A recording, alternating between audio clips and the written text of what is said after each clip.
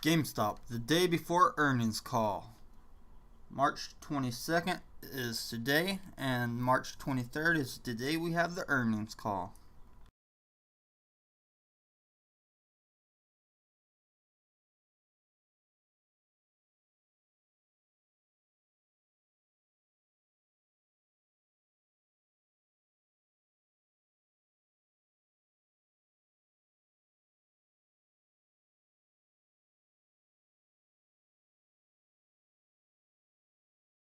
Hello, good morning to you, Vlad Kosman. How are you today? What's up, Ganja? Yeah, let's go. Are all these stock tickers frozen? What's happening this pre-market? I have IDEX on here again. IDEX was showing a positive trend. So I got a quick question for you, Tame. What's up? Tesla is trading around 680 right now, and I was just wondering if you think it may, like with everything that's going on, it may like dip again today. So it might be a good. Possibly. Let me check. Because Tesla and Apple dipped before when they had to share their sell. If hedge funds have to cover tomorrow, they'll sell shares of anything. Right. And the other one I have right now, it's up 27%, Piedmont Lithium. And it's been kind of doing a fluctuating thing. It's just like, I'd like to take profits, but I also don't want to like not have a dip that I can't get back in, you know?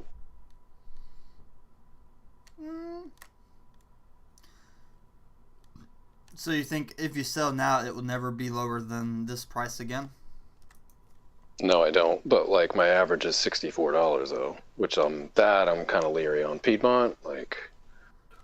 I see it dip every time it peaks though. Yeah. Every single time it peaks, it's dip, and this is not a peak. I mean, this is a peak right here. I think it could dip from right here. Right. I think if you sell your Piedmont Lithium now, and then you put in another order to buy it, you could get it cheaper. Definitely. Last time it hit a peak. Last time it hit a peak of $80 on March 2nd, it just dropped all the way down to $55. Right. And then there was another peak the other day. I don't know. It hit like 84, 85, 86, somewhere in there. Yeah. But then it only went down to like, I think 72-ish, which it really isn't that far from my 64. For me, like the numbers need to make sense because I do want to get back in, but totally like. You'll be able to get back in Piedmont Lithium. Like it'll drop below this price again. Yeah, I'm expecting the market to do a big fucking dip, and that's when I'm gonna play. I've been waiting. So my next thought is like, once Robinhood does pre-market in 10 minutes, will that push it up or will it kind of kick it down, right? Well, people because sometimes it goes either way. Yeah, I think you're right. We can look at an order book probably when it happens.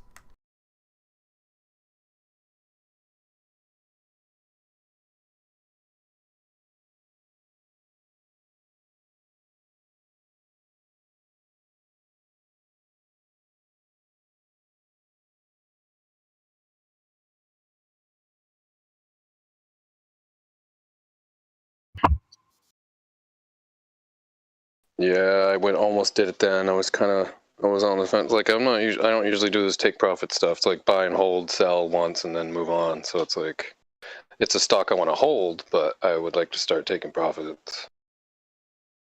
What, it went up to 80 in the pre-market? 82, I think. All right. Right? The pre-market, everything surges in the pre-market. I'm looking at the order book and their spread looks okay. I'll send you a screenshot of what I see.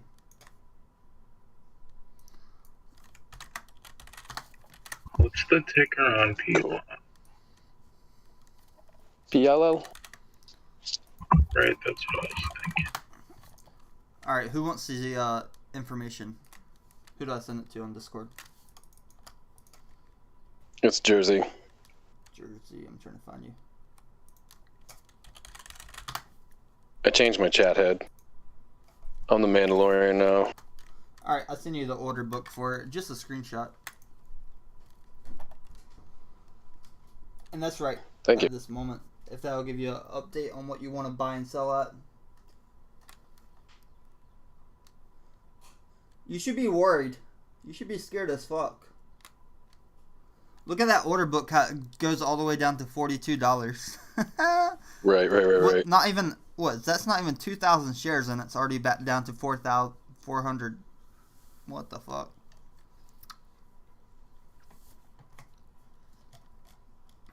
Hey, can you send me that too? Art. Yeah, who's that? Carolina? No. Yeah. That's for Piedmont Lithium. Here you go. I sent it to you. You said that's if I wanted what? No, that's for Piedmont Lithium. Oh, okay. I didn't know if you had shares of Piedmont Lithium. Nah, I thought you was talking about GameStop. I just woke up. No, GameStop's not going to $42 today. I promise you that. If GameStop goes to $42, we're going to have some major problems in the market. GameStop goes to 42. I'm fucking putting the house. If it go to $42, I ain't putting the house on it. I'm taking the house off of it. It ain't gonna go back up no more.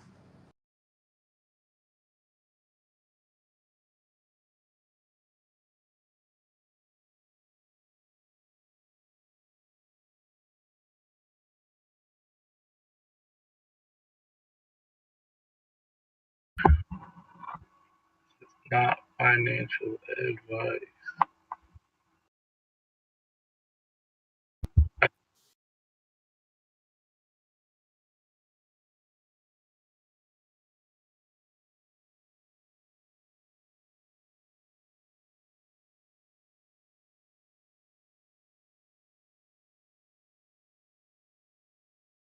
That's almost wondering if we're seeing that on Piedmont. It's just because of the low volume. That's why some of those orders are just wacky. I wonder why these people keep putting out these I mean, I know why the media putting out these articles on GameStop. They want people to think that it's over or whatever, but like, isn't that false advertising? Hey, what is the tick? Hey, good morning, guys. What is the ticker for that stock that you guys are talking about? The lithium one? Yeah.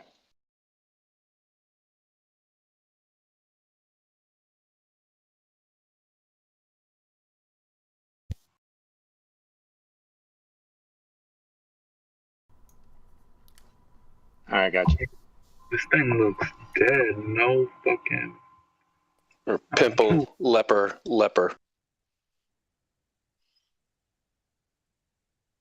Yeah, I can't even. I like set my limit like 2 pennies below where it's at, and my 12 shares aren't moving. So there's like no movement right now. Yeah, if you try. Hey, another thing that I was looking that what is it called? The one that is running right now. Fuck. What is it called?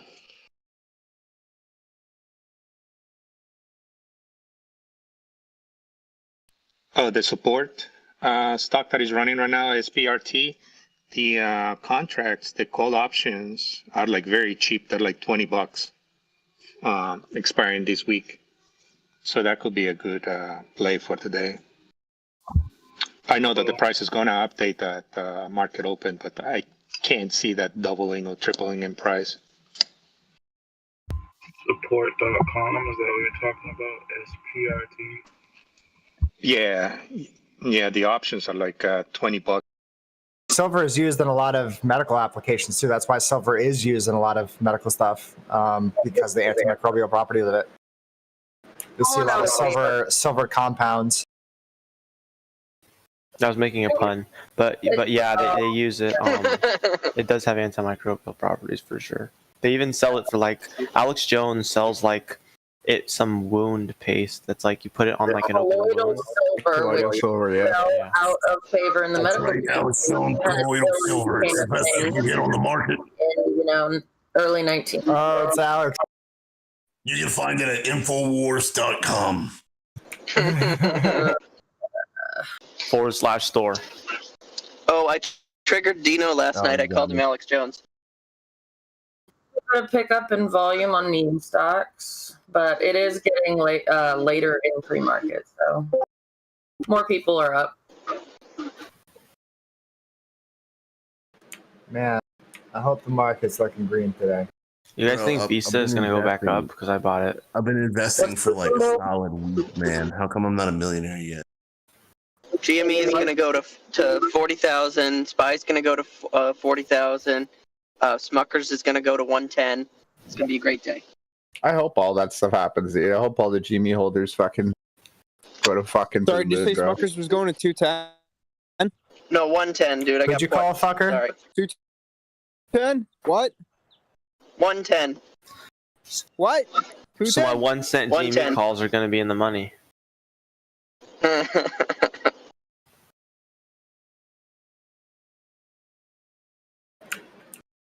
I pick my stocks based on whatever the memes Totalis makes. So, Smuckers is going to the moon through the earth. I like it. And then I'm going to buy it on sale because it's a reliable, actually good company.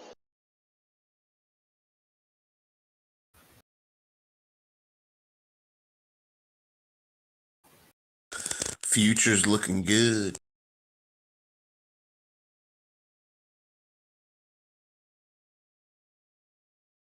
Yep. So what was Kathy's Tesla price target? 3,000? Yeah, 3,000. Over a 4-year horizon?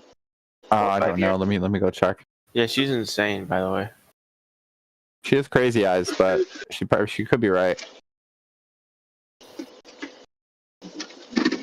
She has the Lord behind her. 2025. What the fuck? Jump on the ark, baby. U.S. senators want Biden to set an end date for gas car sales. Do they know how the market works? Nope. I don't know. I'm not sure they care. No, these are the same people that said the internet was a series of tubes. Right. Last time Don't I forget checked, that. Biden wasn't the guy who decided whether or not we could sell cars. Well, to be fair, I mean, at this point, presidents aren't expected to really know much specifics at all. Fair. They just have a bunch That's of why they have staffers. a National Security Council and such. Yeah, you got to remember how this all works, because the president doesn't actually do anything. They just sit up in the chair and look nice. Like if that was the case, nothing would have happened under Trump or Biden because they're just so I'm retarded. Just saying, man, this is an exceedingly large amount of malarkey, and I was promised no malarkey. You got maximum malarkey. Yeah, all you can say to that is, come on, man. You dog-faced pony soldier. I'm gonna slap the shit out of you. What did California set their target at? I think California said 2035 for no more gas cars. Do you guys remember when Biden literally threatened somebody on camera? He said, I'm gonna slap the shit out of you. What? That happened? Yeah, the auto worker was like upset about the Second Amendment or whatever. Oh yeah, I remember that actually. He literally committed assault on a voter. If you saying that is assault. Mm-hmm. I just really want that clip of him saying, clap, you stupid bastards, and it's going to be my outro for my YouTube channel. He actually said that too. He didn't just say it to anybody. He was giving a said it speech to US some Marines. soldiers, and he said something about some guy who had like a 20-year military career, and then no one clapped, and he's like, clap, you stupid bastards. That's kind of funny, actually. Oh, America's fucking such a fucking. I don't even know, man. It's such a I don't know what to say. I'm Both Canadian. sides are just so retarded. Like the right is like, oh, he called soldiers bastards and all this other stuff. It's like, do you see the way? Like, have you ever seen a drill sergeant? The way he speaks to his fucking, you know, his like the officers or whatever. Yeah. And it's not exactly like the Republicans had the moral high ground on calling soldiers, preferring soldiers that didn't get captured, like John McCain, right? Oh shit, USR. up Yeah. 1.5%. Yeah, Bloomberg dropping some knowledge. Popeyes plots to become global power. Silver's at 25.50. Oh, I should have bought fucking more Tesla. Fuck's sake. Wow. I bought 50 Tesla shares. I should have bought 100. I fucking hate this world. Well, good for you. Congrats on the money. Yeah, but it ain't that much. I could have made more. Yeah, but you didn't know, so He's what the you're ultimate, telling like, isn't an art. I own 800. So I couldn't have got it anyway. Voyager. You can get it on Voyager. Yeah, Voyager's been taking 4 weeks now. They still haven't verified my address, which is fucking stupid. But That's weird. Let's try to keep on Yeah, stocks. There's during like the it market takes like open. 5 minutes usually. What's up? Let's try to keep the top hits on the stocks during the market open. Stop. Like if anybody has tickers or anything you want to talk about. I think Yahoo Finance may be down, or their servers having issues this pre-market as well, which is a little bit unfortunate. Oh wait, I was looking at the wrong. Yeah, like the stock prices aren't really moving yet. It's already after 9 o'clock. Hey, I saw somewhere that Powell is supposed to speak today again. Let me check on that. Jerome Powell. It's the financial committee. If he does speak today, we'll see.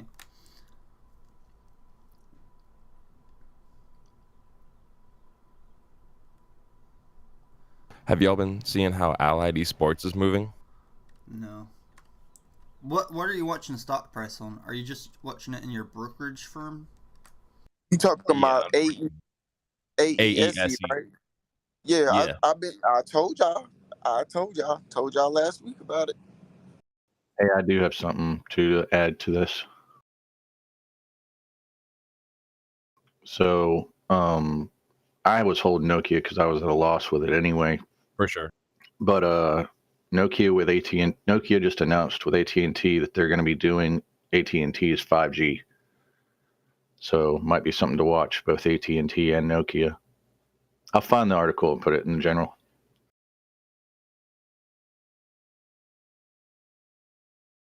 Yeah, it's looking like it's getting a healthy bounce pre.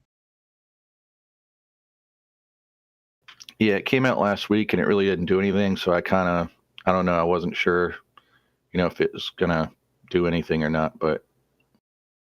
Yeah. Yeah, Nokia has room to grow. Like, the price is really low right now.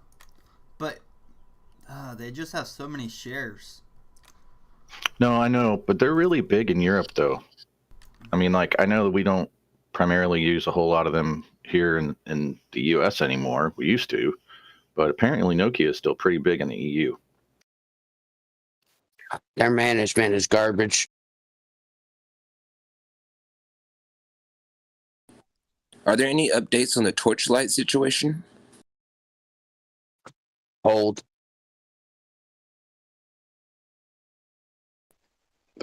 So I was able to sell my Piedmont and my Tesla. Now I'm waiting for a dip. Kathy Woods just projected a price target for Tesla at 3,000. Yeah, I know. Yep. That's a while out, though. Both ARK and Tesla are up this morning, too. That's why I sold. My first profit taking. We'll see how it goes. Congratulations, dude. Thank you. Thank you. Yeah, it was like $300 in profit between all of it. So That's just gonna money wait for the moves. dips. Yeah. Oh, it feels good. What's going on with ADA? Why is it dipping so low? It's like 118 right It's now. gone. It's a shitcoin. It's never coming back. No. It's just so right now, I can actually hold on. I can answer that. I'm going to share my screen real quick. Hell yeah. If you want to hear more about Torchlight, look at the news channel. I just posted the article why the price is like it is and why there's arbitrage. Basically, given metamaterial shareholders will only be getting a stake in the combined businesses and no other consideration. Oh, wow. I'm not going to value their business separately, as I don't think that's especially relevant for the trade I'm making here. Starting from Torchlight's most recent quarterly report, I went through and added up the number of shares outstanding plus new issuance for cash debt conversion and the assumption that in the money warrants and options will exercise. I estimate approximately 144 million Torchlight shares will be outstanding at the close of the transaction. Based on a recent press release, I estimate Metamaterial will have approximately 109 million shares outstanding. And it says Metamaterial shareholders are to own 75% of the combined firm. That would imply a ratio of 3.96 Torchlight for every Metamaterial share, which means Torchlight is going to be devalued compared to Torchlight. Torchlight is going to be like very low. It may even drop as low as 74 cents. Glad I sold that. Yeah, I sold out of my position there. Hey, where is ADA trading in the Fibonacci right now, Neat? Hold on. I've got the whole. I can break it all up like super easy. If y'all want to just jump on my screen really quick, it'll take me like literally 10 seconds Yeah, just to I'm show you. watching you right now. I pulled the Fibonacci on the day. It's right around the 618 retracement level. All right, so right now we're in a wedge. Okay. Word. We need to bounce off this line here, right here, which is consistently, which it's done, about 4 times already. We have a graph. We have an area here. So basically we need touches. So we have 1 touch, 2 touch, 3 touch, 4 touch, 5 touch, 6 touch. So 3 on the bottom, 3 on the top. Now it can come down here and we can be okay as long as it's still in this Fibonacci test area. However, it could bounce here and come up here, which was what we kind of really want. Right. But we're still too early. So about right here, 64%. Okay. When I say 64%, I mean 64% of this triangle is complete. This is where we're really going to see a move, because at this point, there's not much room for it to go. Okay. And most likely it has potential to go to the upside. Yeah, for sure. So it just depends. If we bounce here and we come up here, we could bust through there, or we could bounce here, come here, and then go. So, which I think this is probably more accurate. I think we're probably going to see another rejection here at $1.18-ish somewhere. But even if we don't, as long as it stays down here, then we'll be okay. And then it comes back up. And then we don't even need this other 2 bounces. So, I mean, theoretically, if it comes down here, we could just see it go. Because that's for this downward wedge right here. As it does have potential more for the upside, which is good. Yeah, very good. So I'm just curious how you're overlying 2 different instances of time with Fibonacci's, like the main one overall, maybe from the first jump in action, and now you got the second one. Is it just this kind of like overlaying? So you can use the Fibonacci in multiple different ways. So the bigger one you see on the outside here, this is for like my day and my 12-hour, which can be still relevant when you're looking at it as far as lower time zones. But when you're doing tracement activity like this, you really need to pull your own separate Fibonacci, and that way you can see where this test zone, and this test zone right here is at 0.5. All right. Because see, this Fibonacci is to this angle that I'm drawing here. So yeah.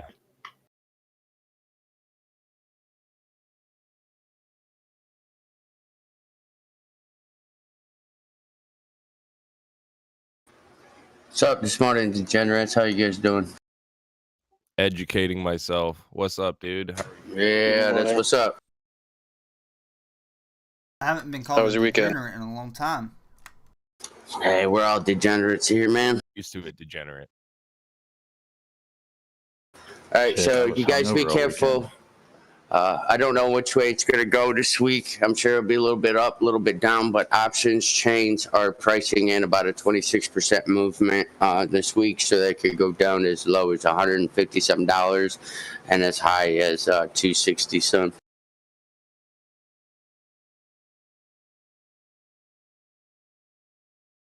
when did these changes, like,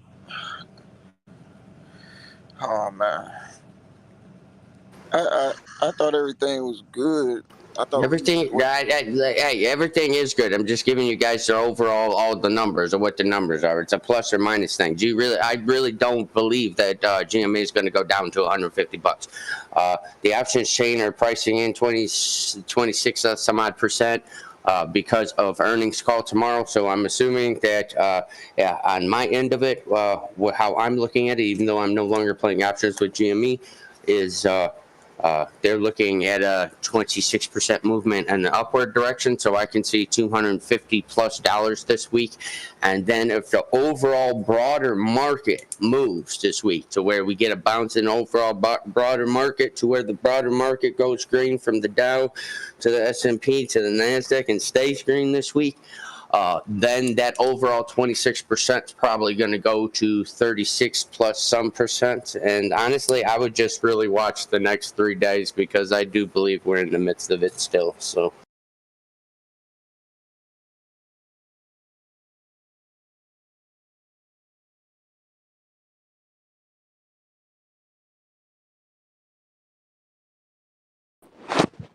Good morning. Good morning. Pushing up, nice. I might take a trade on this if it passes that resistance.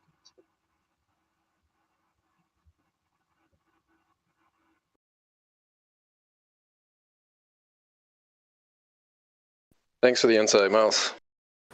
Anytime, my friends. Anytime. Cheese.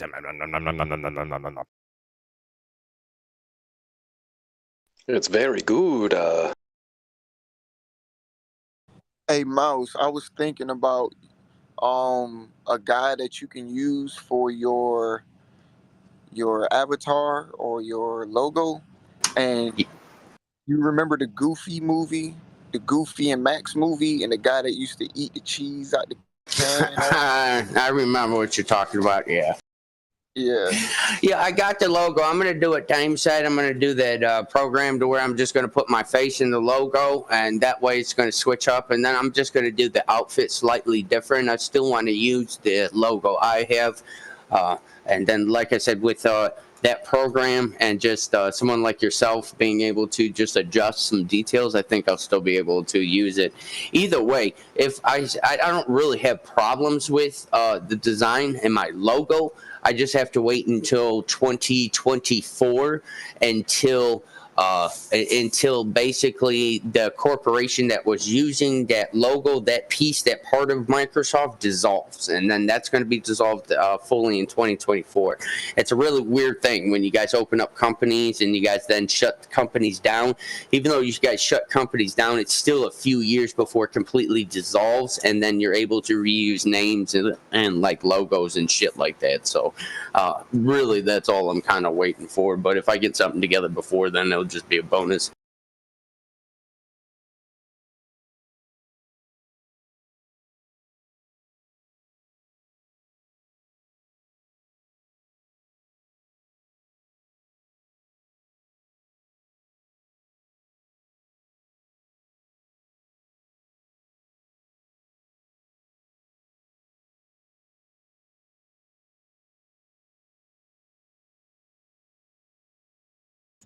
How we feeling about AMC?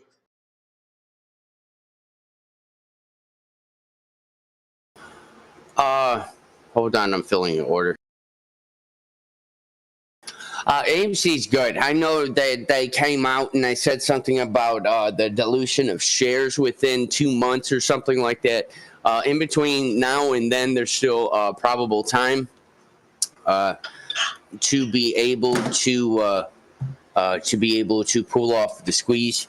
That being said, even so, within what I read with that paper, and well, not the paperwork, the news articles and the paperwork and whatnot, I really think that they're not going to dilute retail with it. I really do believe they're holding this off to the side, like in their pocket card type of thing for a new investor. Gotcha. Get on the bright side. Yeah, because the Walton Group diluted the shares. They didn't leave. They just diluted their shares down to where they trimmed the top.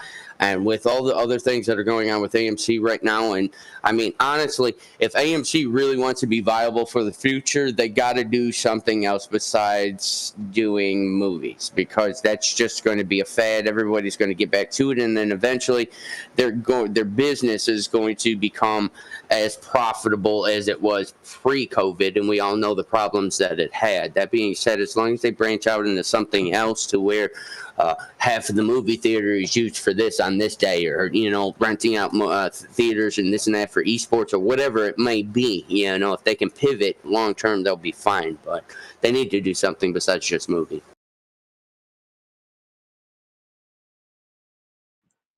I agree.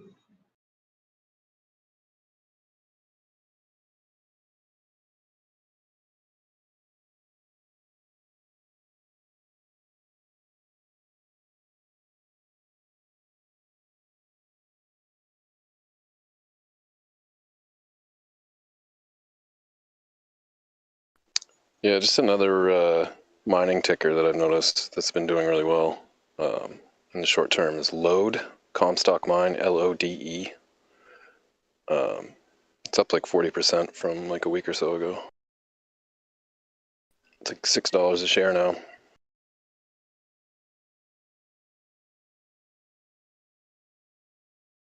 What's $6 a share? I want to buy it.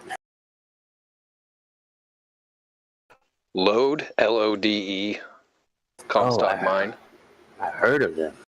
Yeah, I started out, it was like $4.35, and now it's up to $6. Like it's 42% up, which I know it's grown, but I think it still has a lot more room to grow. Yeah, that'd be good to diverse a little bit. And man, gold and silver, yeah. Uranium's going to start going through the roof this year. Finally. Yeah, there's a lot of plants that are finally, I think, close to completion, right? Yeah, that, and it's going to become more.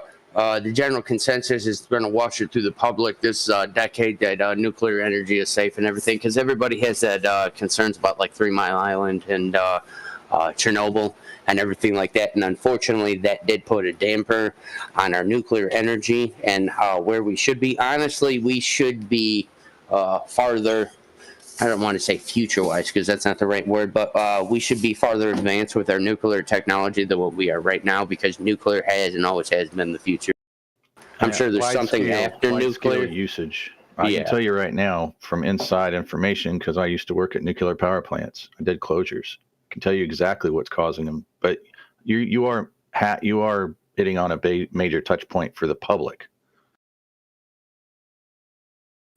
You have to remember that Chernobyl and 3 Mile Island were both caused by human error, not the plant, not the procedures, not anything else. And I'm not talking about the TV show that you can watch. Okay, Chernobyl was caused because they turned the fucking safety features off.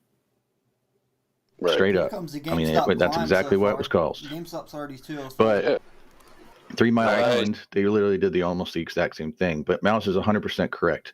Nuclear energy is the cleanest form of energy, period. All right, fellas, good luck. I have a conference call. I'll be back as soon as I'm done. Thank you. Thanks, man.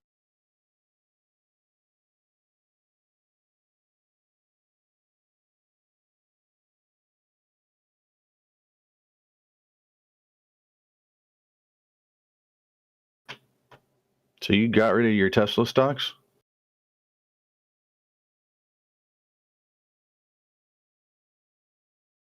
I did. I had 2 of them at 630, so I was up like $95. So, I mean, I'm looking for another low spot, and then maybe get 4 this time.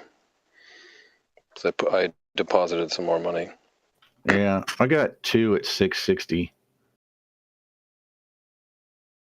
It's my first attempt at taking profits, and I'll see how it goes. I mean, I hope I see another dip. It may not get to the 630, but like now I have it, right?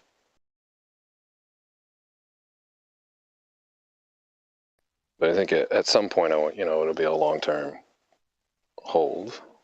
But like Tim was saying earlier, like this GameStop stuff, like the markets, I think still have some downcoming to do. So I was trying to take it hot in the morning, and then maybe at the either lunch dip or the morning dip, try to find another entry instead of like, because I would have been averaging them up if I just bought more, I guess. Pre-market looks good on everything so far. It sure Damn, is. I want to look at your pre-market then. Shit, I need to stop looking at mine. Well, like Ark's got to increase. I mean, I'm not saying like they're in the green from where they were, but they're all on an upward trend. So like Nokia's on an upward trend. Obviously, Tesla's in a great upward trend. Uranium Energy UE is on a 1.5%, which is great in the pre. And Arc is up 0.5% in the pre. So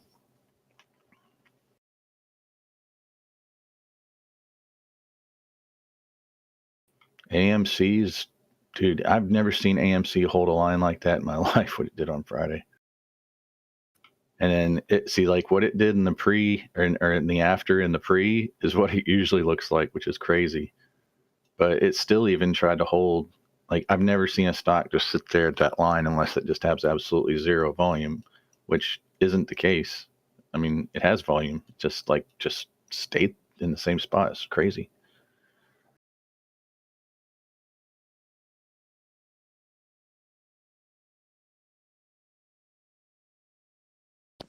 Yeah, it's freaking crazy. You think about it this way. Who the hell would not want to buy AMC when it's about to fucking blow up? You make so much money. Why wouldn't you buy it? But yet, we got Well, people. theoretically, but yeah, I see your point. That's crazy. Honestly, I think $14 is probably a little high for some people, knowing that where the stock was. You have to think some investors aren't looking at this the way we're all looking at it. They're looking at this as in just regular TA, where they're just looking at the high and the low of a stock, where it's been before, where it hasn't been before. And if you do it just off that alone, $14 is kind of high. So yeah, that's true. That's crazy, man. now, is it a different entry point for what we're all talking about? Absolutely. You know what I'm saying? But that's because we're looking at it in a completely different way. Yeah, true.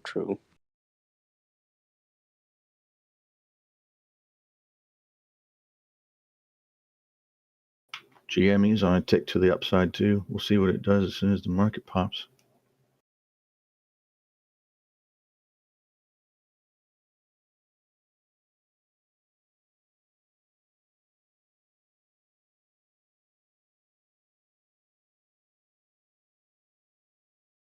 Yep, GameStop's already up that pre-market, and MACD showing a strong positive trend. Let's go. Only 5 minutes. What I'm really surprised at, go ahead. Only 5 minutes till market open, and when people see this price increase, they're probably gonna FOMO and buy more shares of GameStop.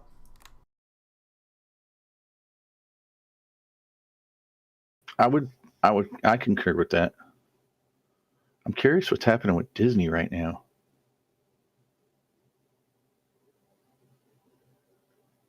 Because it's pretty much what's the earliest I can buy? It flatlined pretty much all after in pre as well. Support's getting cooked. What's the earliest I could buy on TD Ameritrade? 7 a.m. What's up, Crumbs? Howdy. Shut up, y'all. Just enjoying my coffee. Got a little buzz this morning and waiting for that bell to ring. Right? I'm sitting here watching support. I think it's gonna keep going down. All right. I gotta start shorting shit on Webull.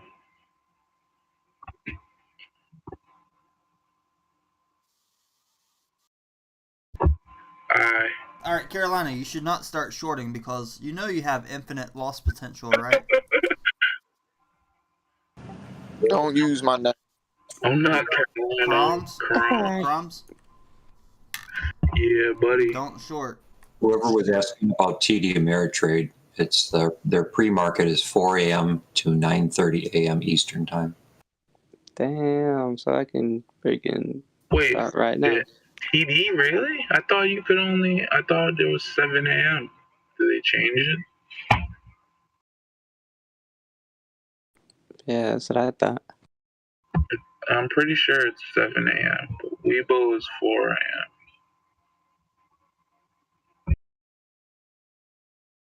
No, but shorting provides liquidity, Tame.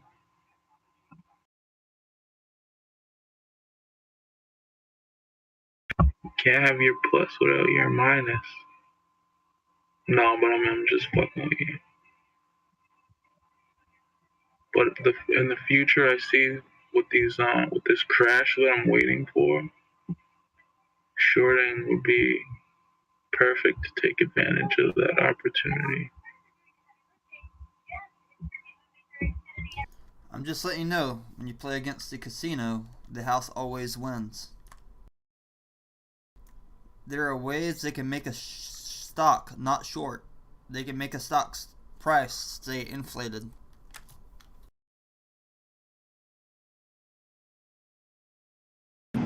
Woo! Rocket Labs looks good this morning.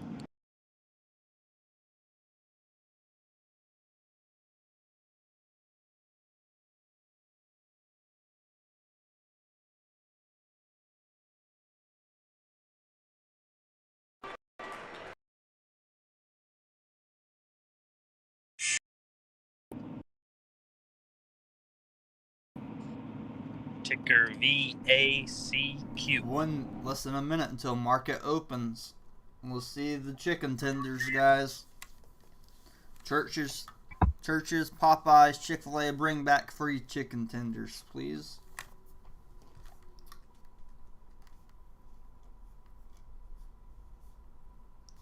Support's just bouncing around. I don't know what the fuck is market open this thing.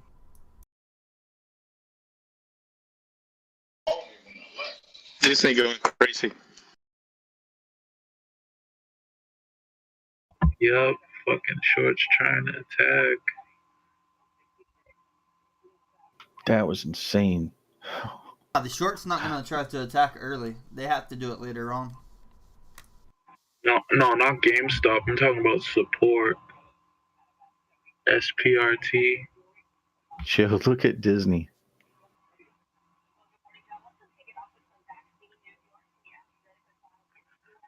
People are buying, trying. What a fight. Right, sorry, it's the pre-market was 7 a.m. for Eastern Standard Time. I was looking at the 24/5 stocks, which you can trade 24 hours a day, 5 days a week.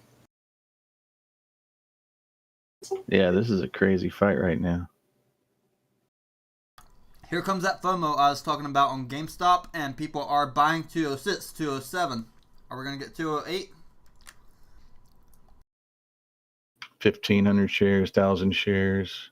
Yeah, I feel like people are gonna try and get in before that earnings tomorrow. If people even want dividends, they have to get in today.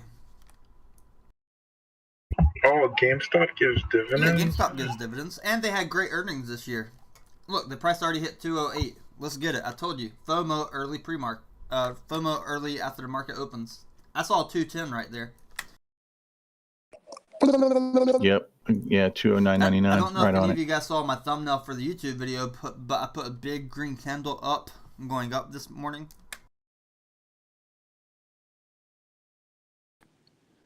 I'm gonna wait it out.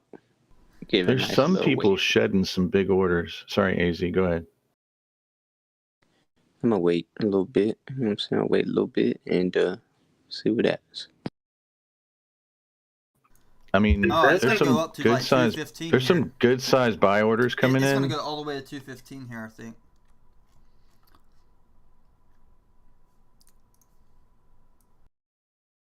Is there any way to put dark mode on Google?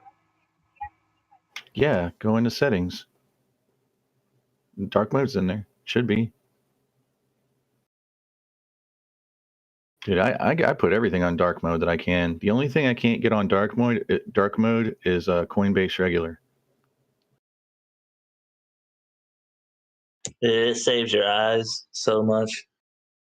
Yes, it does. And I have even blue light glasses, but I haven't had to use them that much since going to dark mode. Where I'm colorblind, Kraken has a setting. It's like a blue tint to everything in night mode or dark mode, and it's perfect for me. Oh, so you need the blue light. Yeah, well, I'm shade blind, so it's like reds and greens in other colors I have trouble seeing. Damn, that's crazy.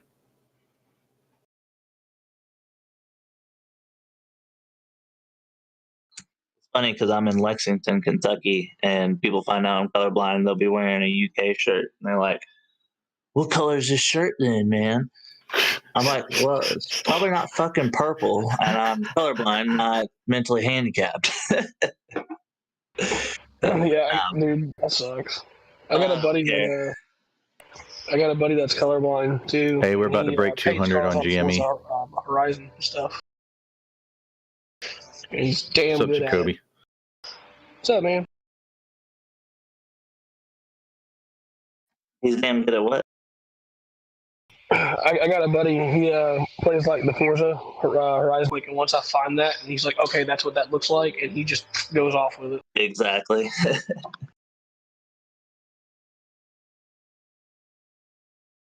I've made stuff for companies, and I'll have to have like a friend or my girlfriend. I'll be like, "This is blue, right?" Or this is green, not lime, or like lime green, not yellow, right?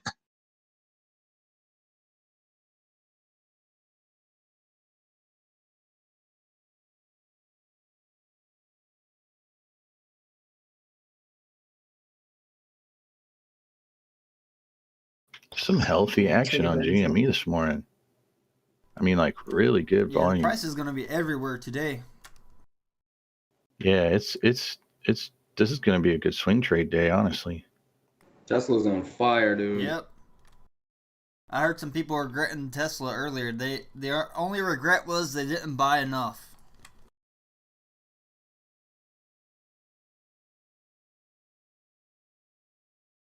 Or sold too many.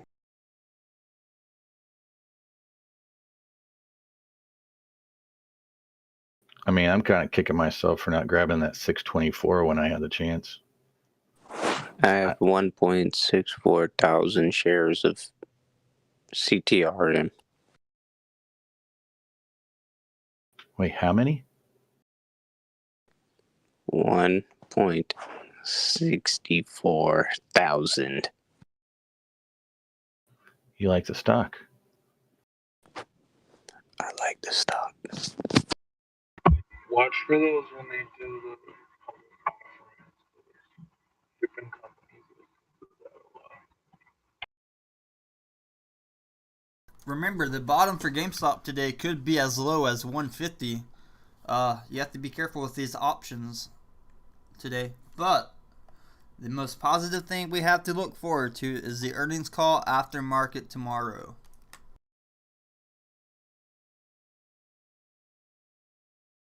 We'll be able to listen to that live. I'm not going to put it on the stream, but I gave you guys a link in the news channel. Just scroll up through there.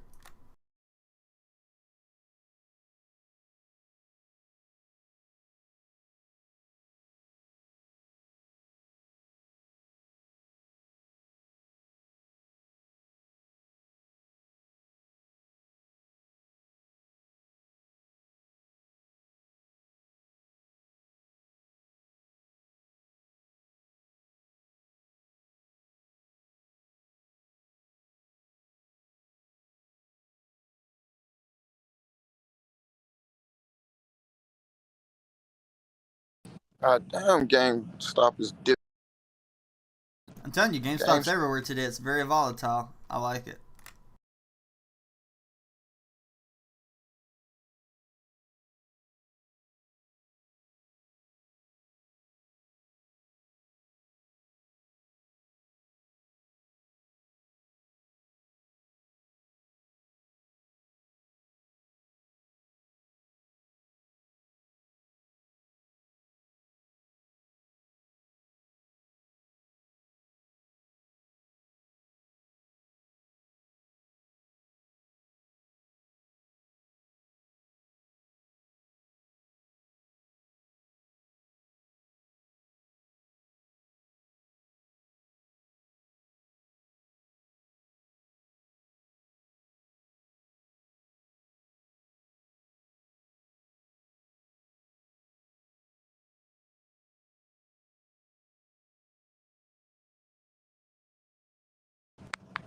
Tame, what's it looking like right now?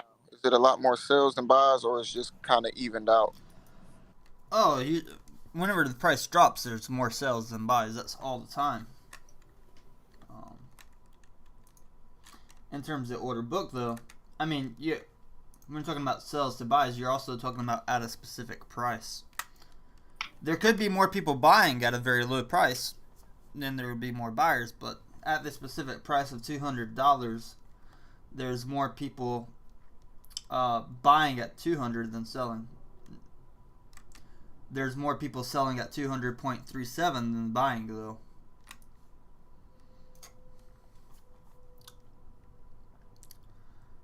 There are buys at 199.75. But once we get down below 198, there's a lot of buys for GameStop. Not too many sales. Not too many sales for GameStop below $202, though. Like a handful of sales below 200. Even a regular retail investor could take up all of those orders if they wanted to.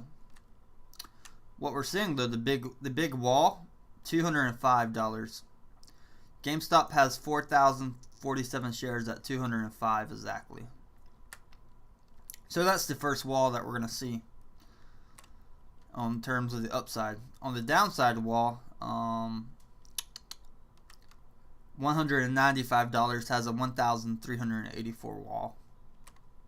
It's not that big of a wall, though. And there's not another big wall until 190, 189. I'm going to start selling like these guys. Whole dollar. Round it to the nearest zero. Oh, but a giant wall at 180. At 180, we see 6,000 shares being brought. Yeah, they're trying to buy them at 180 at 6,000 shares. But usually, like the lower you go or the higher you go, you're gonna see the walls. Some swing traders will build walls right beside the point. If you go all the way down to $101, for example, there's 8,000 shares trying to be bought.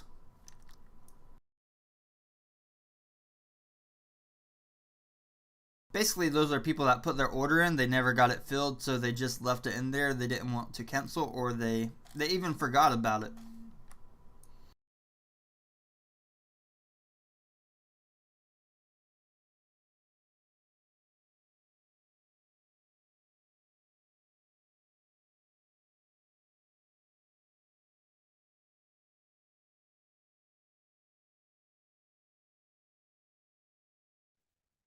AMC down big.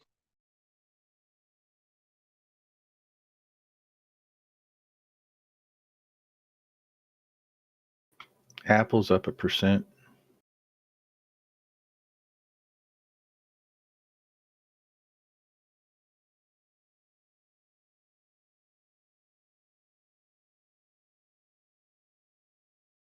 ARC is up 1.5% and stabilizing.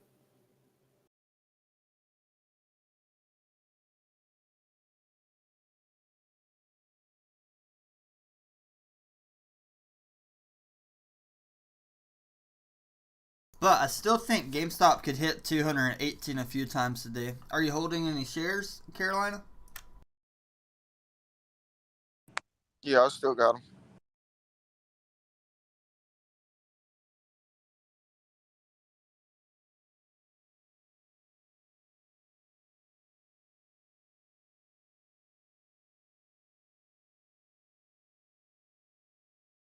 Micron Tech is on a pretty good dip this morning. It might actually even go a little bit lower if you're looking in to get into any semiconductor stocks. I've liked Micron Tech a lot. And when I say dip, this might be like the last time in the 80s. It's when I originally bought. And it's at $90 and fighting right now. Sorry, what's the ticker? MU, Micron Technologies. They make, like, if you've ever bought Crucial or Ballistics or Is G-Skill one of theirs? And basically, if pretty much almost any RAM in any computer you've ever bought is going to be them, just with a different sticker on it, like literally.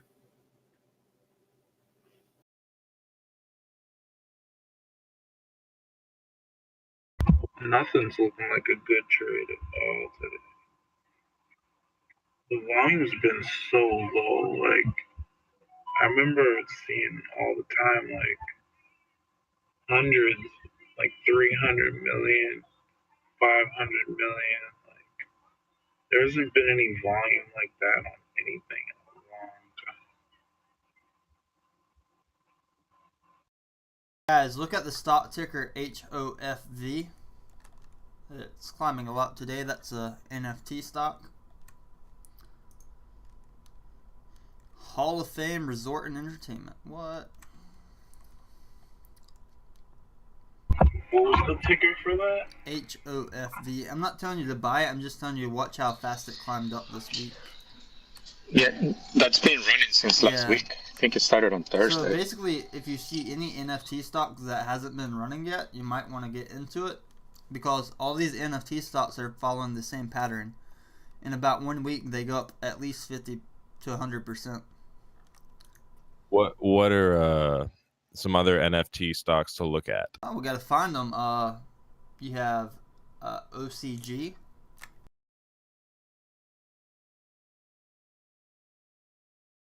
You can just search NFT stocks on Google as well, see if any advertise as an NFT. Or if you hear any company, like a small company, talking about selling NFTs, you might want to get into it.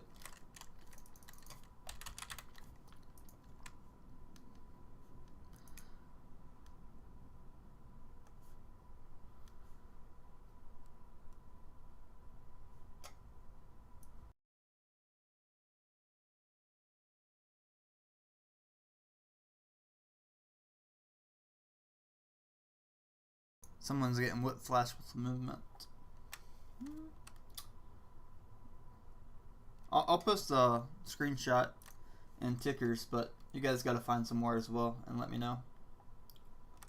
The four big ones are TCAT, OCG, ZKIN, and CWRK. Those are ones I've been seeing a lot of people talk about. I put some in tickers, but keep an eye out on some other companies. Like if you hear a small company talking about NFTs, you might want to grab it early.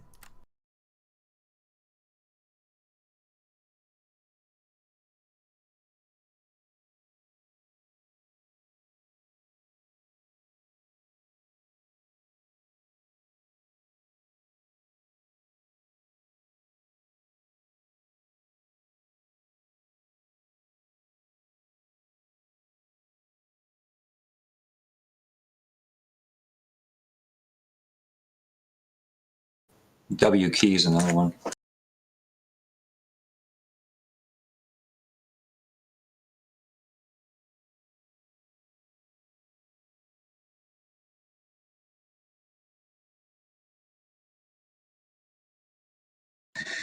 Hey, the new currency that they're gonna have in Animal Crossing, they just announced. I wonder if it's gonna be blockchain based. No, they're not going anywhere near that. Nintendo won't touch it. Word. Nintendo's too close guarded with their IPs.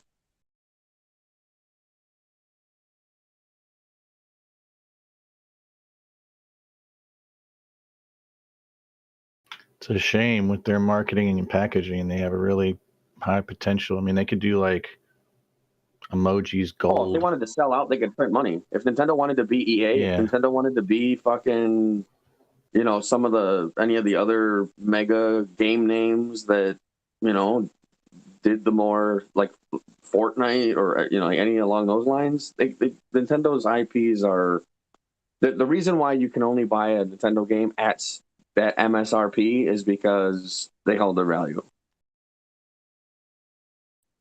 They never I'm put just saying, themselves on sale. With their marketing and packaging and in-house stuff, they could do an emoji that came with an NFT and it would be freaking baller. Oh, that would break the market. That would break the internet. Everything's done. Go home, folks. Nintendo wins. That's what I'm saying. It's a huge opportunity for them. It wouldn't even have to be, I mean, actually, the smaller the run, the better. But they could do like a run of 100, and get an emoji that you can scan in the game. Oh, and it comes with an NFT of the character. Yeah. Like 151 of them, you mean? It's just a very significant. Could you imagine Smash Brothers? That's what I'm saying. Like, can you imagine every Smash Brothers character? Or you're an old man and you don't know that there's 151 Pokemon in the original Pokedex. Oh, Boom. okay. Boomer. Yeah, exactly. I'm just saying it would be huge potential. And I mean, they already know the technology. I mean, they were using NFC capable stuff in the emojis. So, I mean, it wouldn't be that hard just to mint an NFT and have it come in the package. Plus, that way, if you sold the emoji, or you could do vice versa, I guess. You could keep the NFT, or if you sold the NFT, you'd still have the emoji.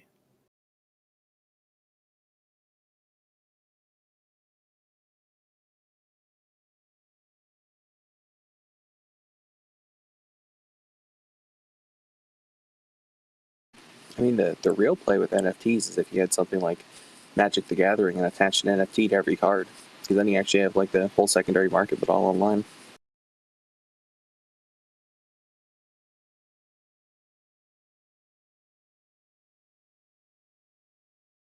That would be huge. Yeah, because not only would it just be collecting something to sell later, it has a functional use inside the game.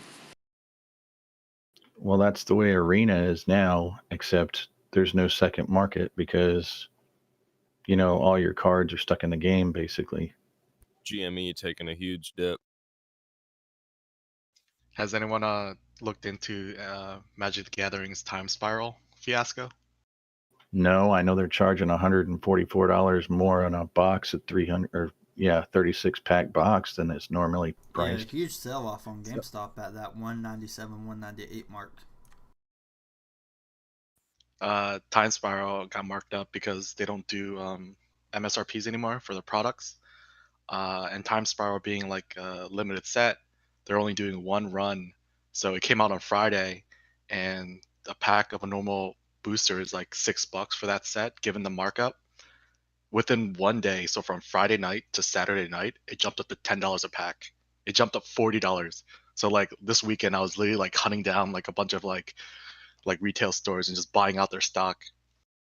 Well, dude, the whole 36 pack case of boosters on Amazon was going for $244. It's $280 right now. See, that's insane. That's insane. They should be $109 for a booster pack, or for a booster box. Excuse me. Yeah, but they're like lottery cards in there. I think the foil Thoughtseize old border is like $250. Maybe it dropped. I don't know. I mean, the thing is, though, that market right now, I'm not saying it doesn't exist, but the fact that pretty much all game stores, like, it would probably be better if like almost you didn't even open it. Just because there's no point in like nobody's playing cards right now. Like there's no live competitions. I mean, because of COVID. And I mean, all the card stores around here, dude, they haven't been open in over a year. And I'm really hoping they don't just disappear.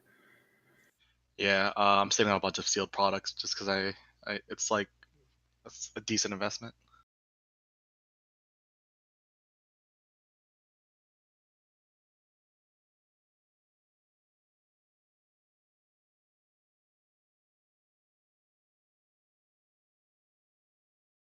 Damn, I can't believe a booster box is going for $280. That's insane.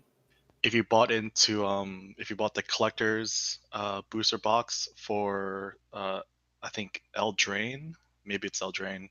It's Eldraine. It's like 400, almost 400, $500 right now. It's insane.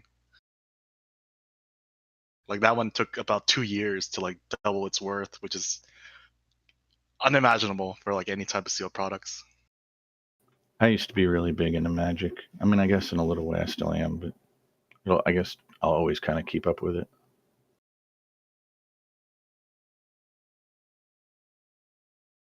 Yeah.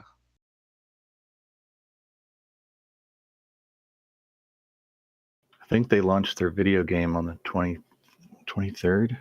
Legends, the weird Diablo ripoff.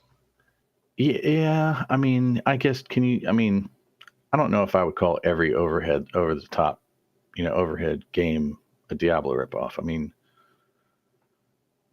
we'll see if they have the story and everything to follow it up. But yeah, if they just took the skin and dropped it on the same engine, yeah. But we'll see.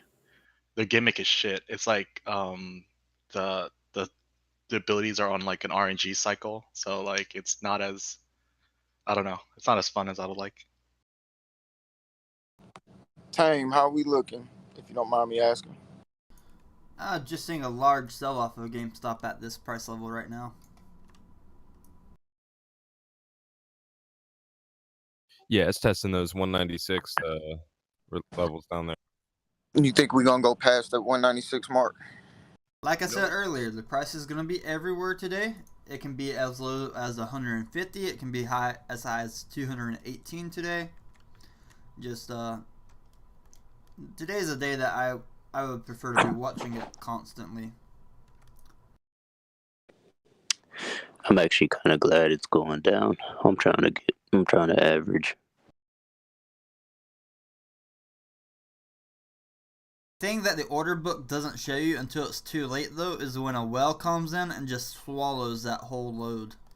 Like they can just come in and buy a lot, but right now in the order book what we can see, 3,000 shares being sold at $200, 4,000 shares at $202, 5,000 at $204. Someone just put all these staggering bids in here that were not here earlier. So it's like 5, 10, 15, 16, 17, 18, 19, 20, 21, 22. About 22,000 shares were placed in here, dumped in the order book below $204.13. After these orders are swallowed up later on, we may see the price uptrend, but not until these orders are filled.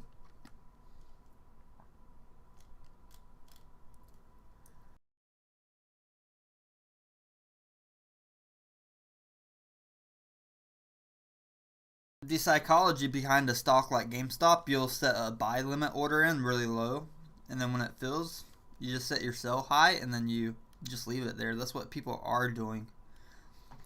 And then you also have the swing traders. They knew the stock was volatile today, so they sold it when it went up to like $207, $208, and now they're just waiting to get back in when the price dips. They already earned their 4 or 5% profit.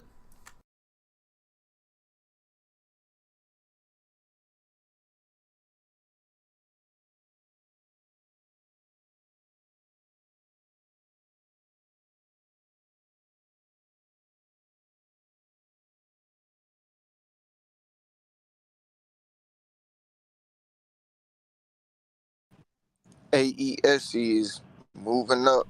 I'm glad I got mine when it was $2.80. Yeah. Yeah, it's $4.21 right now. Nice.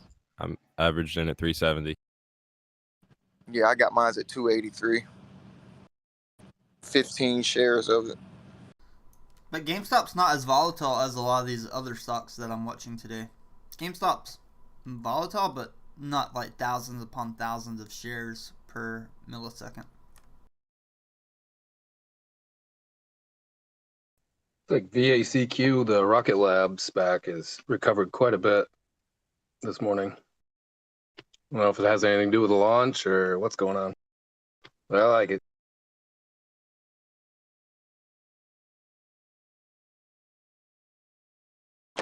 Yeah, so I was watching some videos on TCRH, and but nobody could figure out the actual I totally forgot. We were all trying to figure it out last time. There was one question that wasn't answered. I'm just really trying to remember what the fuck that was, or what that was. Sorry for that.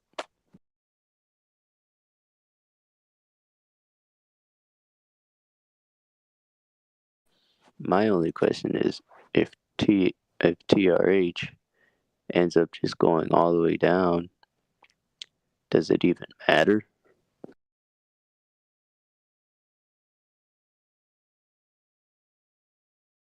I'm sorry, you're speaking very low. I couldn't hear you. Oh, can you hear me? I hear you a little bit. I was just curious if TRCH with Torchlight goes all the way down, does it even matter anymore since they're just merging? Well, Torchlight is still gonna be like, if the stock goes down, yeah, it still matters because there's a misconception. People said it's a 1-to-1 ratio, which is true in the sense that it will turn into one share of the new stock, but they fail to mention that metamaterial is a 3-to-1.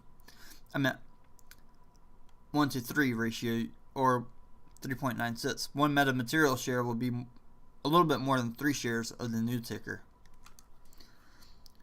So in a sense, Torchlight is still going to be like 25% value in metamaterials. So that's why I told people be careful before. Like when it was 289, that's when I called for people to be very cautious. Like I was like, I'm out at 289. I sold the rest of my shares. After that, it just went downhill from there because people started realizing the math. It's not fair for Torchlight shareholders.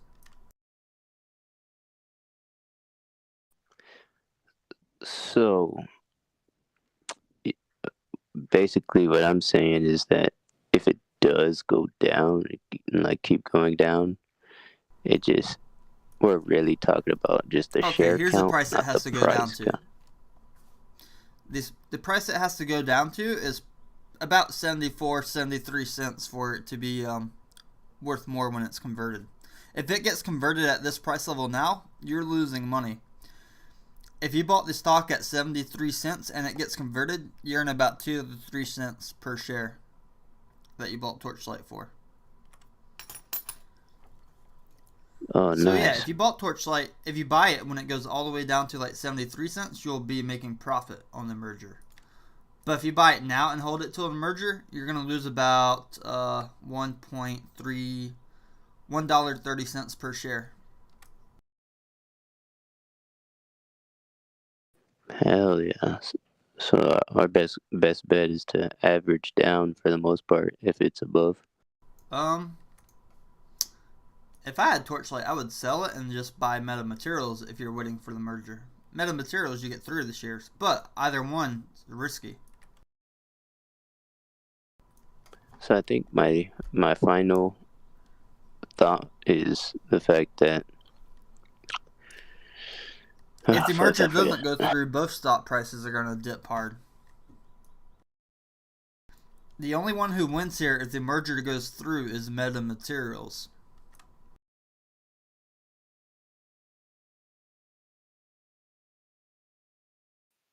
Wait for the merger and then invest in metamaterials. We got a 16,000 sale at $100.95. I mean $195 for GME. You said 16,000 or 1,600?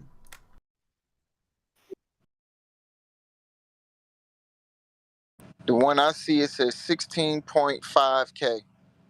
Okay. I thought you were looking at order book and saw like.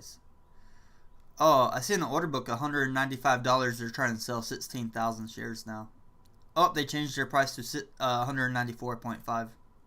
So that's somebody actively trading right now. They're trying to.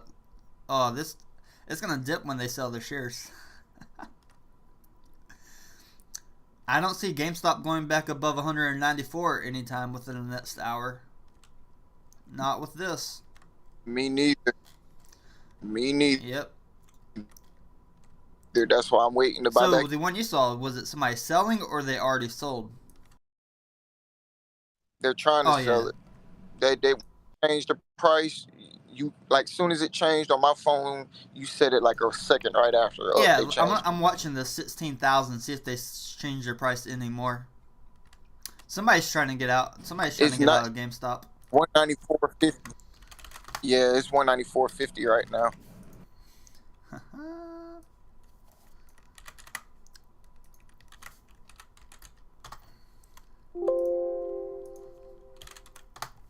Which app are you watching on? Weeble. I'm looking at the walls on Weeble.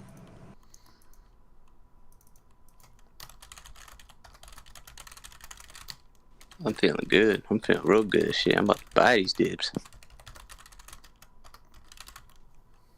You might want to wait, bro, because it's looking like it's gonna go down to 180 and some change, like probably lower than that.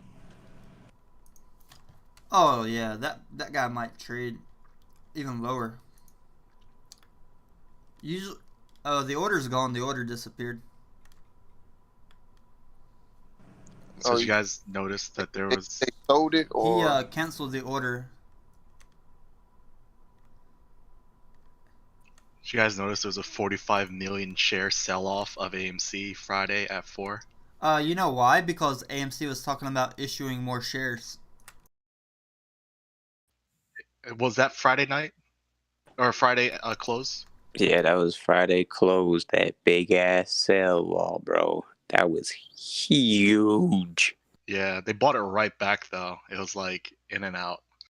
That was stupid. They just didn't want it to be $14. That's all. Alright, so I don't know if the order filled or if they just took it out. 16,000 shares of GameStop at 194.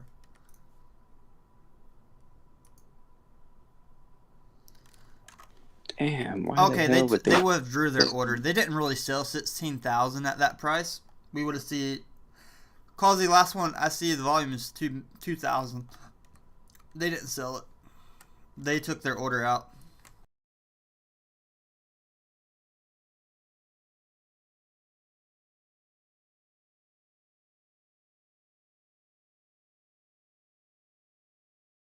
That was funny. I thought the guy was gonna sell it all. I guess he saw the price dipping too hard, or he came up with some new news and just withdrew his order.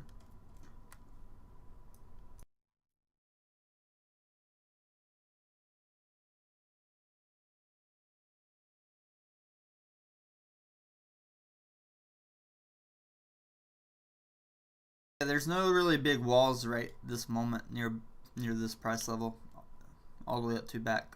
$200.50 is the next wall at 3,000 shares.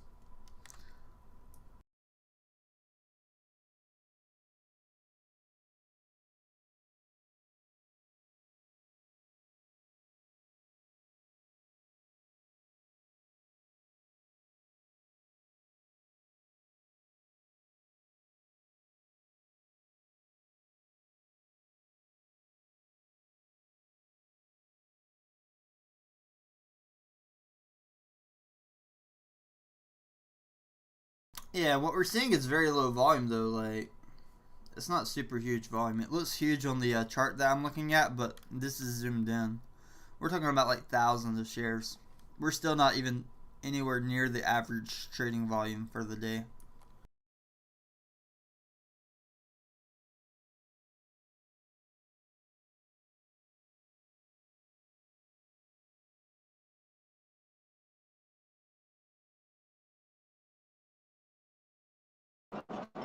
I like total.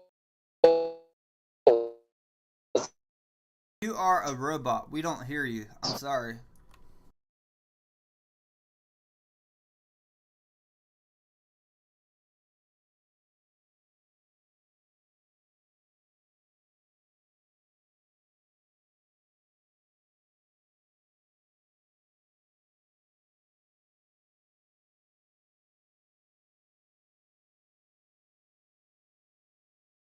AMC took a hit today. Yeah, I was about to say, it's looking pretty saggy.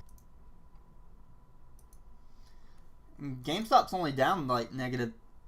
It's still less than negative 3%, so it's not horrible.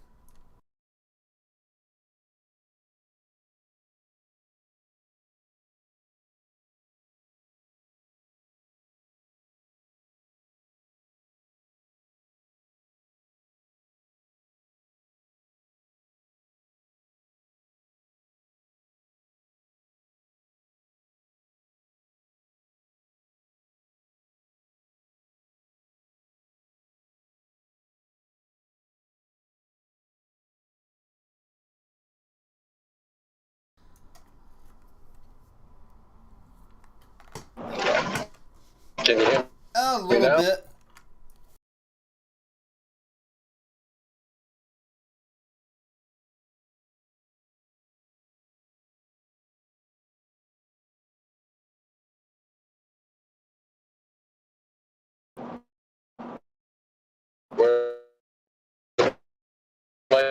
Nah, you're broken again. Sorry. I'm gonna hop back in the other Discord for a second. You guys can talk about anything for like 3 minutes. In other words, buy the dip. 280. We need Humble Pay to actually release their product already, so that fucking financial settlements can happen faster. Yeah, that's the only one of the only stocks that I had right now. I'm sitting like a 75 on cash. Bro, I can't wait for them to actually take off. I hope they get that that like regulatory approval soon. But it's a fucking pain. Lost $6 right now. It's 340. Oh yeah, my average is 611. I have 50 shares. Yeah, I could sell because of TDA. Fuck this. Yeah, I couldn't do anything with it until I got my shares, which was too late. And then I started to see bleeding every fucking day. Oh. No, dude, it's gonna be big. Don't sell when you break even. I'm just saying. No, yeah, of course not. Hold that shit long. I'm gonna fucking hold. That stock is gonna. I'm holding this shit like 5 years. No, dude, if they actually do compete with PayPal, this shit could go up to the 200, 300, 400 range. What company is that? They're gonna compete with Alipay and PayPal. That's gonna be exactly. huge. That's what I'm saying. PayPal's market cap is over 800 billion.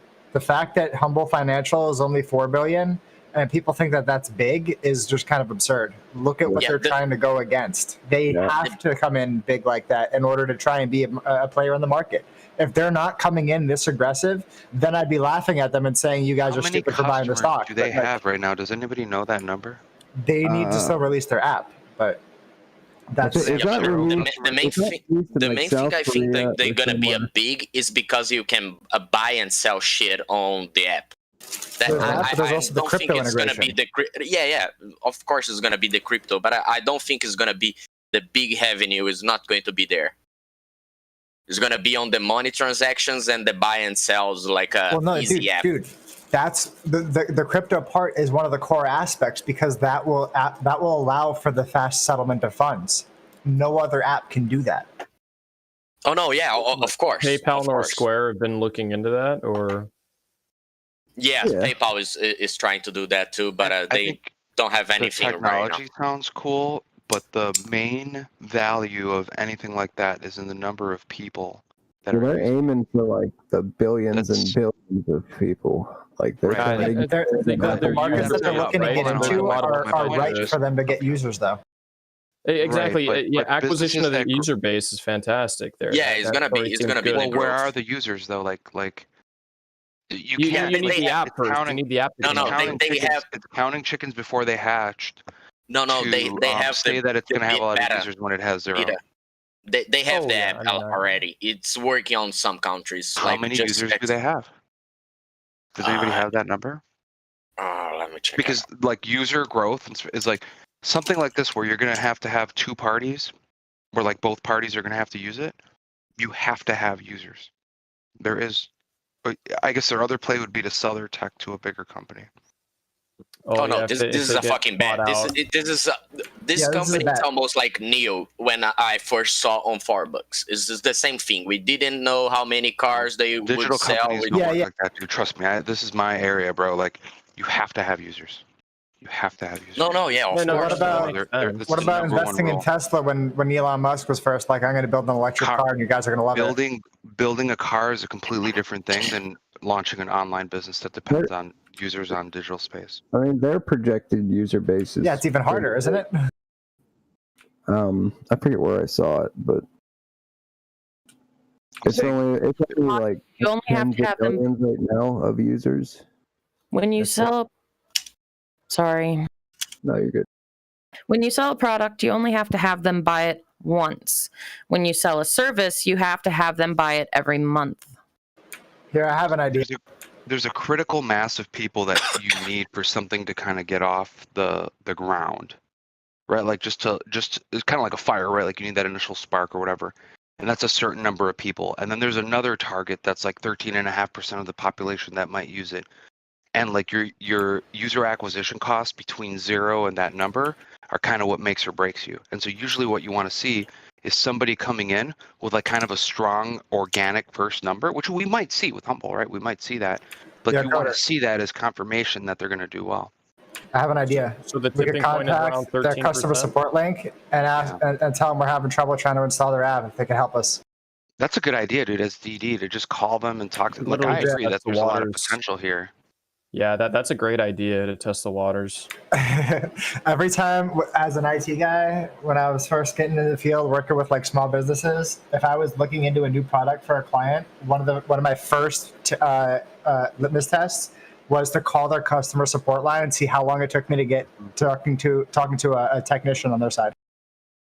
Well, I I've mean, done that I in sure vendor wish that the conferences wait when they're times like, would be "Oh, we less. have instant support." Oh yeah, well, let's call them right now. Yeah, right. Then they look at you all nervous. Sometimes it works, sometimes it doesn't. You know. Hey man, and look, I get it. Sometimes you're fucking busy, but like I want to know what to expect. Does anyone know on Binance US? Apparently, my account's verified, but before I can do any transactions, I have to trade fiat crypto pairs. What the fuck does that mean? Fiat crypto pairs, a term that I have not come across. That's Fiat crypto pairs is, I'll tell you what it is. It's like BTC USD. It's like XRP USD. But what do I do? You have to buy your crypto with your Buy and sell USD with cash. probably. It won't let me deposit though. It's weird. It's saying that I need to do that. That's the same thing. I had to like verify a fiat account first. Yeah, I'm like, gonna that's what I post wanna on do. VC chat. Just take a How do you- read. how It's do you do that, Coder? It's I don't know, because when I try to do it, Seeking I- Alpha. It's just an article. Just check it out. It's maybe worth, but it's doesn't have the user growth, but it has like how much is the possible like user base. If I have comparing with another servers. Yes. So, when is JPad talking today? I don't know, Matt. I haven't been able to figure it out, or I haven't spent time on figuring it out yet.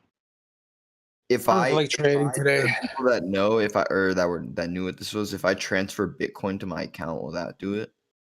I have some Bitcoin. You might want to Google the phrase, and then it'll show you like I believe Reddit. you can do that. That you can. Bro. You can do the same thing we did on Saturday or whatever, right? Like moving from one wallet to another. Yeah, that's what I was thinking. I could just do that. Oh my god. So I can That's another way to fund your account. I was If you wanna about fund to. it with dollars, then you got to go through another like fiat verification step or whatever they had. Yeah, I was about to buy like 200 or 300 shares of AMC at $13.50. I'm so glad I did. Yeah, that would have hurt. Did it That would fall? have hurt bad, dude. It was down to 12. Oh fuck! Look at it go. Jimmy's going I'm thinking about buying now. a little bit up. I'm playing FREQ I just want right this now. Jamie to end so I can focus on my other trades. I'm selling iron flies on FREQ. I mean, I'm thinking about buying some more AMC. I did. Their trend is reversing.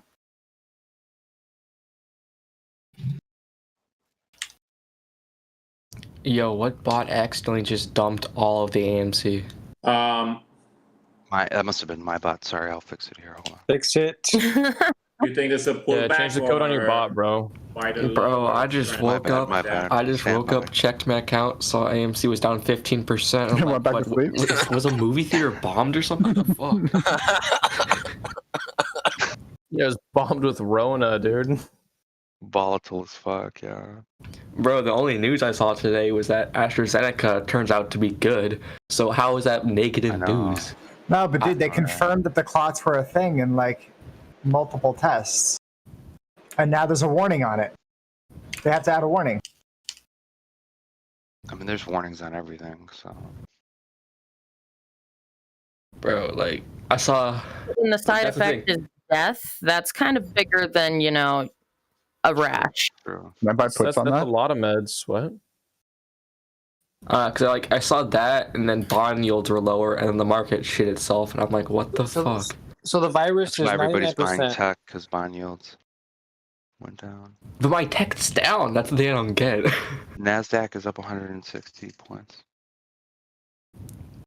Hey, He's on somebody an just bought some upside. AMC. Let's go. Good. Yep, I'm with you. I rebought. I think AMC has more downside today, maybe to 11:30 before it really turns around, because it could be filling a gap. I don't know if that was enough sell pressure.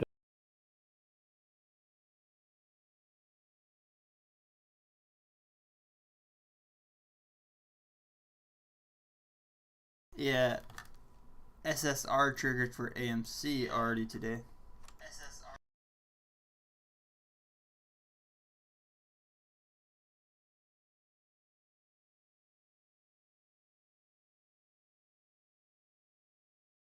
GameStop's holding below 195. So many people wanted to sell shares today.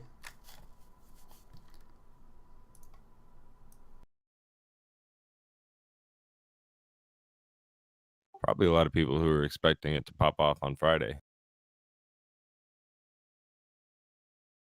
Story is At so 5 trillion in silver I bought dude. last week. Well, technically, we kind of were. I We hate kind of seeing were. that on CNBC too, where like just different Fuck talking CNBC. heads about the silver squeeze. Get out of here! It's just, We gotta replace the talking heads with our own news, bro. So it's a bunch of boomers talking shit. They don't even know what the fuck they're talking about. give me fucking Okay, but what did Harambe, cause dude. the Bring Harambe back as a talking head. I'll listen, dude. Smooth brain, dude. Give me that shit. Exactly. With the older generations, they tend to, if they think the market's going to be unexpected, they tend to back up their financials with precious metals. Why Yeah, did but silver jump? then though? why? So what the hell's the silver squeeze? It doesn't make any sense.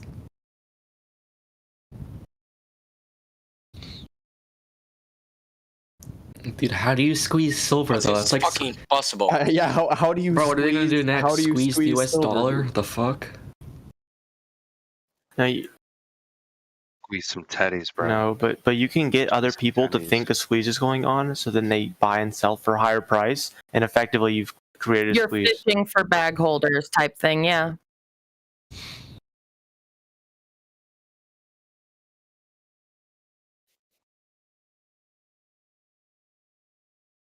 Yep.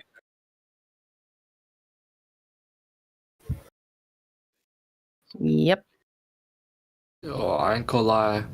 This steel is looking very sexy. I might buy some. Fucking Laurentia Cassi from this Argentina model. She's looking fucking sexy as fuck. No, lithium's down. Wait, how is lithium down? What? That makes no sense. How is EV up but lithium down? Dude, that's pretty funny. Lithium is EV's up, down lithium is down.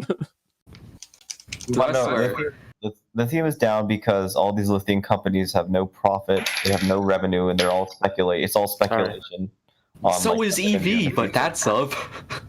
EV has at least some profit. Like I looked at PLL. I was looking at PLL on Friday, and they have like no financial records like whatsoever.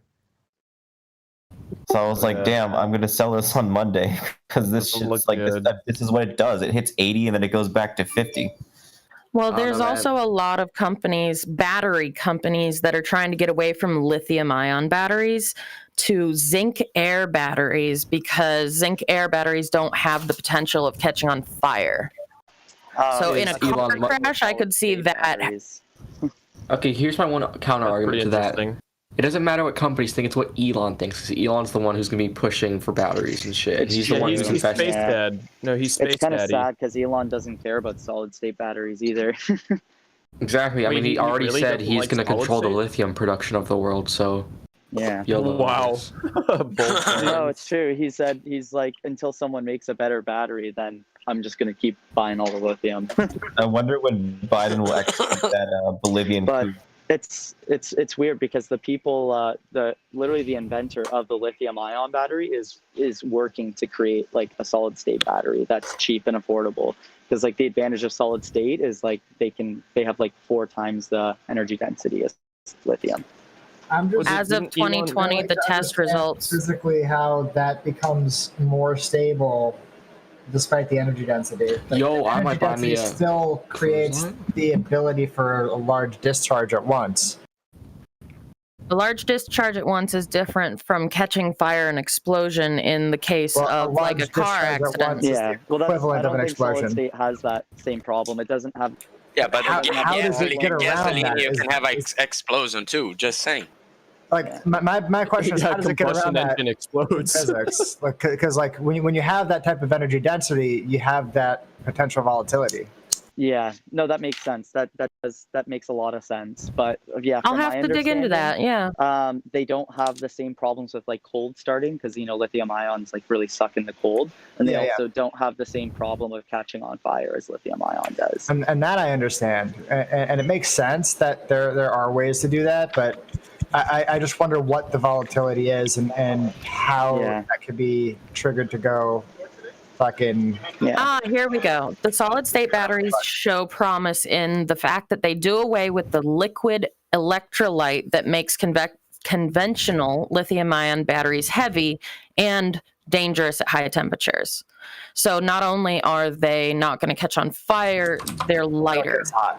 Yeah. Are they Essentially, cheaper though? That's the bottom line. Are they cheaper? And then you have the anode, and then you have like. They're not cheaper yet, but they show good progress. They're super. What that implies is there's still the volatility related to the density of the energy there. Yeah, but I mean, you also have volatility in gasoline as well.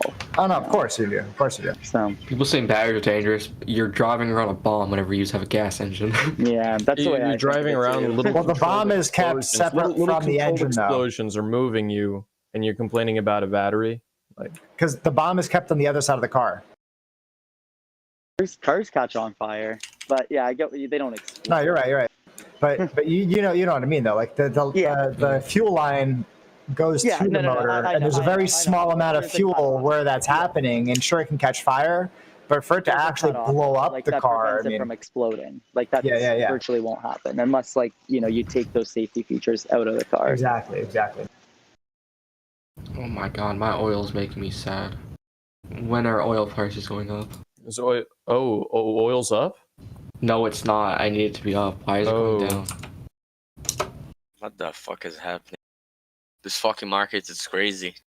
I don't know if it's setting for running to the moon or is it gonna be a big fuck correction. EHX is up. I don't know what you're talking about. You're in the wrong oil, man. Is it okay if I ask a non-stock question? Depends what it is, I guess. No, I won't make you a sandwich. Okay. What's the question? Okay, so if Uber Eats messed up my order, should I dispute the charge on my credit card?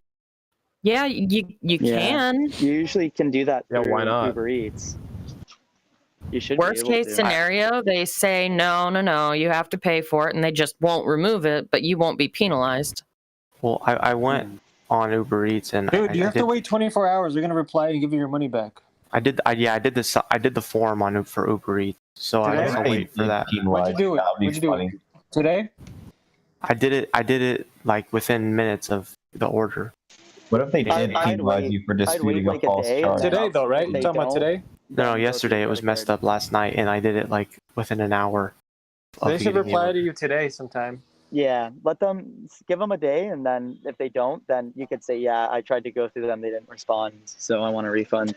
Say they spit in your food and spit in your face, and then they'll get you. Yeah, I'll claim they're racist or something. That'll really get them. Yes, but you're white, so it doesn't work that way, buddy.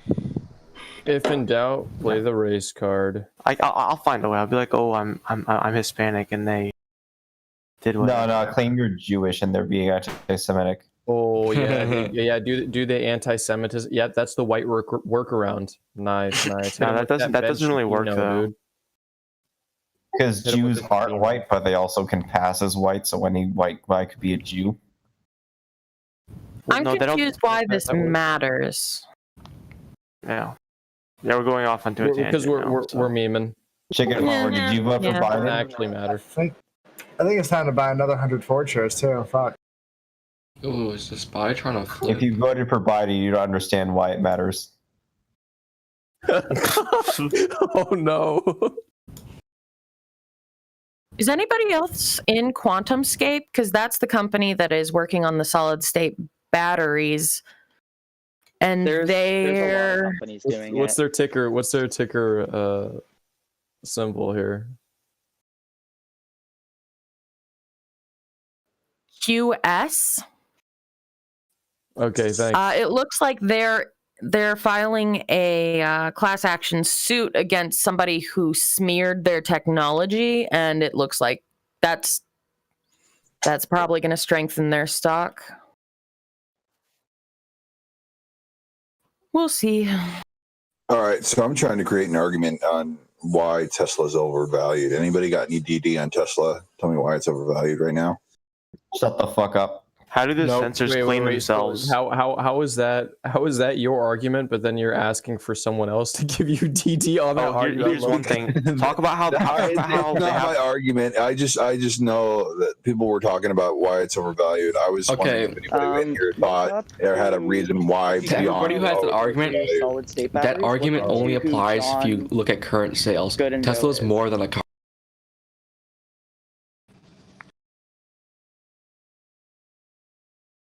On the mic, but I'm talking shit to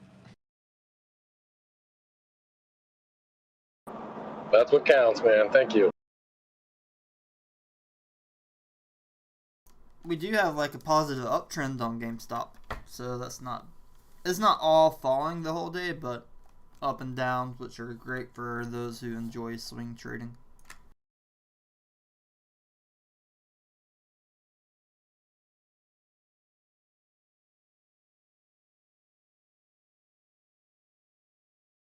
Do you enjoy swinging and trading? Yes, I do.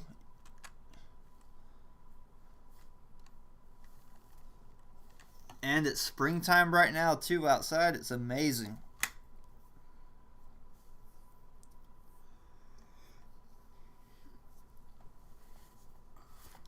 I just think that the stock price is going to pop off tomorrow after hours.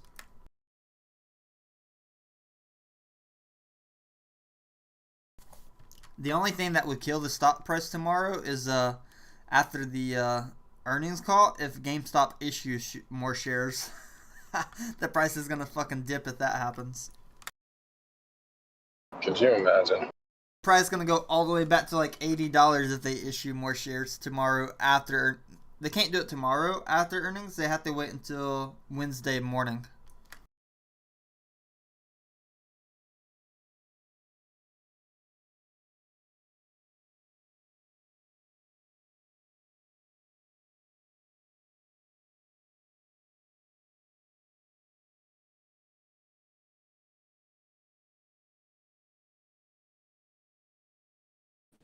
Why the hell would they issue more shares? Can you explain what when they do this thing tomorrow, like how do you know if you'll benefit from it and how do you know if it'll affect you? The earnings call, like what is it basically? Are you They asking just me what an earnings call do is? a financial recap. Yeah, like what is it? Like they just basically tell you how much they made this year or this quarter or some shit? Yeah, but they may talk about other things in there as well, because it's like a meeting with the shareholders.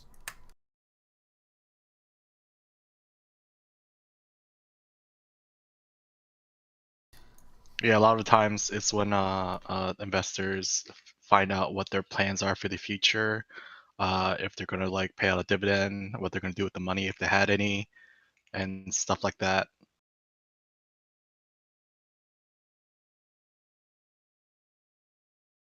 After this earnings call, like board members of GameStop can talk about anything as well. They can tweet about anything after this earnings call.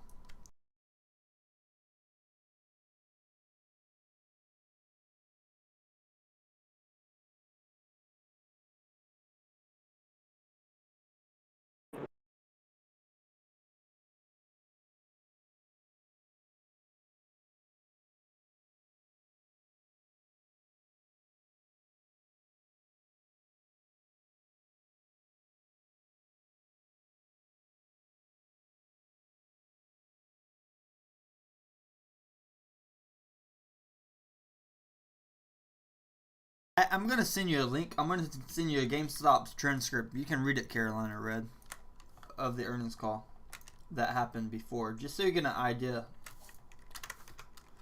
Keep in mind this is a past earnings call, and then you can see what all they're talking about, and then see if they talk about those same topics. What's going to happen to the share price today?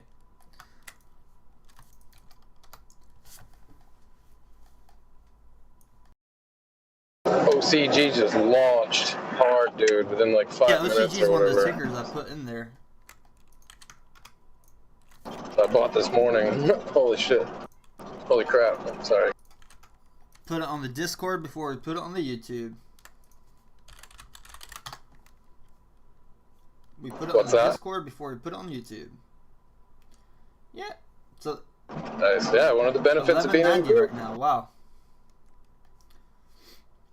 Yeah, it launched like within like 5 minutes. I got my coffee and I looked back at it. I'm like, what the hell's going on? It was in the Discord at what time?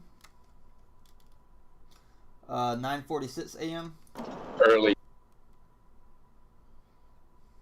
I think it was even before that we were talking about it. I was out in my driveway before market opened. That's when I bought it. Yeah, a lot of these NFT stocks are climbing. I bought it with cleared funds too, so I can flip it.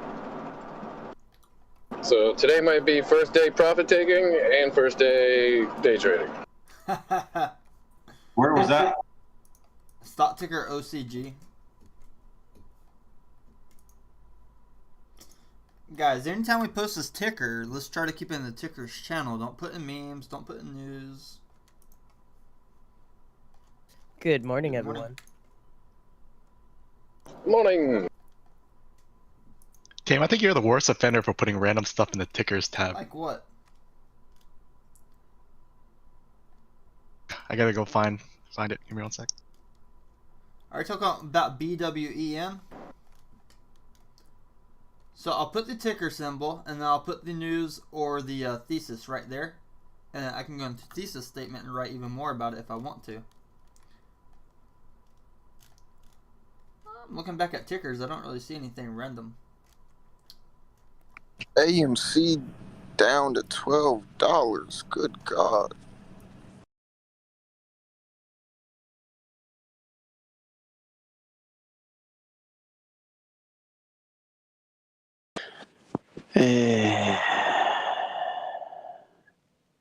You know what I say?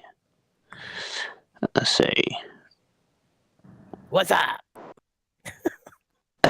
Good morning. Not AMC. That's what's that definitely is. Good morning. Good morning. Good morning, Cookie Monster. Good morning. Say it back. Someone say cookie? Cookie. I guess I'm wrong. I apologize, Tim.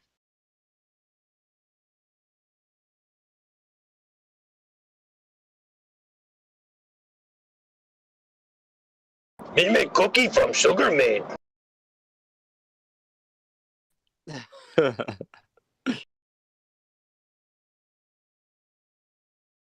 Fucking sugar made, baby. It's gonna be making me a lot of sugar.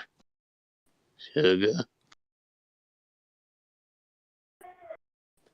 I just bought another 50,000 shares.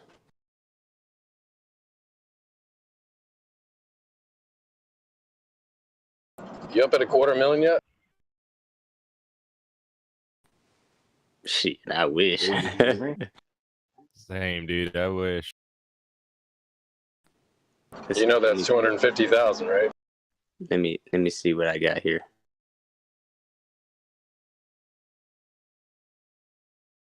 So did anybody watch the documentary on Hulu about GameStop? Because I actually did check it out this weekend.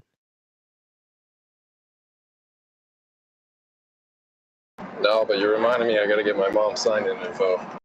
So I can. How was it?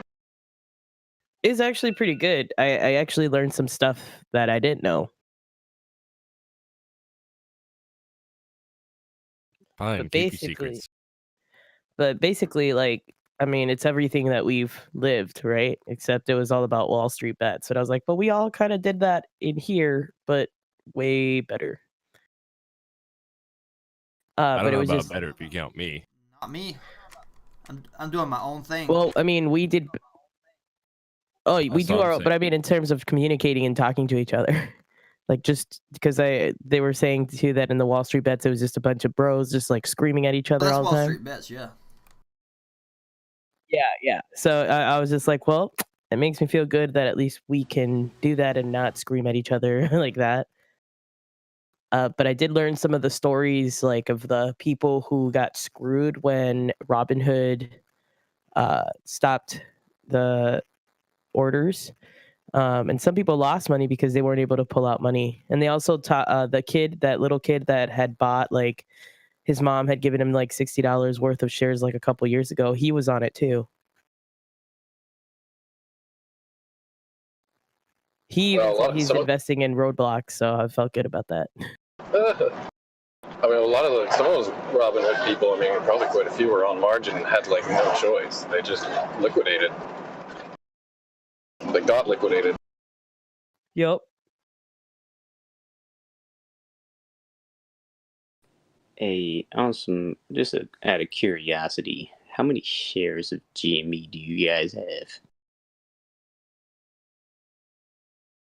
I have 2. But I might buy more. 12. 3. 23. 2. I got 2. I have 11. 4 of mine are on Anchor, so they might just go into friggin' Never Land eventually. Hopefully not. They completely shut down on Friday. Now it's back open, so apparently I can sell. But I still can't withdraw my funds.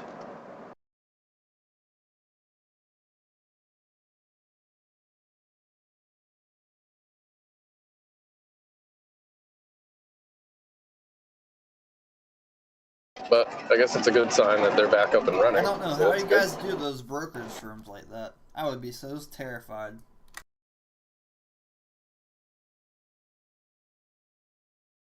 I just got on it to get some ADA so I could send it to my wallet and get out.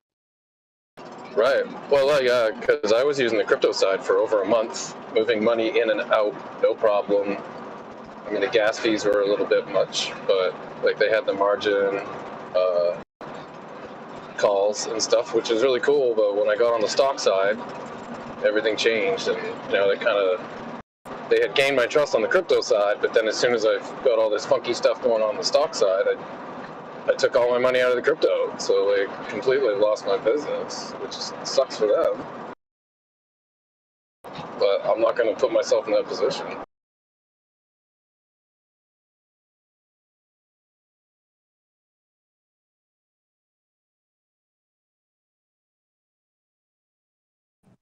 What really sucks for them is that now all you guys know what they're doing. It's not just me and my, in my mom's basement, freaking complaining to them with no support. Question on TD Ameritrade. I don't have any buying power, but I got money in my account. If I just go ahead and try to buy something, will it take it out of my account? You can't buy any. Buying power is what determines what you can buy. So if you have no buying power, you can't buy anything. Okay, so how do I put money into it? Because I don't see where which I app can are you using for buying power? TD Does it say Ameritrade. buying I'm power? trying to put I don't $10. think it calls it buying power.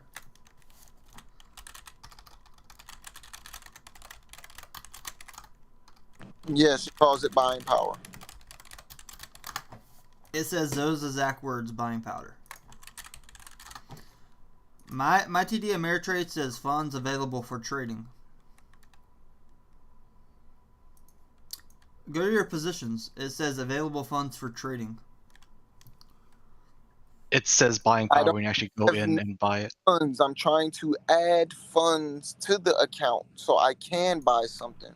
What I'm asking is, where do I go to do that? When you go to the deposits part of the account, you go to my account, deposits and transfer, click that deposit button. The button. It just says deposit check. It don't say deposit anything. I'm not depositing a check. I'm trying to take the money out of my bank account and put it in there. That's why I hate these damn. They got them so damn difficult for no reason. So, It's not difficult. You don't have to deposit a check. So go to accounts, go to balances, scroll all the way down, and you see something that says fund your account. You do transfer funds for a direct from your bank, and then you have a deposit check option. Thank you. They should have just had that in the same spot where they had the other joint thing at where I was looking. That's crazy. Yeah, when it comes to UI, Robinhood's definitely the best. Whoa, are you saying that you can deposit a check mobily on Webull? No, it's TD Ameritrade.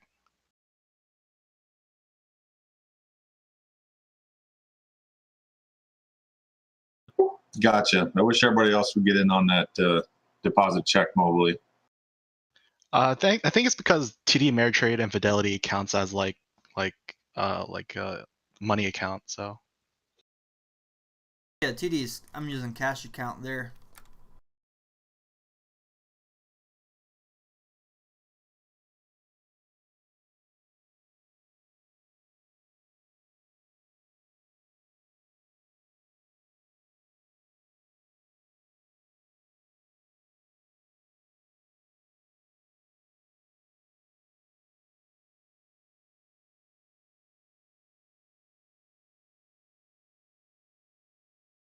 Is anybody in here day trading Dogecoin today? The price is really low for the 24 hours.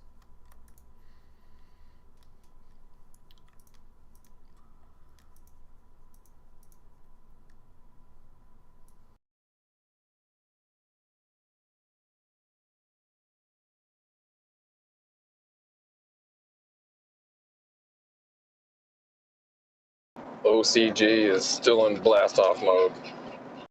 Over 13 now.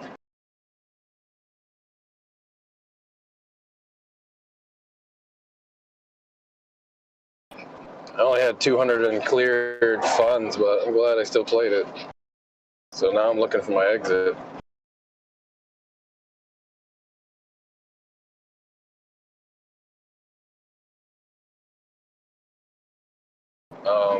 Just a little over 20%.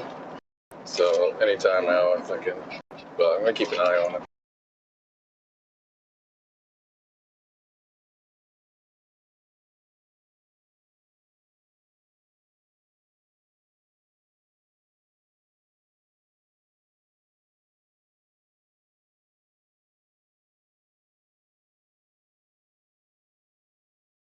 Wow, it jumped up to 1364 between when I said 13 and just now, and it looks like it might be halted.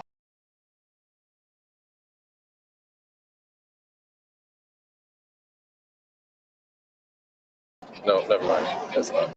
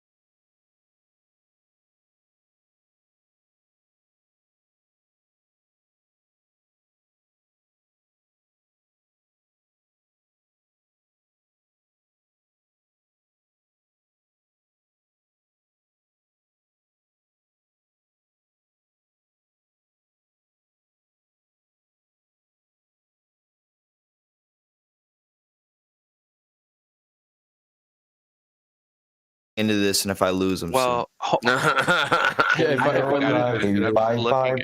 Bye. Positions are banned. already way up. Oh, it's already up like a motherfucker, right? Yeah. Yeah, it's already but way up. I saw this this morning. My standard deviation. No, but it's a scalp. You buy on the dip and sell like seconds after. It still has potential to move. Not move. It does, but we'll see. And then the other one was that Chinese. Yeah, it's under the View app right now. That Dada. Some confirmation, baby. Come on. Is there for any reason to sell in the money call? Like, check it out. HOFV. Yeah, I've been looking at that one too. That's up 27% again. The only reason you'd want to sell an in the money call is if you think the price is going to go down, which immediately drops the but that's value. A big fucking red green candle. Well, if you sell a covered call and then the price drops, then you just buy. Well, here's the two things. Yeah, that's kind of what I was thinking, right? If you're selling, if you're doing a covered call, and secure your profits, yeah. That's. So do you guys think that HOFV? You're counting on the IV going down, right? Basically. Is HOFV still moving? Well, let me ask you this. Do you guys think HOFV is going to have multiple high of days today? Like, to me, the signs are there for yes. I need to watch a little more. Hold on, where's my 8-ball, Magic 8-ball app? So, above pre-market highs, holding above VWAP, bounced off of it. This is the third time it bounced off of it. 2.74 relative volume for 85 million, almost 86 million shares already traded today. Overall market day grind up. So like those scalper tools and stuff are good ones for this today. So I mean the signs are there. I don't know if it's going to happen, but they're there. I wouldn't get in on these candles.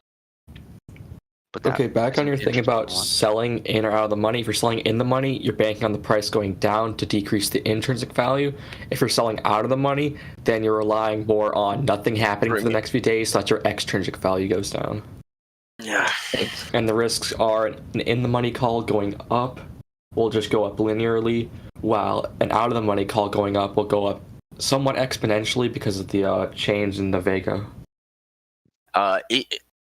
HOFV, if breaks that price right now, that resistance, I think it's going way up. It's look like a cup and handle. I think there's a good probability. I don't know what the number would be. We could figure it out. So that it'll see multiple high days today. So if you think it's not going to go up, it's better to sell it out of money. But if you think it's going to go down, it's better to sell it in the money. Okay, if you think it's gonna go if you have a good feeling it's gonna go down, well, actually no, if you have just a somewhat feeling of it going down, sell in the money, because if it goes tits up and it goes to the moon, well, you're just paying linear fees on the premium. You're saying out of the money. Yeah, I'm doing a covered call, so it's okay. Yeah. Only do it out of the money if you have a really good feeling it's either gonna go down or it's just gonna remain neutral, because any spikes in volatility that might happen will up the premium of an out of the money. So it honestly comes down to how much you think volatility is going to be compared to the price going. Yeah, is hitting the high price for today. HOFV. It's almost. Yeah, there you go. Let's see. Multiple high. Just wait for confirmation. That's it. I almost bought into that support shit coder, and then right as I was about to buy in, started reversing a little bit. So I was like, yeah, if break the. Well, what you're trying to play on this is VWAP, and notice how it's like kind of getting pulled up over the course of the day. Yeah. So it's similar to bullish goats, uptrend lines idea. But like this one, I have that list of like this. It's now 7 things to look for, right? And so I didn't check all the boxes on this one yet. Yeah, it just break the resistance. There it goes, another high day. Yeah, but let's check if it's gonna keep going or it's gonna fucking dump. I mean, I wouldn't chase it, but oh yeah, we need to wait for a dip. But we know that the high price is gonna be, maybe it's gonna break again. If VWAP keeps getting slightly pulled up, right? I think it's at 485 right now. If you see that number going up a little bit, and you see it continue to bounce off of it, or like really consolidate, those are both good signs. And then this is another one that now is above $5, right? So remember, that's a number we look for. I would want to do a little bit of DD on this and see. I don't even know what this company is, so Yeah. I gotta look at that. But there's another high of day on it.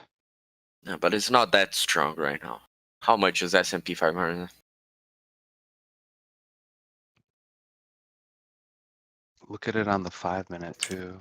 Hey, Bullish, are you here, dude?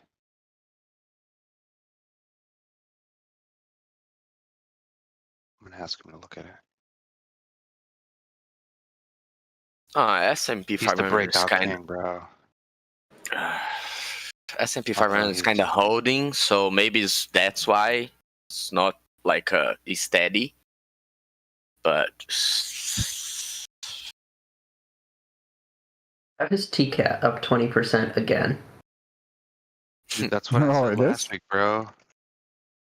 That TCAT wasn't done.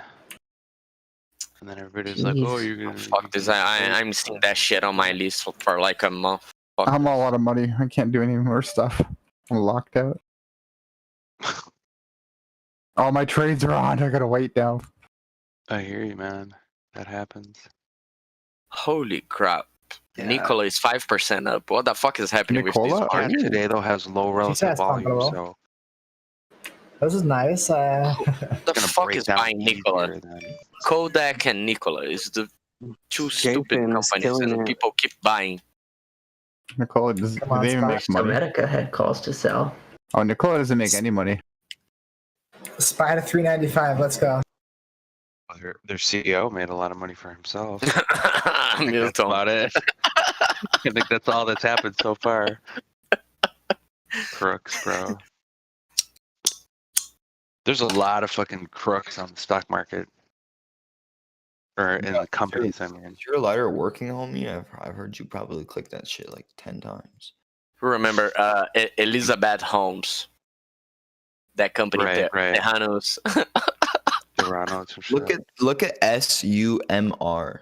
We have a new type of diabetes test that can test for 900 types of diabetes. It just all fits in a Summer? tiny little chip. Yeah, summer. That's like kids that can travel or camping. Summer. Did anybody ever get the time for Jay Powell? We had 900 million in the sales yeah, of this new diabetes test. trust me how voice my deep is because I'm a woman. My voice is deep, but I'm a woman, so trust What me. the fuck they do that SUMR? Yeah, that shit freaked me out for a second. I heard some banging, like somebody was at my door, but it's just the maintenance guys fixing some siding. FBI. Yeah, legit. That's what I thought it was. Open up. It was me. I swatted you. We want all your edibles. Yo, I got this fucking package coming in tomorrow with an ounce of White Widow and a bunch of edibles. Flour? Are we talking flour? Hell yeah. Dude, I've been looking for White Widow for the longest. Dude, I saw that. I fucking instantly threw it in my cart. I just got some Gorilla Glue number 4, bud, and then what is it called? Mendo? Yeah, Mendo Breath fucking wax. Yo, I need a dab I rig. have Dutch. You ever tried Dutch Hawaiian? No. I have not. You ever had Maui Wowie? Sativa. Yo, I heard good things about that. Maui Wowie is amazing. If you get real Maui Wowie, it's really good. So is Mai Tai cookies. Yeah, I think I've had that. It's pretty good. I just had some Wookiees, bro. It was 34% THC. What the fuck, dude? Like I still don't even know if I believe that. Like I don't like even though the dispensary label said 34%, I don't even know if I still believe it. Like it was really good. That's a lot. But 34. That is a lot, dude. That's a fucking lot. That's the maximum. And it wasn't maximum flour. Gary Payton is even a real hitter, ridiculously too. expensive. It was like $150 for a half ounce. So I was like, what the fuck? It was a good. Gary Payton was $70 for OG. And it was a little more popcorn nugs, which I was a little disappointed when I bought it. I didn't realize that, but it was pretty gas. It was a good shit. Yo, I'm so baked right now. Try Gary Payton. It got an award as one of the best. Oh yeah, I know. I know Gary Payton. I've tried cereal milk. I haven't tried Gary Payton though. Yo, cereal milk is really, really. You cut out, homie. Oh, really, cereal milk is a real positive high. Yeah, I've only tried cereal milk of the cookie. Yeah, I need to find a place that has some mimosa. That is hard to find. Mimosa, yeah. Dude, that is one of my favorites. It tastes like lemon. You know the drops. best way to search for Solid weed? speaking right now. The best way to search for weed is leaf. Where? Show me. But it's I don't know on their. Maybe somebody else can look at this here. I'll put it in VC chat. Like this is their calendar, and if you scroll down to 322, Yeah, it says so I was 9 talking about. a.m. And then, but when you click on the link, it like wants you to fucking register and all this What shit. the fuck? Oh, no, that's from Wednesday. That one. It does say like 9 a.m. Trump is making his own social media. So it looks like HOF. With hookers and blackjack. I mean, kind of consolidated. I hope they have a contract with Booty. Oh God! Yo, we gotta hit up Trump. Be like, look. We're gonna help you make this successful. Last night I ran it again in poker for money. Oh, HOFV! Look at it. This could be a good confirmation. But yeah, I made Come on, like Spy. Come on, Spy. Again. Looking a little bearish. Okay, But on HOFV just broke Kodak that. is not HOFV expensive right now. broke It's that. kind of cheap. I might cut my losses on my Spy calls. Yo, how are you down on You were waiting for. You for said this you week. didn't you say that last week, and then you were so mad that you paper-handed. Yeah, I'm gonna fucking hold it. Fuck it. I'm bullish. I'm sorry, I'm bearish on SPY right now. I sold my calls at the top right there. I currently have puts. That's what I was thinking, but at the same time, I'm trying to at least break even on them. What's your strike? 400 Next strike, version? 331. 331. Oh shit. Not this Friday, yeah. Wait, yeah. I think you're vibing. I would just hold on to it. That's what I'm thinking. I still got some time. I thought you had some faggy D's like. No. Fuck that shit. No, but yeah, I can see SPY. I mean, I don't think SPY's gonna go 400, but I can see it can possibly retest 395 this week. I just want to, I want to see it push with like 395. If it hits 395 today, I can sell these at a profit. Dude, look at ammo today. Holy I'm about shit. to cash out on my puts right now, and I'm about to be done.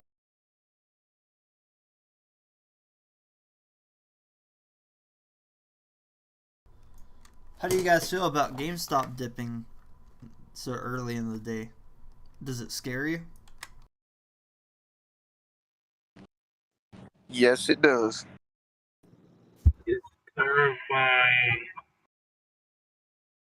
Anybody regret not selling at 220?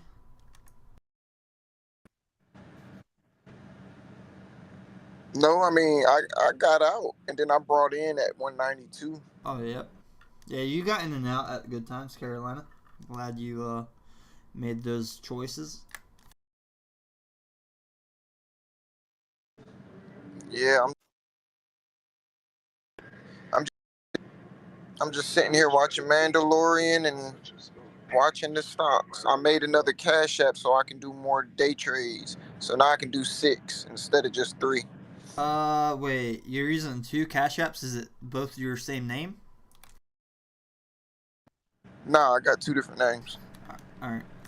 As long as you got 2 different phone numbers, I got 2 phones. So as long as you got 2 different phone numbers, it won't count as the same You name. linked your social security number to both of them, right, though?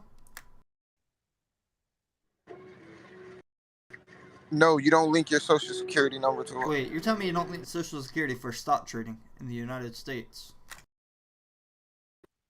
On Cash App, I don't think I had to put my social security number They'll track on there. you down anyways. If you ever deposit or withdraw money, they'll track you down. Yeah, it's not like I'm running, so. I don't think you're allowed to have 2 Cash Apps. It's violating their terms and service. Well, if somebody hacks it, I'm damn sure gonna make another one. Cause I got 3 altogether. I just can't remember no, I canceled one of them because somebody hacked it. For those of us who had AMC contracts, did you guys sell?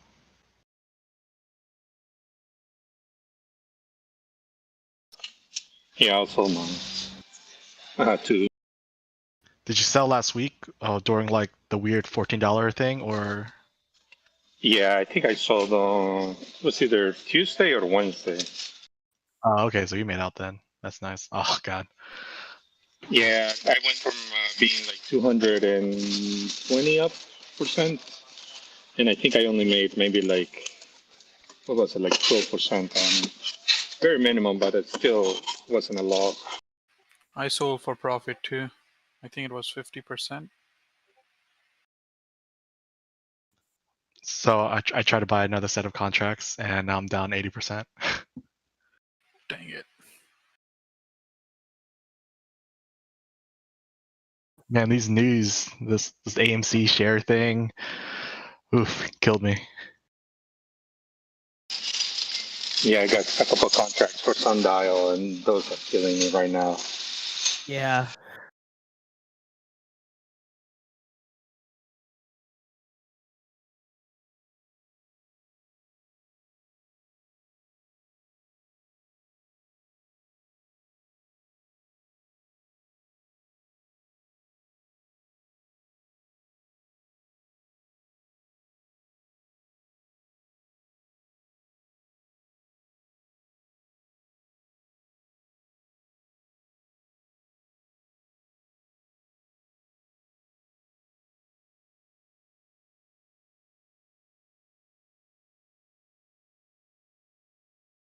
And Neat, did you ever end up selling a share of Tesla? IDEX is doing pretty good today. It's showing a positive trend. I like that stock because it has the potential to go up 30-40 cents within like a week.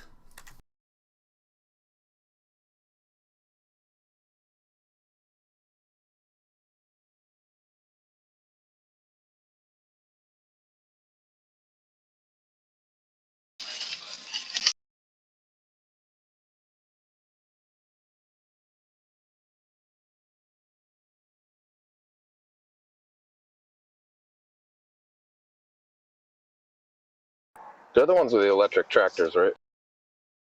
Yeah, they have an electric tractor subsidiary company, but they have a lot of other stuff like the electric moped, motorcycles, those kind of things.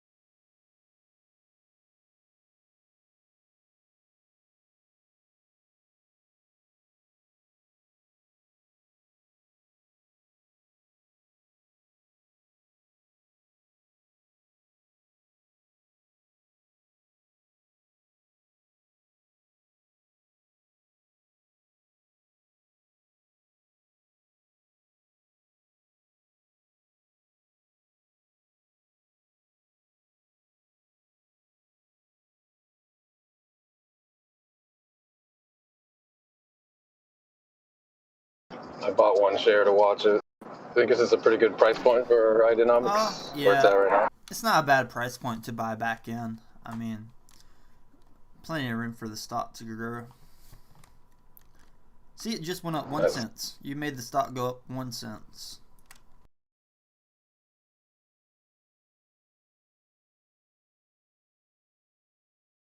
That's what happens when you swing around $3. Look at HOFV. It's already 5.50. So it went up 50 cents within like the past 30 minutes.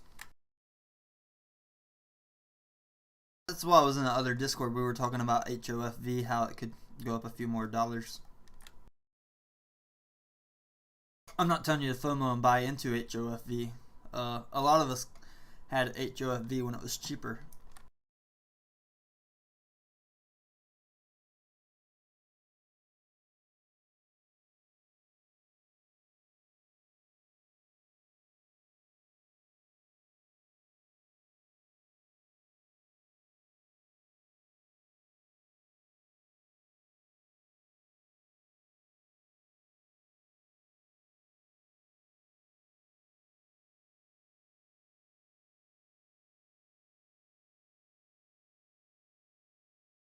People are making a meme out of Jerome Powell because he accidentally said something he didn't mean to say.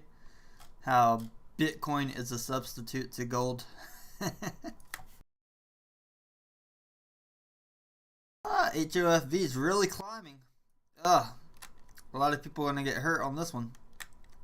God, the price just like doubled this week.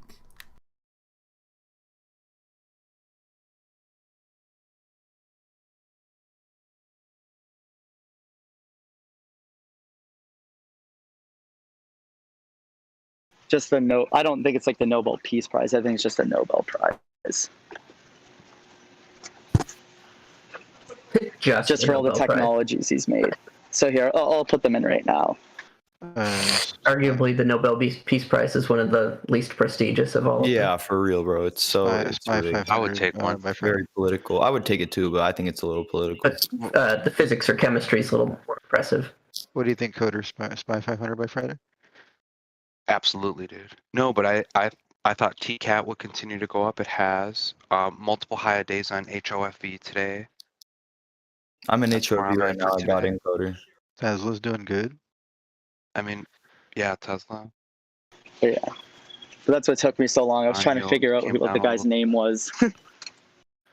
Oh shit! Spy's definitely running. HOV completely broke through my fucking limit. Okay. You gotta play it off of the View app as it comes up a little bit, right? Like now it's up 12 cents over where it was before. The Spy made a bullish, or well, it made a bearish flag, and then we broke back up. Hey guys, how do I make sure it's like on Thinkorswim that it's refreshing as often as possible? Ticker. Oh shit. How do you The make time frame you put tick and 144 ticks. Aggregation period 144 ticks. Yeah, but you have a real data time. Yeah, I have the subscription, the free subscription. Oh, right now I change think your it's free. settings to be real time also. You don't need to pay anymore for real time. Yeah, I know. Right, I have the free there's a subscription. setting in setup, general system, quote speed, real time. You need that also if you don't have it already.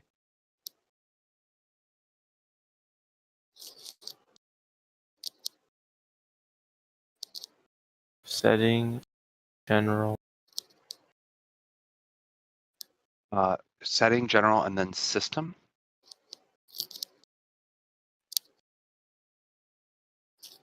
Shit, man. Real time, no delay. That's it.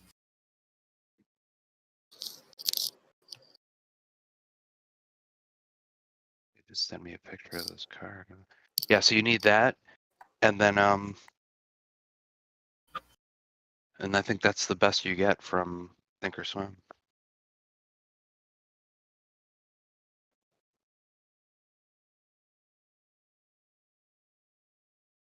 Huh. So.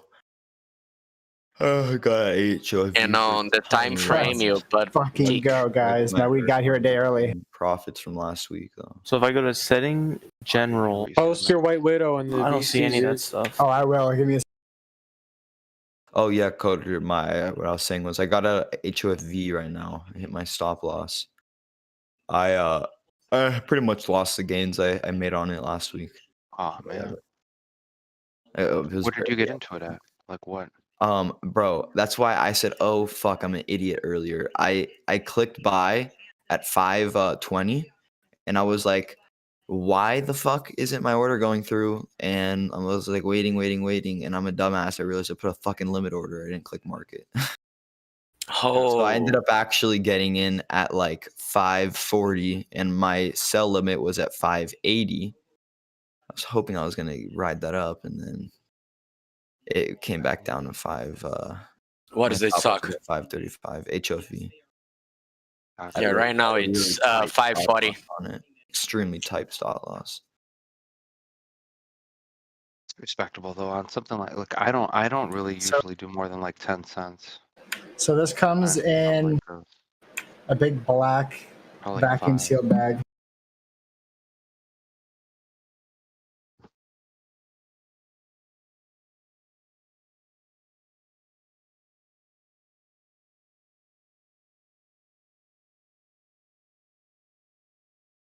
Yeah, didn't break the height, so maybe it's going back up, but it's gonna be hard.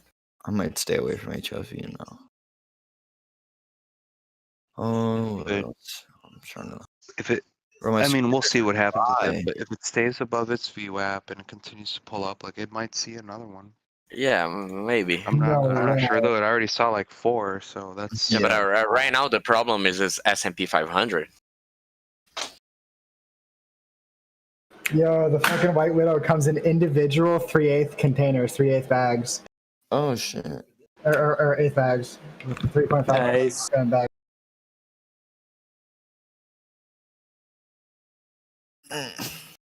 Why not have aggregation period just be 1 tick?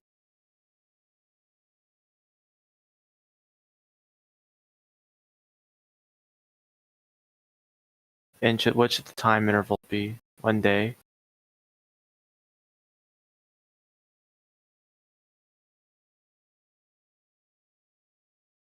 Yeah, HUFE I think might be fucked right now.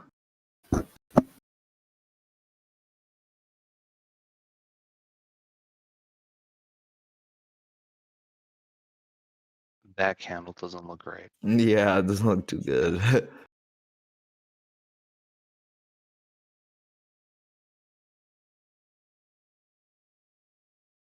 God, bro. I swear, every time I'm like, bro, I just need Smuckers to drop every day. It just keeps going up.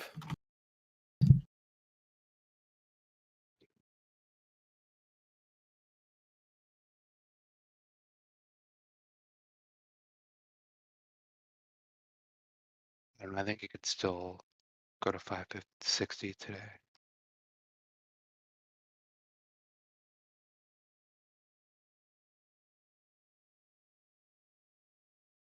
Yeah.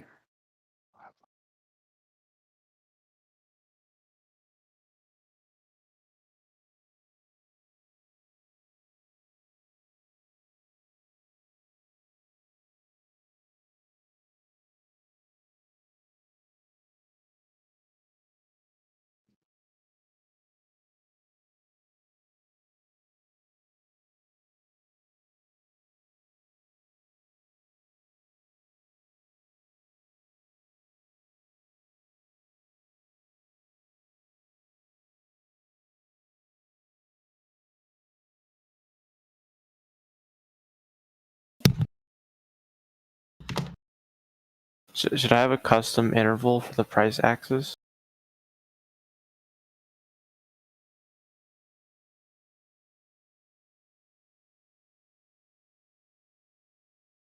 Fuck, my Uber is going down. That's such a boomer stock. Uber? Yeah, like it's the new thing.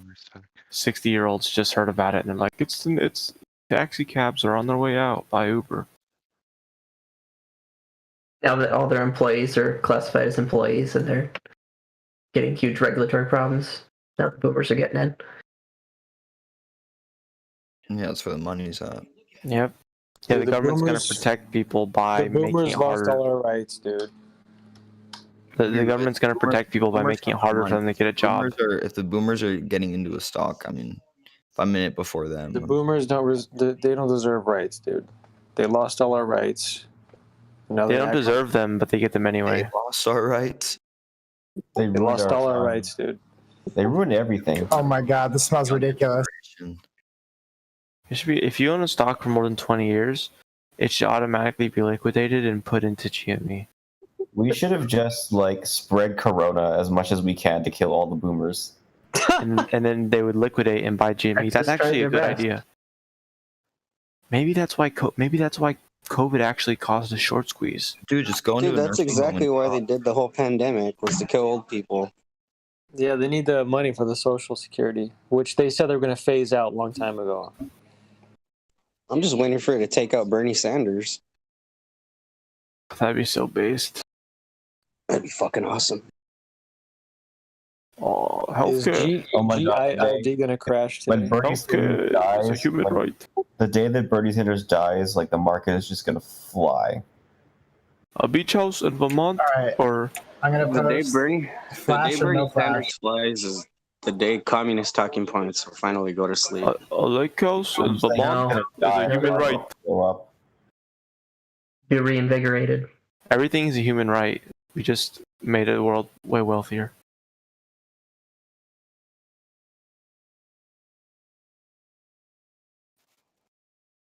I hate communists so much. If they want to be communists, go to a communist country. Like, this is supposed to be capitalist. Like, why do you have to do it here? If my Bitcoin's taken like over 45 minutes to transfer between wallets, is that bad? That's actually normal Bitcoin shit. It could take time. Okay. Yeah. I hear the price of transactions in Bitcoin will just go way up. That tree looks pretty good. Yeah, it's like $4 fee. Yeah, it smells ridiculously good. It's frosty as hell. That's a big nug too. It's so good.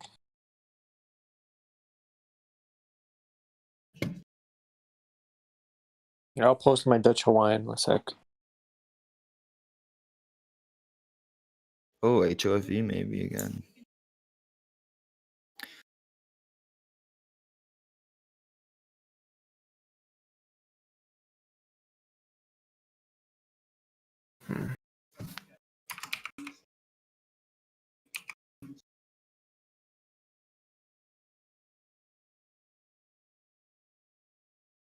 And that's the other thing I got.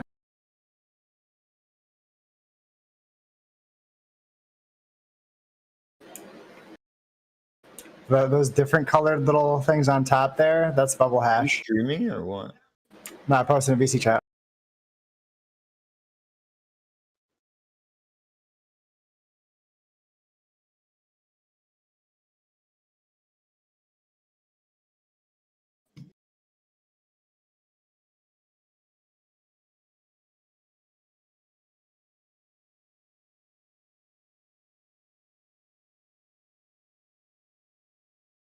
Is AMC a buy right now? I'm wondering. Every time I look at it thinking it's a buy, I'm like, let me wait a little bit more. And it dips another fucking 20 cents.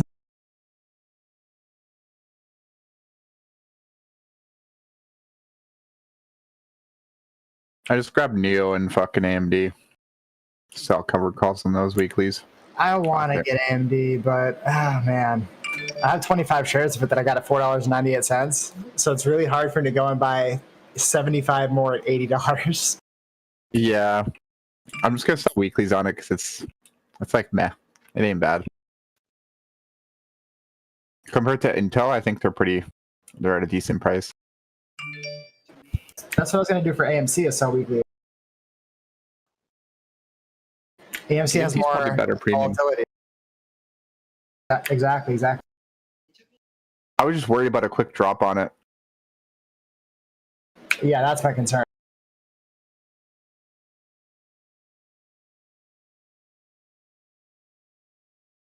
Because once I sell the covered call, I can't sell the share. Yeah. When did the GameStop earnings actually come out? Oh, they're already live? Oh no, it's tomorrow. Come on, Spy. Give us a breakout.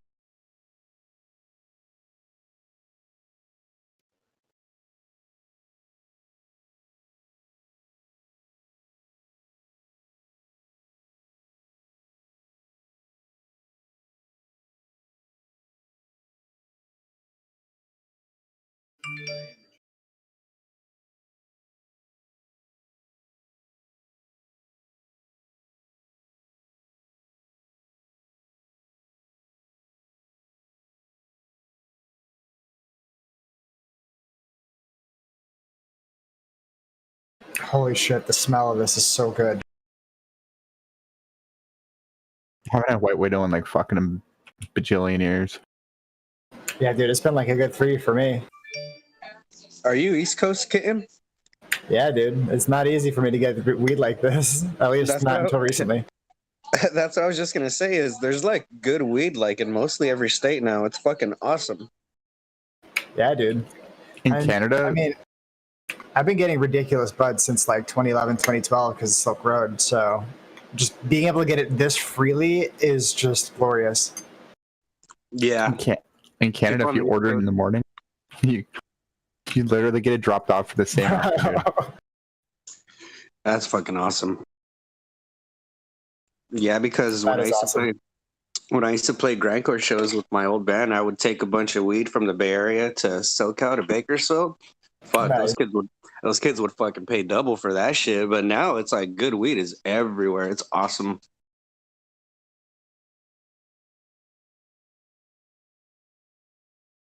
Oh yeah, I this fucking has that hate smell that I E-Trade. was looking for. Why do you hate E-Trade? I hate them too. Just because, first of all, the quotes are dog shit. You never gives you the real price. Second of all, it's like to withdraw money, it takes so long for everything to settle. You don't get any instant deposit. Settles cancer. You get no instant deposit either. It's just dog shit, doo doo farts. You can get up to 5,000 available. What Because I do you mean? deposited the other day, I had 5,000 instantly available. Well, you probably have I don't know. For me, I don't get that. Oh, okay. Did you hit PDT restriction or something? I don't know. I don't trade much on here. I started with 220. Now I'm at like 300, so I made a solid profit, but I'm just gonna withdraw everything.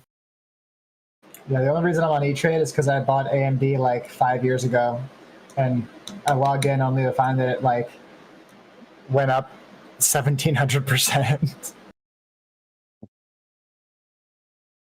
I have a custodial account with like a bunch of money on E-Trade, but I don't really mess with that, so I'm not too worried. But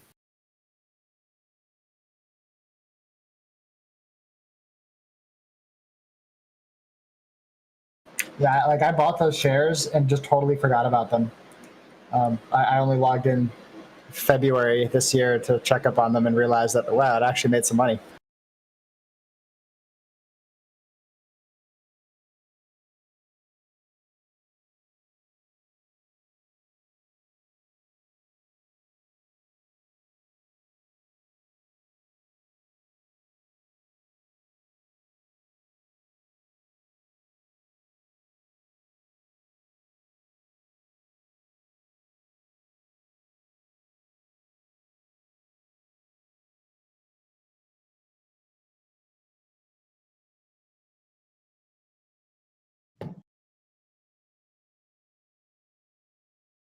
it's so retarded. If like they should know, if I sold the security, why would they not know that they're getting their money? Why can't I just withdraw it even if it didn't settle? Like this makes no sense. Because then you'd make money. It's a scam, dude. That's why.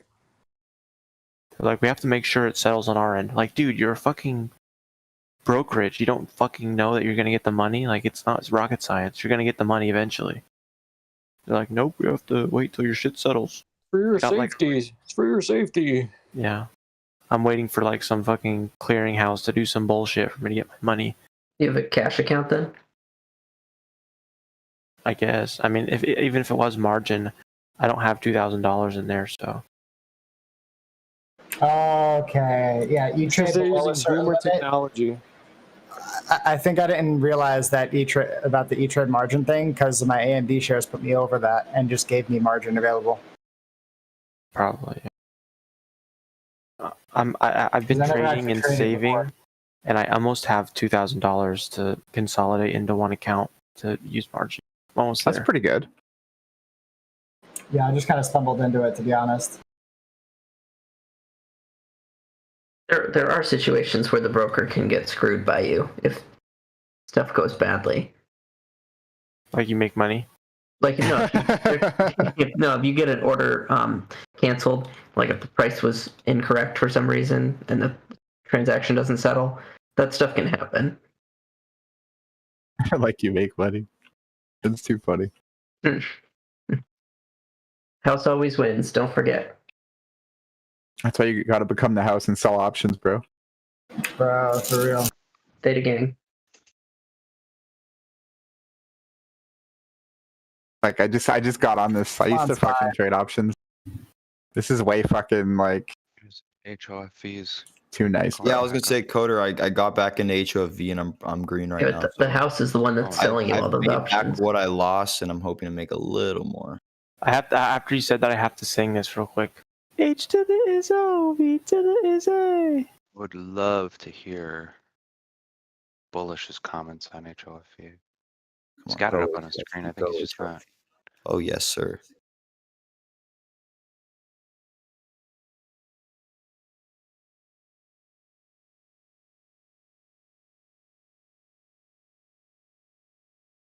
Puts on HOV.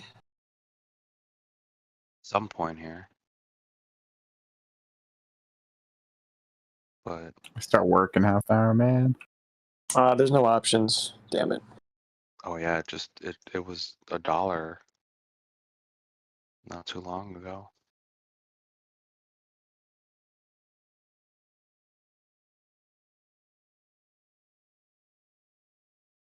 And it's an interesting one to watch.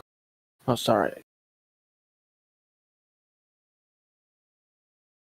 Oh yeah, this is good. I just took the first hit. It's fucking delicious. White Widow. He's doing nothing. Oh yeah. I'm about to take a hit too. I don't think I'm a tradie today. Oh, just might hit my. You can't go wrong I with hit White Widow. my sell I really limit. like I might too. raise it a little bit. Fuck, You're I don't gonna know. take a I don't know if hit I wanna to be your greedy or not. Take the to your high, brokerage. It's like he keeps hitting those highs and then it comes off of them. You know what I'm saying? I'm gonna- Yeah, I might honestly Fucking just take profit. this high right now. I'll be hot miking my bong hit. Do it, Come bro. on, hit it. Boom! I just got out for profit. Let's go. Nice. I made That's what back I what I need to- lost, that's and what I I need to made back invest in my is a good losses from last bong. week too. Percolator. Excellent. Hell yeah. Hell You fucking yeah. sold on the high candle so far, right at the moment. We So don't know I what's gonna got in happen at after this. I but- got in at 5:30 in between that range, 5:20 or no 5:30 to 5:40, and I just sold at what? Let's see what I sell at. I just sold at 562. Literally at the Damn, peak. 1 penny off the high, dude. Yeah.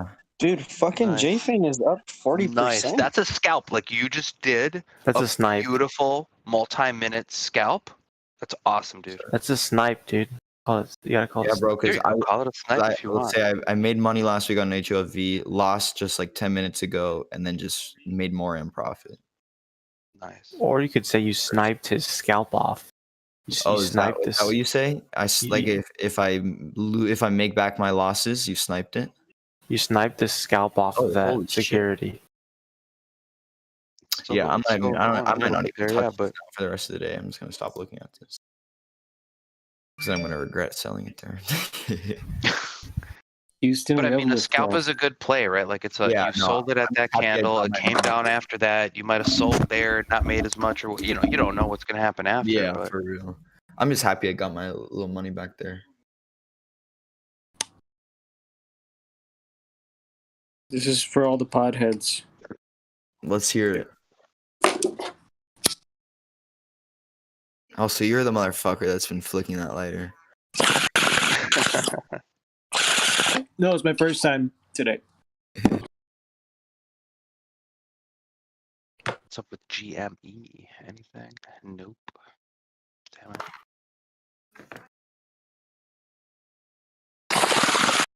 Yeah, definitely not regretting selling that one, Coder. Damn, 40% increase for JFIN. Holy shit.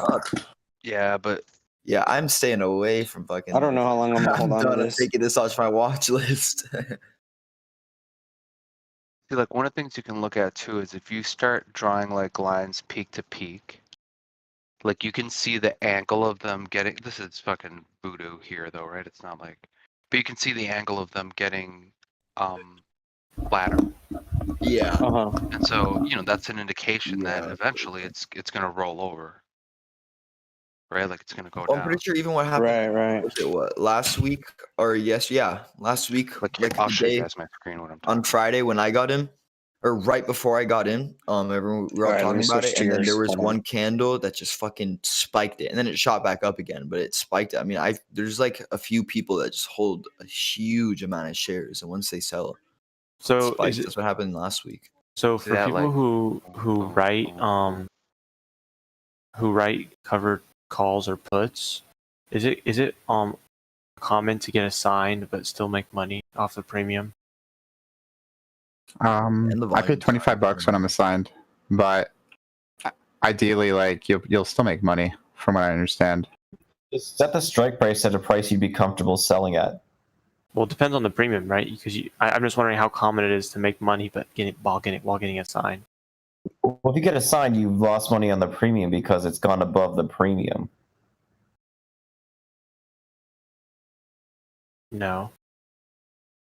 Yeah, that's the only reason people exercise usually when they exercise the option, it's because it's gone above a certain strike. It's gone above the premium and gone above the strike price and gone above the premium at a certain rate. So But you still make money. But if it's so it can get assigned. But if it's below, say it's a call, right? But if it's below the break-even price, you still make money because the premium was higher than the actual value of the contract. You don't want the contract. Like you want the contract to expire worthless. But if it gets assigned, you just give up the shares. Yeah. Yeah, that's understood. Yes.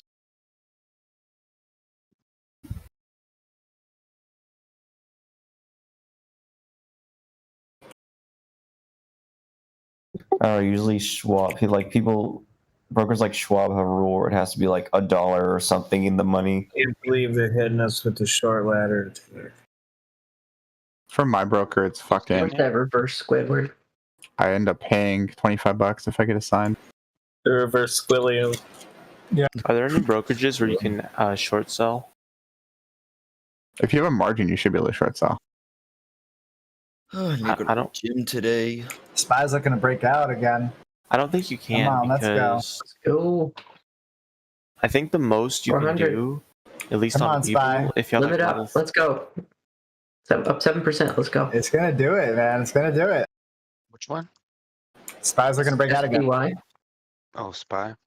Yes, we're gonna break out again. I was just about to say, like, when are we gonna get into SPY puts for today? Fuck spy puts. What are you, a bitch?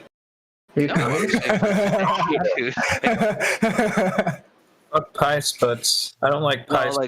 No, it's reversals, intraday reversals. Nah, I got it. I'm just fucking with you. No, price puts. But I think overall trend is still up for 400. I mean, spy puts wouldn't be a bad thing while it's up right now. What do you think of like 385? That's what I was just gonna look at. 380? 390? I don't know, man. I'm high as fuck now. Wow, my P&L for the I'm not year gonna get so any of them. far, They're beating the Dow Jones. They're expensive, right? Yeah, they don't look as good as I thought. What's up, Coder? What up, guys? I just watched that documentary on naked short selling that somebody posted, and my head is spinning. Oh, Spy Bro. Oh wait, did somebody post it? Where did they post it? They posted it on GME. Yeah, dude, Oh, Spy's Jamie. breaking out. Spy's breaking out. Let's go. Oh my god, no, my You head didn't buy those is puts. fucking real. What was it called on YouTube? Yeah, don't buy those puts, man. The Wall Street Conspiracy. I'm gonna say puts on SPY. Let's go. Online. No. I'm gonna share it in. So this is America. Look Yeah, at Let's go. look at SPY. I just Come on, watched the whole 395 Spy. goddamn Let's thing. go. Hold on, you got to see this. Like, I cannot describe what I just saw. Put it in Maine if you can. Yeah, I'll put it in. Look Maine. at SPY's ATR right now is 549, and so far we're not even at. Well, we're at about half that for the day. Dude, I All wish right, I it's had in enough Maine Still too. have room. I What's wish I had that? enough capital to like day trade SPY Wait, shares. wait, what were you saying, Coder? What were you referring to? The ATR is Do a leverage. $5.49. What is The what's that? average range, like I don't trade off. Guys, the DTCC and the SEC are entirely complicit on naked short selling, and we can get crushed at any moment. And I am just like, what am I gonna do? We already knew this though. Yeah, they're always in bed. I just. I mean, had we my learned it, eyes I open. guess, this year, right? SPY's looking purty. I'm so glad I sold my spy put this morning and only took a $25 loss. If AOC Yeah, yeah. If you had spy puts, bro. Wait, so There are a for bunch of them, people I saw banking on spy puts too on another Discord. Anyone for here? the hedge funds to really lose, the broker has to do a margin call on them, right? No. Yeah, but the DTCC and the SEC would literally let them get away with it for a slap on the wrist. No, I'm saying like if the stock goes up like way up, and like they can just wait for it. They can just wait forever for it to go way down, unless the only way they actually lose is if the broker has to margin call them and demand that they like buy back the share. Not necessarily. There's also the issue of just there's an expiry date for like the contract. Coder, whatever look you at wanna call it. HOV. which is like you'll pay me back by this date. On it right now. No, for What short if SPY selling. goes to 280? I'm just talking about for short selling. Do you remember last week GameStop? We saw. Yeah, I know. $10 million Short selling also has contracts. Right before that breakout there, that was. Yeah. It is Short selling contracts expire. Look at it on the 5 minute. Well, No, part of it's the cheaper agreement. for I mean, them. look, part of the short selling agreement may be pay me back at this date by this date. But they can just go ahead and open up new positions, exercise them on cheap options, get back the shares, pay off what they had SPY's before. gonna Yeah. keep it up. Because if I get See how far if it I comes back now. if I sell you SPY's about to move up a little more. if I sell you my shares with the intent to have you buy them back and give them to me, but you can just hold them and not pay me back in perpetuity, what's the point? Why don't you know what I mean? I could never get my money back, so of course there's going to be an expiry date. Isn't the whole new DTCC rule supposed to fix that? That depends on the second bill passing. What the fuck? I mean, also, HOFV almost hit $6. What the fuck? anything they lose can just deduct from their taxes. Yeah, who knows how much can carry over. I was gonna get into Tesla today. It's at less 680, taxes. except for the day trade, and I was like, maybe I should. not the same kind of loss as Gonna give you us. money back, but you're not gonna pay taxes. That's it. When And you have it's fucking forever. when you have their level of money, you win either way. You either you lose up front, and then you can just have capital on taxes, so you learn your lesson for a little bit. Then you get greedy again, and then the whole cycle repeats. Yeah, the litigation isn't Everybody very talks about write-offs, significant on their side. There should be no tax write-offs. That's actually incredibly. 21st century scam. I don't think you guys know how tax write-offs work, because Well, you would what still I'm rather have had the money. What I'm of course. referring to is that capital gains losses, you can use those to offset your capital gains total. Oh, so it's that the your total. taxes, yes. Well, you can basically, hey, I made up to- 200 profit. Yeah, but it's Okay, up to last year I lost 200. Yeah, but and they it's up to 2,000 or 3,000. I'm okay with that. I lose. Well, No, it might be different with a hedge that's if fund. There's a limit on how much you can write off. Yes. No, there's a obviously. limit for a deduction, but in order to offset your capital gains, there's no expiration for capital gains, capital losses. Oh, so you're saying okay? You I can understand. lose So $1 you're million saying- 10 years ago and apply it to your capital gains profits to offset them today. So what you're saying is, if I made 100K this year, and then last year I lost 120,000, I pretty much show them that and say, hey, well, since I technically still am not profiting, I'm still Well, lost. not necessarily. You would. Well, but Okay, so You can carry it over though. You can carry it over. Well, that's what you're saying. That's what you just said. That's why people be like that's why people talk about how Trump hasn't paid tax. They'll say Trump hasn't paid It's a taxes in 5-year X limit, number by the way. in X number of years. Okay, well, so Trump what has this paid girl no was saying, taxes in X number of years. Please explain. He has been I'm carrying a it little over confused honestly. on what you were saying. I don't think I have like the idea. Dude, you of what can't be you're trying to upset at say. someone for exploiting a loophole. Yeah, you can, because ultimately what we should do is close the loophole. Yeah, and but how much money does Trump write off? How much money does Trump write off because of how many donations and all the We're stupid supposed shit to he does? exploit those things. Yeah, but Trump donates so much money. Trump We're not talking about donates so write-offs. We're much talking about money. deductions. Yeah, he donates a lot of money. That's exactly what a write-off is. Gets it back. Check this out. Makes Trump no set up. sense. regulators. Criticize someone. There's for a reason. Hold It on, makes no sense to guys. criticize someone for something when you would literally do the exact same thing in that position. No, I wouldn't. I would never do that. Let me tell you something. I'm a proud Okay, American. we got a I moral. pay my I'm not. No one's criticizing like- Trump. We're just talking about like what we're just using him as an example. Casanova, that's why you're No, no. poor. I would exploit the shit out of that if I like had the to pay opportunity. my to. taxes. I enjoy looking at my money go to work right now. My street corner, if you can hear the jackhammering in the background, they are tearing up the sewers and redoing them because my area had a problem with them. Well, far more of And- your money is going to the federal government than that kind of stuff. Yeah, for real. But You're even an so, idiot. if That would waste I your could money. live in the future where we could actually streamline the process and make sure that every dollar is counted and it's not going into someone's pocket unfairly, that is my goal. Yeah, to get that, you're gonna need to get rid of the income tax on the federal level. Correlate your last spot too. Yeah, we're gonna need I to do would that. enjoy it if I was able to say, hey, yeah, I'm paying my taxes. I would prefer if my tax money went to this program, and this program. Yeah, that'd be cool. Show me the money. Show me the paper Let's see if this Well, at dip the is end of the gonna day, turn it's gonna into have to go to another stuff whether you like it or not. But you can have I some know say. that, but That's fair. doing what it yeah, does. you should have some say where it Thing goes. is, we could just have a free market, and you could just give that stuff your money, that stuff But directly. some money market is for free? streets and all allowing that Wall Street shit to for rip us off. schools and all that crap. Yeah. So you can do. Let's beg for the government to fuck us a little softer next time, so we get to choose, where some of our money goes. Listen, Mr. Government, next time can you use a little lube? Basically, yeah. It would. If you want to support something, you just give their money directly. Like, I don't understand why only you. problem I I'm see giving it it's to the I government.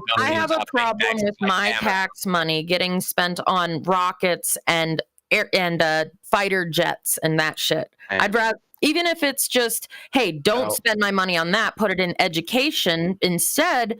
I would like the option to do that. Now, I understand. Put all of my money in rockets and fighter jets. I would prefer that rockets because I don't want to get overran by China.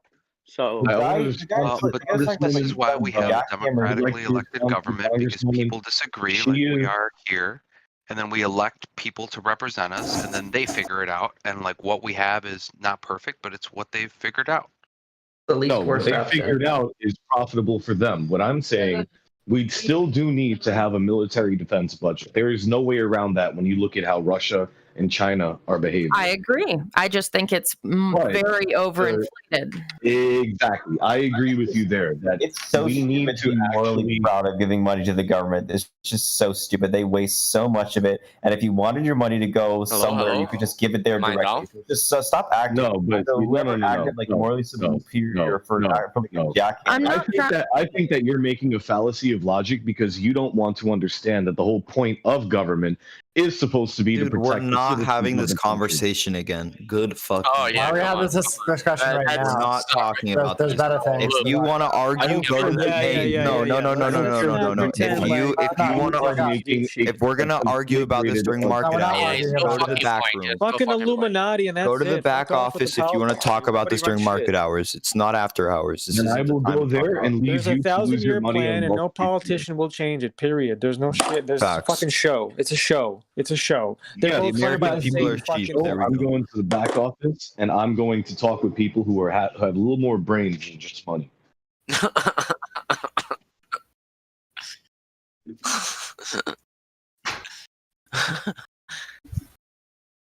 I want to sell a call and buy 10 pizzas. Poor Ren, bro. She don't know Sir, what she's in for. this is a Freemason lodge.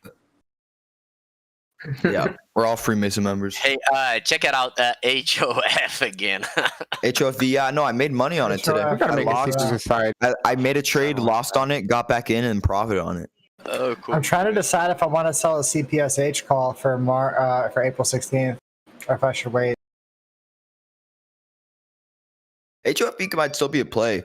I'm even considering getting back into it and just setting an even tighter stop loss. I don't. Yeah, the Sharks is looking good right now. Maybe it's just gonna be turned over, but right now it's hot. It keeps following this pattern, this little dip, and then fucking skyrocket up about 40, 50 cents, dip again. It's a Yeah, but that's the best place for scalping. No, it's good. Yeah, I mean, the only issue I see with it is it's really extended off of its intraday VWAP Oh my right God. now. Oh yeah, it's Yeah, it taking really a long is. time, but the volume is increasing. That's the play. That's the thing. Was in 80, and right now it's 140. So You're right that it is increasing a bit. Yeah. And there it goes again. Jesus, man. so I think the people on SPRT are trading HOFV right now. It's 138 million shares. Who's smoking marijuana? Yo, High Tides is up. Let's go. Oh, it's just cheap cigarettes. Brazilian cigarettes. Ooh, nice. I only have 250 shares of High Tides, but it'd be nice to see that go up. They are rolled on corn leaves. Nice. See, I think it's starting to roll. I can go for a nice Brazilian corn leaf cigarette right now. Bro, I'm hitting the volcano with some White Widow. I had a vape too, but I'm kind of not using it right now. White guy's Widow and the taking it. volcano is fucking me up, man. I'm so baked right now.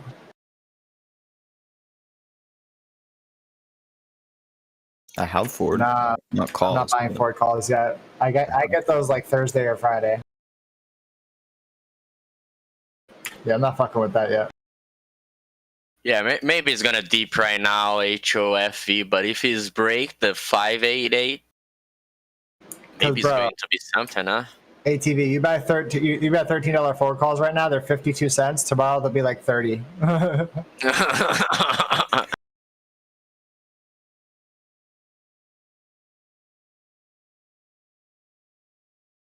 Right now, like this will all once this pack drop is over, and all these people have these new base set cards. When is it dropping? 3:00 this afternoon for Eastern Standard Time. All these like Josh Jacoby, Austin Rivers, Malcolm, Dante, all these guys, man, DeAndre Hunter, these are all like 100% markup right now. Do you buy the base sets now that you already have some? Or I mean, I'm going to try to get on every pack I can. My thing is like, I don't care about the base card sets unless it's like a name player that, I feel like it's a hold. Like right now, like I sold, actually I sold a Josh Okogie for $7. I sold a Javale McGee, Colin Sexton. See, I had a bunch of these lower ones. yeah, I think I'm gonna try to get it on the base set today, just to have extra ones. You never know what you're gonna get. Plus, they, like you said, they always go up when people need them too. So yeah, they always go up, but then also like gauge and watch them too. Like so, anytime they do a pack drop, everything's prices come down because you have people that are just gonna sell it for whatever they can get for it, like literally. So, and then you literally wait like not even 3 or 4 days and then check the prices of all your cards again, and you'll see that they've all gone up like 20-30%. And you're like, holy crap. I'm just gonna saying, if I don't get a pack this time around, I'm pretty much done because I mean, so they upped it from the rare pack thing that they were doing. They upped it $30, made you get 2 more moments, and then 2 times it gets delayed. I mean, it's just crazy. I say never give up. Just play. I'm just gonna take the commons and then hold them until there's a rare drop, and then list them on the day of the rare drop. Well, and see, I put $250 in my Dapper account because the first time that I was going to get in on a pack was the $200 pack. And so it's just sitting there forever. I don't even know. Like, once you sell a card, you're still going to have to wait 30 days to pull out your money, regardless. Why do you put it in the Dapper account instead of just linking your bank account? Yeah, because I got mines. The way I did mines was through my Cash App. I never made a Dapper account. Just that way it would go through quicker. And that was before I knew that you had 20 minutes to purchase your pack. I was just trying to get everything in line with the way they usually have it set up. I figured it would go smoother. Oh, gotcha. Yeah, I was just mine just. But still, I mean, that presented the thing where I put that 200 in. When I didn't get the pack, I went ahead and requested a refund, and it says up to 30 days. And I never got anything. But I think I avoided it whenever I went into this last pack drop. You know what I mean?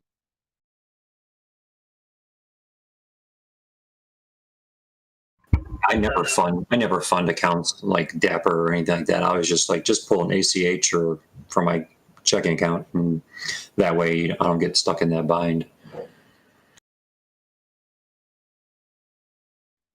Yeah, hindsight. But still, I mean, people are going to be.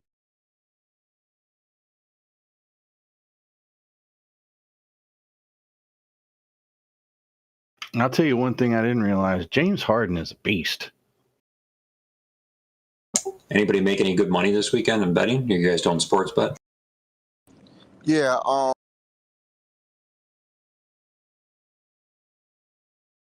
Cut out. if you pay $10 and pick like 4 teams, you can either pick them to just win or lose. That'll bring you back like maybe $100 something. But if you pick for a team to win by a certain spread and you do the over unders, you can bring anywhere from off of $10 now. You can bring anywhere from $1,000 back to like $11,000 back. It all depends on how many games you pick. Like I turned 90 into 840 on 2 games this weekend. how the hell you do that? What teams did you pick? Oh, let me get my app out. So I did, well, it was basically actually more games than that. I was just on a couple bets, but I did, let me bring up my DraftKings. So I won, I did so Oral Roberts had a profit boost on DraftKings because they were a long shot. So I did 20 with an odds boost that paid out 120. And then I also did 20 with an odds boost to 180. So that paid out 180. So that's $40 worth of betting, $300 payout. And then I did a parlay 3-pick for Ohio, Oklahoma, and Maryland. I bet 50 on that with a profit boost that paid out 556. So this year I'm up. Next time you do that, let me know. So, and because I don't have DraftKings. I literally, I don't watch sports. I'm like the person that watches sports the least. I literally do it by gut feeling or just take long shots. But I mean, I originally started my DraftKings account this year at $500. I got it up to 2,100, cashed out everything except for the 500, and now so I basically made 1,600 in profit, and then I left the 500 in there, which is what I had last week, and now it's at 1,146. So I'm up like 2,000+ this year on sports betting. And it's just guessing, like not guessing. I mean, I do a little bit of research, but I don't ever watch. The only reason I watch sports is because I bet on it. You sure you ain't got like a crystal ball in there or something? Because dude, if you see some of my bets from earlier this year, like I had $5 bets that paid out 300, 400. Like there's some long shot bets in there. And what's crazy is he's right, because now the only thing, and I got receipts to prove it, I can pick like 5 or 6 games, everything a hit except for one thing, and it always be either by like say for instance, both teams together combined will have to score over 223 points. Mine's a either hit 223 or I picked the wrong team on every ticket. Like I keep doing it because I feel like I'm gonna hit it, but if I could just get that 1 point to go over, or if I would have picked the other team instead of the team that I picked, and like I said, out of 6 games, 5 of them hit exactly, and the 6th game hits exactly, except for either I picked the wrong team or I missed it by 1 point. It get frustrating sometimes, but I see what he's saying though, because I don't watch sports. I mean, I'm a sports fan, but I'm in this truck all the time. I'm driving, so I don't have time to watch the games. But I do analyze, like, okay, this weekend, Steph Curry couldn't play due to an ass injury. Like he fell on his ass real hard, and like I pick off of stuff like that, like who's playing, who's not, what the record of the team is. I don't necessarily have to watch the game. I'm trying to find one of the bets that I did earlier this year. I think it was a 11 or a 12 game parlay, and it would have paid out like $4,000, and only one team didn't hit for me. I'm trying to find the screenshots right now. I got so many bets. I'm trying to find the screenshots so I can post it up. I believe it was 10 or 11 teams. That would have been a sick payout.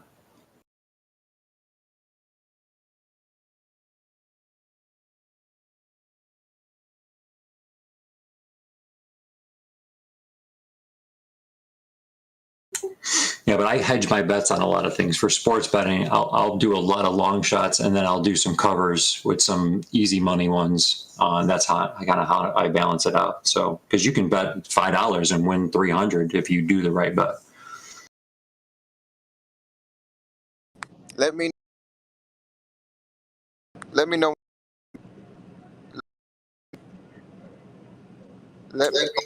your bets, because I'm gonna probably place mine. If you see something, and I'm gonna try it with what I go through on my end.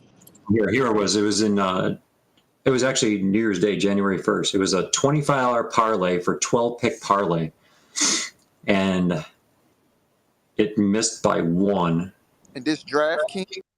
Yeah, DraftKings. All right, I'm gonna download that. That $25 bet, the parlay odds was plus 15,103, and I missed by 1. Yeah, it sounds like me. But even just picking 12 random teams and winning, that's rare. Oh yeah, yeah.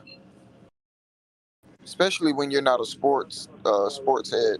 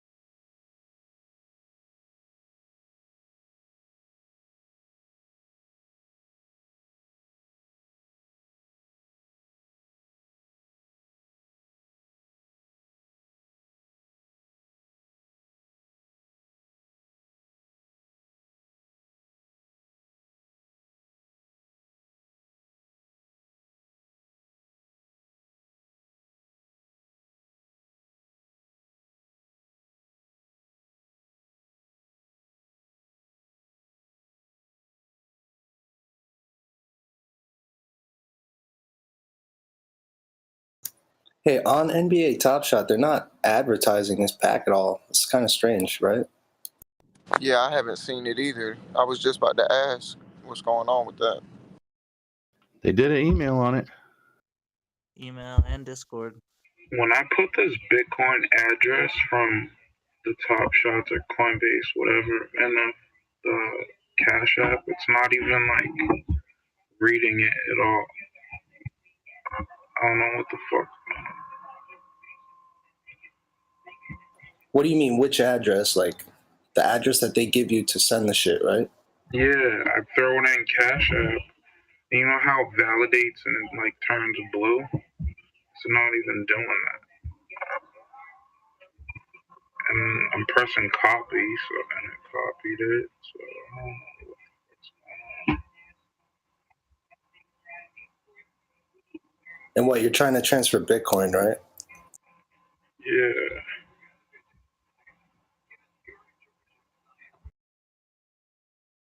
It's so weird, Nate. Like, you didn't get an email on that drop the other day. I didn't get an email on this one.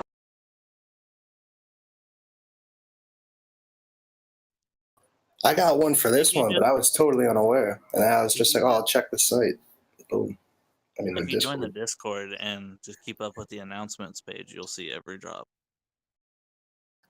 Maybe they're trying to keep this one kind of like hush hush. So just like actual Discord fans or like people actually I got an email about it. Interested in this. Well, I think there was one on Sunday or whatever it was. It was like one of the cheaper ones, like $9 or something. Yep. And I got the email, but Nate didn't. It was really weird. Like, I didn't get an email this time. I didn't know there was one yesterday. No, it would have been, I think, last Sunday. Sorry.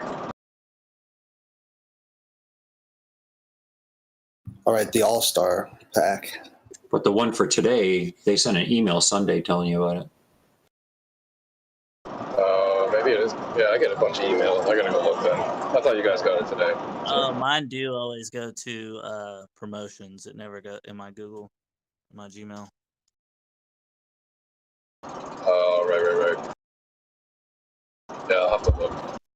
Okay, Trying right now. I figured this shit out now. This shit better go. Are you having problems getting the Bitcoin over? No, I think I got it now. Okay. Hopefully this shit doesn't take off hour or something. No, it was quick, dude. I would say probably 10 minutes, like less even. I think because they said it was verified, and that was like the end of the transaction, and then within like a few minutes it showed up on my balance. If you're talking about Dapper.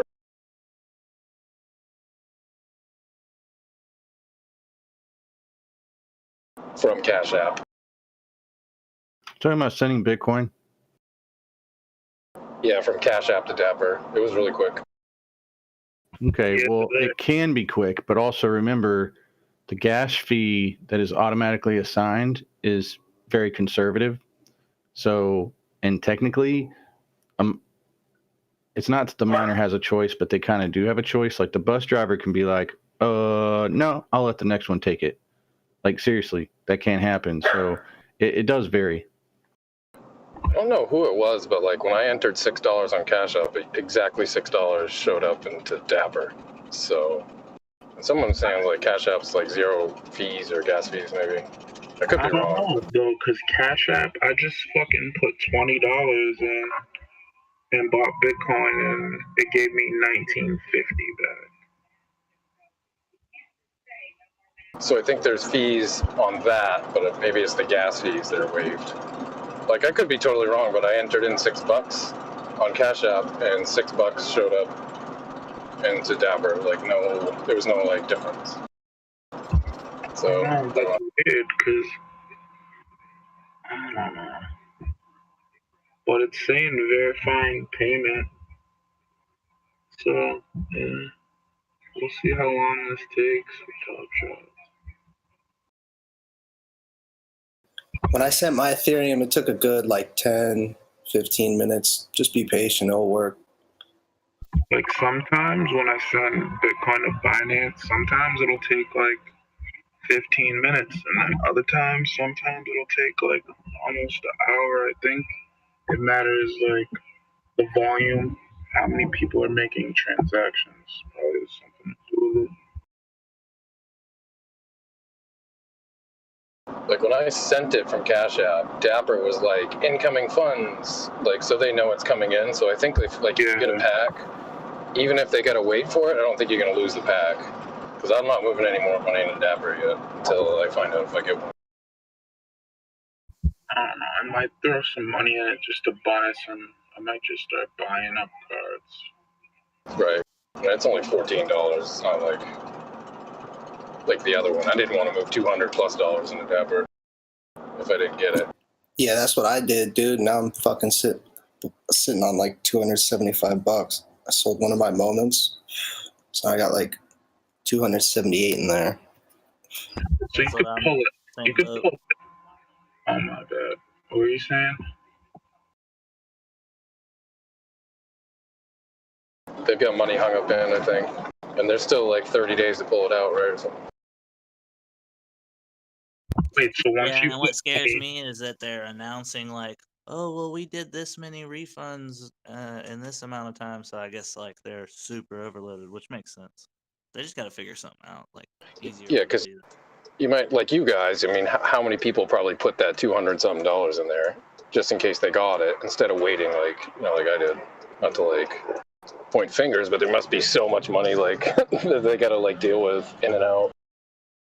So your money gets stuck in for a certain amount of time once you put it in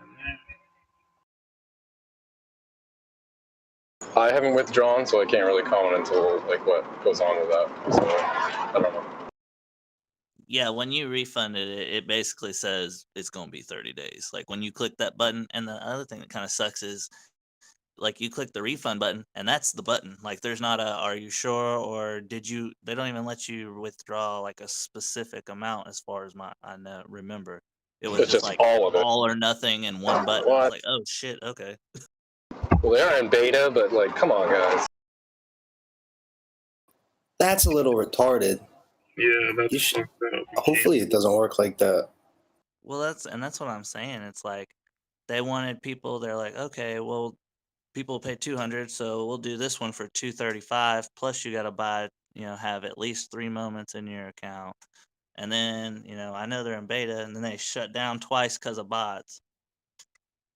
And then if you don't get on the pack, it makes it even worse. A little insult to injury, I saw in the Discord some dude posted like a chart of like all the new accounts and like on a time scale, and like load like more than half of the accounts didn't even have any moments for this last drop, so they're assuming like they're all bots. So I don't think they quite like locked that shit down yet. Sorry to cut you off, man. No, they definitely haven't. I mean, if you can't do a verification for each individual account, it shouldn't be active,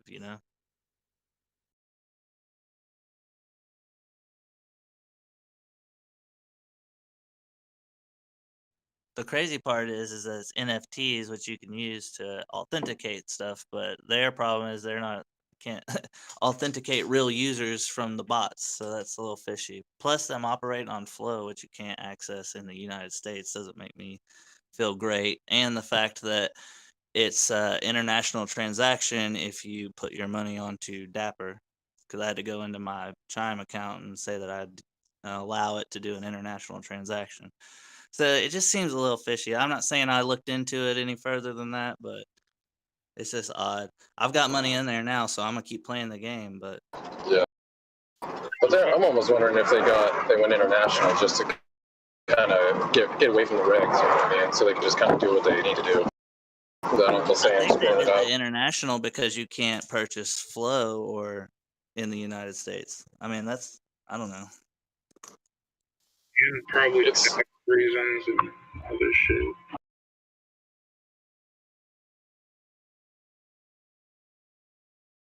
But it's like if bots are incorporated with this whole thing, like which they most likely are, the chances of even hitting any of this shit is fucking damn near impossible. It's like the same thing with sneakers, like exactly. Fucking ridiculous. Like the sneakers are impossible. Any website is like impossible. Like I'm so used to taking L's that like it's like, oh, I fucking lost again. If it was easy, it wouldn't be worth a lot. Yes, but if you're not getting the things to your target demographic, then you're not accomplishing your goal in the first place. Their target demographic at this point is anybody that's going to spend the money on it. That's pretty much what they're going to be looking for. It doesn't really make a difference if you're a collector or anything. It does to them, because if collectors aren't the ones getting it, or they're not able to actually collect it at a reasonable price, they won't collect it, and they'll move on to the first hot thing that pops off similar. Collectors are very, very, very aggressive when it comes to stuff like that. So it's very interesting. This conversation just came up because they updated the trading code of conduct this morning, and I've read this a couple times, but they specifically have changed number 2, which refers to bot usage specifically. It says bot usage on NBA Top Shot is strictly prohibited. Using a bot to game the pack drop system or marketplace to get an unfair advantage in the game is forbidden and will result in harsh penalties. Now, that is what it used to say. Okay. Now it continues by saying, which may include suspending or canceling your accounts and confiscating moments that were acquired in this way. Additionally, this prohibition extends to players who buy moments, packs, or accounts from collectors who leveraged bots in order to obtain them. That's fucked, because it's like it's not your fault if you bought something. No, they'd have to prove collusion. What they're saying is like you have a bot account that you're using, so that way you're not worried about it, and then you're basically gifting those moments, to your real account. Yeah, that's smart. Okay. Smart. But it's like even with all this bot all that shit, prohibiting bots, it's like they're still gonna make a fucking bot that can not be detected. Like they're constantly making these fucking things because Nike and all these other companies do the same shit and it doesn't fucking work. Like they just Well, make that's. a new bot. I mean, to be honest, Crumbs, they've just given up, man. Like the sneaker industry has just flat out just given up. They quit trying a long time ago to combat the bots. They just gave up. Wouldn't it be like Ticketmaster though, where they don't really care because they're still making money and maybe even making a cut on some of the resales? Oh, dude, are you kidding me? Google the Nike, like one of their big higher up managers, dude. She was giving the freaking sneakers to her son, who had a second market sneaker business. Yeah, over $150,000 worth. Plus, Nike doesn't really give a shit because they're established. I'm trying to say is like, this is new. Everybody's already talking about bubbles. There's a whole lot of hype and skepticism around it. Nike's been around for years, and it's a physical item that gets resold, so they don't give a shit. And the thing is, like, since we know that bots are being used, they have to like just come out and make a statement. It could be all bullshit, but they have to say something to make it look cute. It's just legal. They're just covering their ass. That's all they're doing.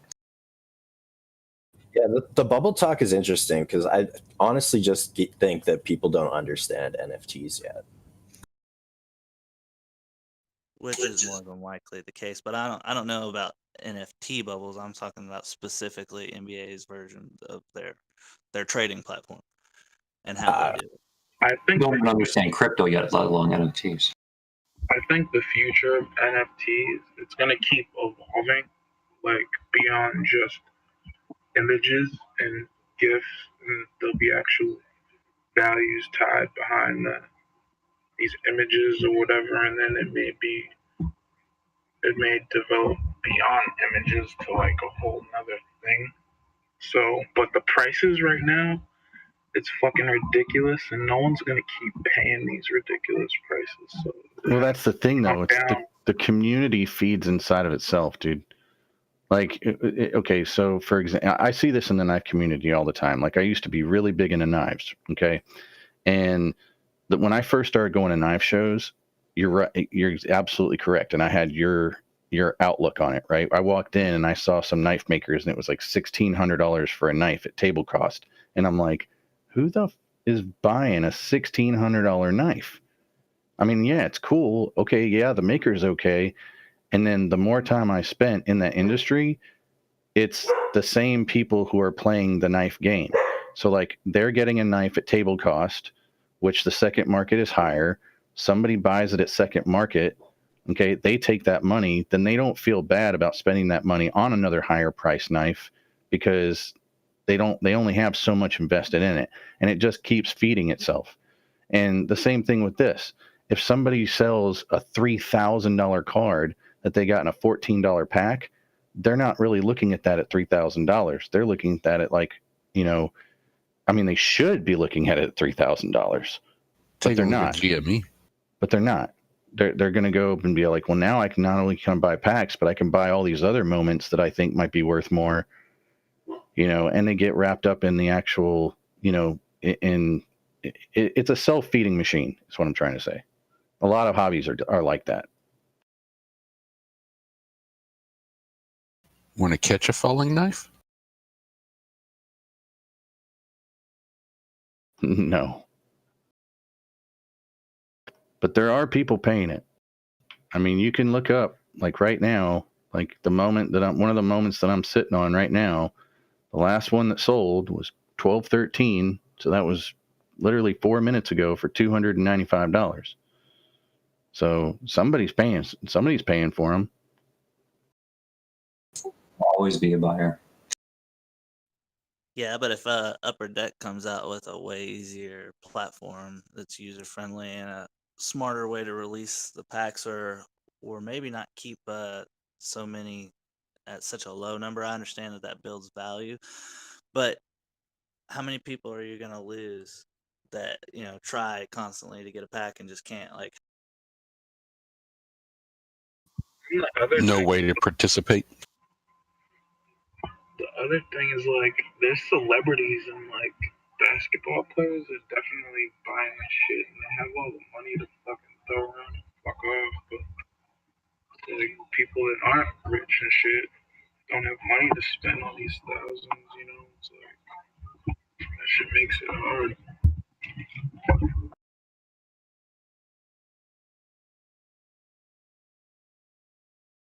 But it's them probably pumping up all these fucking cards, you know? Like they're probably trying to buy their own cards and like have this and flex on people and shit. Like, cause I seen that shit on ESPN and they were talking about the shit. It's just a big hype train right now. I mean, that's why we're doing this shit, cause it's fucking hyped up.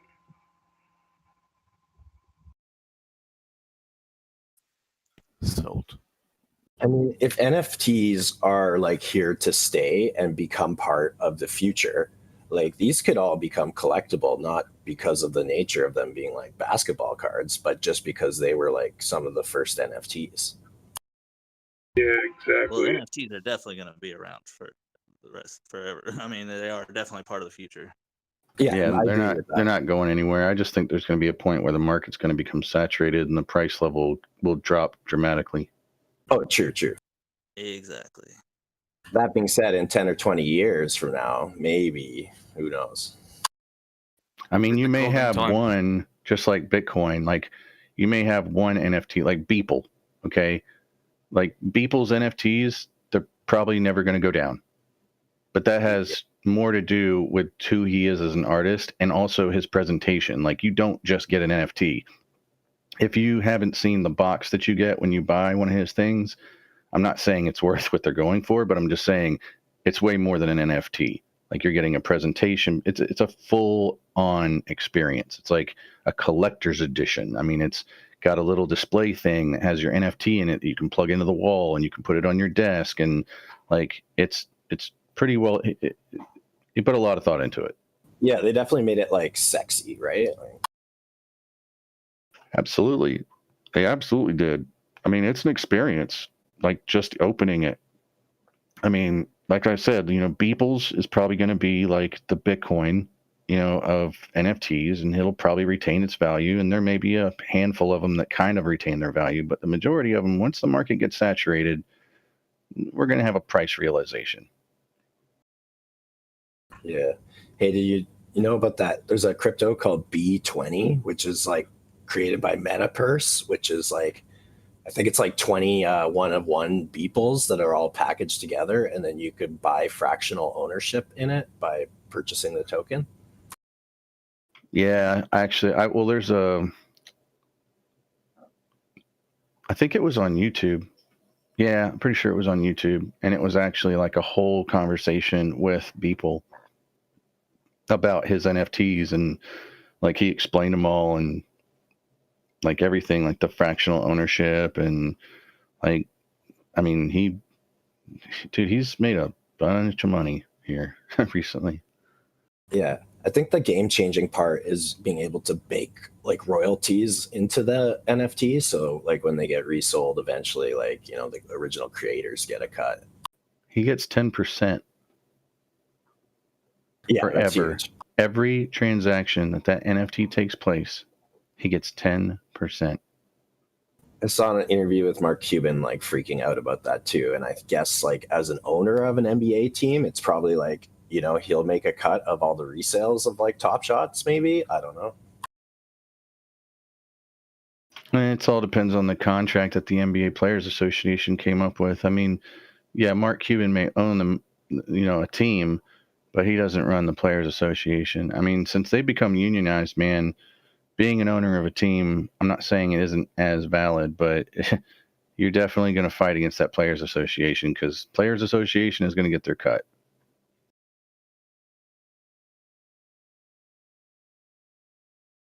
The interesting thing too with the NFTs is that they are like verifiably scarce. Like one of the things I had watched an ESPN documentary about was like the baseball card, hockey card, basketball card craze of the 90s, and how a lot of the companies just basically printed like so many rare cards that they became worthless.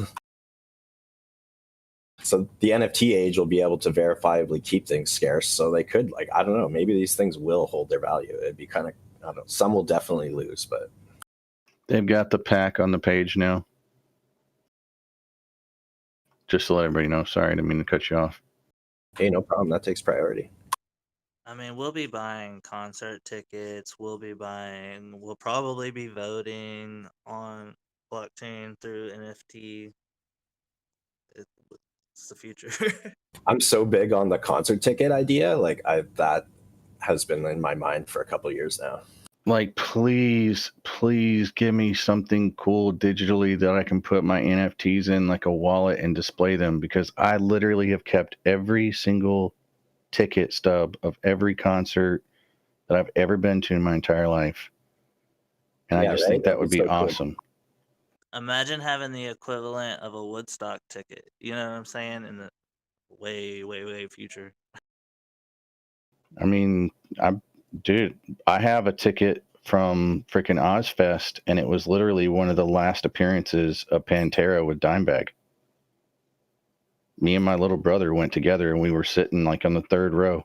It was sick. Dime was like right in front of me, man. I'm talking like, I mean, not that I would have, but I could have spit on him. That's how close I was to Dime.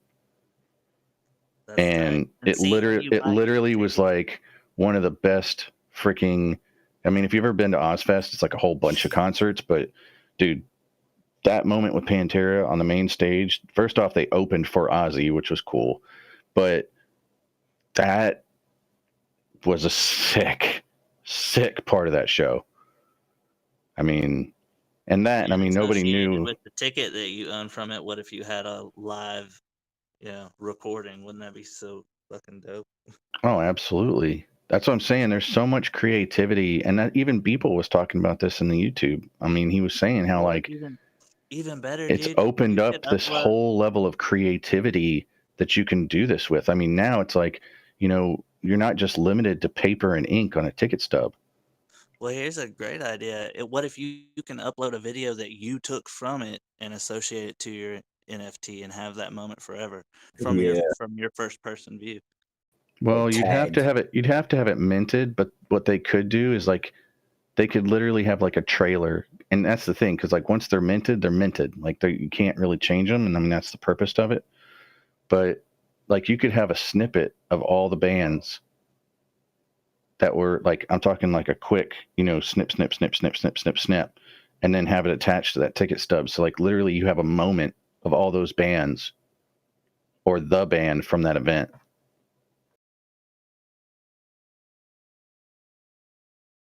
That would be sick. But again, I mean, that just speaks to it's just like opening the doors of all this creativity of what can we do with this, right?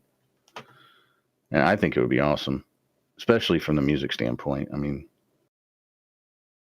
Right. There was something I was reading and it was talking about like maybe having artists put music on NFTs and a whole bunch of Well, there was an article that came out. I thought it was on Cointelegraph, but it was talking about how just using NFTs instead of record labels, kind of like we were talking about when we were talking about that's what's what I his was, name? yeah. Wife. And you could like crowdfund, like you could get your fans to buy into your song and own part of the master, and like it could create awesome feedback loops. I bet you the record labels are like shivering over that. Well, we were just talking, what was it, 2 weeks ago when Elon's wife got signed or whatever? And we were like, Yeah, why did she do that? Columbia Records. Yeah, that's right. Brands. Man, imagine if you could buy shares in your favorite band. Like, think about that.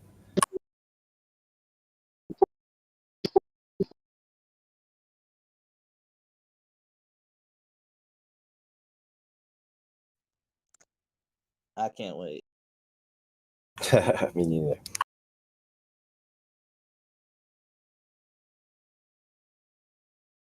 I mean, if you're gonna sell out, there's nobody I'd rather sell out to more than my fans, you know? I mean, right? I mean, that's the thing, though.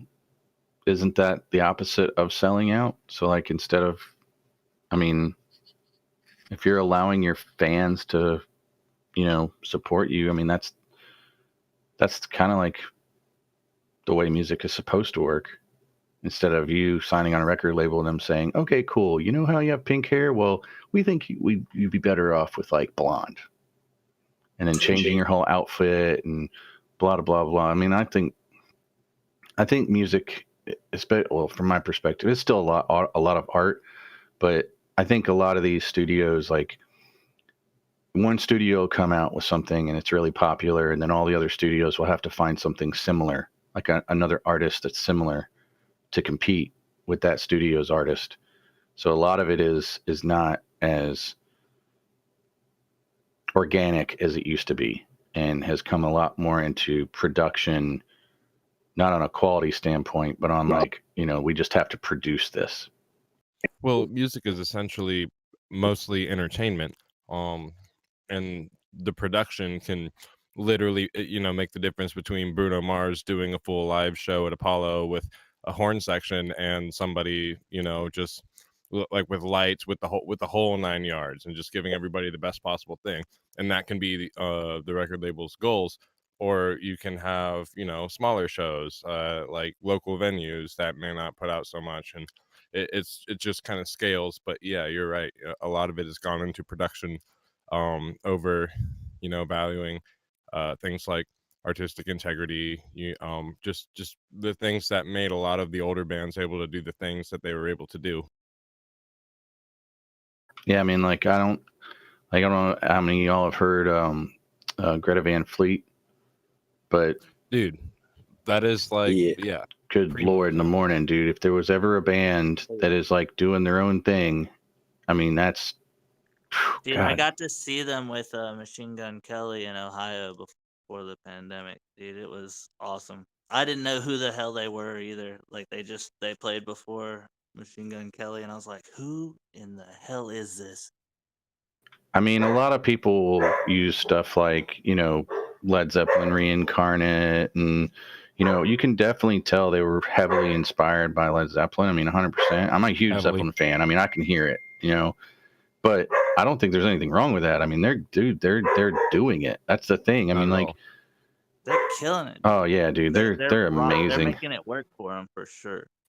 Are they signed under anybody, or are they just kind of doing everything under their own name? No, I think they're signed. Yeah, they've got to be signed.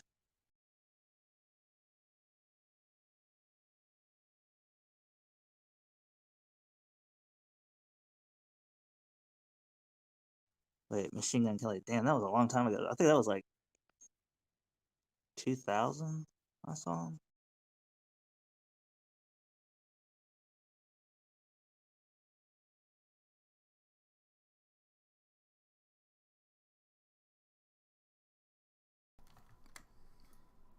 So are you guys trying to get some top shots right now or something? 2 hours and 27 minutes. Did you say it was like only for international guys now or something? Oh no, I was saying when I went to fund my Dapper account, I had to go into my Chime, because I was using Chime bank account, and allow international transactions, because the first time I processed it, it didn't go through because of that. Okay, I see.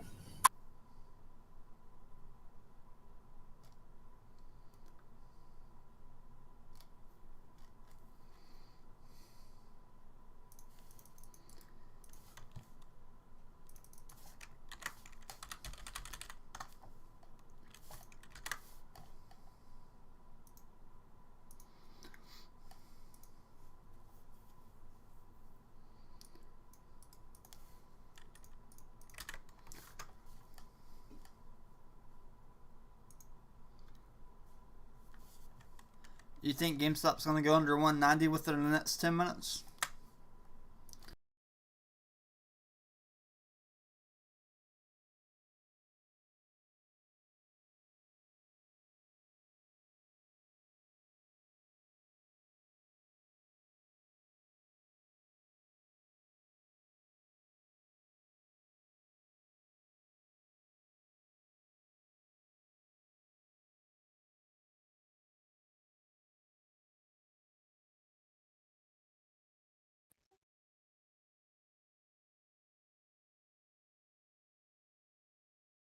There it goes. There goes the $190.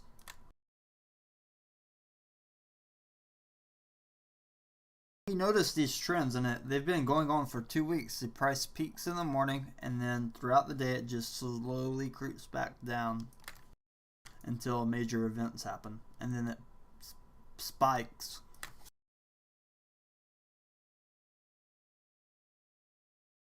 Big Bitcoin dip. Big Bitcoin dip. 1,000 and growing. I see it now. I see that dip. It's still going. This would be a really good buy-in potential. If it hits 55, yeah. It's fighting back now. That 56,500 is a really strong level for it.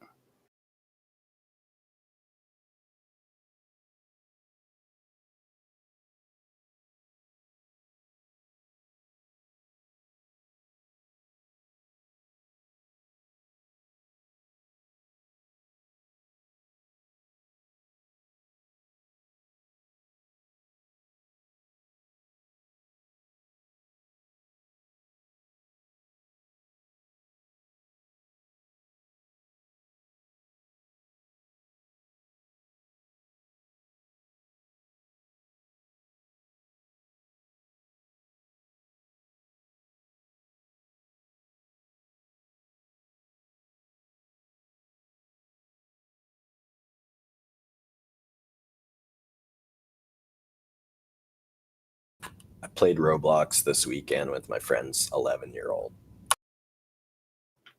The good thing, oh, never mind.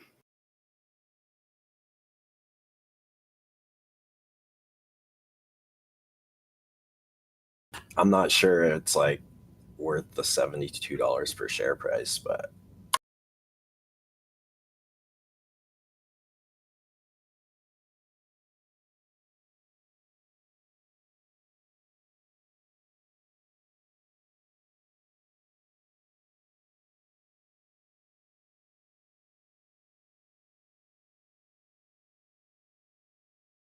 It's inching closer to 190, just a few cents away. The order book's holding it away for a few more minutes.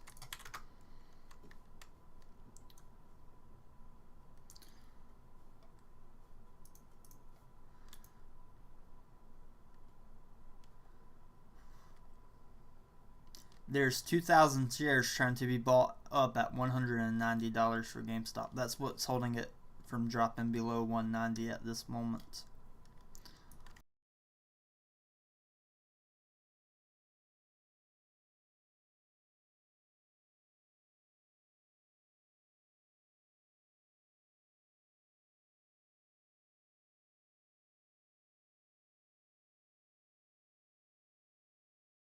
There goes that sell. Went through for over 2,000 shares. Has plenty of potential to drop from here. The next wall for GameStop is really far away. All the way down, we have 189 that can just get swallowed up, and then from there on out, there's no wall until $185.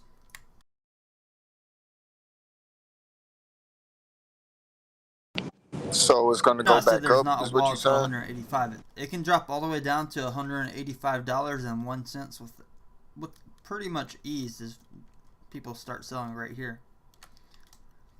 There's no big wall stopping it until 185.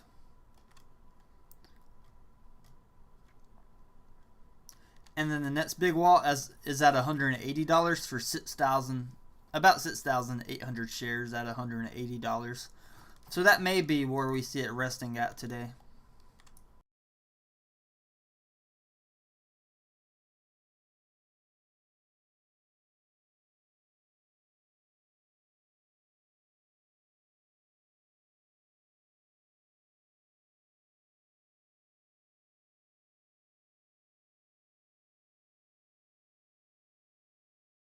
Once you get to that $180 mark, there's a lot of walls below there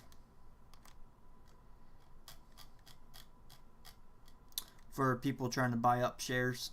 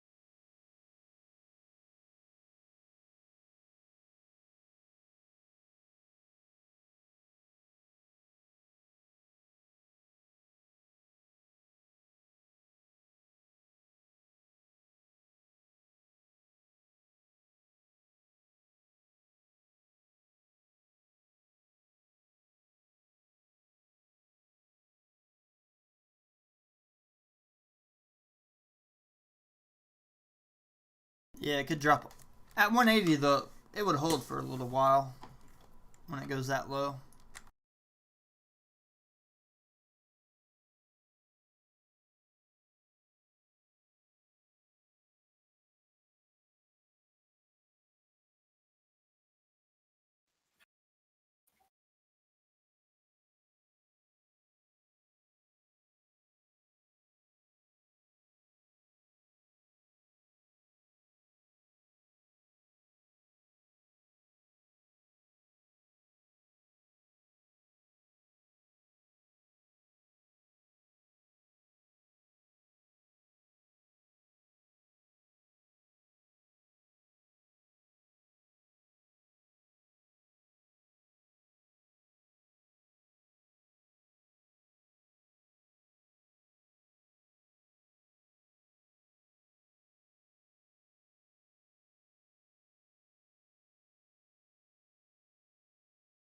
The biggest rice pipe on it, so we could sound exactly like those guys riding My around. friend in has Honda. a Subaru WRX. Someone would drive by in like a F12 or a 488 Italia and just fucking hate you, bro. My friend had a throw their watch at you. My friend had a Subaru. It's not WRX about being the STI, fastest. It's and about showing up to a car meet. No, and everybody's like, it's sacrilegious to the brand. Like Ferrari would send you a cease and desist letter. They don't let people destroy their car. no, they control. No, that's what I'm saying. Like, imagine a Testarossa with a K20 A2 Honda engine, and I go to car meets and I pop the hood, and everybody goes, "Why?" And Everyone I go, would "Why hate not?" you. Yeah, everyone would hate you, bro. I know, and I would. You I live would life just, like that. You live life off other people hating you. It seems like it's like My friend had a Subaru WRX STI. He modified the fuck out of it. It spits flames now.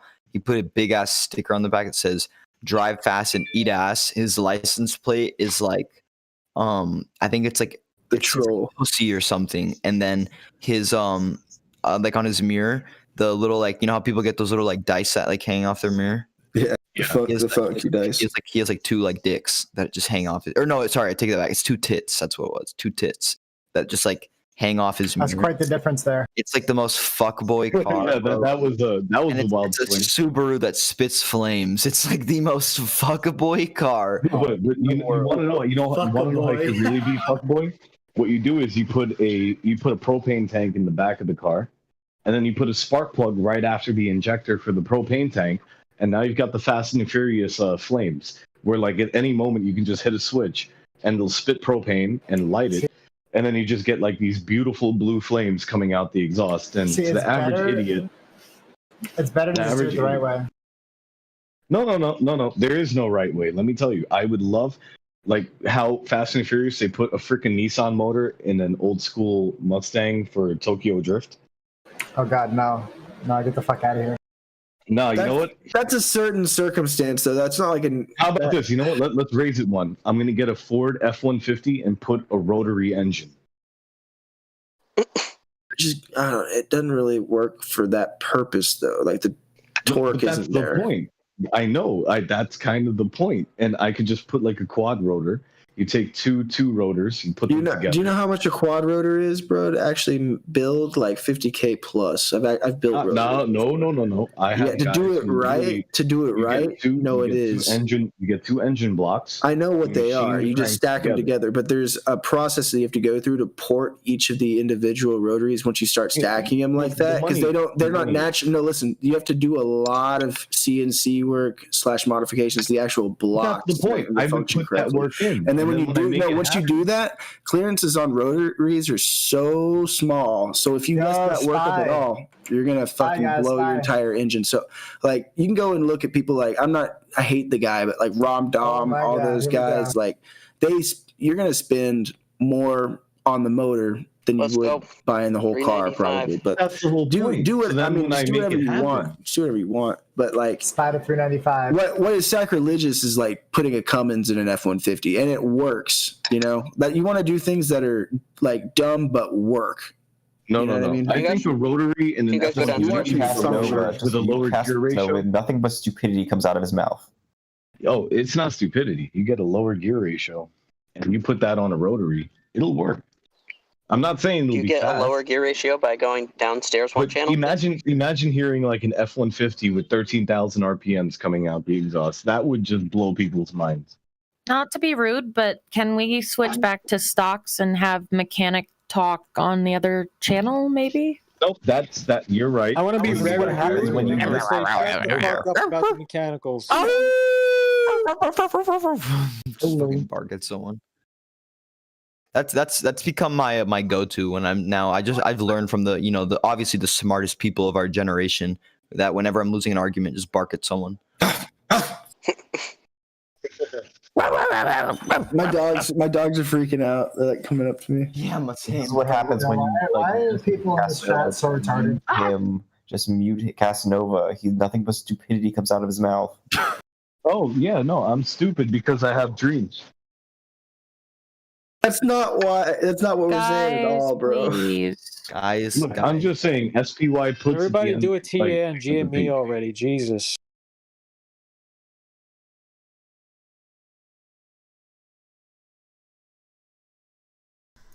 All right, I'm back.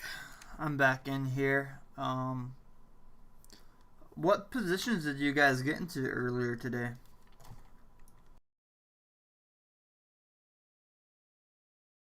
I'm just interested to see what shares you guys bought at what price or sold. So I sold one of my Disney shares at 195, and because I had a feeling it was going to come down today, which it's almost down to my original buy-in. So then basically I'm just going to improve my position. I'm going to wait till it gets below my original buy-in price, which I think it's going to hit today somewhere around 192, maybe even 190. And then I'm just going to rebuy back in that one share, and then move my average cost down. That's cool. I did get out of Nokia at $4.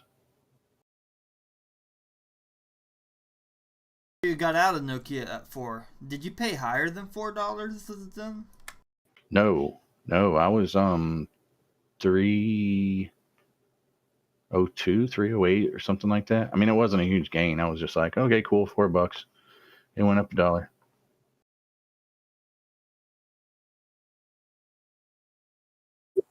I grabbed a couple Teslas for $650 for a long hold.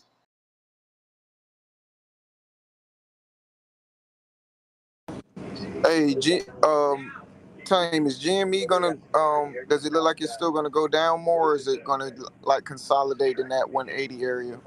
Oh, it still has room to go down, and it'll be in the interest of the shorts to sell a lot of shares today before earnings call, just to scare people. Gotcha.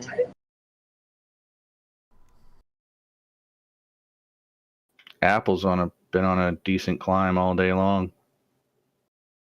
So earnings call is tomorrow after market?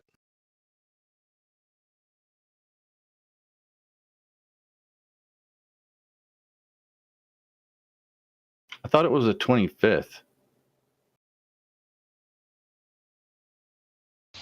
Pretty sure it's 23rd.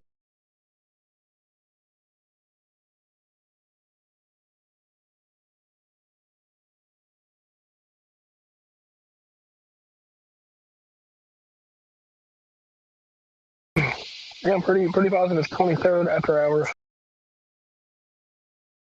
Yeah, it is. I'm reading it right now. You're correct. Announced that it will report fourth quarter and fiscal year 2020 earnings results after the market closes on Tuesday, March 23rd, 2021.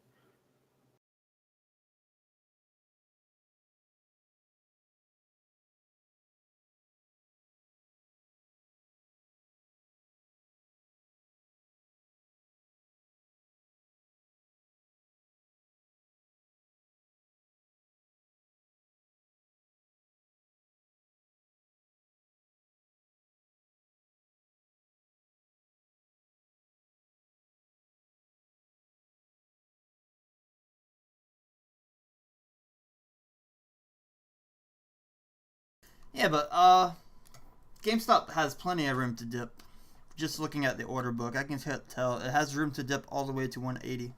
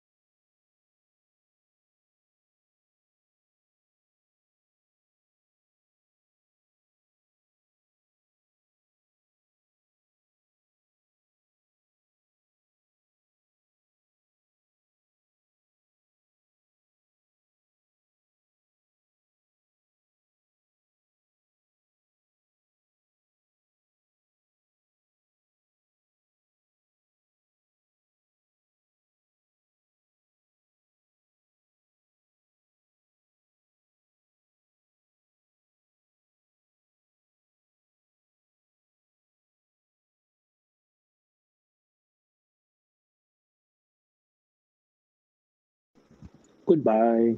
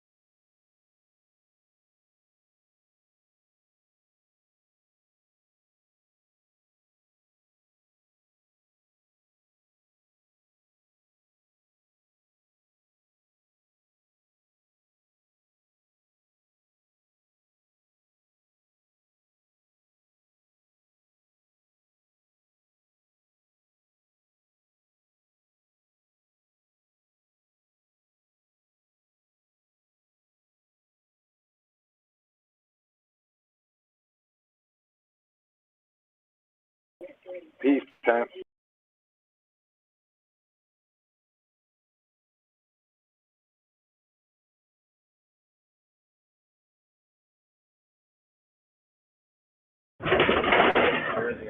Taking it, so doing with oil prices. So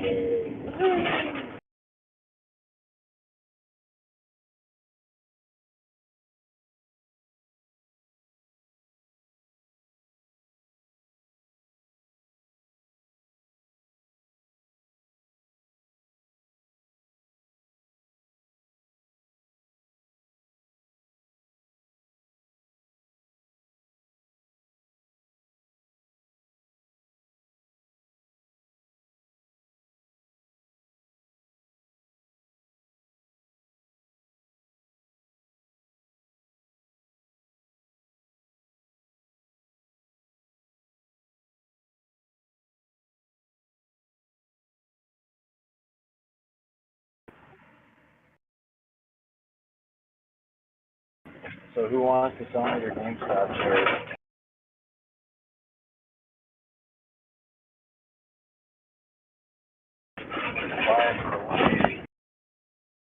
I have a hard time hearing you. Yes, I.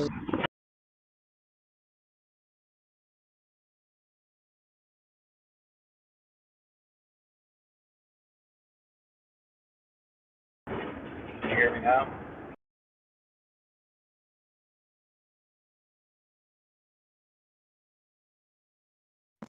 Yeah, it's a little better. Who wants to sell me their Gamestop shares?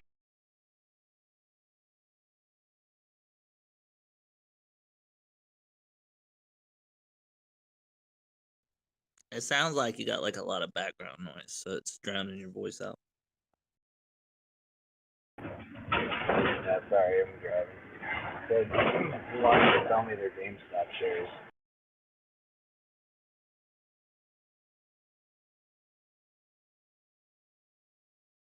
I don't worry about it. I'll get at you guys later when I'm not driving.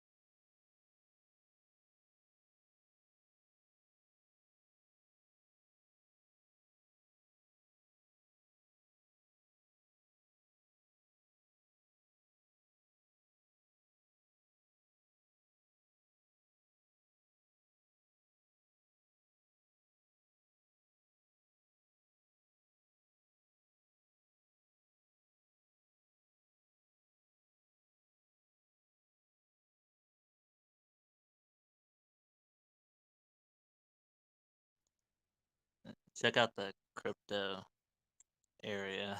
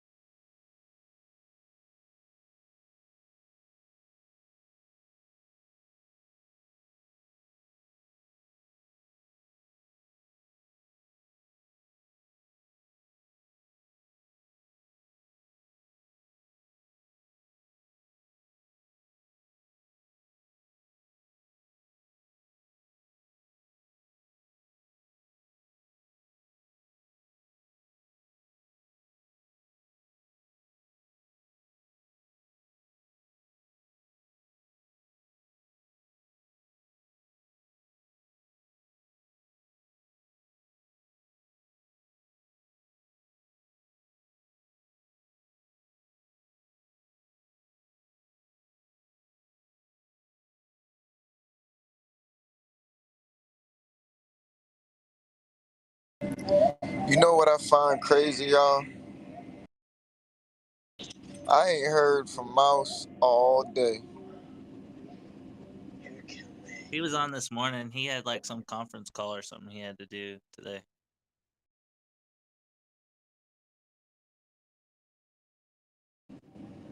Oh, okay.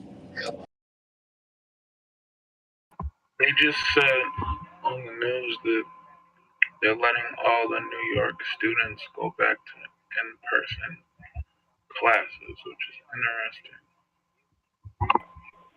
Hey, Carolina, I heard you talking to him earlier. You forgot?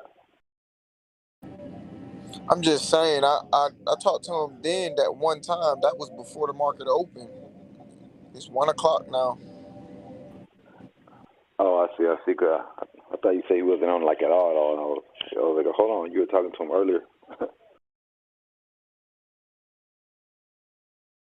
Oh, no.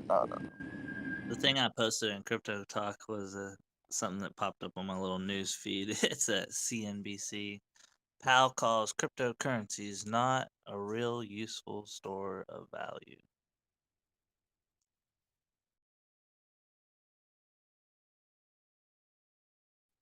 That's hilarious.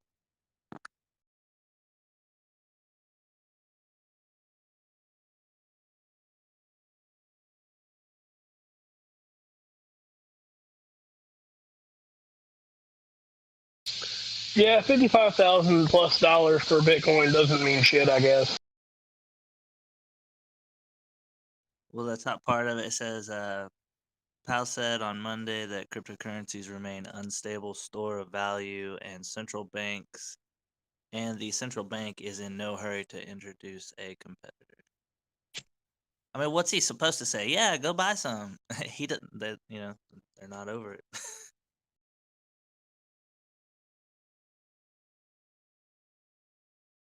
It was more like, please don't spend your stimulus money on crypto and put it in crypto.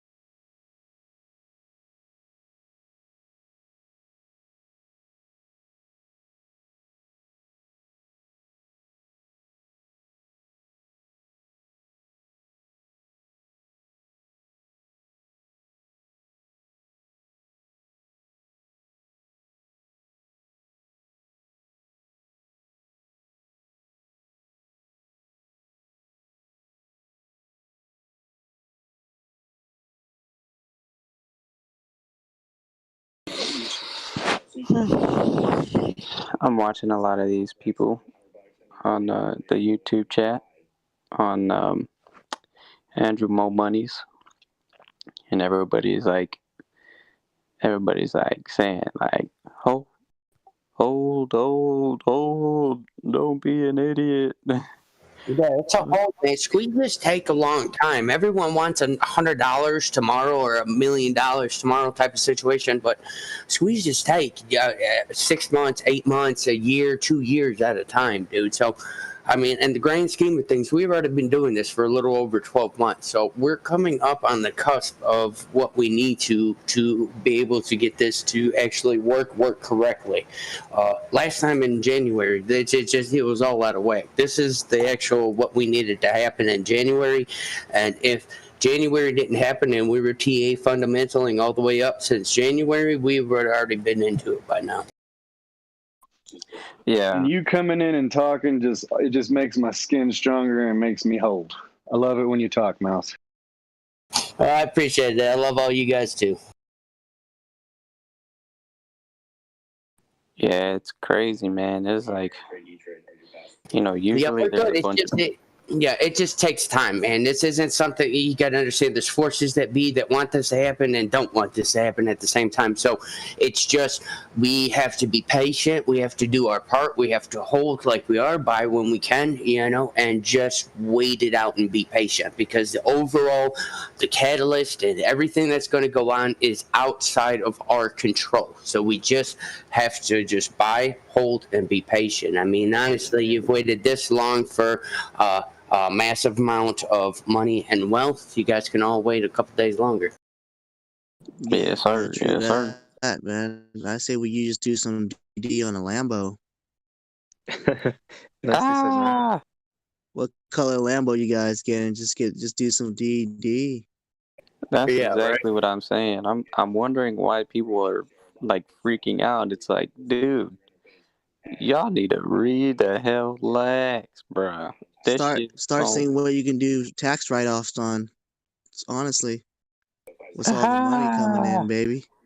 A lot of people are just freaking out because they're not investors. You're seeing the freak outs from the people that have just jumped in this and are new to this, have jumped in it and not started doing their homework and started researching how to become an actual investor. Those are the ones that you see posted across these boards and these message sites and this and that are upset or don't know what's going on or thinking this or thinking that. All real investors, I mean, you guys are hearing them. The ones that are on YouTube, the real investors that are talking about this, they're all place it and understand that this is just right now. It's not a win. It's not an if. It's just a win. It's just we have to be patient and wait for it to pop off. Yep, exactly. And me personally, I'm over here fucking just chilling, and I'm like, I'm waiting for this price to go back down even just a little bit more, because I mean I'm averaging down right now, and I'm looking at like 25 shares so far. Yeah, that's good. We're going to have a catalyst tomorrow morning. We'll start probably having some volatility. Tomorrow it can go north or south. Probably more so it'll start rising slightly before earnings call. And then Wednesday we should see something kind of blowing out the water for a little bit. Yeah, exactly, dude. Yeah, bro, I'm just waiting it out. You're gonna buy a Lambo on your 25 shares? Man, I have 25 shares right now, but I just plan on just buying more. I think I want to end at least with 100 shares by at least next month. If this thing hasn't squeezed by next month, I want to try to end with 100 shares. Gotcha. Slowly but surely. Hey y'all, I've been in Discord for a little bit. It's my first time really speaking out, but I had a question about AMC. So I've been like slowly averaging up just to get more shares, and I'm wondering, I'm up not too much, but I'm wondering, should I sell to make profits now and then jump back in right now since it's kind of stuck where it's at? Just depends, bro. Depends, man. Like you can either hold it or you can sell it and then get back in. Me personally, what I'm doing, because I got an average of $7 right now, and I have like I got 200 or something shares, right? So I'm sitting good. Me personally, I'm not going to be doing that, but I think if you have a higher average and you're sitting at like, if your average is maybe like 11 or something like that, maybe. Yeah, I mean, I think that would be kind of cool. I mean, I'm not a financial advisor or anything, but if you wanted to kind of play it more as a swing trade, like a day trade type ordeal, then yeah, I'd say that's pretty reasonable. All right. Yeah. I jumped in initially at like $7, but I've been slowly averaging up the past couple weeks, and I was hoping it dropped down lower, but it's don't seem like it's really changing, and it's been slowly going up. So yeah, my average is like 11.10 right now. Oh shit. Yeah, I mean, um, damn, you averaged from 7 to 11? Yeah, I'm a pretty new retail investor, and I've been like every paycheck I've been trying to throw a little in there, but the price has just been going up. Yeah, dude. I mean, to be honest with you, bro, damn, from 7 to 11. How many shares do you have? Oh yeah, I'm only at like 60. 60 or 16? No, 60. Oh, okay. To be honest with you, bro, this AMC is gonna go back up. I would probably wait. Just because to be honest with you, I really don't see AMC like dropping down much lower. Like, I don't think it's really gonna have a significant dip. I mean, it might, but I think the only time it's really gonna start really dipping is when we really start, when they start wanting to buy back their shares and like minimize their losses. You know what I mean? Like right now, I don't think they're really minimizing their losses. I mean, obviously they are, but to the certain extent. Like, yeah. I honestly, me personally, if I don't know, if I was you, I would probably just hold it, wait for it to go back up, maybe a little bit more, and then sell it because it might drop down. But to sell it right now, if your average is at 11, and to sell it right now, I don't know. That's it's more of like a riskier move. Okay. Yeah, that's kind of what I was thinking. I figured I'd just hold it because I don't see it dropping down much lower, and then I'm kind of just starting over if I sell everything and then buy it back. You know what I'm saying? So Yeah, I would, unless you want to put that towards something else, then yeah, that would make more sense. But if you're gonna put it right back into, AMC, yeah, me personally, bro, I would just hold it because I averaged up from $6 to 7, so I'm holding, and I'm just gonna keep adding to my position if I see necessary, and we just waiting it out, man. Just waiting it out. I would probably find another stock to dabble with, though. Find another stock that you feel like you can kind of get some money on. It's not really shorting. It's just kind of one of those stocks that just go up and down. I'll just find one of those and just mess around with that stock. But AMC and GME, the only thing I would really do is just hold and average down if possible. all right, cool. Yeah, I got 2 GME, but I'm at like a 200 average on that too, so I'm kind of like stuck. But I'm cool with holding Okay. though. Yeah, no, you That's what good, I've been bro. doing this whole time. So I just keep buying and holding. So Yeah, dude, especially the GME, man. You got a better average than most people. Most people have averages of like 240, 260, somewhere around there. So I mean, you're still looking good. You actually have I'm you at have a lower average than I do.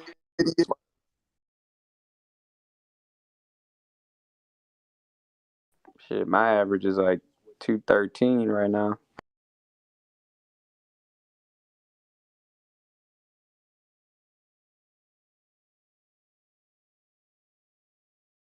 for. I ain't asking for much. I just needed to hit 150,000, and I'll be all right. Dude, if it hits 185, I'm gonna have to buy more of this. Oh hell yeah! I put a limit order in already at 185. 172 is a fundamental level for us. 172, 175 channel.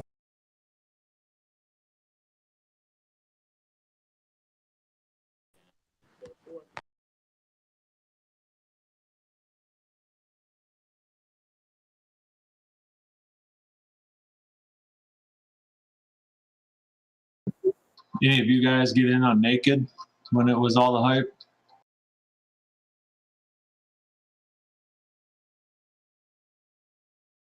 I mean, I kind of get in naked all the time.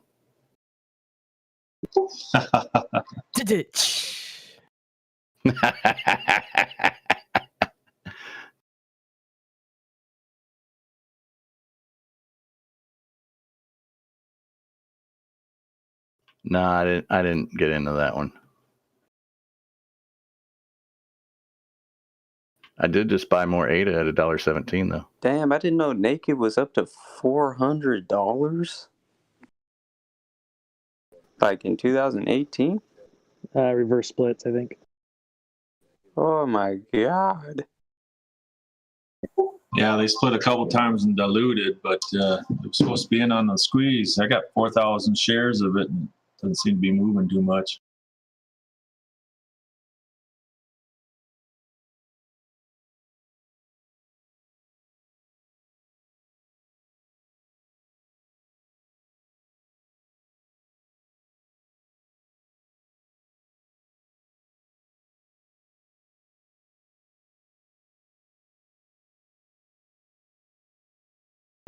That was supposed to be how I got my Lambo. Not working out right now. Yeah. I bought a little bit, but then I sold out of it just because I was like, I'm not going anywhere. There's other stocks out there that are better.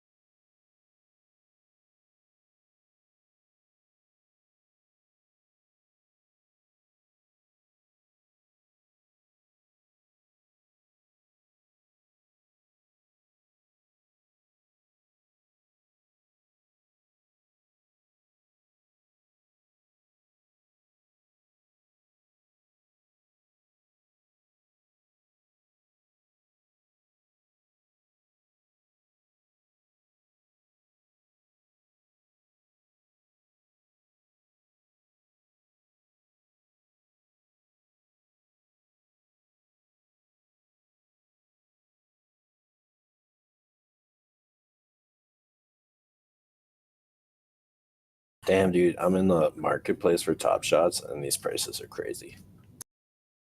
Yeah, they can be. Like, there's no one that has a complete set, right? Nah.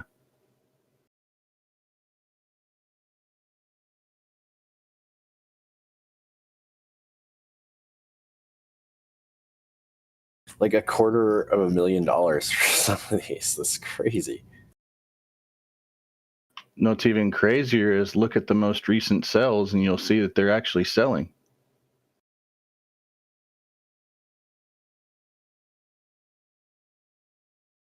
Like when you're looking at a listing, go down to the bottom and look at the most recent sale. Not the top sales, but the most recent sales. Okay, yeah. Hey, breaking news. I just ate a fortune cookie and this is what it said. An unexpected event will bring you riches. Hell yeah. Whoop, whoop, Jimmy. Damn, ain't that the best type of goddamn GME is expected though. That's not expected. So. Maybe he'll run into a bag of money. Hey. Or maybe somebody left me money, or who knows? Or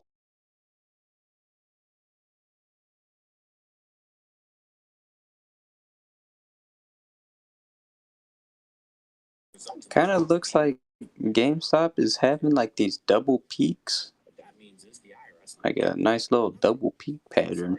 Kind of looks like might actually start going back up after this. Yeah, it's in a downward wedge. I mean, and it should come out of a downward wedge in the upside. It's supposed to.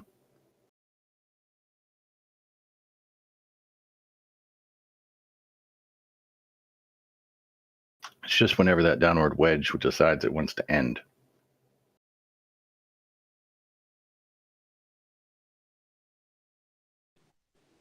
Yeah, it looks like it might actually I'm go trying to back average. down a little bit. I'm trying to average down on GME. Do y'all think it'll drop to the 180? My price point is 185 on more buys, so Yeah, I got a price at 185. I think if we keep seeing the way it's going, we might see it go down a little bit more. Mouse mentioned that there's like a little channel, I think between 170, 175.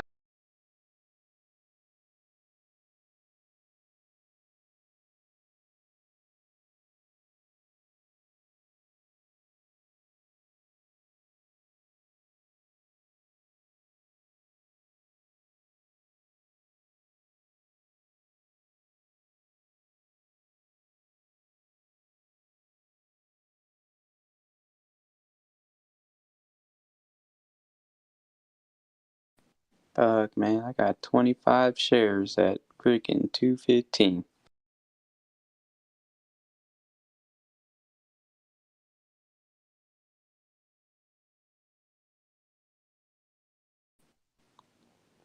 Let's go.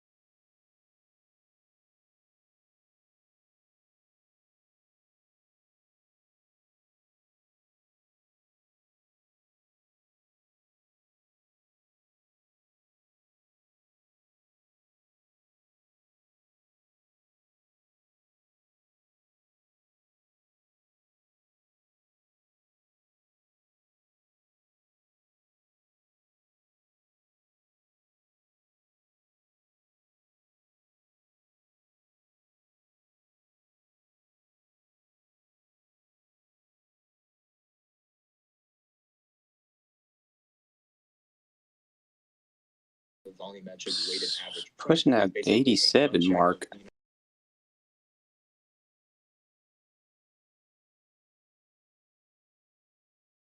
Nope, never mind. It does not want to go lower than 88.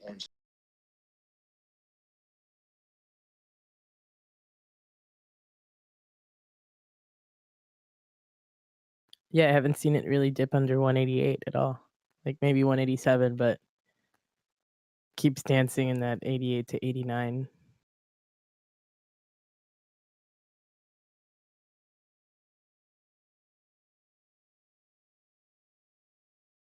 I think after we see a few, I think maybe in the next 30 minutes, I think that's when we'll kind of know, we'll have a better hypothesis of what could happen.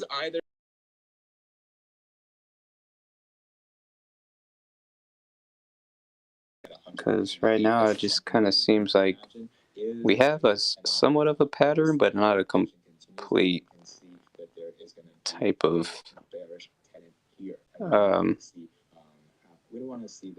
don't know. My thought process on it isn't clear yet.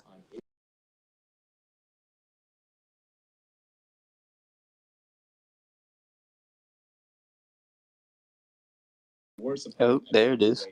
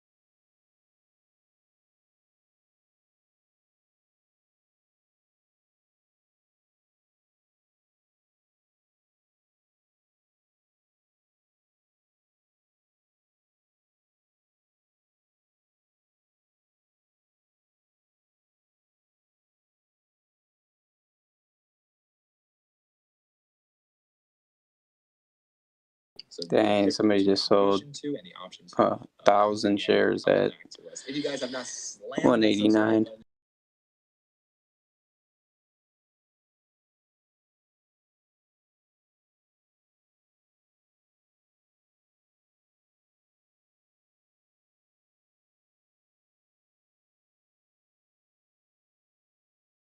Paper hands.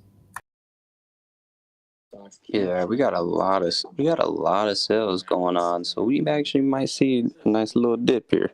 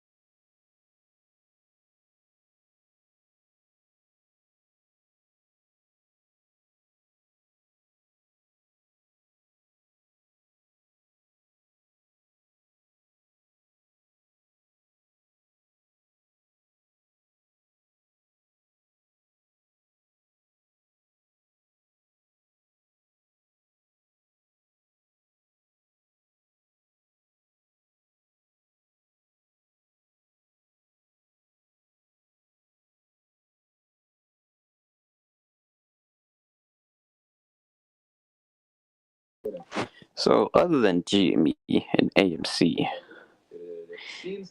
does anybody else know of any other stocks that are like on a actual like on a big squeeze like this? Like, is there any other stock that's getting this much traction, this much attention? Other than my girl Sugar Maid.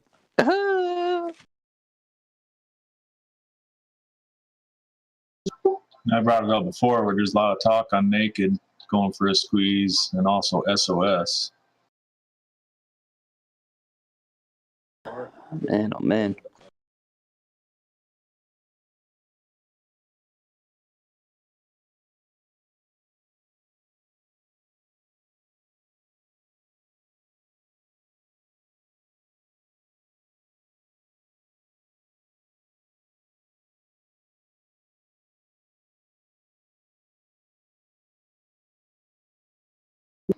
My DD on SOS says it should be a lot higher, but it's getting a lot of bad press and a lot of bad mouthing from the hedgies, putting out fake news and whatnot, saying it's a fake company and stuff like that.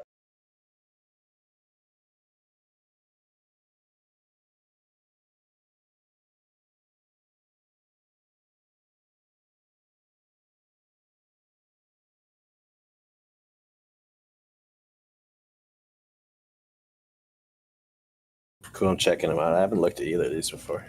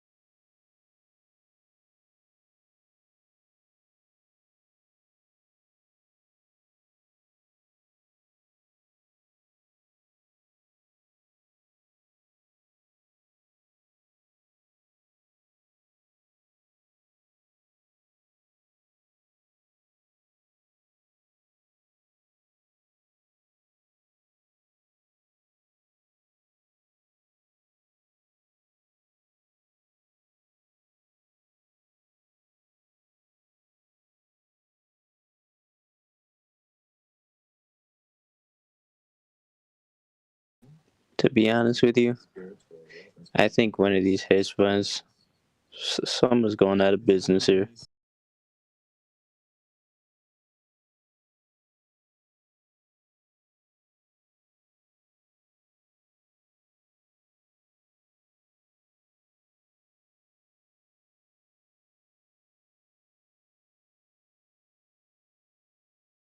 Yeah, I think you're right, and they know it, so they're breaking every rule in the book and doing shady things to try to save their ass.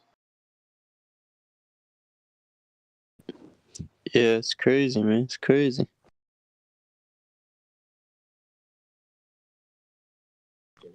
I think really the main thing we gotta watch out for is if the government like steps in and like what are they gonna do to stop this squeeze from happening? Yeah, that's one of my biggest worries too. I mean, it's almost one of those things too big to fail. You know, is that what they feel like in the government's eyes? But there's a couple things that they might not want to just because there's so much foreign interest in our market that if they see the government step in and shut it down and save these hedgies, you know, they might lose their faith in the market and back out, and they don't want that either. Yeah, I agree. I think that would tarnish our markets for a long time. There's a lot of crypto too, I bet. To be honest with you, it's not like so these guys would be diluting, you know, basically selling their assets, but as they're selling their assets, we're also acquiring those assets. GME's going up. So at the same time, it's kind of like they lose, we win, put it back in the market, and then obviously, not only do they have money or they lose money, but thousands and millions of people have money now. Yeah, that's true, but you got to figure what kind of money are these hedges playing with? They're playing with pensions and retirement funds and stuff like that, and that's got to worry the government. I mean, these hedges go out and say teachers unions in there and they lose all the retirement funds for the teachers union. All those teachers are screwed, and I think this can get real messy. I don't know. Me personally, I mean, yeah, it's a big deal, but me personally, bro, I just don't see it really. I don't see it really crippling our economics, like our actual market.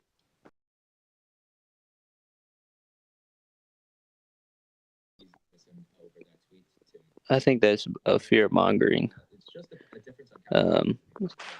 situation.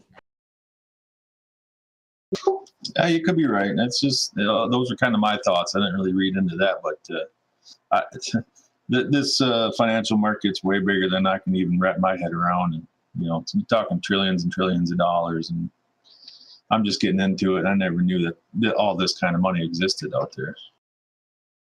Yeah, dude, it's crazy. It's like a situation like this, you could really see how much money is really out there.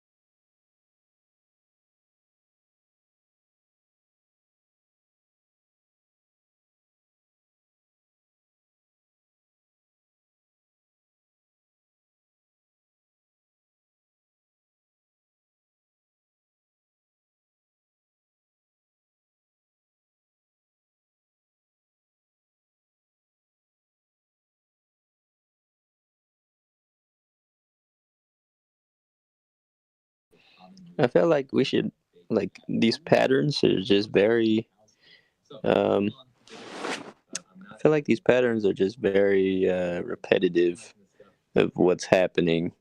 Like, even if you look at it from the very start, we just had a few dips, it rose up higher. A few dips, rose up higher. A few dips, rose up higher. Like, it just depended on the day. Usually, it was the first day was on a Thursday. Second day was on a Wednesday. Well, actually, the first day was on a Friday. Second day was on a Monday. The third one was on a Wednesday. And the only reason why I remember these is because I was working and I freaking missed out, and I just remembered the days. And then, today, and then it happened today, and now it's on a Monday where everything's kind of falling. But every time it went down, it went up. So, I mean, there was higher highs, you know what I mean? So, I don't know, just kind of getting curious now.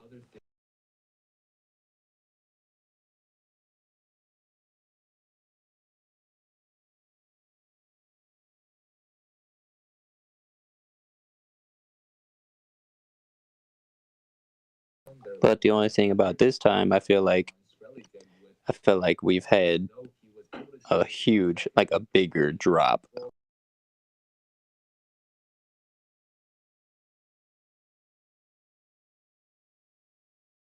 So bigger drops, them minimizing their losses, just a little more intense than the first few.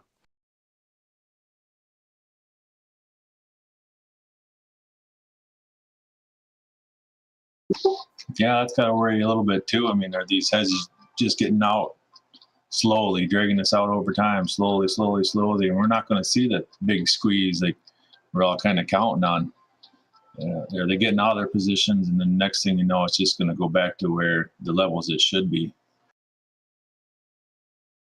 I mean, that's the kind of thing they could just like outweight us because they're all like pretty seasoned pros. Maybe, I don't know. Yeah, I don't know. They're gonna have to. It's possible, very possible, but I don't know. I just cannot see it happening, especially the fact that it's been this long. Like,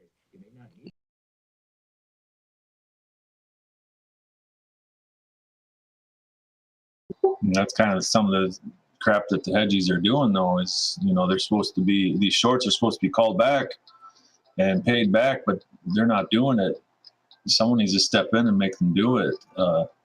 They're just paying fines to the SEC on it because it's cheaper to pay those fines than it is to actually buy those stocks and pay them back.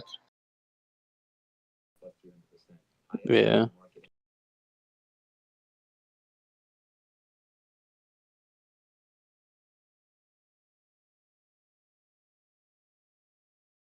Government doesn't step in and put a stop to it, they might just wait us out, and you get that scenario like I said before.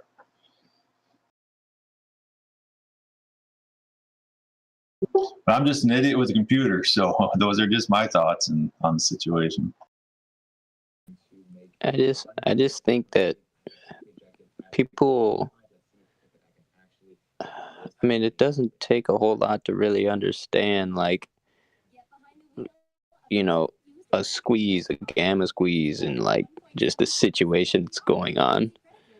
And I feel like these individuals, you would be smart to hold and average down.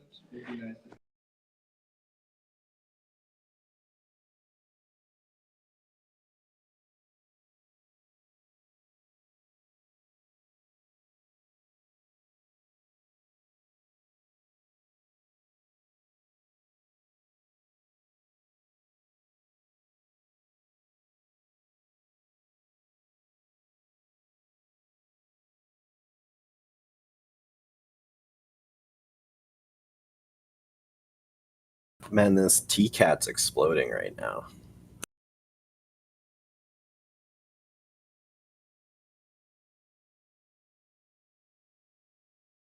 NFT hype, I guess.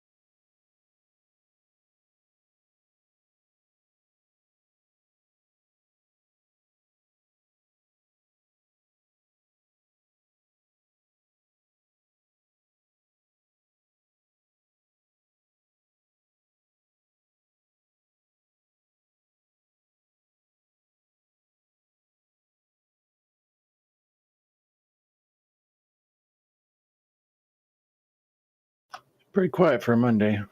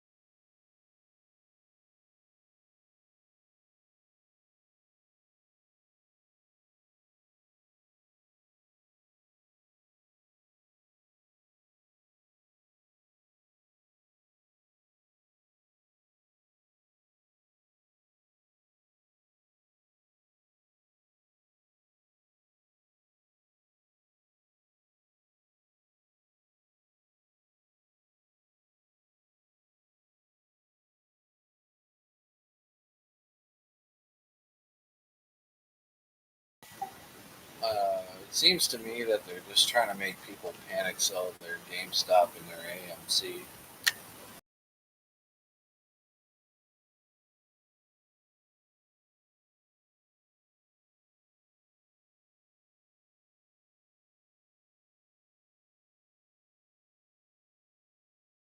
I mean, I haven't sold yet, but I was just kind of wondering about maybe moving some around. But Not me.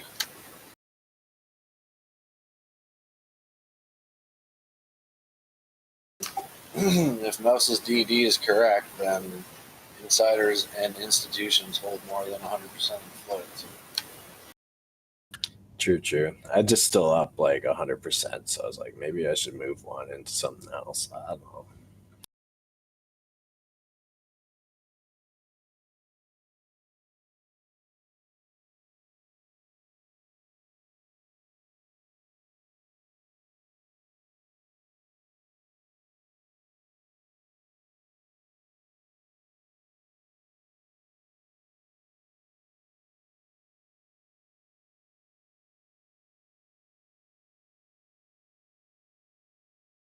All this responsible trading talk is like starting to get to me.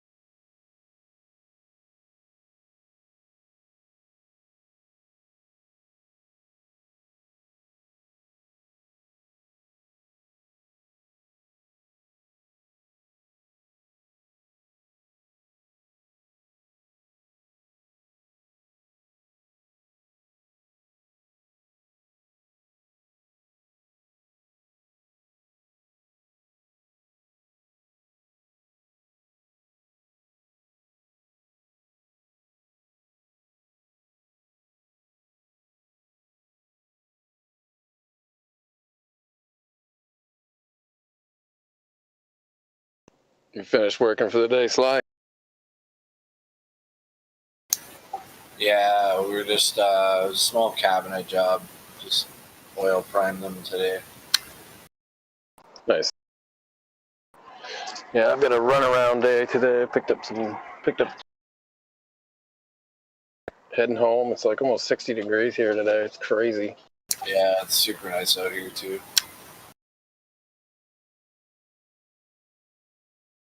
So I'm heading home. I'm gonna go chill outside and watch some. I feel like going to go buy some music equipment. Well, that sounds fun. Yeah, I kind of want to buy a new interface because my friend needs one, and I might sell her mine and just upgrade my system. So by interface, you mean like preamp? No, just like I use an audio interface right now to connect my microphone and instruments to my computer, but I want to buy one that's like a mixing board, but that's also has an interface built into it so that I can control like my reverb and tone myself versus doing it digitally. Right, that's cool. Oh, nice. I use like. You cut out. Oh, sorry. Yeah, I use an old PV mixer, but with like the RCA audio into the computer. Maybe that's similar, but Yeah, it's kind of like that, but it's just more of like it's a USB port, so it's easier to connect. And then a lot of them have like software built in where it just makes it easier for it to talk to my Logic Pro. Nice. I got a Focusrite 2i2, but yeah, the mixing board one that you're talking about would be pretty deluxe for what you're doing. Yeah, and that's what I want to do because my friend, she just needs like a simple setup, and that's kind of what I have. So I'm just thinking about if I sell it to her because I bought my audio box for like $100. If I sell it to her for like $90 because it's still really good, it's brand new basically. then I can just take that and put it towards a new board, and then just split the difference. I think the one I'm looking at is like 175 to 200, so I think I might just go buy it. YOLO. Yeah, might as well. I have the money and reinvesting back into myself. And you said you record into Logic? Yeah, I use Logic Pro.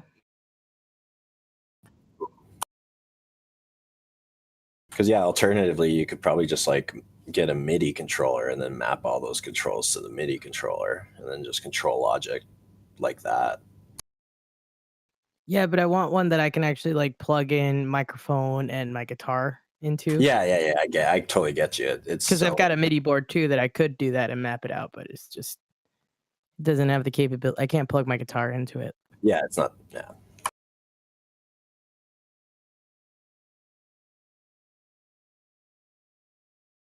Plus, going to the music store is always a damn good time.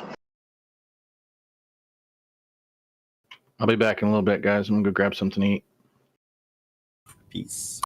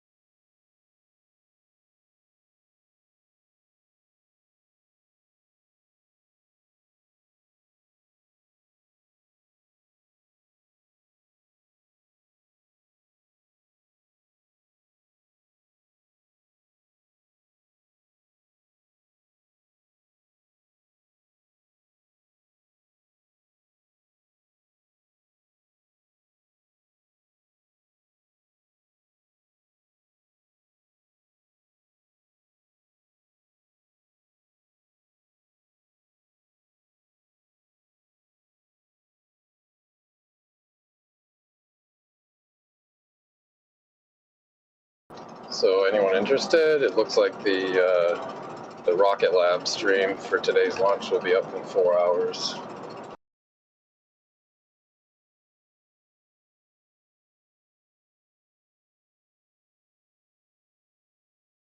Space. Yeah, cool. Thanks for the heads up.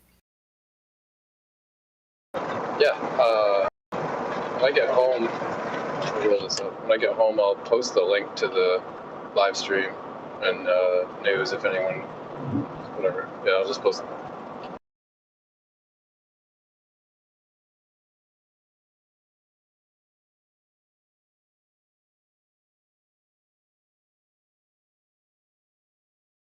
The launch name is They Go Up So Fast.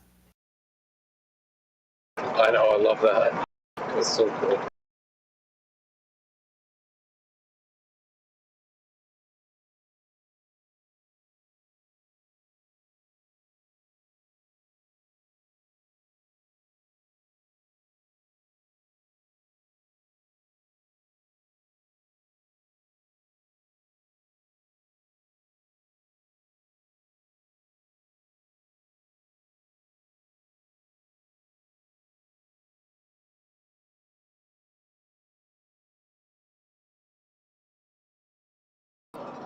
Their SPAC has been just kind of wafting for weeks now, and like, I don't know if launch day is having anything to do with it, but it's definitely climbed up today, which is really cool to see.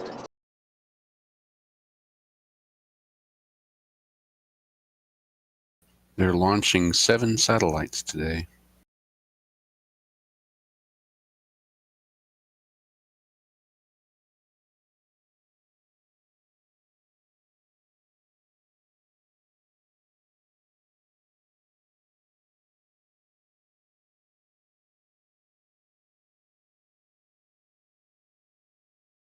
Those are the guys with like the 3D printed rockets.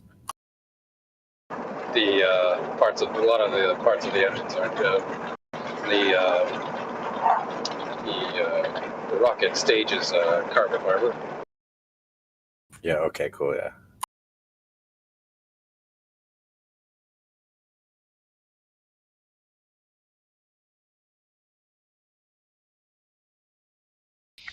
You know, I find it funny. I watched a video on why Tesla uses, or not Tesla, SpaceX uses stainless steel. Like the cost is so much less than using like composites like that.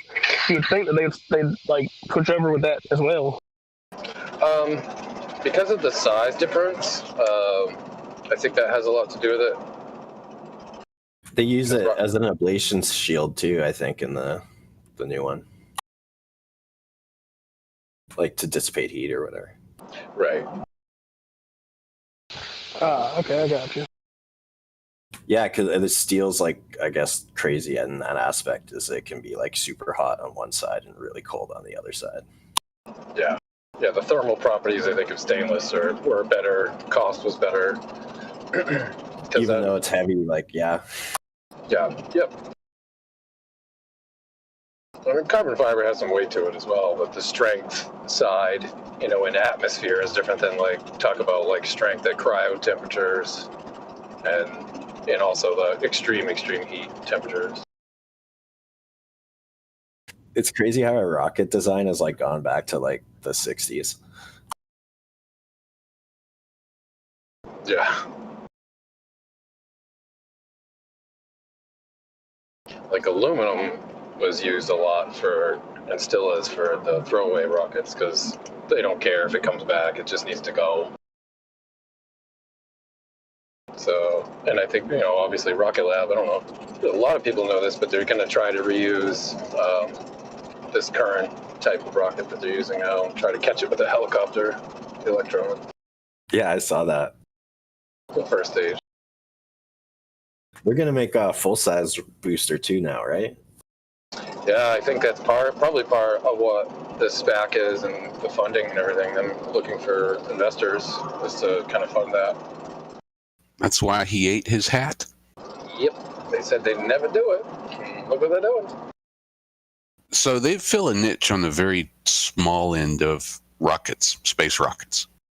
So they can launch much smaller payloads, but they can do it much cheaper. And, they were like, this is what we do, and this is what we're going to get perfect at. We're never going to build a bigger rocket. And then now they're doing that. Which I still think they're filling a niche that SpaceX is not doing. They're not doing that smaller scale, and we need that kind of stuff. So this is fantastic.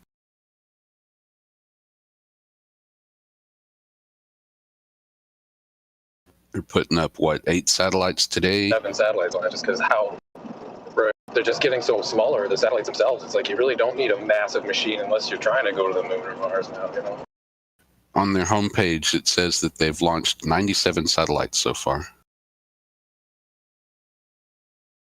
And they're only growing in launch capability. So, cool. Yes, we'll put them over the 100 mark. Yeah, 100 mark. Yeah, I guess it will. Nice.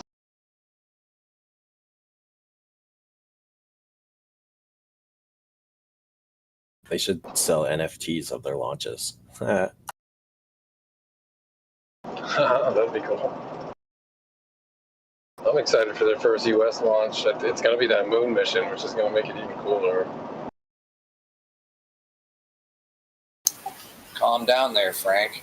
I know, freaking any launch, dude. It's like, oh, man. Yeah, I'd love to watch that. Is that the day you said? Yeah, Murdoch's going to stream it on Lobby 2 for us. It's 11:30 New Zealand time. All right, we'll just come back to a normal time. So the live stream starts in 4 hours, and it's usually like an hour before. So I would say probably like 5 hours from now. Roughly, like that could change like completely. Top Shot's open.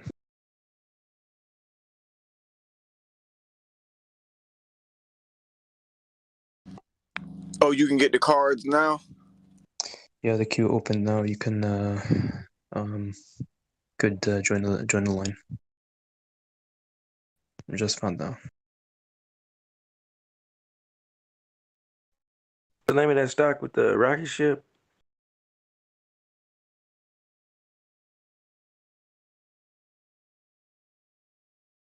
How I join the queue is I don't see nothing about a new card pack. You have to go to packs and scroll down. You'll see it there.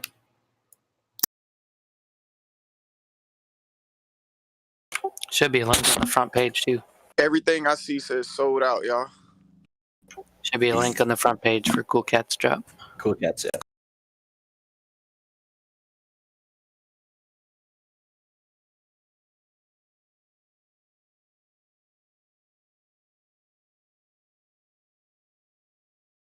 Yeah, instead of scrolling sideways, scroll down. I just did the same thing, and I couldn't see it, but now I found it.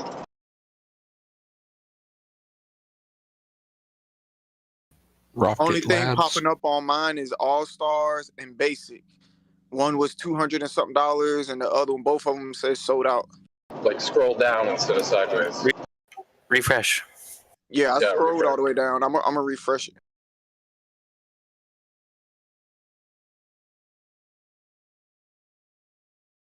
The Rocket Labs SPAC deal is VACQ. It's Vector Acquisitions. Yep, hers. I like the stock. I'd really like Rocket Labs is pretty GameStop sexy. to pop off so I can fucking be done with it and buy in more BACQ. Full disclosure, it's up today from its normal kind of hangout spot, so just be aware of that. I know, that's why I'm just getting angry. This GameStop bullshit. Just hurry up and fucking squeeze. No, I was more saying that for like new people and like you too, but yeah. Right. Yeah. I- Well, it's a launch day. Man, yeah, it's like just like wow though. It's like well, I'm glad it's getting the attention. It's great. As you pointed out, this makes them past 100 satellites launched, so it's kind of a milestone. So yeah, it's hype, but it's fun hype. I love it.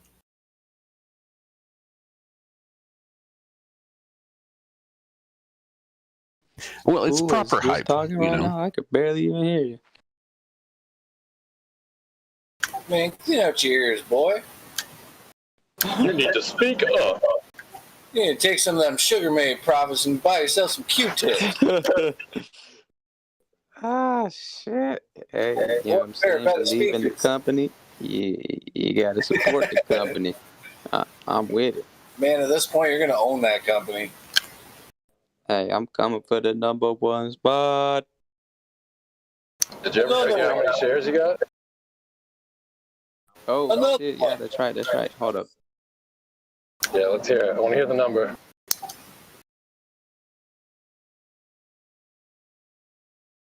I need something to laugh at here. This ride's boring.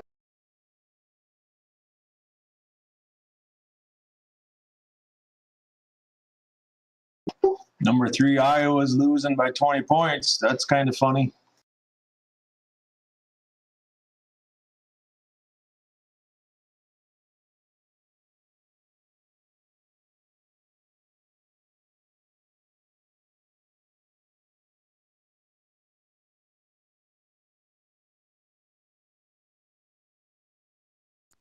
Okay.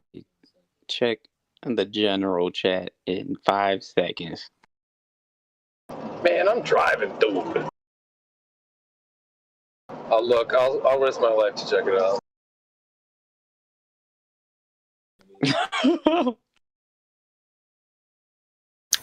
Holy shit. All right, read it out to me, Murdoch. What's he got?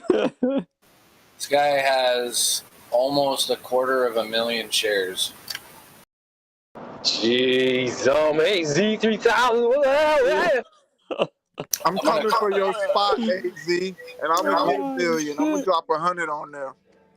I'm gonna start calling AZ backpack 247,100. Oh my god. AZ backpack 250,000 in the hell? Hey, shit. YOLO. 250,000. Hey, bro, that call him, call him call him quarter mil AZ. Quarter mil AZ. Call me quarter mil ass. Hey, I'm on your ass though. Soon as my TD Ameritrade accept my $100, I'm going straight to Sugar Made. Fuck yeah, bro. You ain't gonna be the only one driving the goddamn yellow Lamborghini. Those motherfuckers over at Alpha Static Stocks got 500,000. Oh hell no. How much money is that to get 500,000? Is it a couple of $100? Jeez, I'm not even sure, dude. It's probably gotta be like maybe $2,000.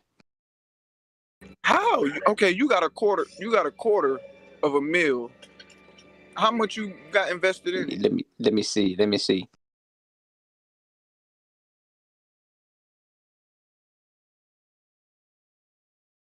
I think it would So only be like mine's about 690. What I got so far. $690 put in there? Yeah, buddy. Oh goddamn. yeah, so just under 1,500 for half. But you gotta understand that I'm averaging down right now from 80 cents. Sugar Made hit 80 cents. I think he meant like 0.008. Oh, 8 cents. Yeah. 8 thousandths of a cent. Yeah, 8. Yeah, I got you. Why nobody tell me Baby Yoda was so damn funny? What? You just found that out? I mean, I've been watching. I started it last night. I watched 2 episodes, went to sleep, and I'm watching episode 4 or 5 right now. Where he Good takes stuff, isn't it? Yeah, like I'm on the episode now where the Mandalorian goes back to the girl that helped him fight like the episode before, and they're dropping Baby Yoda off at the little midget guy that showed him how to ride that damn lizard looking thing. Oh, that's an awesome description, dude. I love it. It's like he's training a robot now.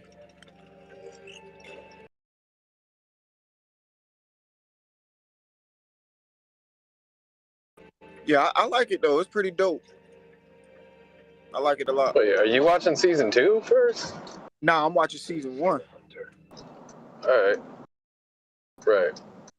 Is Baby Yoda in season 2? Oh, yeah. Oh, okay. I'm just trying to. It's been a little while, dude. It's a hot minute. I think you're right. Yeah. You're in season 1. Yeah, like I'm on episode. It's either 4 or 5. But I like it though. Like the last episode that I just watched, he met up with an old friend to break somebody out of jail. It was the girl's brother that was in jail. He ended up killing everybody or getting everybody killed at the end because they tried to set him up. So he was like, "F it." You saw the end, right? Yeah, I saw the end where they came. Were they dead? No. You talking about the end where when he left, he left the transmitter there, and then the other people came shooting up the ship. Yeah, but the people that turned on him at the end, I'm not sure if they were dead or not. No, I'm talking about he killed the people that was at that ship that was in space, not the jail cell. Like when he left, his friend was like, kill him, and then he left like a little transmitter there, and then the Star Wars people came. I don't know, the troopers, I don't know what their names is, but right. And they shot up the inside and everything, blew up the little building. Yeah, the other people are in jail though, the ones that try to set them up. They all got the same cell. But it's just crazy how he moved. Like he'll get his ass beat, but he'll end up winning in the end. And then if he could realize that Yoda really can help him, he would use him more. But I guess he just thinks I don't know what he's thinking, but it's just crazy. You just keep watching, dude. You just keep watching. You're gonna love it. They arm wrestling right now, the girl and the Mandalorian. Yeah. Yeah, the soundtrack, the music on that show is like really awesome too. Oh shit, Yoda helping him win the. Oh, he's choking her. What the hell? Dude, I haven't watched it yet. Come on. Oh, okay, my bad, my bad. Yeah, don't spoil. Yeah, no spoilers, dude.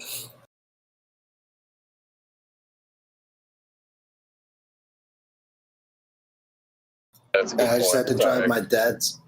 Sorry, I just had to drive my dad's buddy to the airport. Just made it back for this shit in time. Holy, I'm kind of close. To the Empire. Got me talking about the stocks. Yet somehow. No, for Top Shot.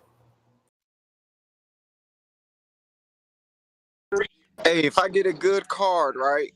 Or if I want to sell my card, since it's connected to my bank account, when I sell it, how long will it take to come to my account? Like a day or two?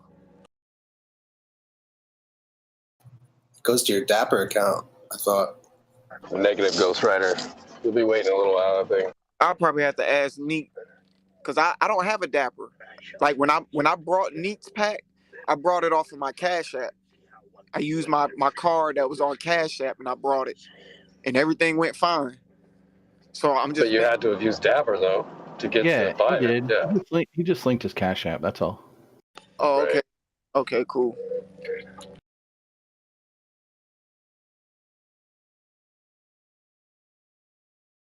Yo, this iPhone Pro 12 Max, whatever you want to call it, the camera on it is fucking bananas.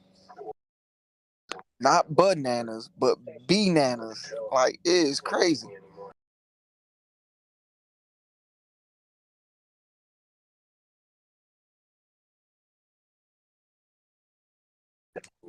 I need to get up with everybody that got an iPhone so we can play like Uno and crap.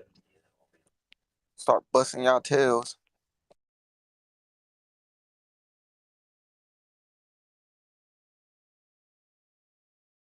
You guys want to see a true YOLO look inside the general?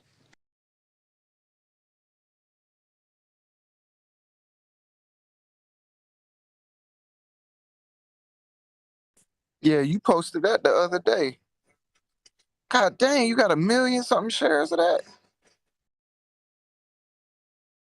That's 1 billion.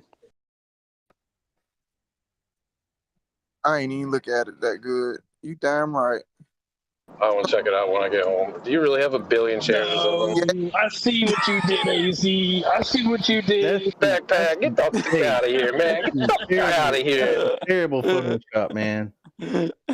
Come on, man. Come on, man. Oh, shit. Come on, Hey, man. I'm pretty sure there's some people that would believe that.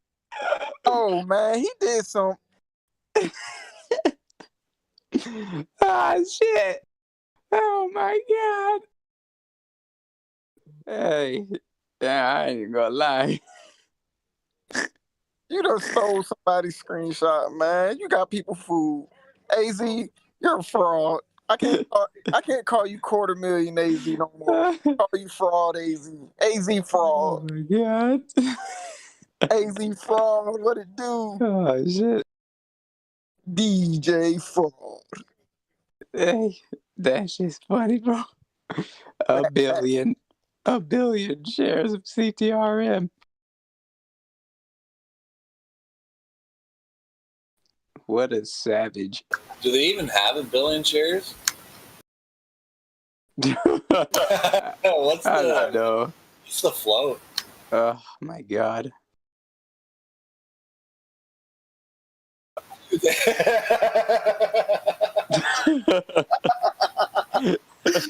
only have 687.26 million shares, man. Come on. You own the whole company and then some. Oh shit, yeah, I'm about to say it this right. Hey. Like a billion shares is not far off double what their current share count is. Killing me, bro. Hey, I'll tell you what. You know how hard it was to put those commas there, bro? Start calling you a zillion. All right, I'm coming over to confiscate all the crack, dude. Oh my god. Yeah, no, he cracks me up. Fucking respect, dude. No, man, like straight up, I'm sure there's a ton of people you fucking put smile on the face of just from your ridiculousness. That's good. Thank you for My hands up. Thank you for being a diamond-handed gorilla, bro. Thank you. Hell yeah.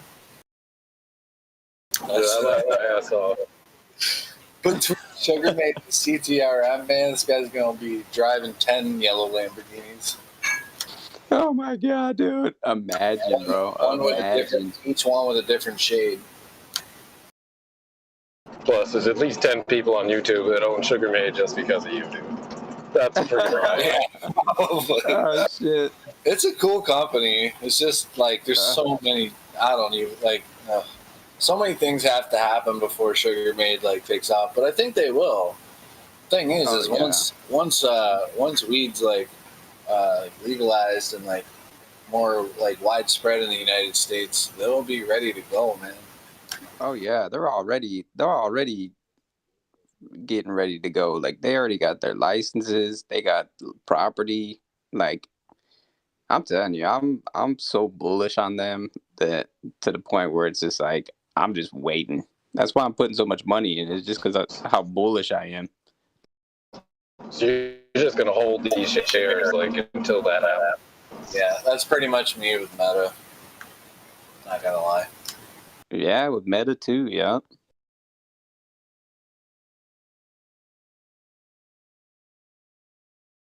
And that's the thing. Like you might as well now that it's so low right now. Shit, might as well. Shit.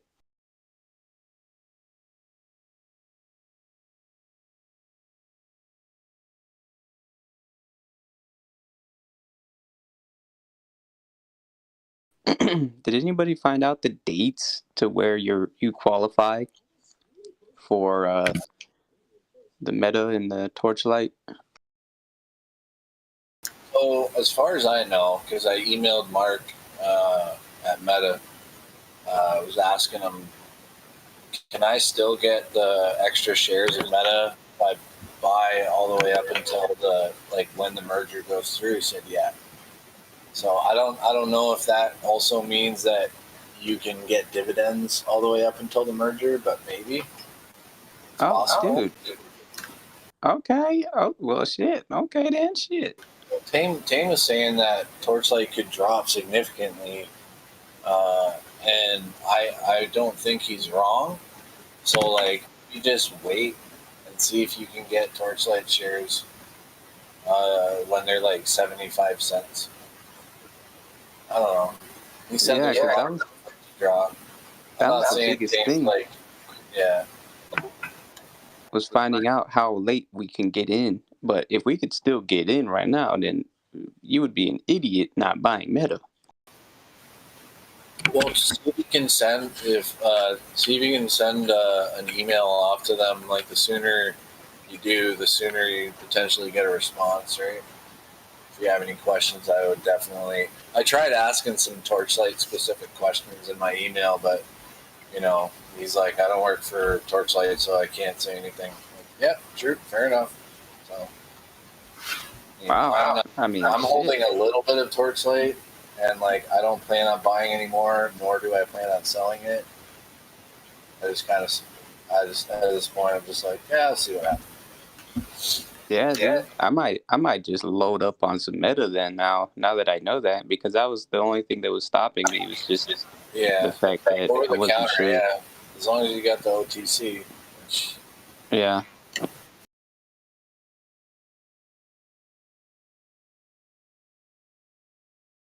I'm gonna go spam some YouTube links of Sugar Made.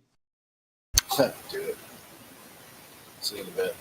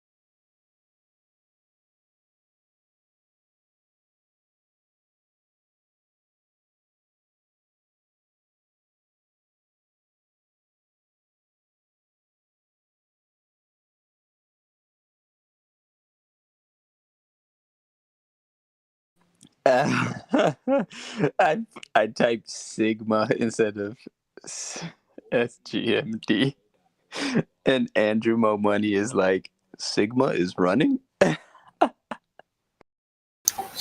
What? I put Sigma instead of SM instead of Sugar Mate. I put Sigma because it's stupid auto.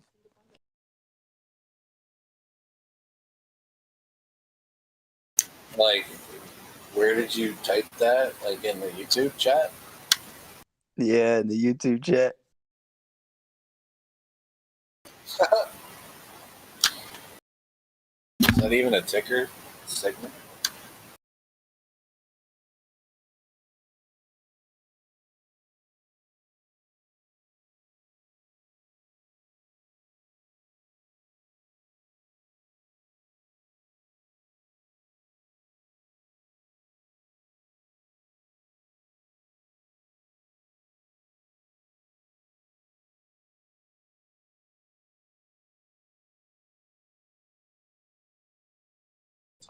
Listen. Sigma is running.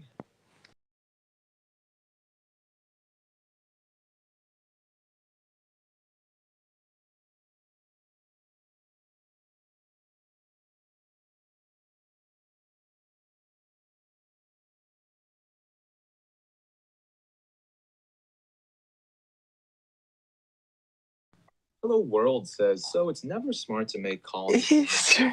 Put it on the fucking. He looked at Sig. He looked at SIG instead of Sugar Mate.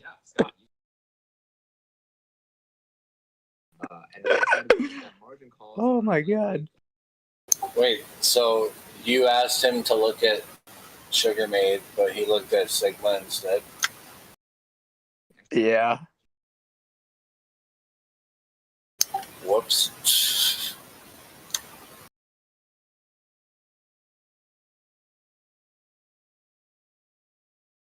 Listen to this. Just like a data scientist like me. Moon Ape says everyone smash that like button. That's what I'm talking about. Okay, Sigma is running. Shou Long Bao, yes. That's a riot.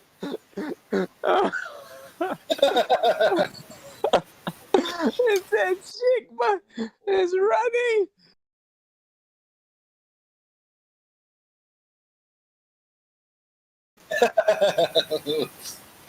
It's so random. Oh my god.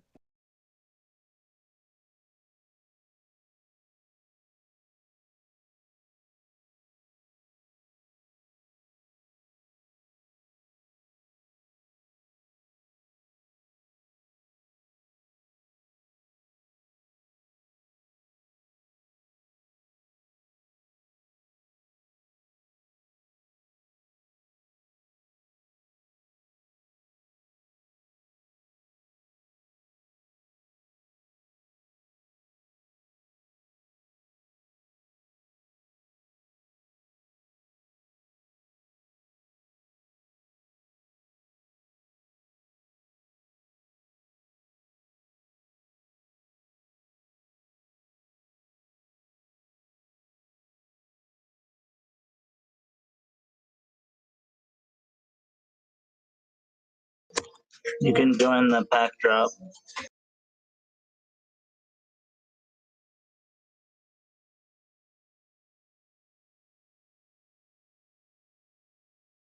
Yeah, it's been open a while, but yeah, anyone that hasn't found that out, yeah, it's been open. It's open.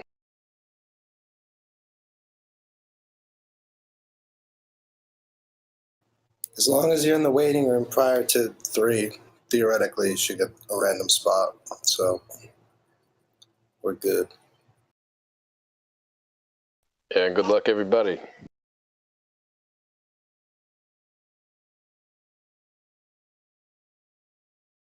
Yeah, I want to fucking get a pack, man. Been trying. too. I got this Dapper loaded on there, so let's go. Got good news. Let's go. I got good news. I just got one of my homeboys to do the Top Shot thing. So if they have them collections where you got to get six certain cards to get this one card. He said he down to do it, put it in the group so everybody can eat. Like how Neat was saying, you got to get like 7 of these cards from this pack, and then they'll give you like a special LeBron or Kobe or whatever card. Yeah, it's crazy though, man. So like you can go in. I tried to actually go in and see if I could sell some of my higher price cards to have enough to buy the cards necessary. And at first the cards were like $20 a piece. So I figured out which cards I needed to sell in order to get that much. There was like 6 of them. And by the time I sold 2 cards and came back to buy them, they were all like $78 a piece. And I'm like, nah. 70. Or I would have brought, or I would have brought one. So at least, see, that's how we got to do this. It was just crazy though, man. Like it's like, so what people are doing is they're looking to see what cards you need for the challenges, and those are the cards they're looking to snipe, and then they're charging a premium for those cards because they know that people need them in order to complete the set. Got you. So that means if we get a hold of them, we can either put them together and get that one card, or we can. I would just say like check with everybody and see like if we're even close. If we're close and we all got to chip in and get like 1 or 2 of them, and then we just sell the rare card and then split it up between us, then that's a thing. But I would say honestly, if you get one of those cards that's in that challenge while the challenge is going, like mark that sucker up. Right. Sell it. Yeah. Hey, bro, I need 1,000 for it right now. It is going for 5,000, but if you give me 1,000 right now, I'll let you have it. Metaphorically speaking, because if it's going for 5,000, I'm selling it for 5,000. Damn that! I want my whole 5.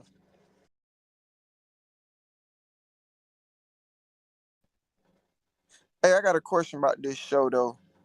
Is this, because I know there's a bunch of Yodas out there. Is this like the main Yoda? This is like a prequel to the prequel to the prequel to the prequel of Star Wars?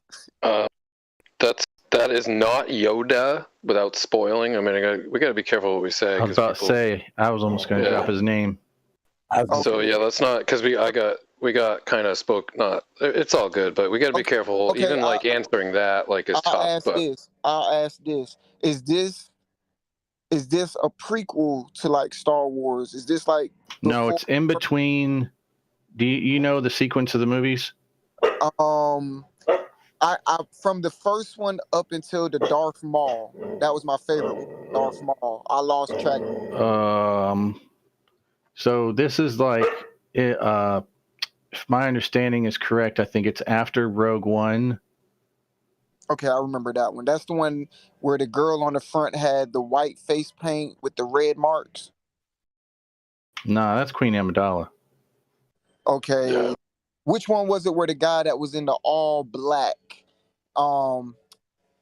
he was in all, he looked like a Mandalorian, but he got a hood on and he's in all black. Like his whole outfit is black. Darth Vader? No. Oh, Kylo Ren. It's after Return of the Jedi is where this takes place. Okay. Thank you.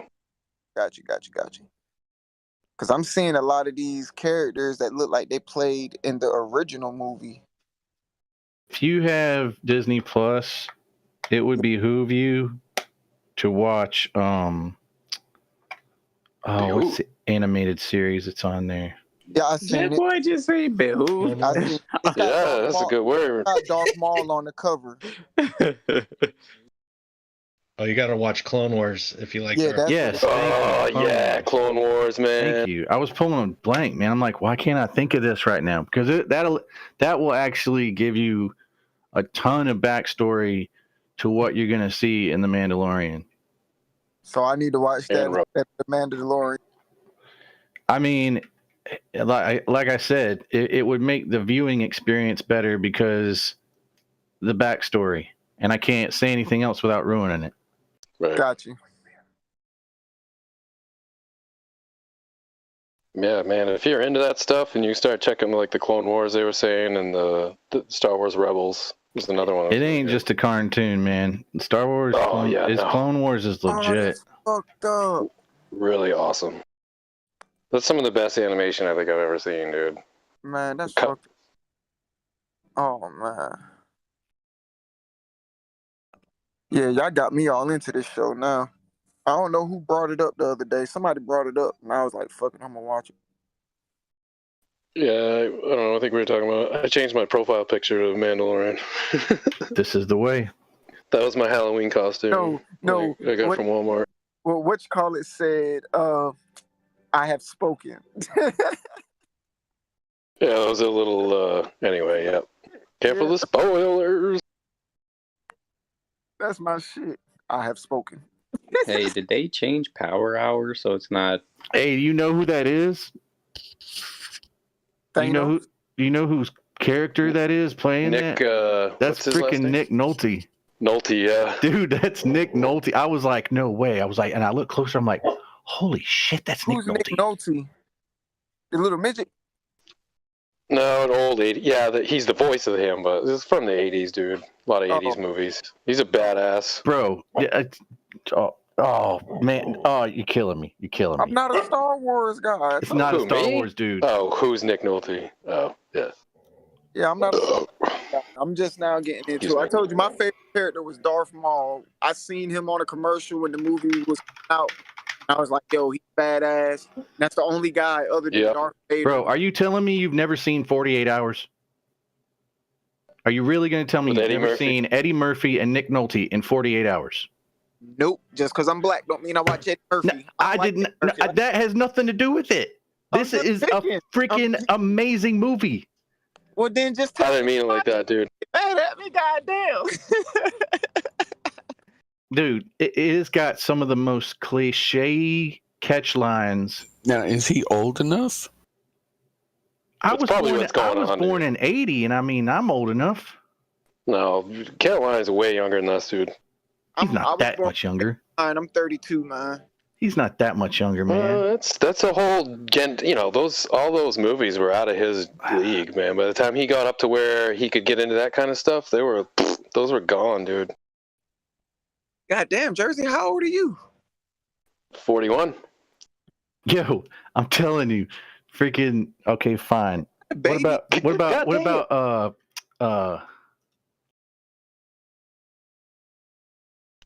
what? Just trying to think of another Nick Nolte movie. Yeah.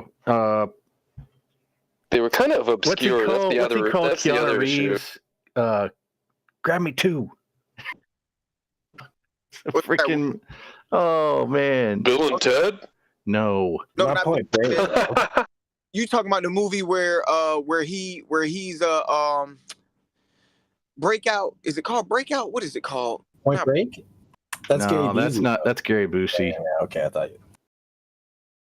Like Blue Chip? You know what I'm talking about though, where Keanu Reeves was like a surfboarder or some crap like that.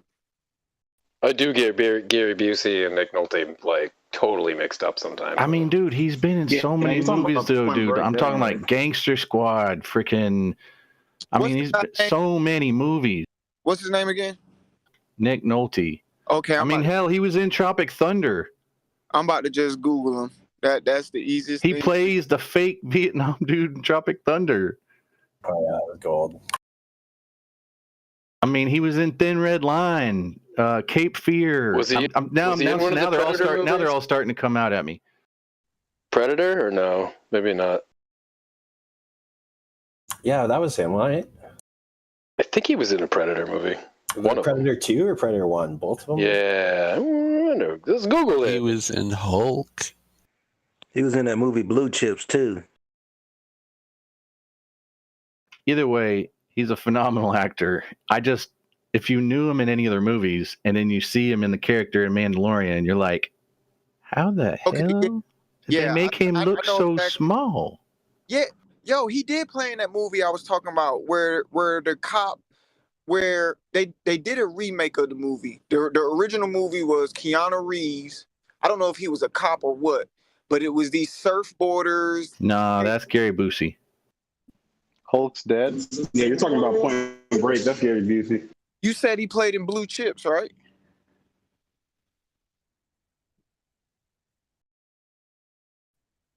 If it's the guy that y'all said that playing Blue Chips, yeah, he played in that other movie. They He played literally Blue they Chips look with, like brothers from Shaquille another O'Neal. mother. Sorry. No, he was in Blue Chips, actually. That's him. That's Nick Nolte. Yeah, so he played. I didn't know that movie. I had to look that up. I've never seen Blue Chips, so. Yeah, I love Chips with Shaquille And, O'Neal and all that. oh, and Penny Hardaway. They made movies before we even knew what the hell movies was. That's crazy. Oh, yeah, he did play in Gangster Squad, the mafia movie. He was yes. like not the sheriff. Yes. Yeah, okay. And that's who's playing the voice of that little.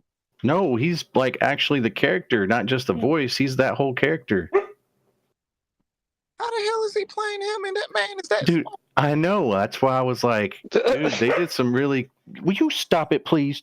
Seriously, you are impatient Is and it stubborn. food, attention, or No. outside? Which one is it? What do you want?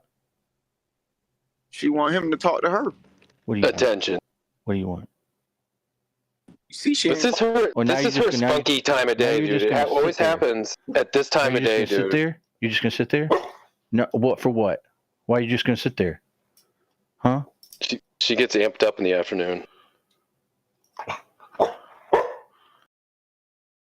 That's funny.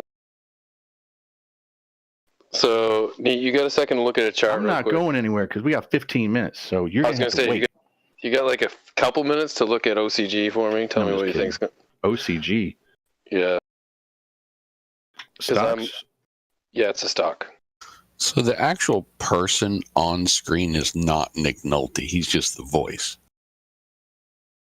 Are you sure? Yes, the Because person it looks like on his screen- face. Well, I think they're Well, doing some enhancements. yeah, but They've I think they sculpted it to kind of resemble somewhat of his face, but there's like a So you're telling me there's it's the not making- Nick Nolte's body? No. So the making of the Mandalorian, there's like the whole behind the scenes stuff. That is a really interesting documentary on Disney Plus. If you haven't seen the making of that show, it's like awesome. There's like 4 or 5 episodes. the person on screen is Misty Rosas. Yeah, and she's played smaller roles before, a smaller person.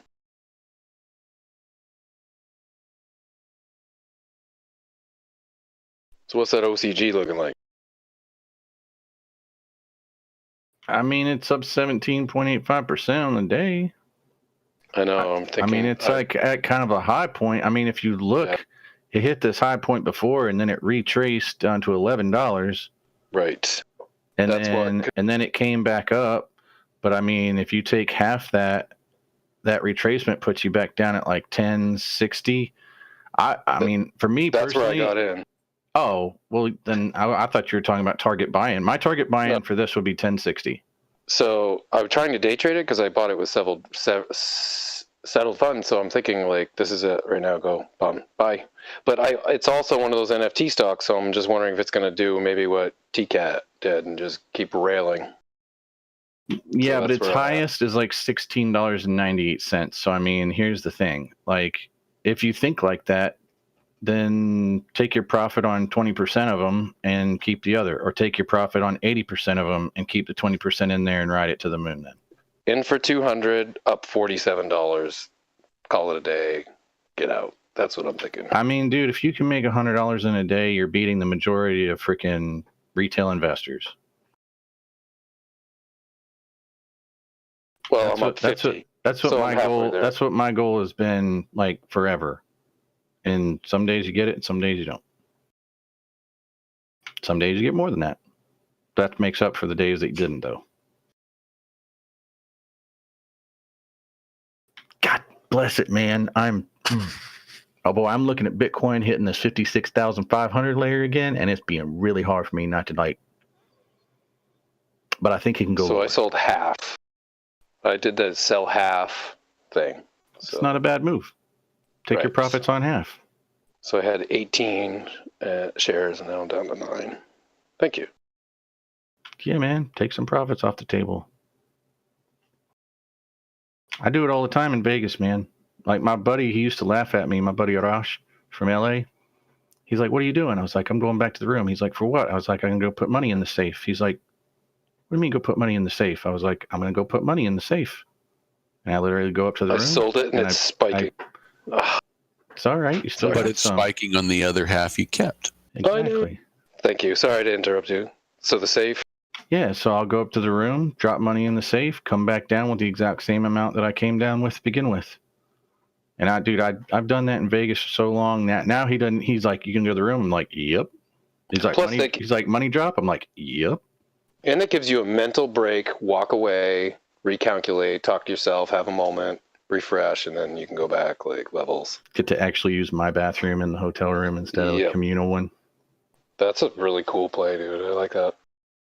I've never really gambled like that, but that's like a really, really good concept. Like, dude, you can be smart with Vegas as long as you're not greedy and you're just like casual.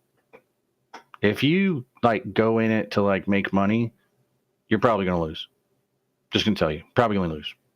But like for me, like try hard, try too hard. Yeah, exactly. Like for me, my main goal, honestly, is entertainment first. Because when I go down, I only carry like, $400 or $500. Like seriously, and I'm really not even looking to lose that. I'm just gonna go down to the craps table and start playing the pass line. Start getting that waitress over there, start her off with a $25 tip and let her know that I'm there. And she's going to keep coming back to me. I order a beer and give her a $25 tip, and it works every time. And always they come back to me. Right off the rip. Tip the waitress really good, and you never have to look for them. I think if I gambled and drank... and the thing is alcohol's free. So alcohol's free. So you're just tipping her. You're just letting her know that you're there. And I want, a Coors Light majority of the time. And if you see that my drink's going empty, you can bring me another, bourbon, and I'll have a bourbon sitting down there with a Coors Light. What do you tip her when she comes back, though? No, man, you just hit her up right from the get-go. They'll take care of you. You know how many people just take free drinks and don't even give them nothing? Unfortunately, a lot. I bet. Totally. People take advantage of situations. Like, that's human nature, I think, for a lot of people. Well, they just see it as an expectation. Yeah, but if you gave her $25 the first time she came around, what's she expecting the second time? Well, I'll tell you what, if I actually do decent, I tip the dealer at the table and I tip the waitress. And always tip your dealer. Always. OCG hit 14. Now it's just come back a little bit. Holy. Sorry. Whatever. I still have them. Look at the 5 minute. It's slingshotting. Quit looking at that 1 minute. Oh, I'm just looking at my tickers. We got 8 minutes on the drop. I feel good today, fellas. I feel good. I think I have burned all these 100,000+ positions out of me. I feel good today. Yeah. I feel like I'm going to get a pack. Someone in Discord is getting one of these today. I'm calling it. At least one person. We got this. I feel good. I'm telling you, I feel good today. I feel like I'm going to get a pack. Wow, this thing's volatile. So 1402, I think I saw. Now it's down to 1359 again. It's all over. So I told you, it's slingshotting. It's all over the place. That's crazy. Like, the percentage change is like, oh my God.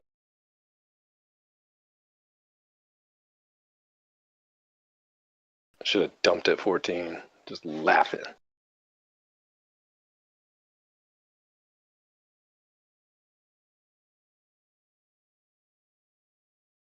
Well, if you think you should have dumped at 14, just give it one more second because it's probably going to swing back up there in just 2 seconds. That's a good play for the day. That would probably put me like 65 up on the play. That's literally my first like day trade with settled funds. Nice. Yeah, that feels cool. And then I sold my my Tesla and my Piedmont. They're not dropping today, obviously. So I think what my next deal here is going to be to let those funds settle and then be able to day trade with those. So like kind of make a side bucket. Yep. Where did you That's buy what I in do. on OCG? Say what? Where did you buy in on OCG? 1060 this morning. Wow, yeah, that's a really good play. Oh, wicked. Yeah, we started talking about those NFTs this morning, and I kind of wanted to stay away from TCAT because it's been Psychoville. So then someone called out the OCG one. I looked into it a little bit. I'm like, yeah, whatever. 6 minutes. 6 minutes for Top Shot. Here we go. Disney done flatlined on me. I want it to drop. Coming almost back down to 13. Wow, that was fast. That was a fast dollar. Well, it's getting to the low point of its drop. I think it'll swing back around before close. Thing's wild. That At was this within point, what, 3 or 4 minutes? That's like crazy. Still, what, 15% up for the day? Hey, Yep. Neat. Can you hear me? Yo. Remember when I was telling you about Bitcoin SV? Yep. I know how you can make a guaranteed $50. I know how you can make a guaranteed $50 a day off of it. GME climbing up. Okay. Not financial advice, pure speculation, but I'm interested. Okay. Every time I do it on the weekends, I don't ever pay attention. I'm starting to pay attention during the week now. But in between 11 o'clock at night and 2 o'clock in the morning, it finds its floor. Yep. It's dead space. I know that's a dead time.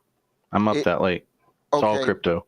It finds its floor around the 199 mark, the 200 mark, all the way up to the 245 area. So what I've been doing the past few weekends, and it's been working, I would look into it between them hours, and then in the middle of the day, like lunch time, it would do it again. It would go up maybe $20, $30, and then go right back down to the 205, 210 area. But I've been doing this for somebody that I know that's crypto, not 24/7, but your crypto majority of the time, I think it would be a good look on your end, just to look into it. And I told Crumb the same thing, and he went back and looked, and he basically verified everything that I was saying.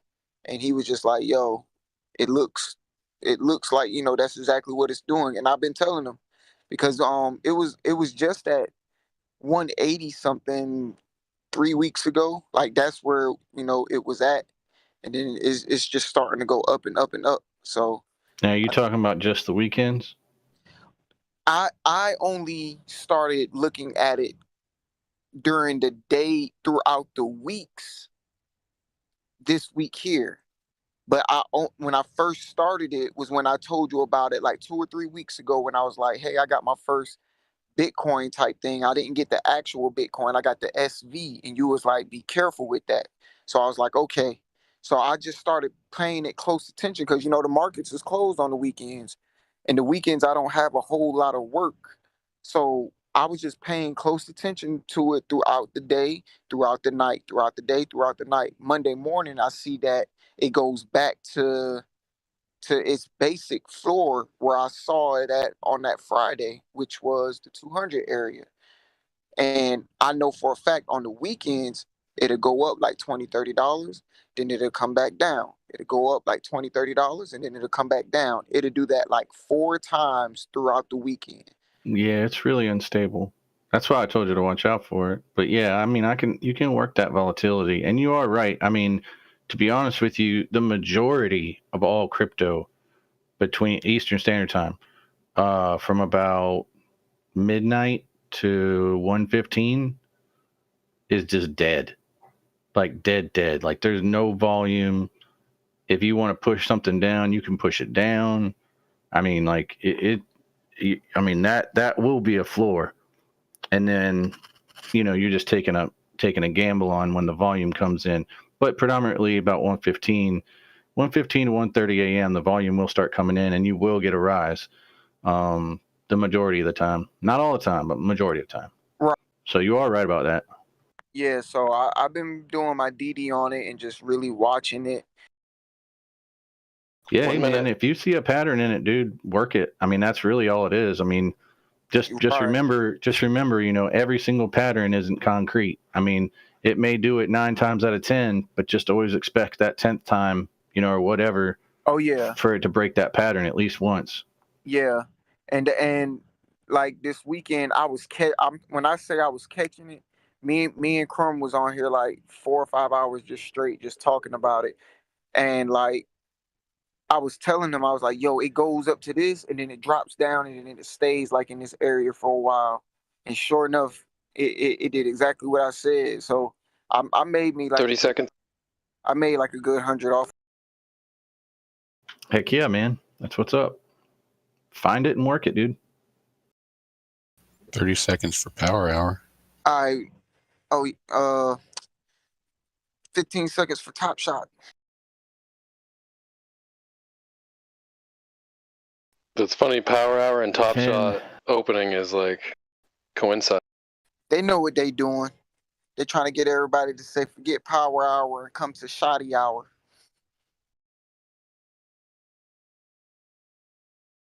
How many packs are there?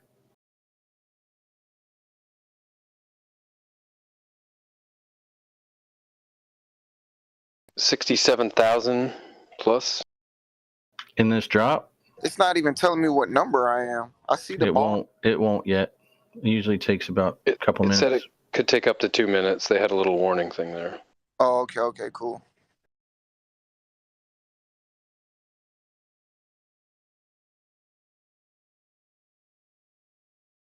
$67,000. Dang it! 221,865. Are you freaking kidding me? Yeah, I'm in 266,000. So, fuck. I haven't got my number yet. Oh wait, there it is. 166,500. Holy shit! I got 1,732. Not joking. Fuck. Sorry, I swore. I literally got 1,700. Well, I'm glad somebody. What'd you get?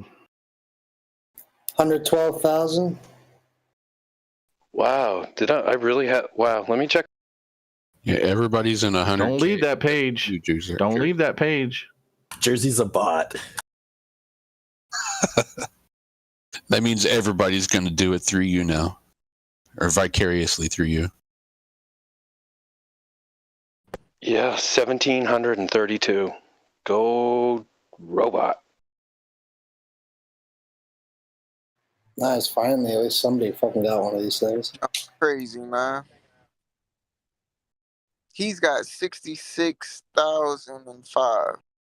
Who? Slick Nicks. Jersey. He's got a chance. Dang it, Jersey. Yeah, posted in. I know, dude. I'm still like, kind of like, oh my god. So I gotta go put Bitcoin in my Cash App. I have $10 in my Dapper, so I'll probably put $6 more in Bitcoin and then move it over. Why don't you just buy with ACH? I might as well get off of mine. I know I ain't gonna get it. I'm at $200 and something thousand, or 200 something thousand.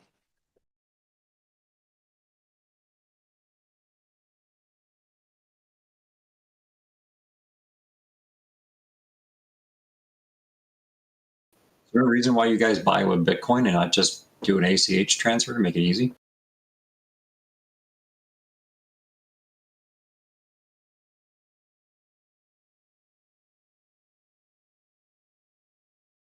Oh no, I use my crypto just because I pulled some profits from it into this. So yeah, you don't have to pay like the Bitcoin fees to transfer that. Yeah, there's gas. I used F and I had to pay some gas.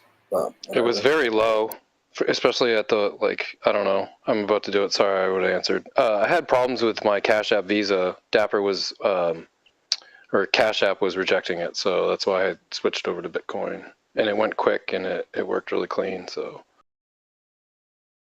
I just figured you do it with Bitcoin, and then if Bitcoin goes up 2 or 3 grand, I use overpaid for the pack versus just paying cash.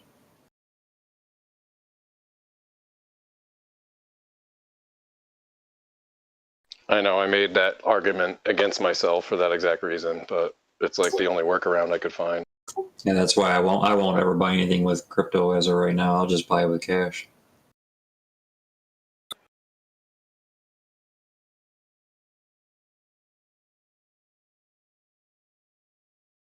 Only 165,000 more people to go.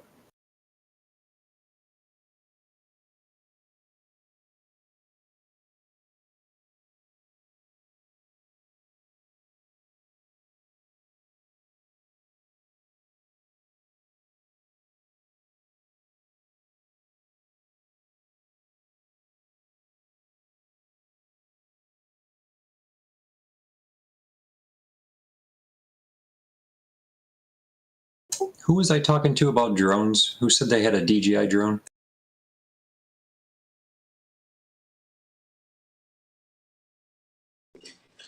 I mean, That would be me. One too. All right, so I got just a quick question. So I got the DJI FPV in today. I got everything, the goggles and the drone works, and I'm trying to get into the simulator, and the controller is not doing anything. It's telling me to press the start stop on the controller to continue in the simulator, and it's not doing anything. And the controller has got 3 green icons for the battery level, and the third one is blinking green. Is there something wrong that I need to be doing? Anybody know? I can't find anything online. Is the firmware updated? Well, that's the one thing I was just trying to check is like, how do you check the DJI one, the new FPV controller? Everybody says to go to the Go app, but this is not compatible with the Go app. And when you plug it into the Fly app, there's nothing about the firmware of the controller. Huh. Yeah, I don't know. My stuff's all like older. Like you got the new there. Yeah, this is all supposed to be synced as soon as it comes, but just for some reason the controller won't react on the simulator app. I don't know why. You definitely want to put some simulator time in too, because yeah, crashing is all part of the hobby. Yeah, I mean, I use InFlight, so I've been practicing with like my Xbox controller, but now I want to just do the DJI one on my phone when I'm mobile, so I could just hang out and do that, and then I'm going to end up getting the adapter for the HDMI so I could use it on my computer too. But ultimately, I just have no idea why everybody else's videos that I see for this controller, like their lights are staying green, and mine, the last one's flashing. I don't know why. Yeah, that seems weird. Is it like sometimes it's like, to me it might be like is the radio like bound? Like are they paired or something? Like I don't know. Yeah, that's the thing is like on my phone when I go into the simulator app, it says the goggles are connected and it says the controller is connected, but then the controller doesn't do anything. Have you tried to do it outside? But this is not GPS. This isn't even turning the drone on. This is just so you can do the in-flight simulator. Firmware update, maybe? Oh. DJI is, dude, there's tons of firmware updates. Well, when I connected and I activated everything, it said it updated the firmware, and that was for all of them. But there's no way to check what the controller firmware update. No, Yeah, usually you have to do them individually. Yeah, there's just I can't find out how do you check the firmware for this controller. So do you sync a phone to that controller? The only thing I did with the phone was I plugged it in and did it because that's how you had to activate everything. Yeah, or do you like look on the goggles maybe? What's that?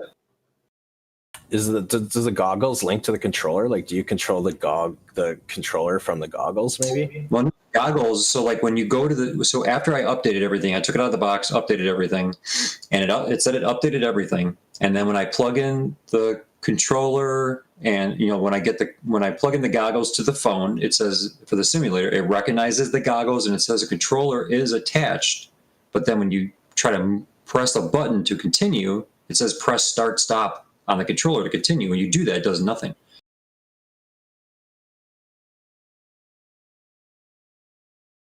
So it's like it's showing that the controller is attached, but then it's not doing anything. I don't understand. It's just there's not enough information out for this new step. Well, unfortunately, that is one of the downsides for having the new stuff. Yeah. I mean, there are always and always have been like glitches with all of them. I mean, heck, that's why I was telling you, dude, like I never and will never and would never use the return to home function with my DJI, like ever, never, like never, ever, ever.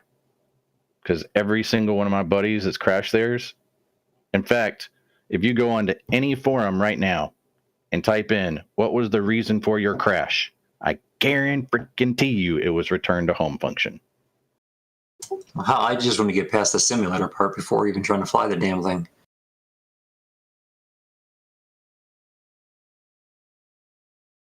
I don't know, I'm just gonna put everything on chargers and fully. It sounds to me like you may need to update the firmware on the controller with the app on the phone. Yeah, but then when you plug the controller into the phone and you go to the app, there's nothing. It's not like the DJI Go one. There's no DJI Go for this controller. You got to use the DJI Fly, and it doesn't show anything about the controller or how to check the firmware or anything. Okay, well, then I would uninstall that app and reinstall that app. I did that twice already. Okay.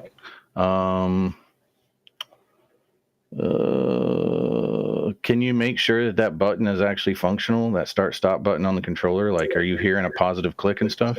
It beeps. Well, that's good. Okay, so you're getting feedback from the button, so we know it's not the button. I just I don't know why it's like the battery indicator is flashing green when I watch videos of everybody else's. Their batteries indicators, like, they stay solid.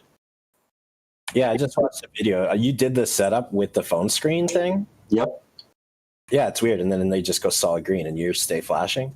Yeah, the last one stays flashing. So that's why I'm just going to put it on the chargers for right now and just let it fully charge. And I don't know, maybe I have no idea, but that's just weird. Like everything else connected fine, just for some reason the controller.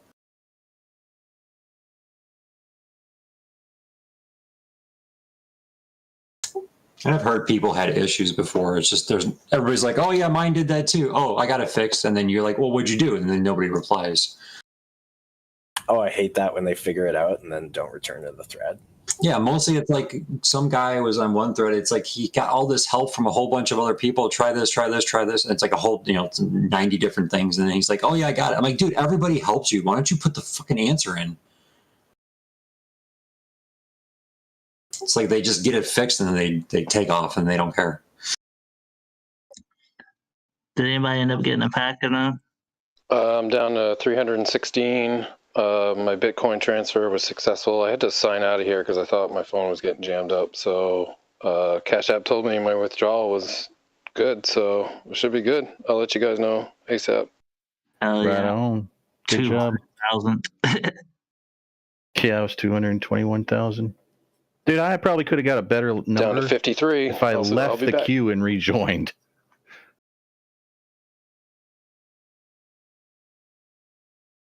You could have also got a higher one too.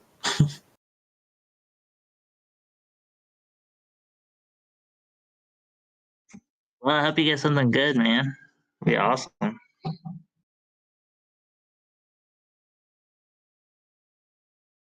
He's going to pull an Anthony Davis, a LeBron James, and what's that dude's name? LeBall from Charlotte. Whoo, if you get that one, you better sell it quick.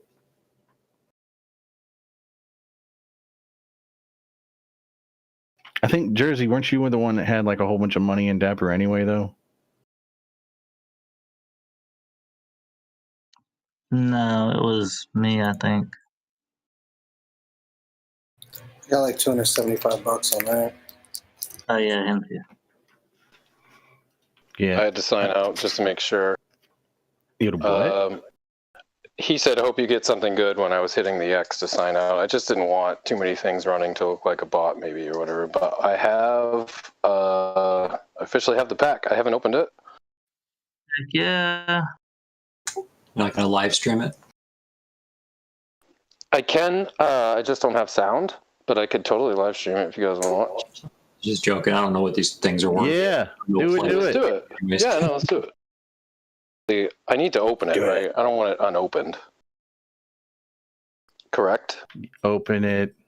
Open it. So Zelda. I'm gonna jump on. Do it now. Open the pack for everybody who's listening who could not get in. We'll all watch. All right, so I'm gonna set up a friggin' live stream. You guys check it out. Let's do it. It's my first time, so it might be a little bit like I don't know where to look. I'm sure it'll pop all up. So here we go.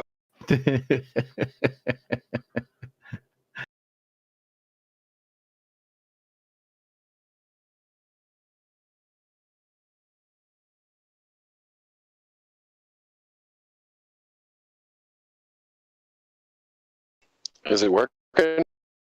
Cool. Nice home screen. I see your home screen. Is it in yet?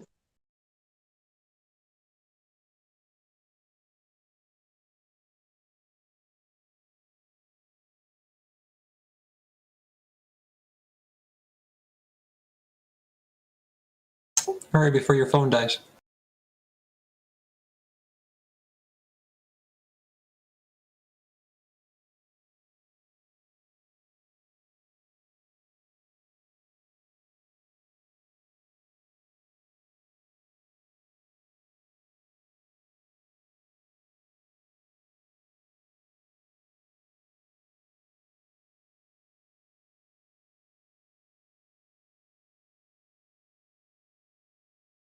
You know what's funny is I already own that one. Wait, do you just get one?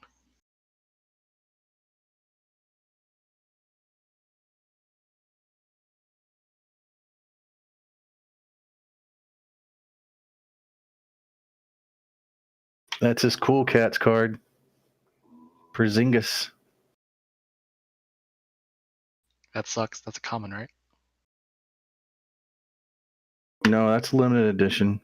And it's not like a low, but it's not a high one. 6,000. It's in the middle, so it's a good, decent serial number. What's really kind of annoying right now is I can't hear you guys because there's this like big bass techno beat playing in my ears, so I can't respond. But I'm just gonna go through them.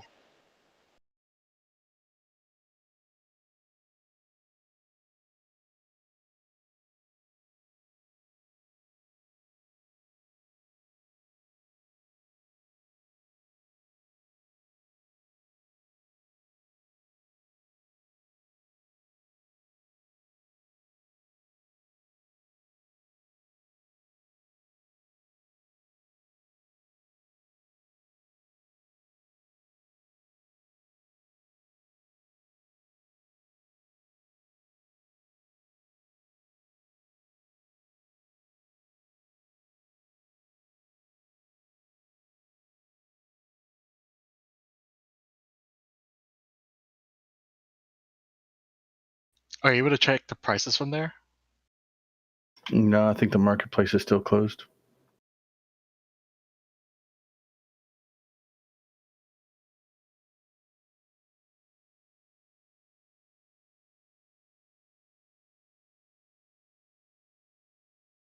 So what? 5 Was that all of them? Yeah, 5. I'll have to go.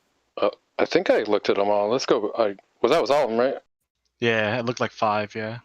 Okay. Well, the bass was like kind of freaking me out because you guys were talking. It's just I can't do 2 audio at once. So I'm gonna go back to my moments and take a look. I have doubles now.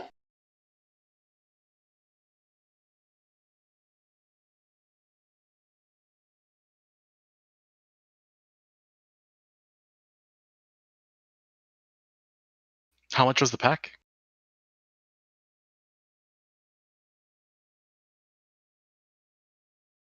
$14? He's gonna make probably $200 if he sold all those together. I don't know how much the Cool Cats would be, but I mean the lowest one that I checked on Cool Cats was like 150. Can't you check eBay pricing too right now? You know, I never check eBay.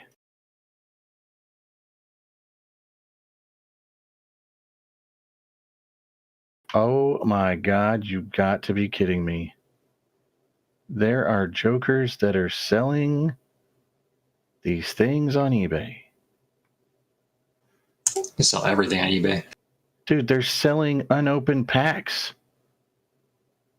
They probably got some bot software that can see what's inside of it or some shit, random shit like that. Dude, there's a bunch of them. No double. So I thought Dwender Spency, I thought John Ray Jordan was, for some reason, my Spencer Dwendy. I don't know what the hell was going on in my head. This is crazy.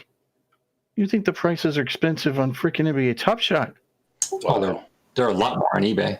eBay's brutal. eBay's like markup city. Somebody's charging $2,895 for the pack that was $229. Well, remember, with unopened. Your eBay, you're also paying a 15% commission to eBay.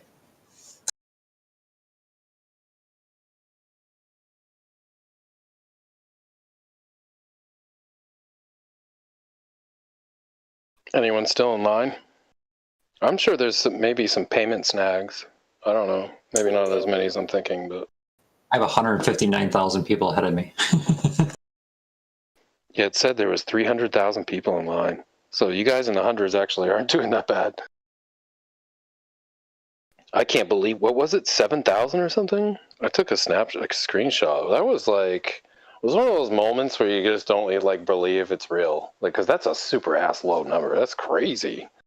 What is this drop called? Damn. Cool Cats, is it? Yeah, which number is it? I'm trying to look at the price on eBay. Whether or not it's better to just sell the pack versus opening it. Oh, I think I would like to, whatever, yeah. Like that mystery vibe, mystery box thing. But Did you end up with anything good? Sorry, I had a customer walk in. I really haven't checked out like prices or whatever yet, but I'll screenshot my moments. I was screen sharing. Cool but Cats number 3. I'll take a picture of the moments I have. The 3 that are for sale are the ones I already had. They're going for as low as 300.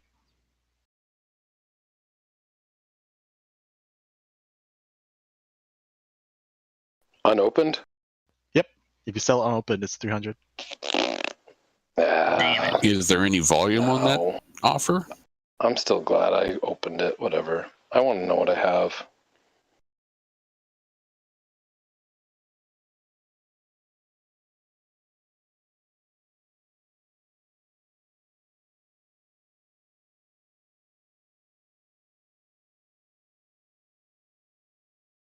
It's so hard to judge eBay.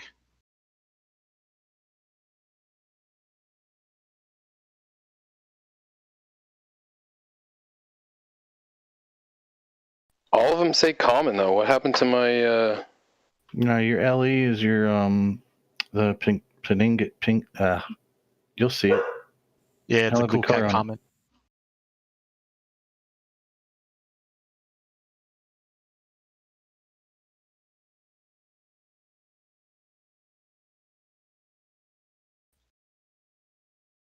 Yep, I see what you're saying now. It's only 15,000. Yeah, I'm gonna post them.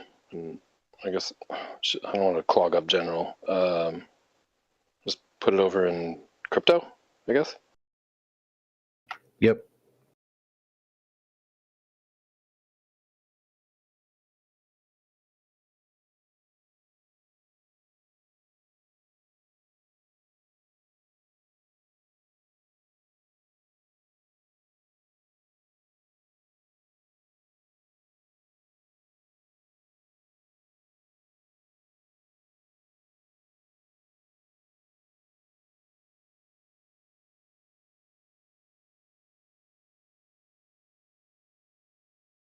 No, I started at 1,700. I was in 17. That's just like I never win the lottery or anything like that. It was kind of cool, man. I was on the other end. Right. This would be that day, wouldn't it?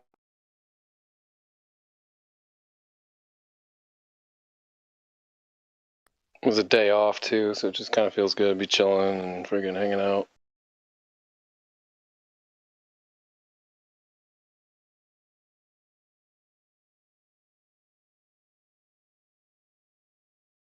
Yeah, after market closes, I'll go kind of check out what I got.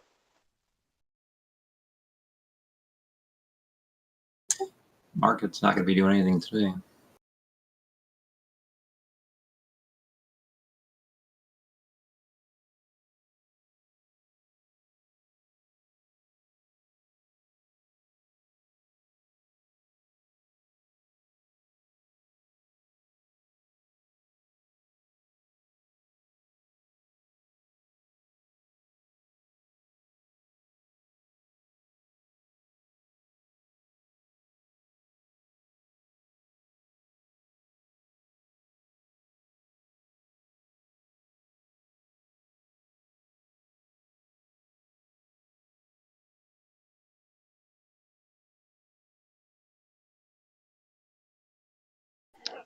Doggy time. Did you ever see the video I posted on my YouTube of the custom built drone I made with like retractable landing gear and all that?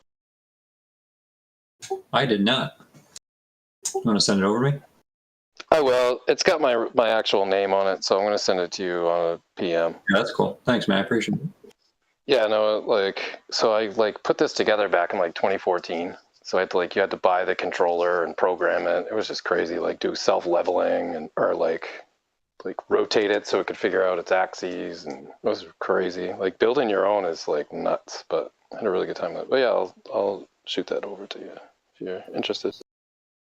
Every hobby I've done, I've always been, including racing cars, I've always built everything myself. I built my own race car, built the engine, built the transmission, everything from ground up. So I've always been the build it, not bought type of person. As I got a little bit older, now I'm like, I don't give a shit. If it's more expensive, but it's done, I'm just going to buy the shit. I don't really care anymore. Because when I get into a hobby, it's full blown. It's either 150% or nothing when I get into a hobby. And I was like, same. If I get into a lot of us are like that.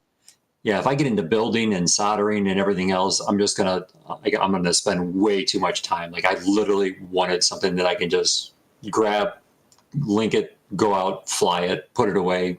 Just do it every randomly. Yeah. Have you ever looked into the Blade, the indoor stuff? Because I know you were talking about you tried to fly indoors or whatever, but they get some really nice beginner indoor quads that have FPV, that have bumpers on the rotors, so you can't really mess it up. They're a really awesome training platform. So 100, 200, that's it, ready to go. Yeah, Kona just sent me the Emax one. He was saying is good. But yeah, I really didn't even do much research for this. I was like, okay, that shit looks cool, and it's got pretty much everything that I could want. And I got a bunch of extra money from sports betting. Let's blow it on this. That was my justification of just doing it. Well, you bought some nice rigs there. It's the only reason I'm bringing that up. It's man, crash around something, get your friggin' your feet in the water, and then because those the ones you said you bought, that's some nice equipment, dude. Yeah, so I've been flying just a little bit. It's just been really windy over here. So I've been flying the Hollystone HS720E. That one's good. It works great, but the only thing is the Wi-Fi drops a lot faster than they say it should. But then Kona sent me a Tiny Hawk 2 RTF kit, which is $100 cheaper than what I paid for the Hollystone. So yeah, I pretty much just bought it. The Hollystone I bought on Amazon. I was like, all right, I'll fly it for 3 weeks and then return it, and then I'll buy another one. If I don't, if I need more practice and I don't feel comfortable taking the expensive one out, I'm just really just waiting for some just decent weather so I can go and sit outside and enjoy myself without this wind blowing in my face the whole time. Yeah, be careful about the wind, man. I'm telling you, whatever it is on the ground, it's times 10 that in the air. Yeah, I'm cautious about it. There's a drone club around here that I've been talking to some guys on Facebook, and they're like, oh yeah, we fly in whatever wind, it doesn't matter. I'm like, yeah, if it's 20 mile an hour winds, I'm not going out there flying this certain thing. I don't know what the hell's going to happen right now. Once I get one. Well, the difference is like once you learn like how to fly into the wind and like stuff like that, then it won't be that big of a deal. But like when you don't know which way to go and what to do, if you go the wrong way and you fly against the wind, right, then you can flip your drone in the air and yeah, it ain't gonna be fun. Yeah, that's why I've been overly caught. Like my backyard, so like when I walk out of my house, there's just a huge pond behind me that I can fly over anytime. So it's nice that I just have that open area over there. But again, it's just, being overly cautious with expensive equipment is what I'm trying to do. Yep. That's why a little junker is especially like indoor at night. If you're bored, they're so fun. The little ones to fly indoors, it's like a whole different world almost. Yeah, I can bring those little ones over to my warehouse. Is only a mile away from my house. I can go fly inside, and I mean that's 6,000 square feet of 30-foot high ceilings. Oh, you scream around in there like crazy. That would be amazing. But yeah, I mean, flying in the wind once you're a good pilot, like not so much the drones, but like I fly RC aircraft, like it can actually be like really fun because it's challenging. Like you get bored of almost flying in dead calm. And the other thing I say, like the group you've been talking to, like that's been some of the like the best flying times, like flying with other people, like and commiserating and all that. Yeah, I found there's like 15, 20 guys all within like a mile radius of my house. They're all Dude, there's a ton of drone flyers, man. They're everywhere. It's like you never saw a car before until you buy it, and then once you buy it, then you see your car everywhere. It's like that. Exactly. Yep. And they're usually like, from my experience, I've been in it for years. They're awesome friggin' people. Like 99.9% out of 100. Like really good people, smart, intelligent, nice to talk to, friendly. I'm just going to baby step this All one. right, should I snag this, or is it going to go lower? Is Disney going to go a little lower? I think it's going to go lower. So I shot your friend request, dude. I think you got to accept it before I can send you messages, whatever. But I'll shoot you the video link. Oh God, I'm sitting here trying to watch Disney and Bitcoin at the same time, trying to get buy-ins. I just accepted it. Guys, I got Andrew more money to look at Sugar Made. Here's your Doing the OCG technical shot. analysis on Sugar Make right now, bro.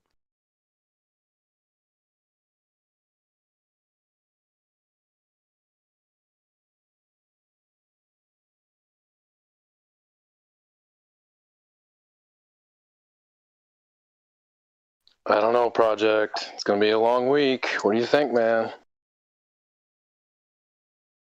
If you're holding those for longer, then I'm only like kind of trying to like compare contrast to like what TCAT did, and like maybe this is the new fly girl, and tomorrow might even get wild and crazy too. I don't know. Oh, right on. You already took some profit today, so yeah. Yeah, and I drained half of them, so it's like, dip my feet in the water. Yeah, but I appreciate you saying something.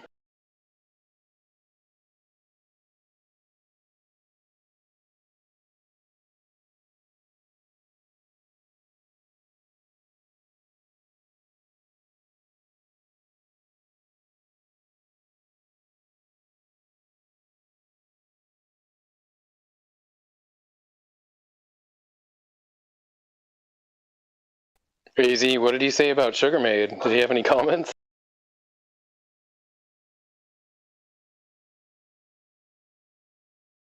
Easy Backpack 3000. Did you just do the Yogi Bear? He must have stepped out. 250K. Hey, boo boo. Hey, boo boo.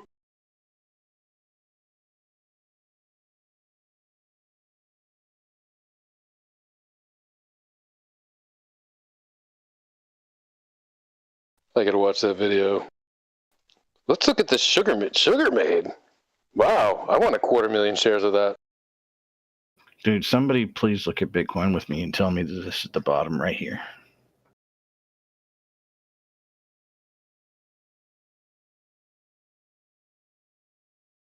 Yeah, I don't know. My altcoins are not looking good.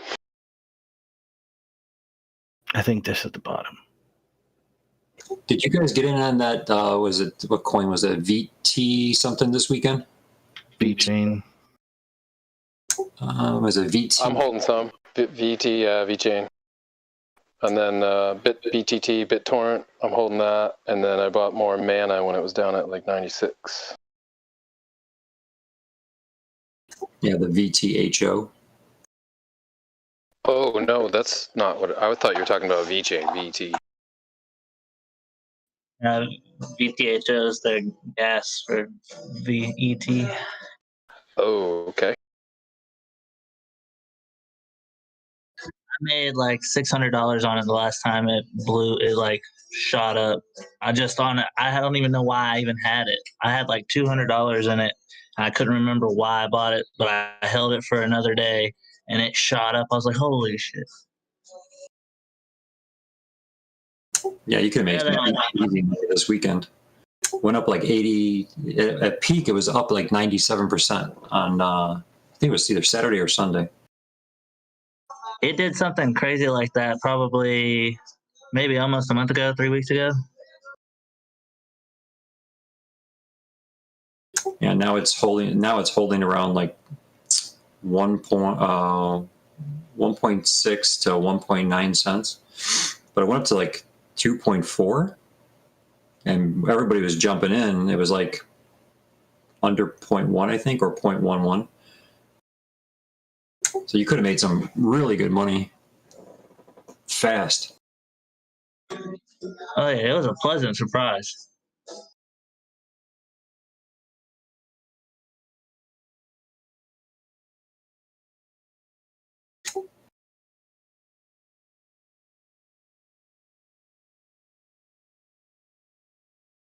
I sent you a link, Dogface. Cool, I'll check it out. Thanks. You guys, go look at that video I posted in general. But it certainly has exited its window to be able to blow up fully. Like if it was going to blow fully, it should have blown up earlier.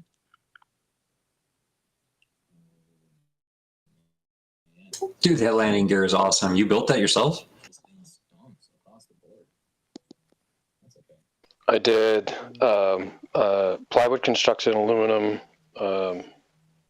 tube frame, Xbox stuff. Pretty much most of the stuff came from Home Depot, other than electronics. That's cool. Thanks. I just pulled it down from my Raptors. I sold all the electronics and stuff because I kind of got out of drones and went towards airplanes, but I pulled it down. I'm going to take some shots of. I still have the chassis and the landing gear and all that, but I was going to take a couple pictures. I'll share it real quick.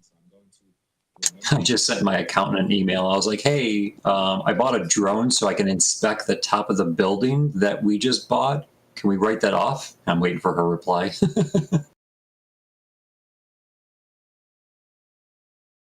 You're going to get a couple of those straight face emojis, and then a thinking emoji, and some laughing emojis, and then red face emojis. Well, she was able to write off my AR, so. What'd she do that under? Security.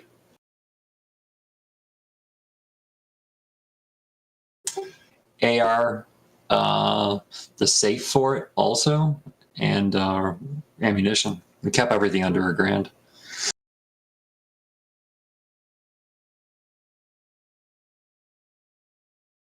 It's for my security officer. It's your armory.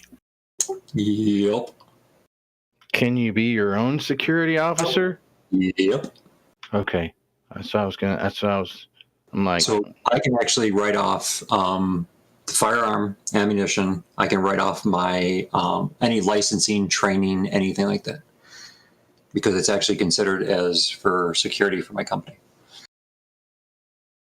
It's the same as if I would hire somebody. Yeah, I mean, technically not wrong. Even in the faith of it.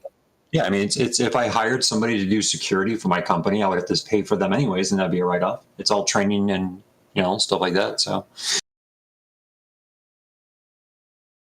I mean, of course, consult your tax professional, but technically not wrong. Yeah, I always have her. We always have quarterly, or I mean, we always have quarterly meetings, but semi-annual or annual meetings. And what we do is we just discuss different things that I can do in regards to training and stuff like that I can, the business can use it. We can use it right off for it. The best thing, the only way to run a good business is to have a really good accountant.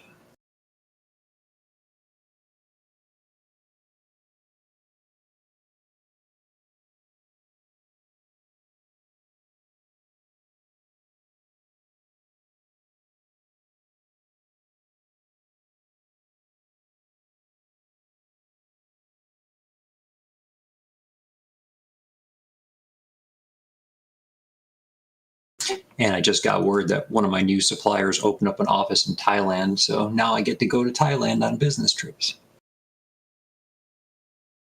Just that flight sucks.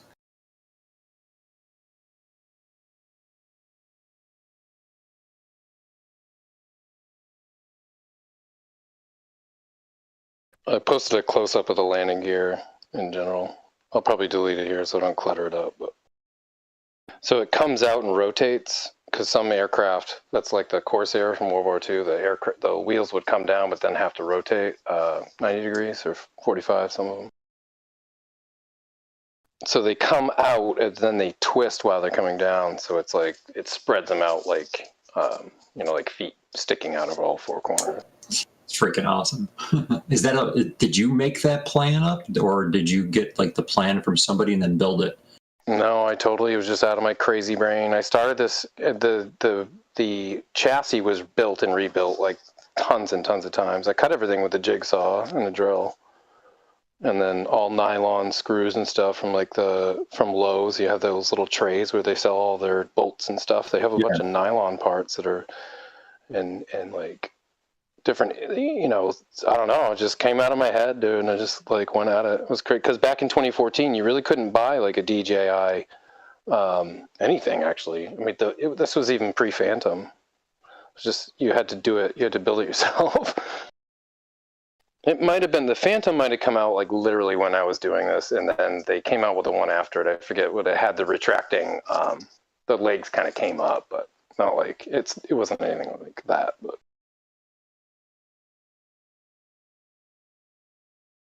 yeah, you want to dive into a hobby?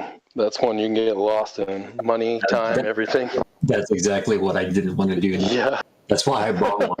Because I was like, dude, I lost my last race car that I built. I built that thing from a heap of scrap frame, and I had it to a full blown. My first race was when I decided to build a race car. It was a 1995 Nissan 240 SX, and I ended up putting a LS1 motor in it.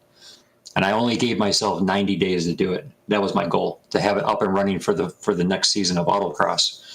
And I actually got it done, and the first race I was on the 91st day. So, but I had to buy everything, and like that car, you can't just go and buy parts for. So you got to like get everything from eBay or salvage yards or marketplace, stuff like that. I mean, and then ultimately, after all the work that got done with it, because I hurt my back, I couldn't race anymore. I couldn't even get in and out of the race seat. I had to sell the car. I mean, I lost 16 grand on that car, and I only owned it for less than a year, and I lost 16,000, or no, actually went to 12,000 I lost. But it was still the experience, and it was can I do this on my own? Like, I didn't have anybody help me. I literally watched YouTube videos and looked online for instruction and stuff like that, and I was able to do the car. And this was body work and welding and everything. I just did it all myself, all the electrical, everything. It was Did you teach yourself like body work and all that? Yeah, I don't ever go to classes for anything. I pretty much watch YouTube and go for it, and I learn just by doing it. That was actually what I went to college for. Sorry, go ahead, man. Sorry, go. No, I was just telling him I went to college for auto body. Go for it, Jacob. Oh, I was just asking, how long ago did you build that car? What's that? How long? How long ago? That was 2 years. You said it was a 240? Yeah, 240 SX. Okay, that's pretty cool, man. Yeah, the car was a beast. I'll get some video and I'll post some links to some video of it when I was autocrossing it. I mean, it still had some kinks to work out. Like when I got it on, like during autocross, the brake bias was off. So like you'd slam on the brakes and the brakes were still like shit. So I didn't get to work out the whole brake bias, but I ended up just having to sell it because I had to get, I mean, when I built the car, I actually bought a 4-post lift, put that in my garage so I can work on the car all the time. I just go all in, dude. I just go 100%, 150% all in, do it all. And then once I have it, it's like, it was fun. I didn't really need it. It was a challenge and I wanted to see if I can challenge myself to do it. Yeah, I was saying earlier, and he chimed in, like, me too. I think a lot of us in here are like that. Once we go after something, it's like, we don't just mess around. Like, we're in it hard. Oh, dude, when I used to race German cars, I used to race Volkswagen GTIs in autocross. And like, I pick one up and like 3 months later, swap the turbo and everything else. I think it was like 375 horsepower. And then like a month after I got mine done, I was on a forum and I was doing everybody else's turbo swaps and I was working on cars and like I ended up opening up a mechanic shop and like I just went all out.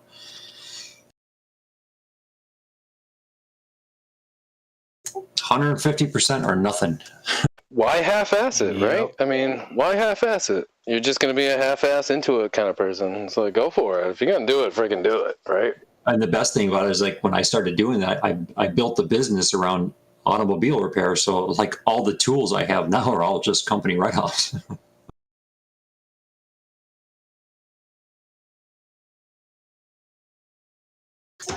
Yeah, that's definitely, I do a lot of that with my auto detailing company. Once it's a business and you're making some money off of it, you don't worry about, I need to buy the cheaper stuff from Harbor Freight. Like if you're doing it as like a consumer, when it's a business, it's like I got to spend money, so I'm not getting taxed. I might as well buy the good equipment, and then you realize having the good equipment, it gets the job done faster and it gets it done better. And Especially if you bite the bullet and just let one job pay for like a specific tool. I like to do that. I'll be like, yep, right, me too. Just for it. Part of the materials, right? You just add it on the materials list. Yep. Exactly. And then you've got it to make you money in the future. Well, that's how I will say about like the Harbor Freight, like I needed a friggin' press to do wheel bearings like 2 years ago. I haven't touched that press since then. So like I bought their big one, but I'm glad I didn't buy like the snap-on press because it's like, I buy them. I use like for my tools that I work, like my electric ratchets and stuff like that. That's like all Milwaukee. I don't buy Snap. Yeah. Harbor Freight. I bought tons of stuff from Harbor Freight where it's like, okay, I need this to build the car. I'm probably never going to use it again. Just buy it from Harbor Freight. That's it. Yeah. Like that press is a perfect example of a decent art. It's like a jack and steel. It's like, how can you mess that up? I got my press from Harbor Freight too, because it was like I need to press all bearings, and I'm like, I don't want to keep going back and forth to the shop, so I'll just buy the press. Well, especially with shop labor. I'll buy heat guns from them, especially with their return policy, because I mean, heat guns you can go through them pretty quickly anyway. Yep. We buy their heat guns all the time because I use them in my company now for taking off labels off of packages and stuff. We got to heat up labels. Hair dryer works way better for that. No worry of overheating the paint. Just suggestion or whatever. So always have a nice hair dryer too. Yeah, Especially we've tried the hair dryer before, and it takes. Remember, you got to remember something. When we're removing things, this is like 2,000, 3,000, 4,000 at a time. Look at Torch. Oh, okay then. Hair dryer. Torch. Torch at 245, or high was 245. Shot up 10%. What the hell? Minute. Wow, I wonder if there's going to be news after That's interesting. It's just such a big spike for 1 minute. I know. Well, it was I 4 guess minutes. It was 3 or 4 minutes. Yeah. No, I was gonna say 4 minutes. Friggin' that OCG went from 14 down to 13. It was like, whoa, dude. On a $14 stock, dropping $1 in a couple minutes is like, what the hell? But like Torch, that surprises me because of all the hubbub. I'm wondering if there's gonna be news coming up or something. I mean, Meta's up 6% today too. That's interesting. That makes me wonder. You know, Who a lot knows because. what? Well, no, because it's like the Tesla like innuendos and things that have been floating around, rumors. That's something to watch for sure. Damn.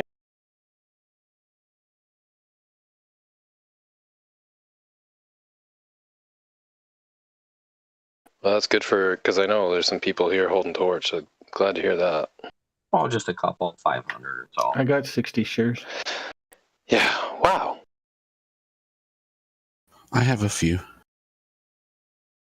I'm just holding on to it to see what happens. I sold 40, and I took a profit off the 40. So I was just like, all right, cool. Let's just ride these 60 and see what happens to them. I mean, they turn into Meta. I get another share, whatever. I mean, that was my deal. I planned on riding it till they at least release news on the dividends or anything that might even resemble something, because I'm in low enough that I'm not hurting yet. I wonder if this signifies that, maybe. Sorry, what? I said, and when Meta takes over, if even a fart in the wind of that Tesla stuff comes even knocking, even Tesla just like thinking about it again is going to cause another spike of instability. Yeah. Until anything becomes actualized.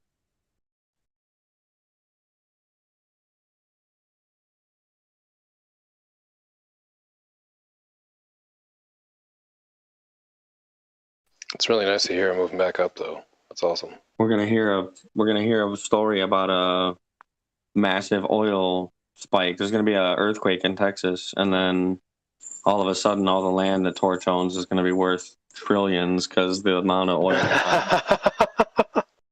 It's just gonna be flowing with oil. Like that. You know how California is gonna float away one day? Yeah.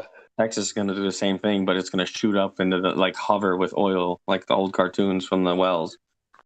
It'll just be sitting on the spout, floating on it.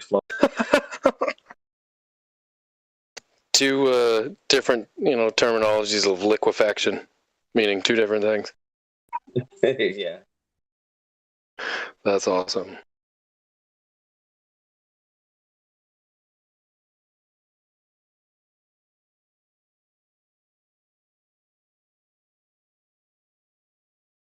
$10 minutes.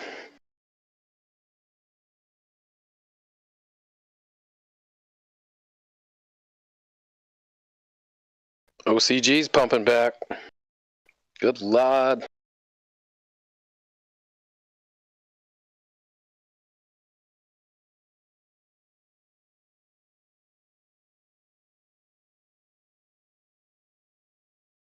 VACQ, Rocket Lab, a little bit of a dip, not heavy, but let's come back down a little bit.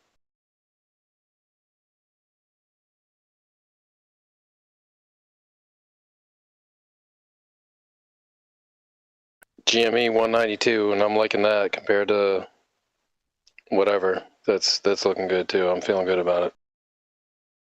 How's AMC? 1240. Down 10.9%. Yeah. Oof.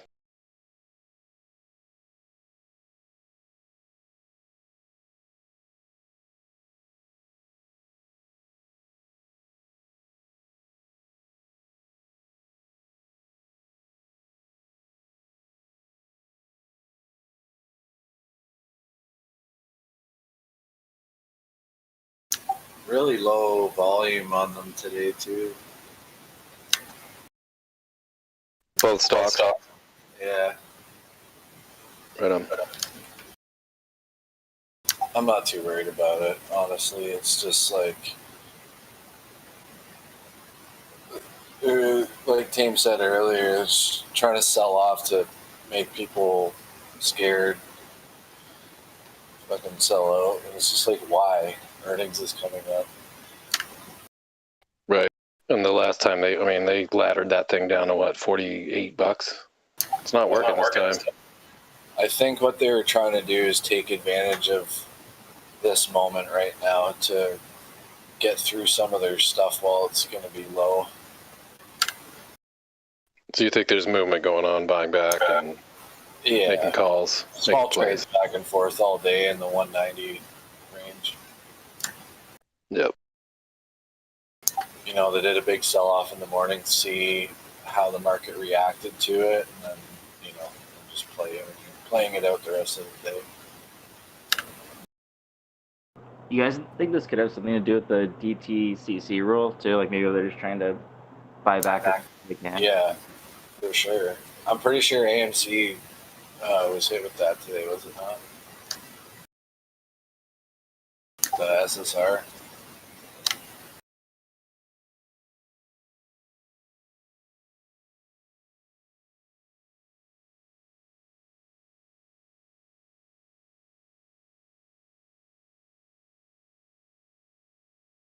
Who knows?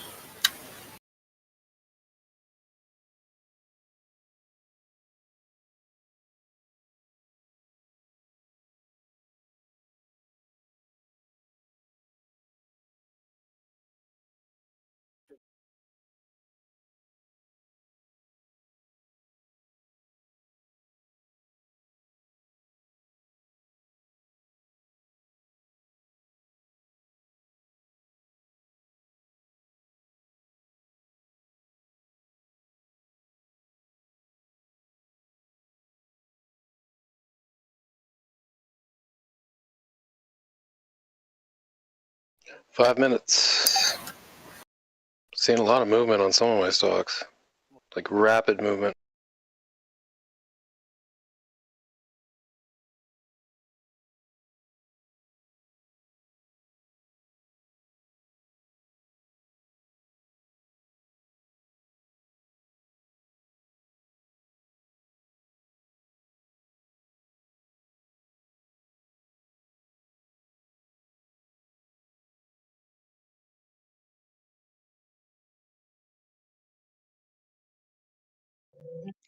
I would love for Ada to go ahead and bounce. It's rejecting off the bottom of the triangle. I can show you if you want. Tesla 675. What do you guys think? It's way down on the day. Wow. It's actually up for the day, 2.99. But it's at 675 though. It was up at six. I sold it at 680. I don't know. It's only $5. I wonder if I should wait. I mean, it went up to 699 today. It touched 700 and reacted violently. So you think you guys? Not that this is financial advice. You think maybe wait? I got that. Didn't Tame say earlier, like, they'll sell off whatever they have to? Doesn't matter. Okay, I'll wait. You could.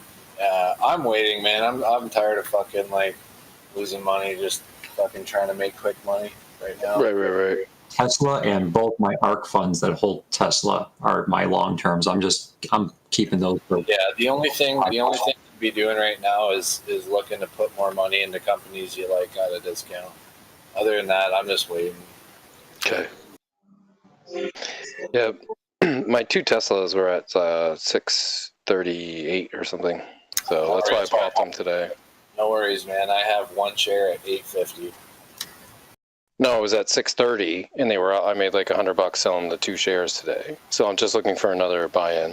You know what I mean? Because I was trying to. Yeah, that's fucking sweet, man. Yeah, I wish I waited 2 months to put money into this fucking market. I'll tell you that.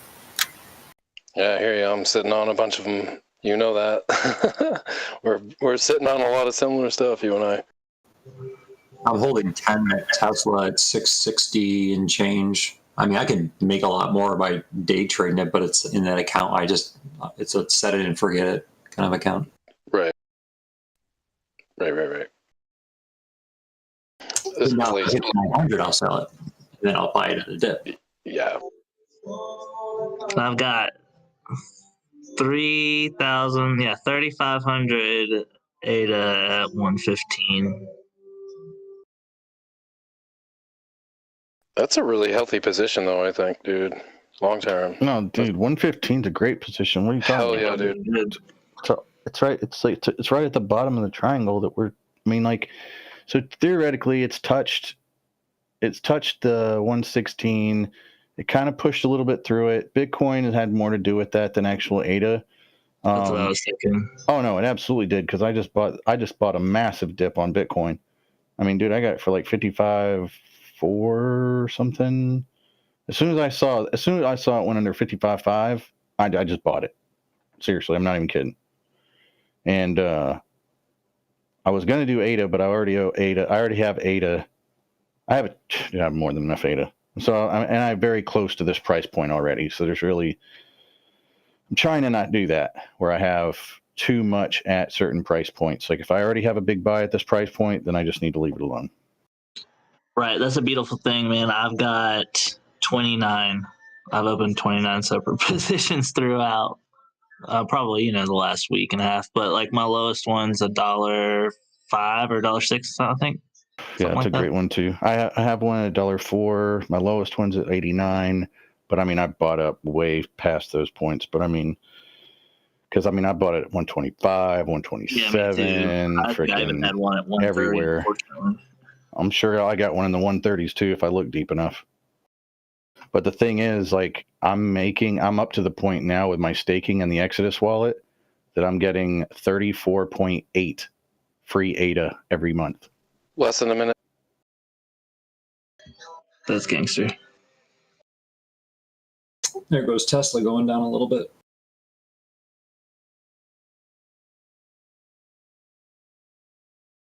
I just bought it 670. I didn't listen. 2 shares. No, it seems like it's holding. Yeah, no, I'm glad. Just like, I don't know. I just want to friggin' secure another hold on it.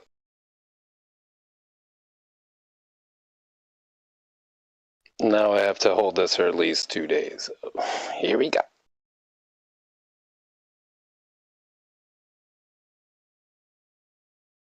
At least you didn't buy it 880 or something when it was super high, and now it's at 6s.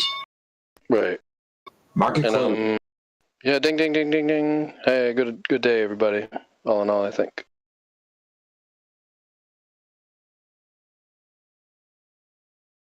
Yeah. ARK, Tesla, and Apple all ended up in the green for me. Oh, Disney just went in the green. So the only two that I'm holding really besides, I'm not really counting GME because we all know what's going to happen with GME. But like AT&T and my Uranium Energy, man, my UEC. But it's like minuscule difference. So isn't GME 5% or like gain? My unrealized profit loss is 15 cents. So I'm not even going to count that. Doesn't GME have earnings today? Tomorrow. Oh, okay.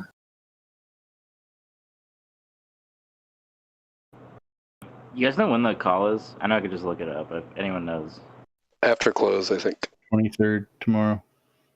Okay. But after close. After close. Yeah, that's what I'm gotcha. Someone said Go, Jimmy to the moon, baby. 5 p.m. Eastern time, I think. I'm gonna be at work with my phone plugged into the speaker so I can listen. See, oof, I knew it. Oof. OCG's tweaking out. Dude, my freaking Disney is going to the moon. As soon as I'm telling you, this is so crazy. The only time that you can buy Disney is in the afternoon. You have to just ride that sucker all the way down and get that freaking low point. And as soon as it closes for some reason, all the traction goes up in the after hours. It's absolutely ridiculous. Like, seriously, look at the after hours for Disney right now. It's absolutely stupid. Yeah, but isn't Disney, like, Disney's more of a long-term play. Like, their swings are only like a couple bucks here and there. Yeah. Like, it might show volume, but it still only swings like maybe $2. So. And it's what, 100 and how much? I'm just saying, if you have 5 shares and you're swing trading it and I'm making, $25 a day, that's a quarter of my goal a day. Yep, and then add it to whatever. Yep, yeah, project the lunch money. I made lunch today. Me too, man. It feels good to actually $27. Not just sit on things. You know what I mean? Make some plays, dude. Have some buckets like you talked about. Yeah, I had a vulnerable position. I had to just close it out. $27. I didn't want to carry it overnight.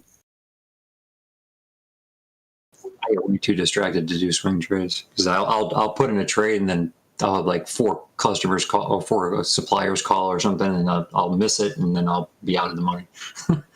I was afraid. I had almost a 2-hour customer meeting this afternoon, dude. I was afraid of all that, dude. Because I checked one time and I felt stupid doing it. I was like, I can't do this.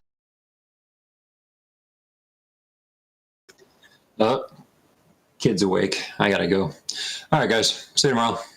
Hey, nice talking. Right. Have a good afternoon. Great day. Good evening. See you guys. Yeah, see you.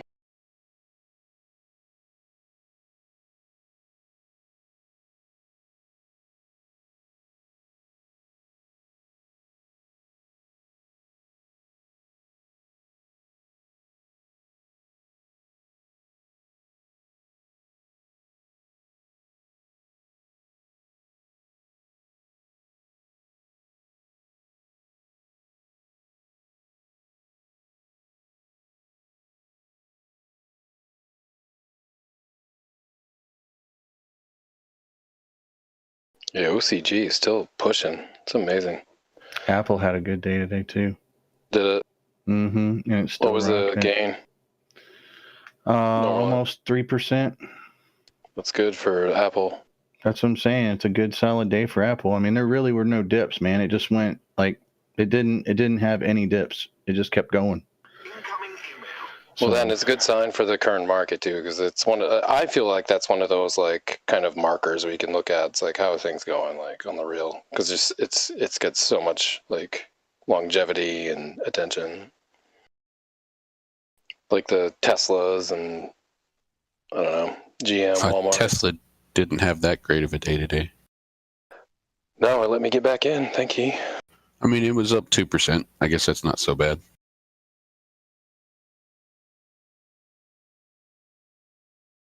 Hey, it was above my buy-in price.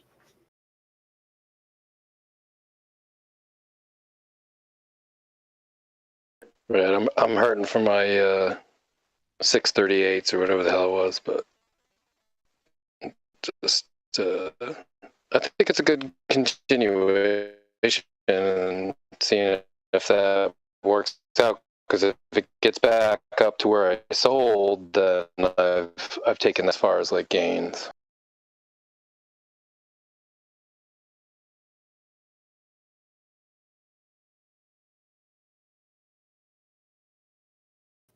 I just love it when Kathy Wood says she thinks Tesla's going to be a $3,000 stock. And other people we know say it's going to be way more than that. It's like, it's nice to hear.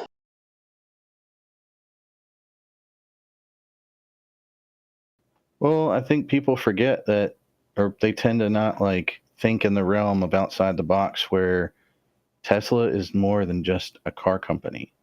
Yeah. And I think people need to, that's a disconnect for a lot of people. That and the share price, I think, obviously, like, it's, if you can't do fractionals, like on Webull, they don't do fractionals, so it's like... Bro, I'm going to tell you right now, please let them do a split. Right. Please, another one? Dude, I will another do one? it. Like, do it. I will liquidate myself and I will go all in.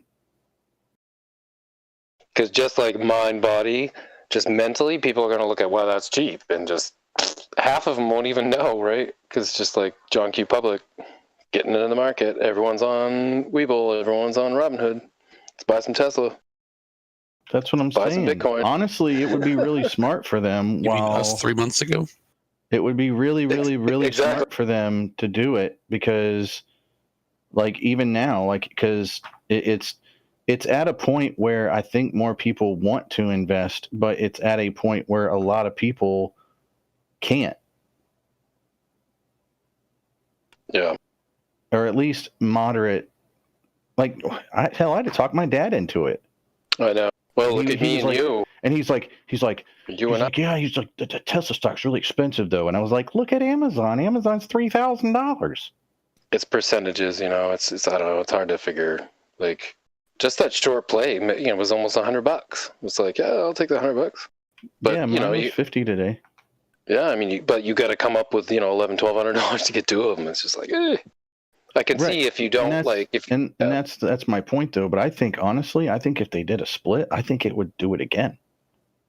I think they'd be back up. Oh, there's a potential for it. Oh, for I sure. think if they did a split, I think they'd be at 300 within a week.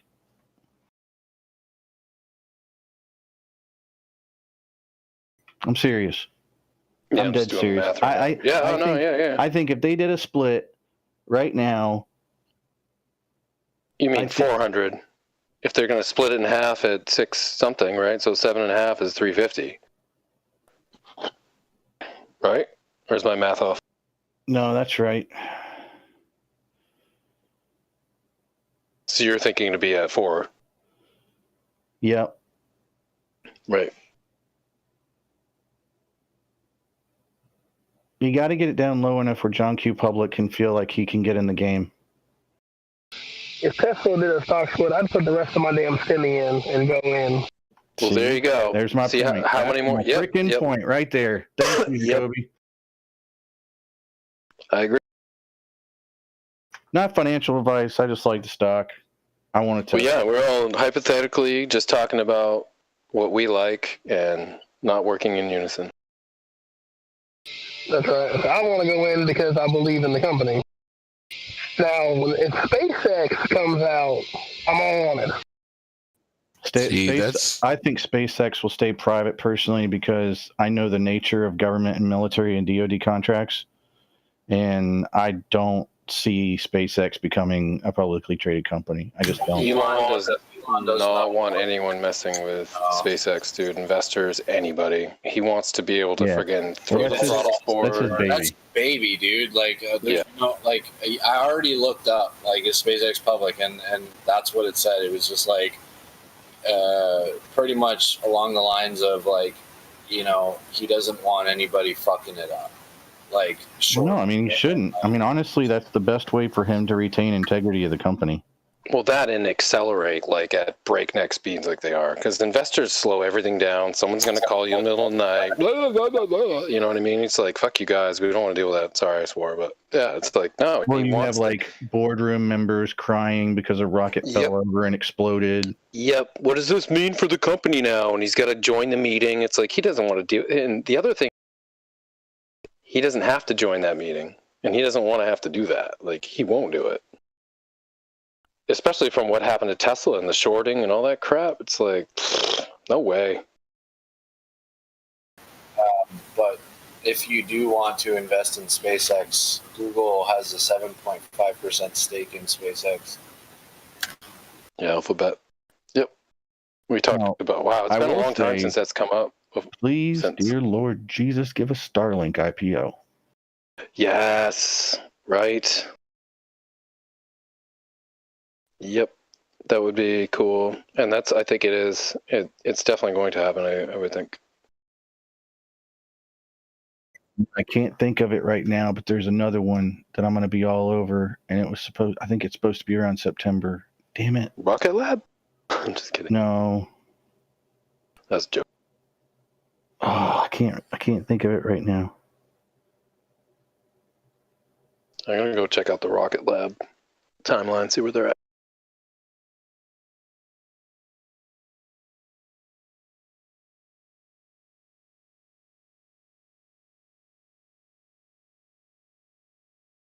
$113 I was going to say live in 113 minutes. There you go. Yeah. So we got 2 hours. Looking forward to that. 6 p.m. Eastern ish. And then there'll probably an hour on top of that if there's no delays or anything. So we're probably looking around 7 Eastern. This is launching in New Zealand, right? Yes. Yep. Yeah, about noon. So it should be pretty.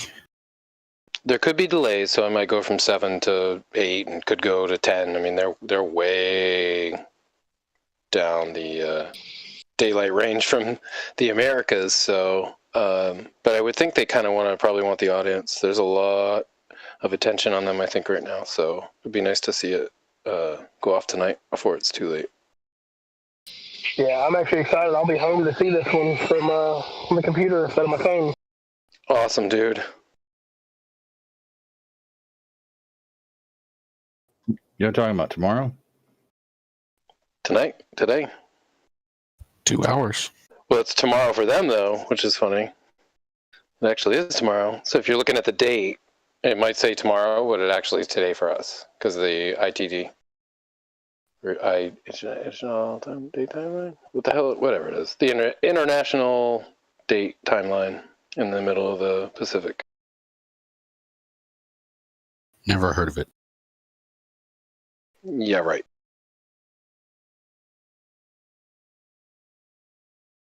I'm sure some people don't realize where it flips. They live. I mean, some of them think this thing's flat. So yeah, I always like to clarify.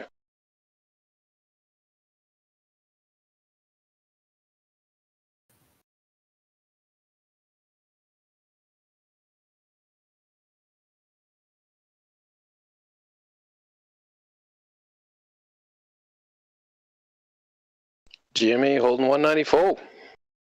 Gotta love it.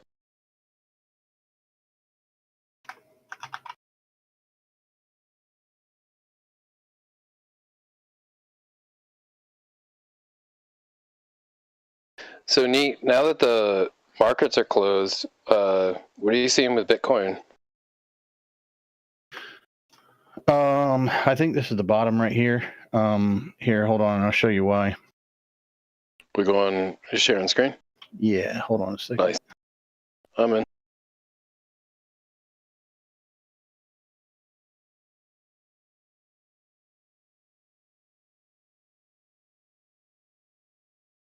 So let's go to 6 hour.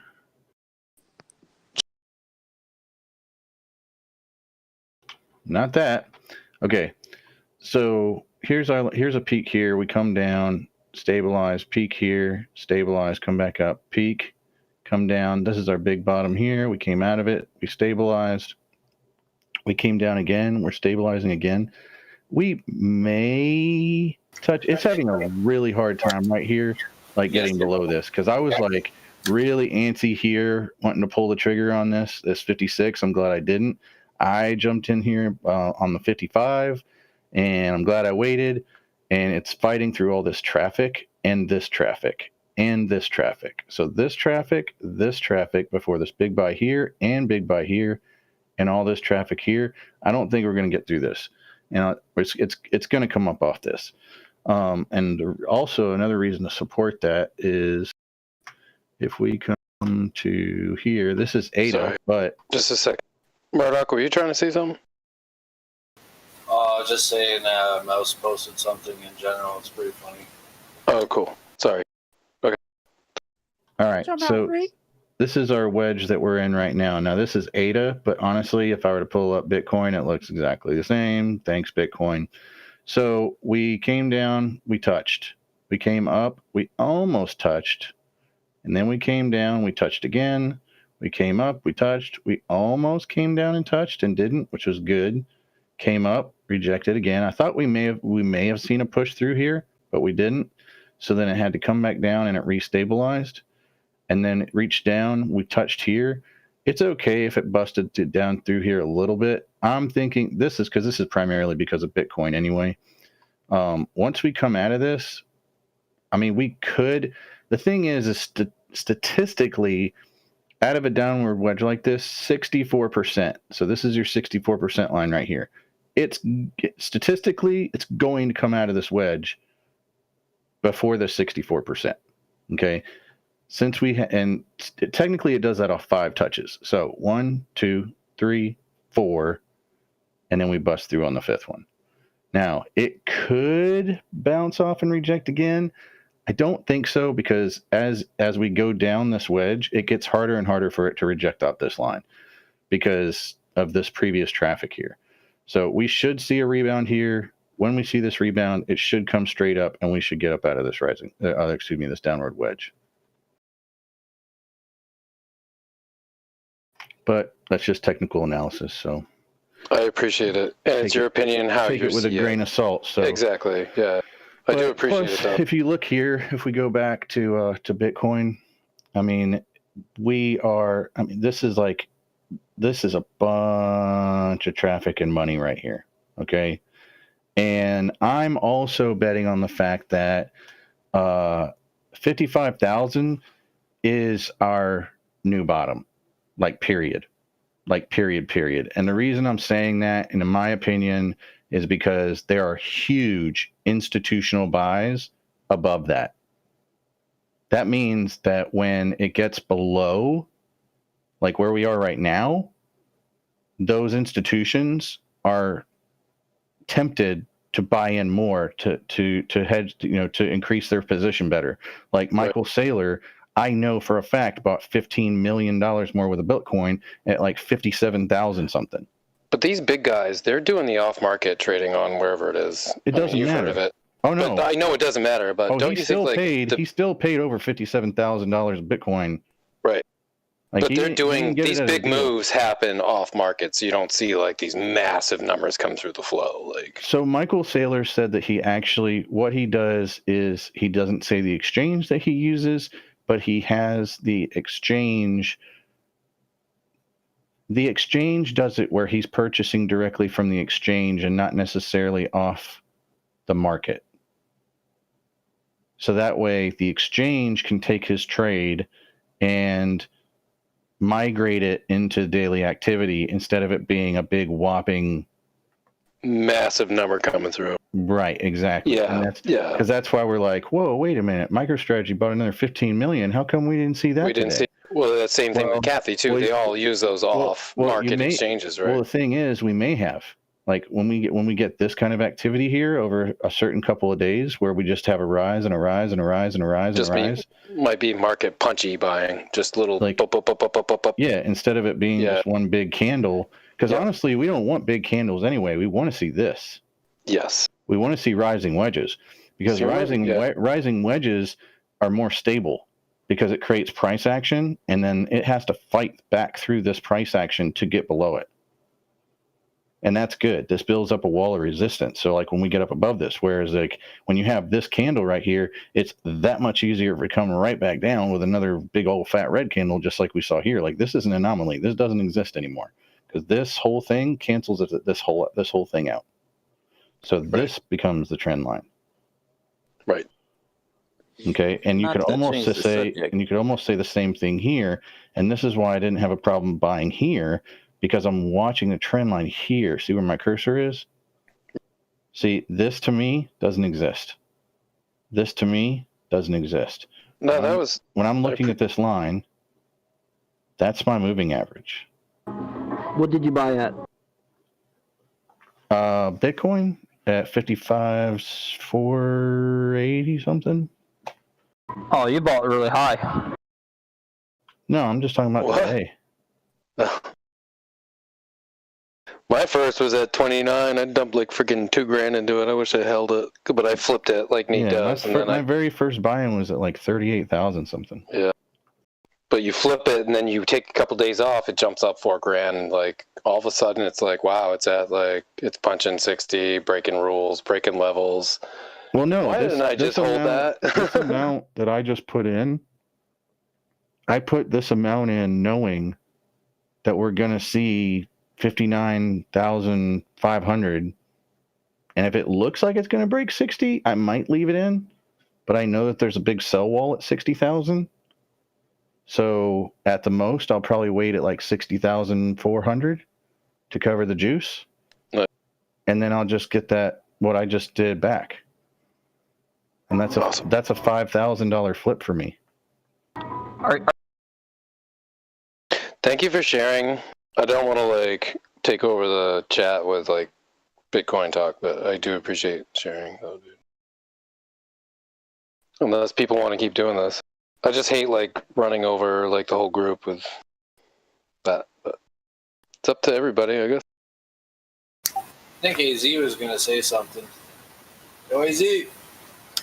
AZ 3000! It's Azilla. Wait, let me say something. Is that tame? Wait, you know my identity? I can hear your voice, dude. Why does he sound so different? Yeah, Did he cut out? Yeah, I'm just saying what you guys feel like when you use push to talk on a phone. Sorry, my bottom menu comes up, dude. Sorry. It's okay. It's okay. Yeah, I get it. You control this. I'll work on that, dude. Sorry, bro. Wow, the push to talk really does go out a lot on the phone. Earnings calls not till after. Push talk. God, it's not till after 4:30 p.m. tomorrow. Aftermarket, yeah. You might have not been in here, but The number's not going to come in until after 5 o'clock p.m. realistically.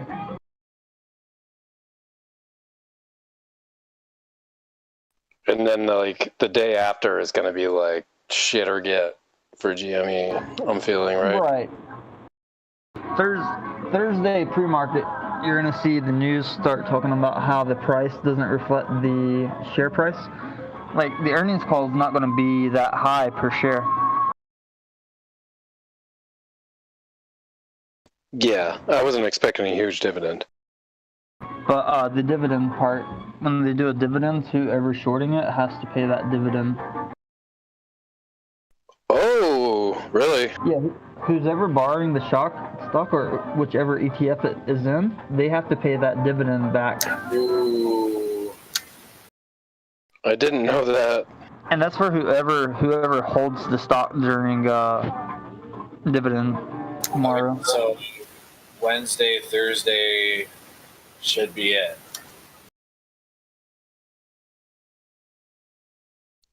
What we're looking at, we may see like 250, 260 Thursday.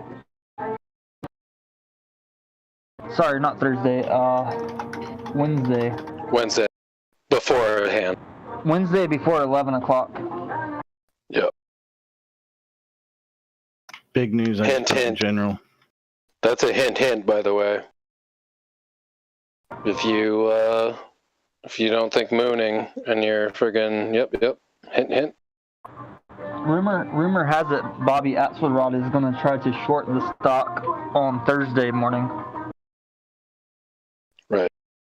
Oh man, why are you giving spoilers? I'm not even up to that episode yet. Well, it could be a good exit to rebuy down lower, especially after. Do we have to hold for a certain amount of days after the to get the dividend, or no? Do you know? No. Right as soon as you get the dividend, you can just sell. That's what's going to happen. Right. And then you could find a new buy-in, right? Because a lot of us, all of our funds are settled. Like, we could literally sell the same day and buy back in at a lower point. Let me give you another food for thought. Jerome Powell.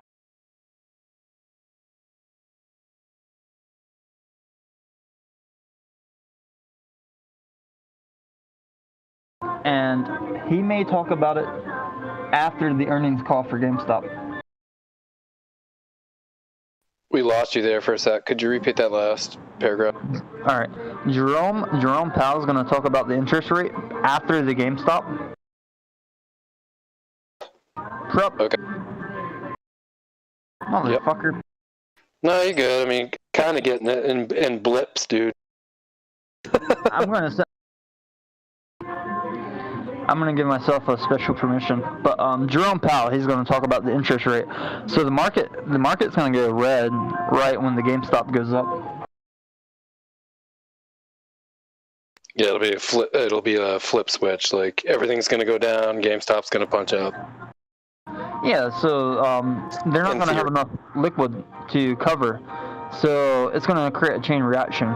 They're going to be losing money, and their shares are going to be liquidated at the same time they're trying to pay.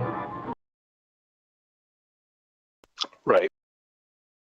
So even though GameStop may go up, a lot of the market may go red on Thursday to Friday.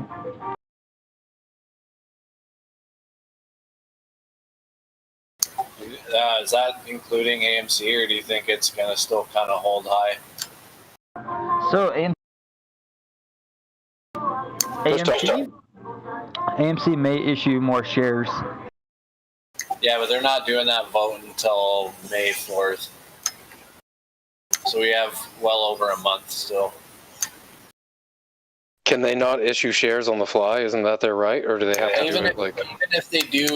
even if they do pass the vote as yes to add 500 million shares, it's not an obligation, it's a right, which means that they can pass the vote yes on that, and then decide 3 months down the road to then issue those shares. They don't have to do it right off the hop.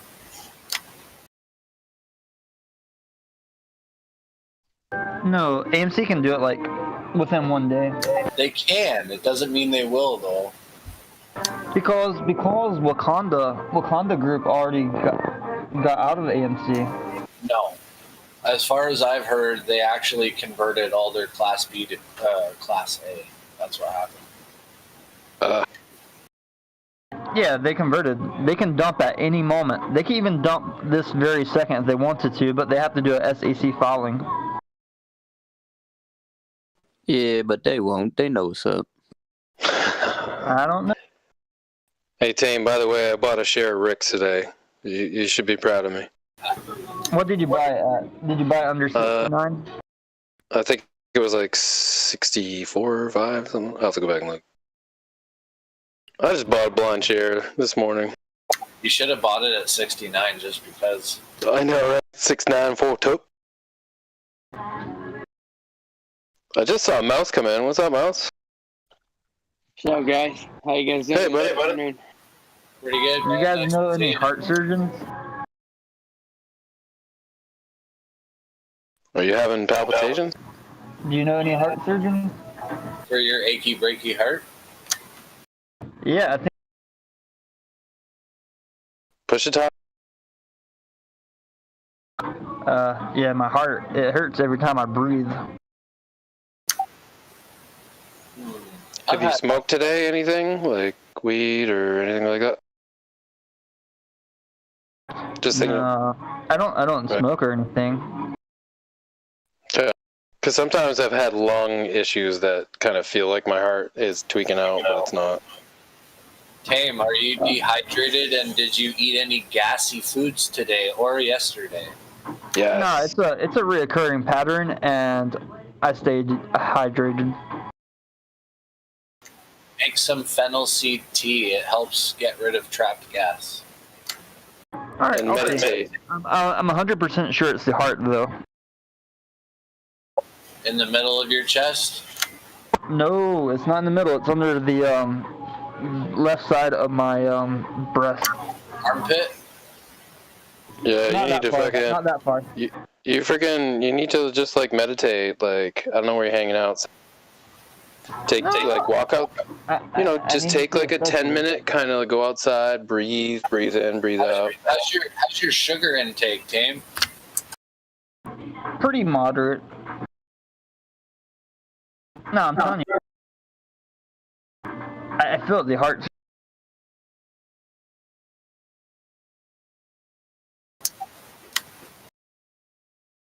Push the top. If it hurts when you breathe, then it's not your heart; it's a muscle or rib or something. Yeah, I've definitely had that feeling before, and a lot of it's anxiety induced. Like, honestly, bodily pains in my chest, tightness, shortness of breath, sharp breathing pains. Like, I've had it. I don't know your medical history, so obviously, like, if this is normal for you, then you should. No, it's not normal. It hurts right under my fourth rib.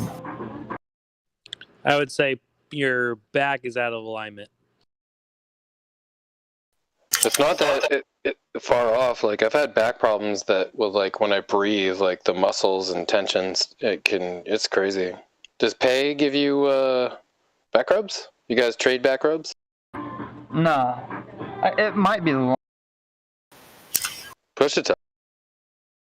Yeah, it's probably the long. That's like, I've had lung issues. Like, if I breathe real deep, it almost feels like I'm having a heart attack, and like, it was almost yeah. You can have gas that affects you in really strange parts of your body. Yep. And the way I got rid of it was breathing out. It may feel like it hurts if you breathe out, but like if you breathe all the way out and try to hold it, and then slowly take back in, that's how I get rid of that. If it's what I'm thinking it is, but it happens to me like probably every 3 or 4 months. Tame, I know it sounds ridiculous, but buy a bag of dry fennel seeds, and whenever you have like pain like that, make like steep some water with the fennel seeds and drink it. It works wonders.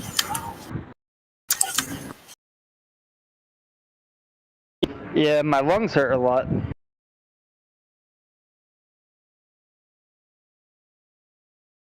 Yeah, I've been there, man. It's not fun. Hang in there. Seriously, please. But yeah, I don't know, like breathing techniques, walk away, take a little walk. Yeah, meditate a little bit, get out in the sunshine. I'm at GameStop like right stretch. now. You're at GameStop. Go outside and stretch. Like just. No, I am outside. I'm walking. Nice. Good. Maybe I'm getting fat. That's why the lung hurt. You're not overweight, dude. I've seen you live, so it's not like you got a weight issue. I don't think. I know. No, I have a weight issue. You haven't seen me. Those are pictures. No, I've seen you live, dude. You're not overweight. Sorry, but You seen the top half live. Okay. I still don't buy it. 220 pounds. Okay. I'm only 5'10", 220 pounds. We're the same height. I mean, if you wear it well, dude. I mean, I'm 234 and I'm 5'11". I mean that it's all how you wear it, I guess. I mean, yeah, it's all going to my belly. Yeah, that's. No, honestly, it's. I'm not laughing. Dude, skinny fat has taken over America, and I know exactly why. And I swear to God, stop eating bread, stop drinking soda, fucking starchy carbs, and like refined sugars. Get them the fuck out of your life. I'm telling you right now. I mean, I agree. I don't drink agree. soda. I use monk fruit as a sugar It's not even substitute, just that. and it's like great. any but sugar. Maybe it's that oatmeal, dude. You're eating all the time, though, Tame. Like you talk about oatmeal a shit ton, dude. That's a lot of carbs, right? Yeah, I eat like 5 big bowls of oatmeal every day. That's a lot of oatmeal, dude. How many? If that's not going, like that's so unhealthy. You couldn't possibly. So my next question would be, what's your vegetable intake? Like, are you eating roughage, lettuce? he doesn't have a fiber intake problem, that's for sure. No, Yeah, I eat carrots also. I eat like 4 or 5 carrots a day. Get some cans. Are you a fucking horse? Oats and carrots is all you eat? No. All the fructose is fucking killing people. Yep, I agree. It's not good, dude. It's not even necessarily the glucose that you're consuming from sugar. It's fucking fructose. Every cell in your body can use glucose, but only your liver can metabolize fructose.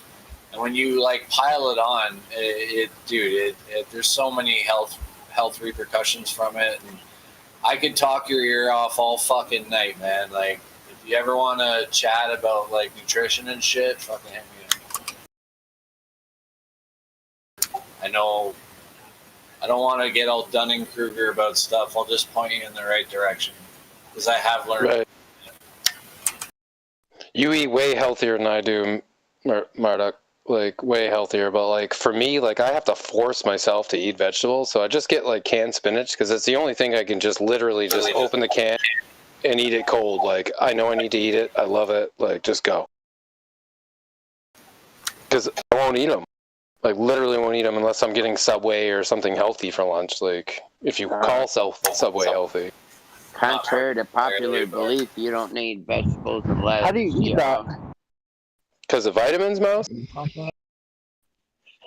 No, the same vitamins supposedly, it's not supposedly, the same vitamins you get from eating lettuce and tomatoes and cucumbers and shit like that is the exact same nutrients and vitamins that you get out of meat. So if you break up your diet into eating fish, chicken, and red meat, steak, that type of thing. Stay away from like ground beef type of shit. Actually having a carnivore diet it depends. is the best thing for you. Depends. If the cow that the ground beef is coming from is grass fed and grass finished, it's very good for you. But if it's pretty much whatever you eat what they eat. So if you eat grain-fed chicken and grain-fed cow, you're going to get fat. Especially if it's a fatty cut. If you're going to eat grain-fed, eat lean cuts. But if you have grass-fed, grass-finished, go for the fattiest cut. It's got the best fatty acid profile by far. But obviously, give me them fatty ribeyes. Yeah, but I'll be back. It has to be grass-fed, grass-finished though. Otherwise, you're doing yourself a disservice. Certainly, like if you eat nothing but grass-fed or grain-fed cow, and you don't eat potatoes and you don't eat rice and you don't eat a lot of sugar, you're probably going to be really lean. Potatoes are bad. Like, seriously though, they say I'm always overweight, but dude, whatever. I mean, I'm wearing the same waist size I wore when I was in high school, and I'm 40 years old, so I don't give a shit. But I'm gonna tell you right now, potatoes will screw your triglycerides up to the moon. There's like 9 tablespoons of sugar in one freaking potato. But they'll keep you alive in a famine, though. The Irish prove that shit. Your energy, 98% of the cells in your body use glucose, or can at least. So yes, potatoes will keep you alive, but don't think you're going to be able to keep your teeth and you're going to have strong bones. Just exactly. Yeah, dude. If you eat potatoes more than twice a week, I'm telling you, because I had to cut. I was eating them. I mean, I'm a steak and potato and Texas toast guy. I'm just straight up. That's what I wanted. That's what I eat. And, I love that shit. Dude, I went, and the only thing, my doctor was like, okay, I don't understand why. You have to tell me what's going on with your diet. She goes, because everything is great. Your cholesterol is great, your blood pressure, everything. But your triglycerides are literally 400 times what they should be. Yeah, because every time And it was the freaking potatoes. What'd you say, Mike? I said that's why I'm telling you guys, you need to have a carnivore diet, high protein diet, high meat, and just very, very light. And the other things you eat, it's okay to eat a salad a few times a week and have other sides with it, but all carbs should be cut out. Literally, you should only eat carbs probably twice a week on a heavy meal of maybe a cheat day on a Sunday and an off day. I would agree with that. Mouse, you know what's cool? If you eat enough protein, your body makes its own glucose when it needs to. That's interesting. You don't even need to eat carbs. Your body, and you feel so much better, dude. Oh yeah, absolutely. I didn't know that. Like I said, I will talk your ear off about it because I've done it. I've everybody's oh, everybody's different, but at the end of the day, a lot of humans are the same when it comes down to fundamentals and how the body works and reacts to certain things. It's a known fact that celiac disease, even if you're not celiac, gluten still destroys your intestines. I was saying that last night. It's absolutely horrible for you. Especially modern day wheat, because it's so it's just so empty and just processed. It's like filler. It's just filler, and the filler isn't healthy. It's actually toxic, pretty much. There's a book I read called Wheat Belly. Some doctor, I can't remember his name exactly right now, but it's crazy, dude. I had no idea. You guys drink milk, get off of milk. Yeah, I know. Lactose and the casein proteins inside. No way. I can't. I just can't. I'm sorry. I'm sorry. Maybe I'll go to 1% or something, but I do 2%. Yeah, it's actually worse. 1%'s better. I eat a lot of cereal, which is probably not good for the friggin' glucose and the... Oh, yeah. I know. Yeah. Once in a probably while, chew some cereals in the organic aisle. You think that would help with that? I think of cereals to. I know it sucks, but dude, I've had to say goodbye to it too.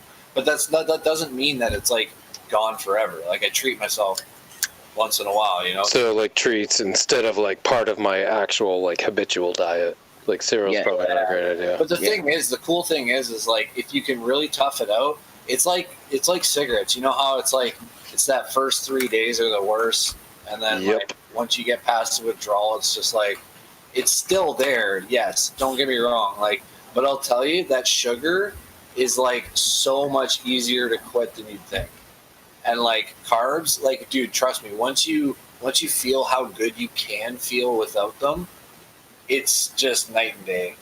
And then also the bad bacteria that makes you crave those sugars, they have their half-life is shorter of like good bacteria. So if you can flip your microbiome and like get your body used to like because it's strange, man, like things will start to taste a lot better, I'm telling you. Like when you eat sugary cereals, or even if it's not sugary cereals, but like semi-sugary, and then you like, you know, like after a while you don't eat like refined sugar or processed foods like Brussels sprouts. I used to fucking absolutely hate them. Now they're like my favorite vegetable. They taste sweet to me. And corn, bro, I don't even want to get started on corn.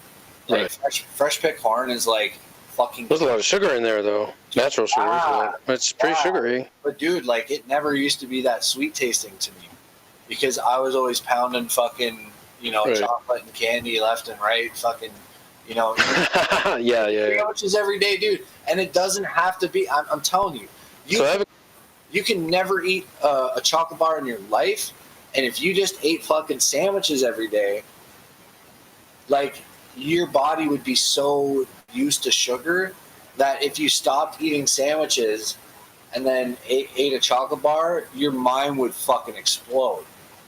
Right. It's weird. It's like even eating things that aren't like necessarily sweet, but like are full of simple sugars, like white rice, for example.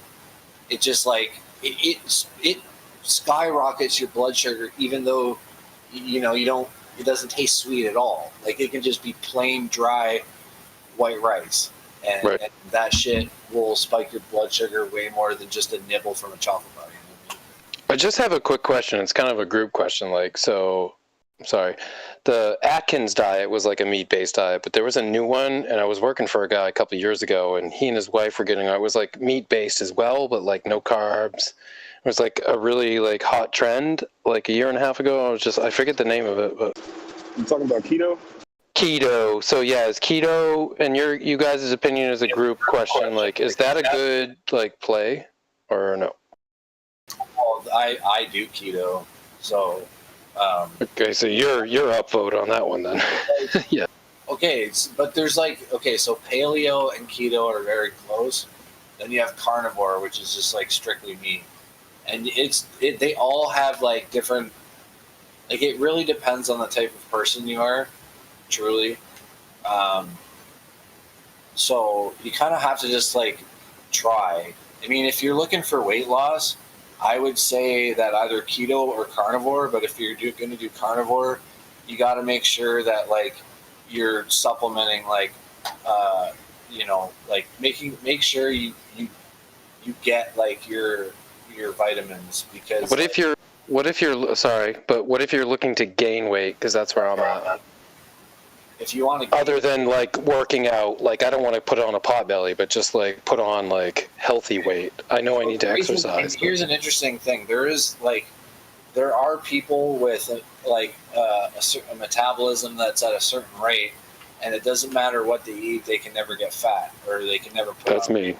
Yeah. Yep. Okay. That's me. So from what this is my theory of this based on what I have learned, and I've learned that the body will either put on weight or lose weight when it feels it's right. So if you're thin and can't get fat, like, do you want to put on fat or do you want to put on muscle? No, I don't want to put on fat. Like I said, I know I need to work out. Like, and I'm an active person. You know, I work actively. I don't I'm not a desk jobber, but it's like, I mean, not. And we're off. Are we off YouTube? Anyway, it doesn't matter. I like poop like 4 or 5 times a day. My metabolism is so fast, it's ridiculous, dude. It's like out of this world stupid. So, how much fiber do you eat? Oh wait, you don't like vegetables. Well, no, and I have to force myself to eat the roughage because if not, I won't. Like, I literally will not eat vegetables unless I force myself to do it. You know. So what you can do is. But I do take a 1-a-day vitamin. So. Okay. Well, yeah. Anyway. That's sorry. That is. I don't know. Okay, so there's also this stuff called psyllium husk, and it's not for everybody, but it's a good way to get fiber, and it's really easy. You don't have to eat vegetables, but it's like most bulk stores have it, and it's like spelled Psyllium, psyllium husk, and just walk into a bulk store and ask if they have it. And you literally just put a couple of teaspoons or tablespoons. It's like depending. I just do 1 tablespoon in a glass of water, stir it up, and chug it. But you gotta like put the husk in the water first because it soaks up water really quickly. Trust me, it's kind of gross. It gets like gummy, but like that's why you put in, stir it, and then chug it back real quick. Yeah. Because essentially, it's just like you want to. Your body needs some fiber to slow down whatever it's eating, so it can actually like soak more of the nutrients out of it. Because it sounds like to me, it's just like you're passing it so quickly, your body can't even like absorb. Nope. The nutrients. And if I don't, then I literally can lose 10 pounds within like 3 or 4 days. If I get like anxious and shit, dude. If I get into a corner and I'm all like, if I don't continue like trying to pile drive food in my mouth, like I can drop for literally like 10 pounds quick, and it takes me 2 months to get them back. Right. So shit. Yeah, it's crazy. I'm sure a lot of people. I mean, like people on the other side of that equation are just probably like you don't like pissed to hear that, but like it sucks to be on the other side too, where you can't keep weight on. It really sucks. Yeah. Do you like? Okay, I was gonna say like. Anyway, I don't want to like take over the whole like. Oh no, dude, it's fun. It's cool. Yeah. Man, what else? Let's say, what about like beans? Why don't you make a big pot of chili? Right? Yeah. No. Like red beans and rice. I love like New Orleans stuff. I love cooking Cajun food. I love that stuff. But yeah, I'm open to suggestions, and Avocados are really good for you, and they're full of fiber. Delicious. I appreciate the information. I have a question, man. Shoot. I mean, this whole eating healthy and diet stuff, right? I've done quite a bit of research on it. And to me, if you don't make it a lifestyle, number one, it's not going to work. Okay. And also, sometimes it may sound crazy, but listen to your body. Like, if you feel like you want a burger, even though you don't even smell one, there's something you're missing, you know? Now, with me, I can drop weight, I can put on weight. If I eat a lot of starch, I'll put on a lot of weight. But the thing that people don't do, which is important, is cleanse the body first. You got to do some sort of cleansing or some sort of fasting to get some of the toxins out and that old gunko. Yeah, that's not wrong. That's definitely a good point. So every time when you look at it, you got these ketos and all these other type of diets, but the more futuristic things become to us, the more fast things become and easy accessible, then there's gonna be another fad, another diet. I just always say go back to the way. Hold on a second. Real quick, sorry, I gotta cut you off real quick. Therapeutic ketogenesis is not a fad. It's been used in medical for over 100 years, just to clear that up. Right. Just clear that up. So keep going, Big Lee, though. But if you look at it, right, first of all, the quality of the food we're eating is not going to be good. So when anybody says it's organic, obviously it's BS. Nothing's ever going to be organic, but it's going to be as close as you can probably get. So put it this way: if you're trying to put on weight, you're going to probably lean towards a more carb-based diet. You know what I mean? I don't know how your meat intake is, but I always suggest eat maybe 1 or 2 meats a week. Too much meat is not good, but it's okay. You know, and it all depends on what you can handle and what you want. You know, some people don't like meat and they'll go more towards the beans to get the protein, which will give you more than meats anyway. You know, so kales and some green vegetables give you more iron than meat. You know. Yep. I think it all depends on your metabolism and your biome. Like, not everybody's biome is the same. Like, there is kind of general rules, but I think that the reality really strays so far from that general baseline. It's crazy. And some of us, I mean, like, I think I'm an extreme exception, but I think that it really isn't like one size fits all on that stuff. Do you know eating too many cucumbers is bad for you?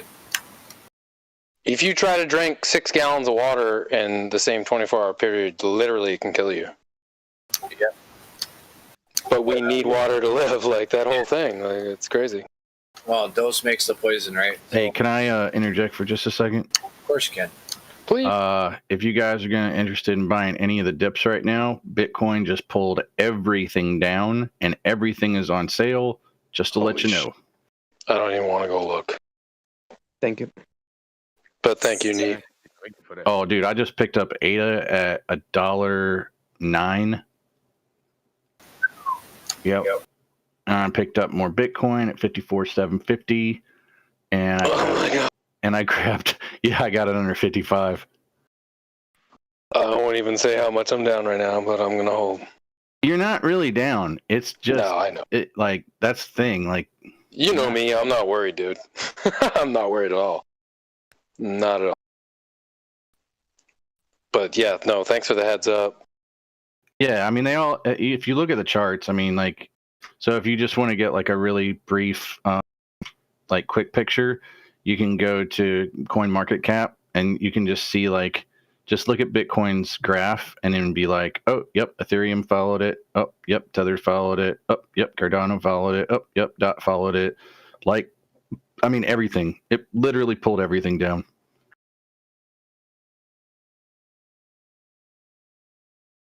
I gotta look at my few altcoins. I'll tell you if I see something that didn't.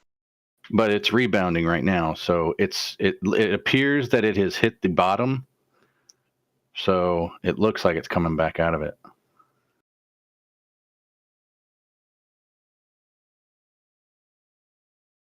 So it looks like the one I have, and then I'm holding that did not follow was the Nervous Network. I know it sounds weird because it sounds like, why did I buy this if I'm nervous? But it's CKB. Is it CKB?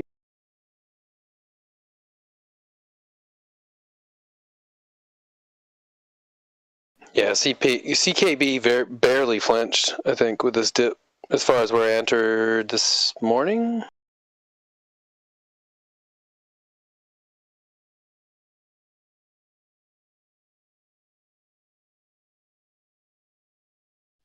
The Central Land's holding pretty steady too. I mean, Bitcoin Cash, Stellar, Terra, Wrap Bitcoin, Doge, VeChain, Crypto.com, Filecoin, Aave, Tron, Cosmos, Monero, EOS, they're all taking a huge hit right now. So VeChain's down. God, I'm glad I sold it up. Yeah. Avalanche, AVAX, that one that everybody was jumping on, that one's just took a 12% hit. I wasn't feeling VeChain. That's why I kicked out at like that $5 up. BitTorrent, BTT, that's taken a 10.5% hit. Not bad though. Has it? I was up actually. Yeah, you're right. Sorry. I bought. Well, I guess it just depends. Like if you got in a week ago, then you're still 96% up. But if you only got in a day ago, then you're down 11%. So. Yeah. Sorry. Yes, but you're right. Now I'm looking at the hour chart. Yep. Sorry. Yeah, it looks like a Christmas tree.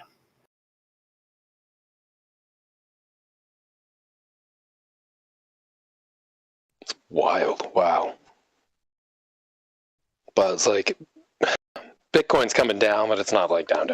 You know, it's not going back to the 40s, right? There ain't no way.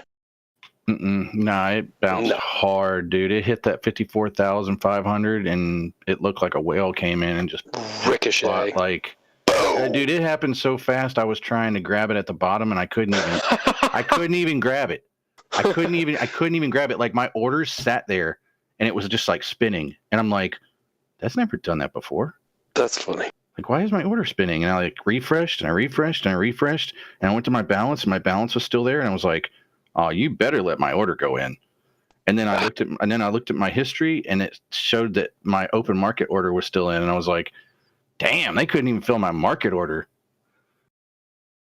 Oh, I forgot to ask you because things when you came in today it was like hubbub. But did you watch the interview that Matt Kevin did with the CEO of Voyager yesterday? No. I posted it in general. Oh, it was a wicked awesome interview. If you haven't seen it, man. Yeah, I got to see that. Oh, dude, there was so much information that came out of that interview. It was awesome, dude. Oh, sweet. It really I'll was. dig that. I posted it in general, but it's like buried now, I'm sure. But I'll find it. Yeah, it's just Matt Kevin. Yeah.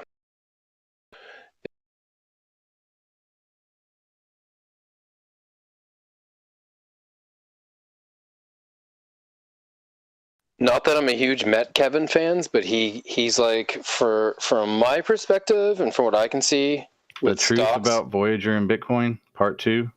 Well, no, it was yesterday? it was like the CEO interview. I put a little like blurb underneath it. It said interview with CEO of Voyager live right now. It was yesterday afternoon. That was a while back. General gets pile drove during the day, so it's probably a ways back, but it was Sunday. Yeah. Hopefully it's not one of those videos he erases, dude. Like Jersey. Just start erasing shit.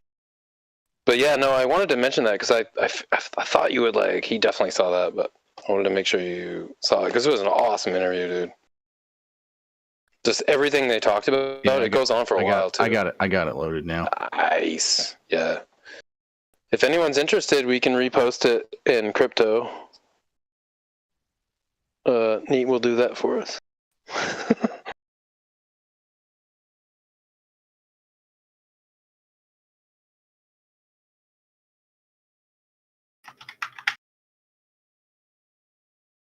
No, it almost felt like it's like another one of those people that seem real, and they're not even if they tried to fake realness, you'd see through it. It's like this guy just came off this is the first time I've seen him talk. Like he came off as a real Joe dude, hiding nothing. Like answered all the difficult questions. Like total shiner. If you wouldn't mind posting that in crypto.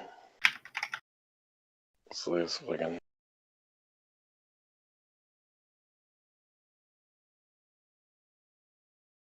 Fuck, boys. This could go lower, right? What's up? Bitcoin could go lower, right? It's kind of struggling here to bounce back. God. It really doesn't like that 54,500. As soon as it touches it, it rejects. So it'll be interesting to see what happens right now.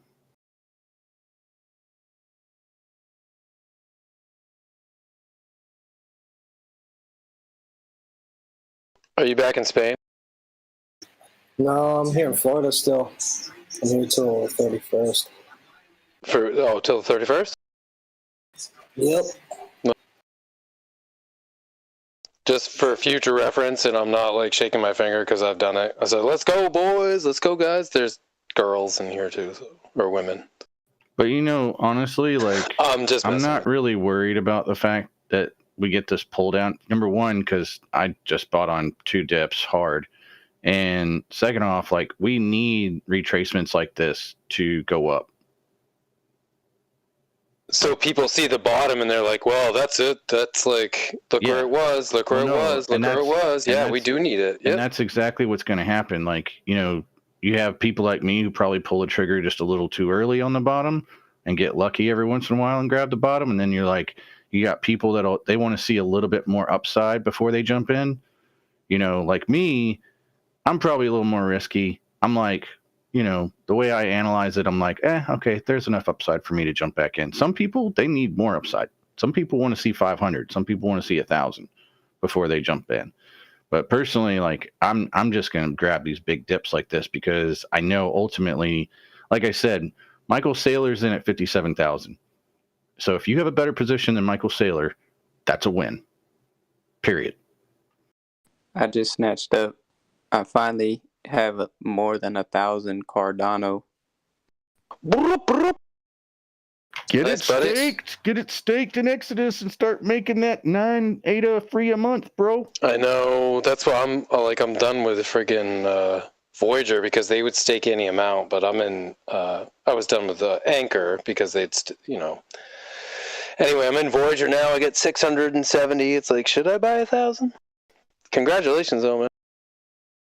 Yeah, dude, thank God, too, because I just got this huge dip on Cardano, so I'm fucking chilling Yeah, right man. now. See, and I know a lot of people, and see, that's the thing, man. There's a lot of people that were waiting on that, too. They're like, I don't want to buy when it's $1.20, which is understandable, and they want to see if it's going to dip again. And now that it's dipped, now we can see where a lot of people will be like, okay, there's my chance to finally get in now.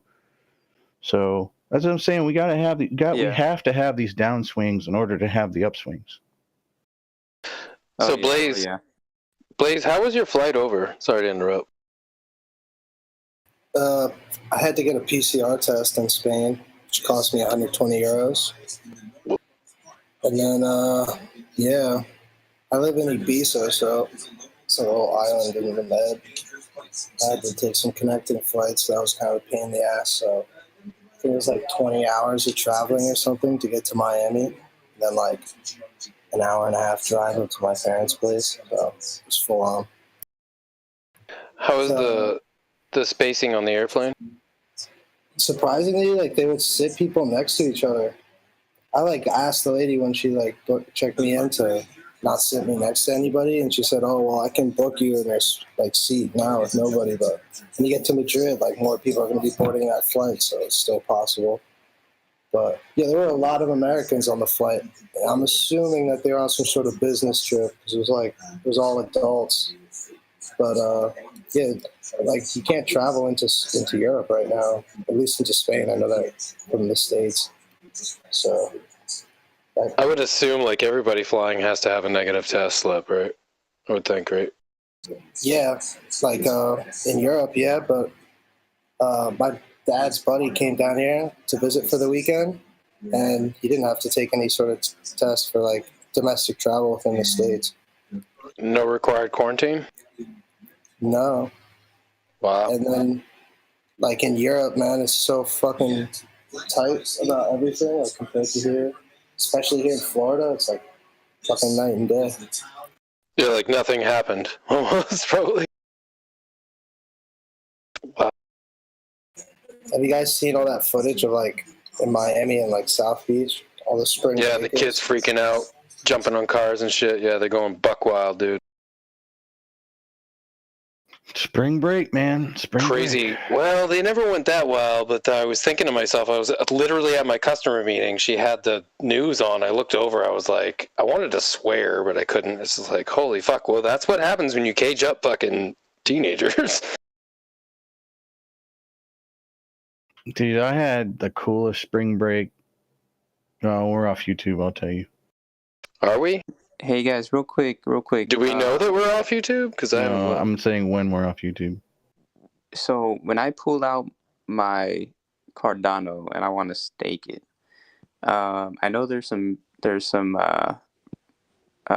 what is this, BlockFi that's giving you 8%? No way, dude. Listen to me. Download Exodus wallet. Exodus wallet on the App Store? Yes. Just looked at OCG. It's tripping out again. Do you have an iPhone or you have Android? iPhone. Okay. There's no fake ones on the Apple Store. It is a wallet. Okay, so you have to remember how a wallet works, but it's fine. It's pretty easy. And they actually have a desktop app that you can sync your mobile wallet on your phone to your desktop app and vice versa. Bitcoin's going to go to 48. You think so, dude? You're looking at the charts and the action? You think it's really going to dip that low?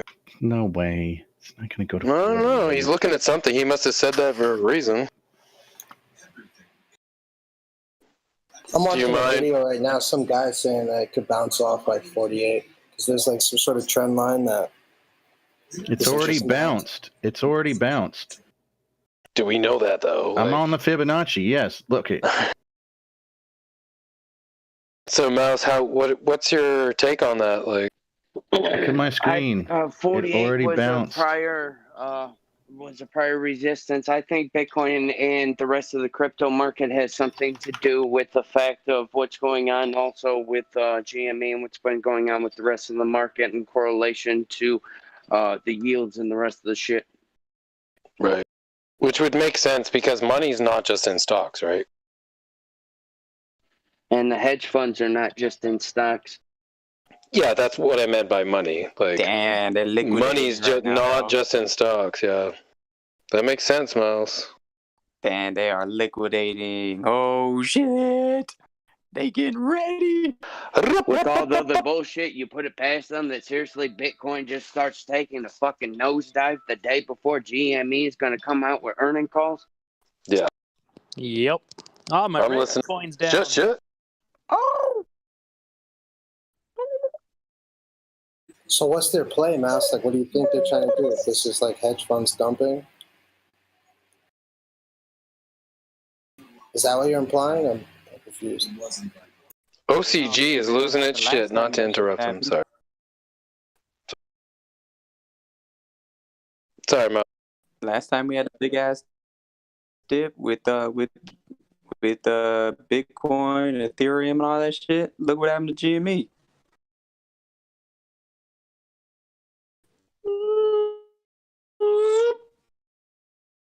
And then we held it.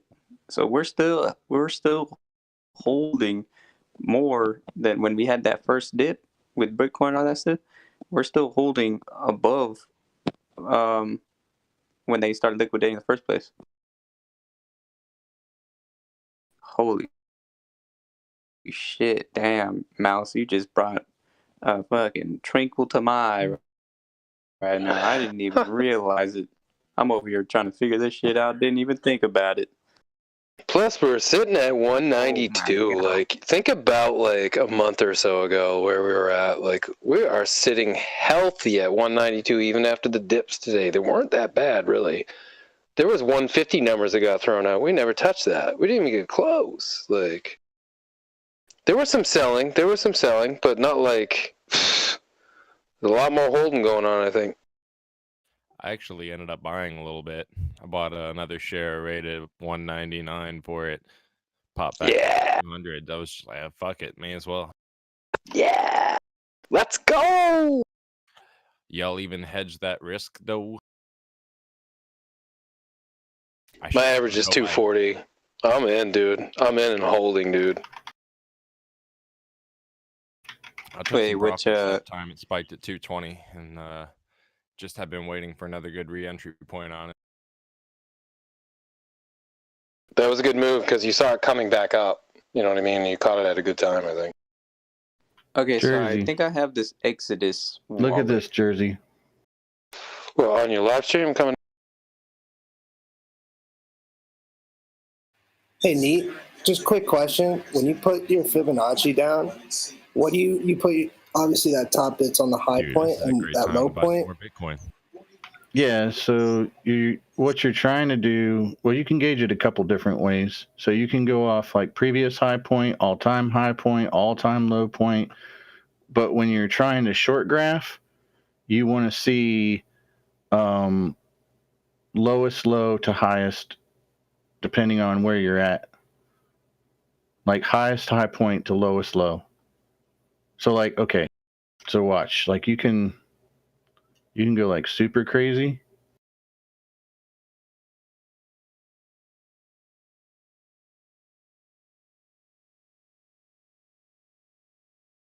Oh, hold on.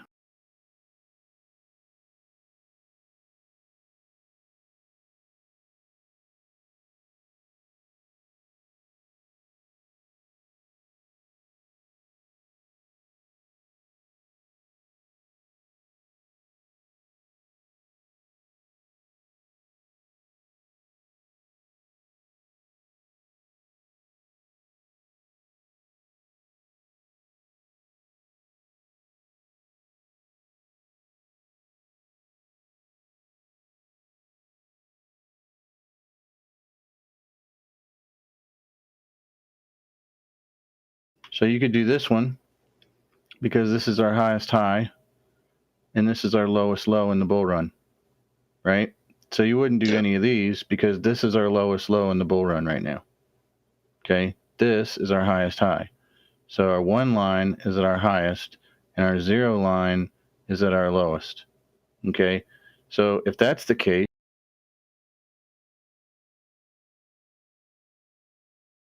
we just bounced right off that line, just like we've been bouncing on it already. That's why I'm not saying, like, dude, in order for it to get a 48, we would have to bust through friggin' 2 layers of the Fibonacci. I'm not saying it's not possible because, I mean, obviously we can go up through 2 layers of the Fibonacci just like we can go down through 2 layers of the Fibonacci, but it doesn't, like, this is a straight downward path. Like, this is... What's this timeline? We already bounced. This is the 1 day. Oh.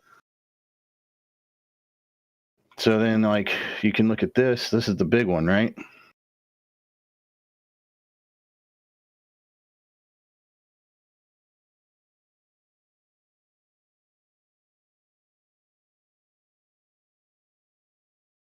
All right, so inside the big one, we can do a smaller one.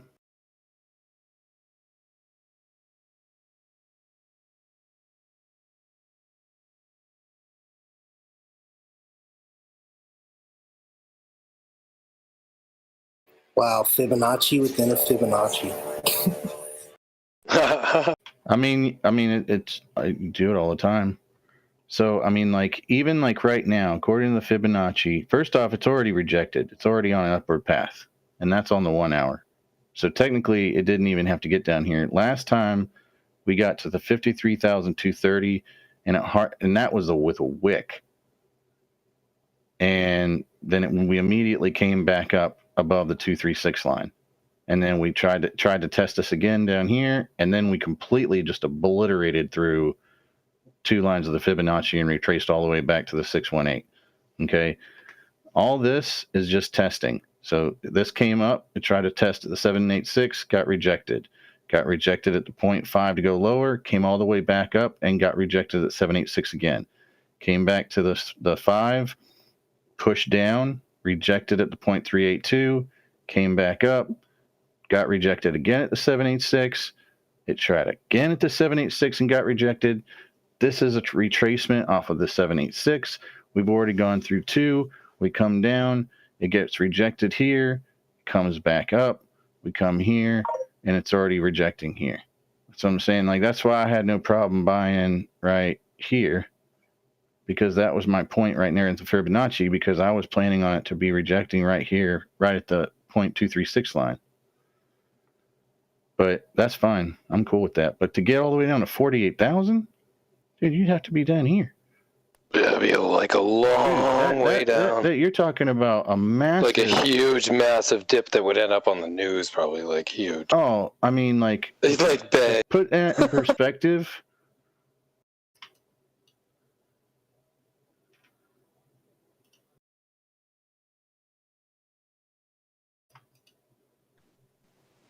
This Exodus wallet, could you explain a little more in detail on it? OMG. I know it's like you make your coin, you put it in your Exodus wallet, and it's more of like secure. But I'm just curious of if it has a percentage of interest. There is interest on a couple of things. I know there's interest on ADA right now on Exodus, but the main reason being security. You know, not your wallet, not your coin. So once you get your own wallet ID and get a place to send your coins after you bought them off of whatever brokerage that offers cryptocurrencies, it's a safer ways of storage without having to worry about any breaches. Are there limits on how many coins you hold to stake or gain interest? No, dude. No, I'm telling you right now. So it's all just open season. I'm getting 32.8 or something like that right now a month. Okay, thank you. Okay. The more you stake, the more you get. And no low limits. So here's... or whatever they call it. So like, because on Voyager... Sorry. Yeah, go ahead. All right, AZ. When you get Exodus, you set it up. When you set it up, you're going to get a passcode, and you're going to get a 12 mnemonic phrase. Minimum.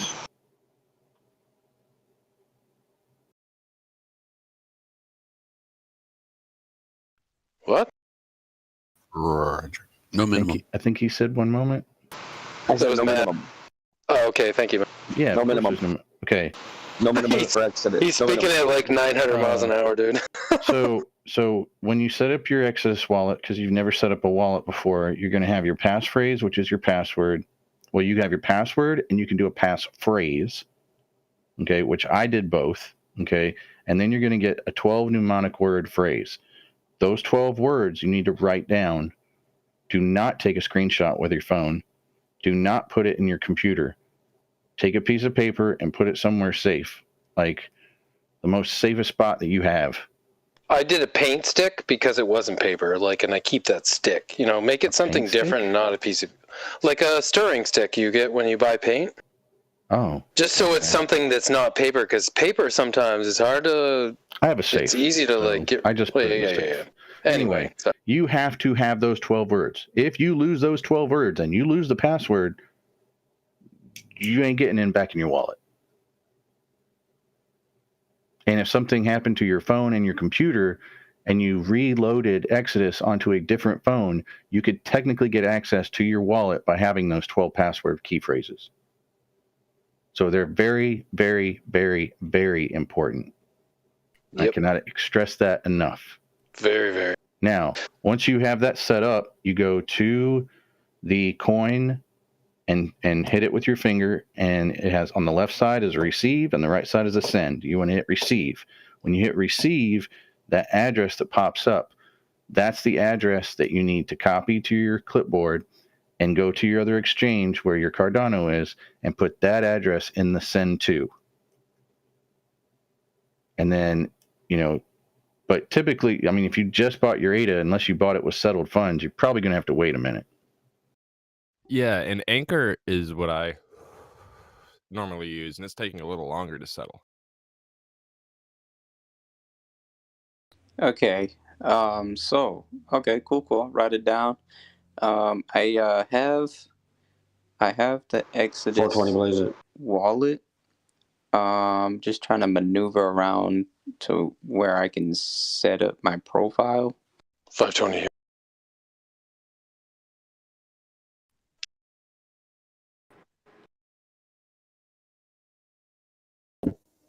My Anchor's so far taken 9 days to sell. That's insane. What? What's he talking about? Crypto? Pending deposit. Yeah, Anchor has. Dude, get the fuck out of Anchor. APB, get out. No run. shit. No kidding. Wait. I can't until it settles. So you're trying to come in with that money in 9 days? Yeah, I already came in and bought stuff, and now I'm just waiting for it to settle. Okay. On the crypto side, correct? Oh, so I can actually buy Cardano on Exodus. Or am I looking at that right? Yeah, they just added you that. Can but you swap for no, it. you can buy. You can buy now? Yeah, they added it. It's through a third party. I haven't used it before, so I don't know what the fees are. I'm saying maybe try this. You could do the swap. I know you can do that. You can bring other crypto and swap crypto for crypto to do a swap, but I didn't know you could buy it. Yeah, they just added it like a week ago. So you can now deposit USD or whatever currency into Exodus and through their third party be able to purchase whatever. You don't even need to do that. Through their third party, you can literally just purchase with your bank account. Like you don't need to convert it into USDC. You just say, crazy. Hey, I want to buy this. I love that fucking ringtone. That's your old lady too. It is. I know. That's how she's Black Dog, dude. I love that. I love that. That's a freaking perfect song for a freaking partner. I love Led Zeppelin. They have Tesla pegged at 666 right now. Oh, for the whole night, dude? Are you serious? I don't know, but they've been holding it for 10, 15 minutes or so. And they're setting up sell and buy walls to hold it in that range. It's pretty crazy. Yep, I'm showing the same thing on Weeble. Hail Tesla, brother. So what's the reason everything is going down today? Hedgies selling off to cover their shit because the market's about to Hedge funds explode. liquidating. Yeah, I agree with Mav. I wouldn't look into the 6.6 thing too much, but it's kind of funny. It's, I just think it's funny.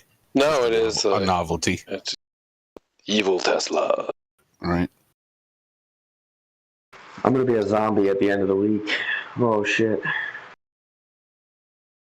I've been up since 6 this morning working, getting the house ready to start demo tomorrow. And now I'll be here all night, go home, take a nap, start demo, wash, rinse, repeat for the next 2 or 3 days until that's done, and see what we're looking with on the floors. Right. Well, you get in a project like that, you can't stop. It's like you're committed. Like you gotta fucking follow it through to the end. Oh, dude, balls to the wall. I already bought the case of Bang. Let's go.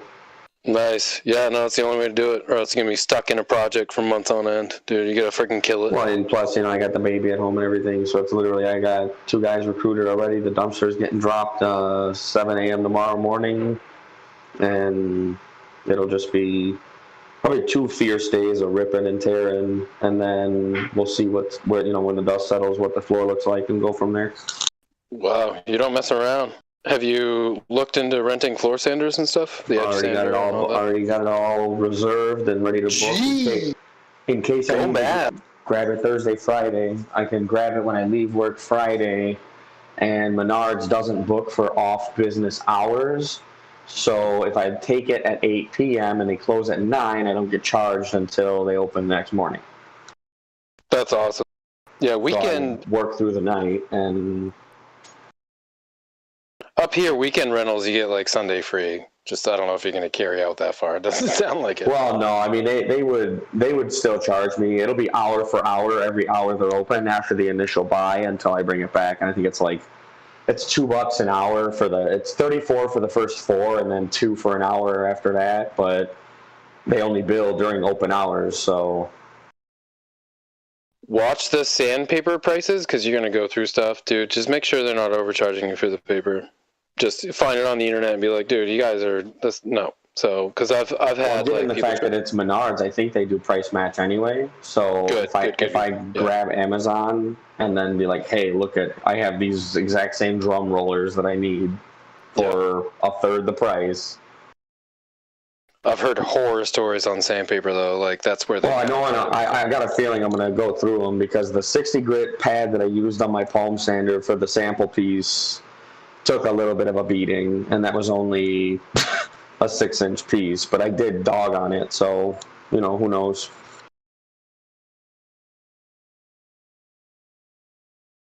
Dude, I can't wait to see pictures though, man. That's exciting. Yeah, she said she wanted the carpet gone, and here we are. Let's go! Full send. I don't do anything half speed. So all or nothing. Let's go. What is it? So this was supposed to be spring break for her this week, with the kids being away. So she was going to hang out at the house and just do like little piddly organizational tasks. Well, turns out we're going to send the baby to the sitter all week and redo the whole floor. To me, what he sent, what I've seen for pictures, it's either maple or birch, I think. Am I wrong, or is it oak?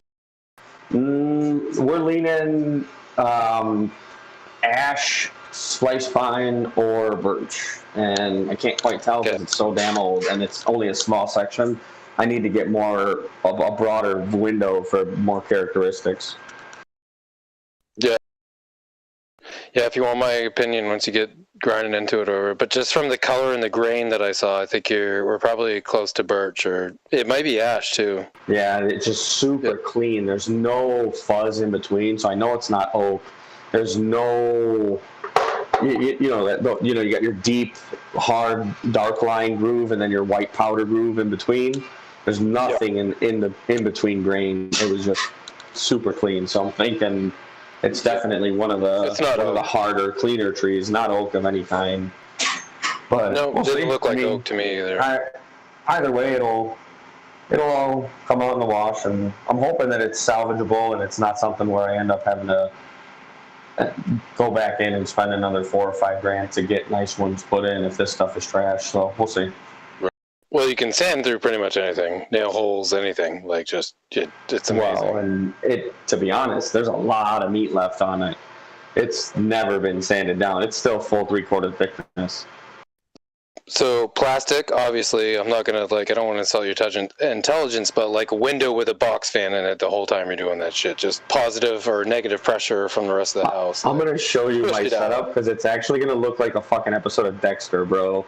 Literally, I love it. I have that shit on lock. I bought a 100-foot roll, 12-foot tall because my ceilings are at 10. It gives me a foot on either side to have overlap. I have a bucket of tape. I have a respirator for both of us, goggles, not just glasses, nice. Tyvek suits, the full 9 yards. Because there is going to be asbestos down there. I guarantee you, there's asbestos. No questions asked. There's going to have to be something nasty down there. Well, that's good to hear, man. Safety first, no matter what. Oh yeah, no. When I told her, I'm leaving Menards and I got $500 worth of PPE, she's like, "What the?" I said, "Trust me. $500 now is going to save us $1 million in medical bills later." Plus, the contractor is going to charge you at least that, if not more, for that stuff. They'll put a markup on it. It's part of the job. Literally, you can't just do the job. You have to have all the parts of the job. To do it correctly and professionally, you have to have all that stuff. Period. You can't just go all willy-nilly with no respirator. Oh, definitely. Even if there ended up being anything hazmat, anything asbestos related at all during the course of the project, the bill would have went up substantially. Yep. And then I wouldn't worry if you have holes and stuff, in the flooring, where pipes or something used to come through. I would not worry about this stuff. You just get one of those osculating, a little blade that vibrates. You can patch that stuff so easily. Once you figure out what it is for wood, Home Depot has most of those boards at 3/4 inch, so you can just patch that, literally just patch it. I have an oscillating multi-tool that can get in there and do a plunge cut and take what I need out, and it'll be a little bit, but I think we're on the right track. As long as there's a decent enough source material to start with, I'm probably going to do the whole project myself over the course of the next 2 or 3 weeks. But if it's too fucked, then I'm just going to pay somebody to come in and install fresh stuff. Yep. Well, if you have any questions, I've done a bunch of that. So, I mean, not to insult your intelligence, but yeah. Oh, no. Insult away. I've always liked hearing from another craftsman. Yeah, for sure, though. I'd love to help if I can. Yeah, but those multi-oscillating tools, they can do surgery on wood. As long as it pays off another $1 million between the next 2 days, I'll just buy you a plane and fly you out. And when we're just floating on clouds 9, 10, and 11 from RTME shares. Yep. Hey, don't freaking tempt me, because I don't have a full work schedule right now, so that sounds kind of tempting. Wouldn't that be a wonderful life? We're all just yep, fuck our jobs, here we go. We're gonna friggin' work on Maverick's floor because we're everybody be at Mav's house. We're replacing his floors. Just DIY hopping around the country doing different people's bullshit projects. Show up in a camo Infinity in 18 hours. Whoa! I drove all through the night, dude. I'm here. I got my tools.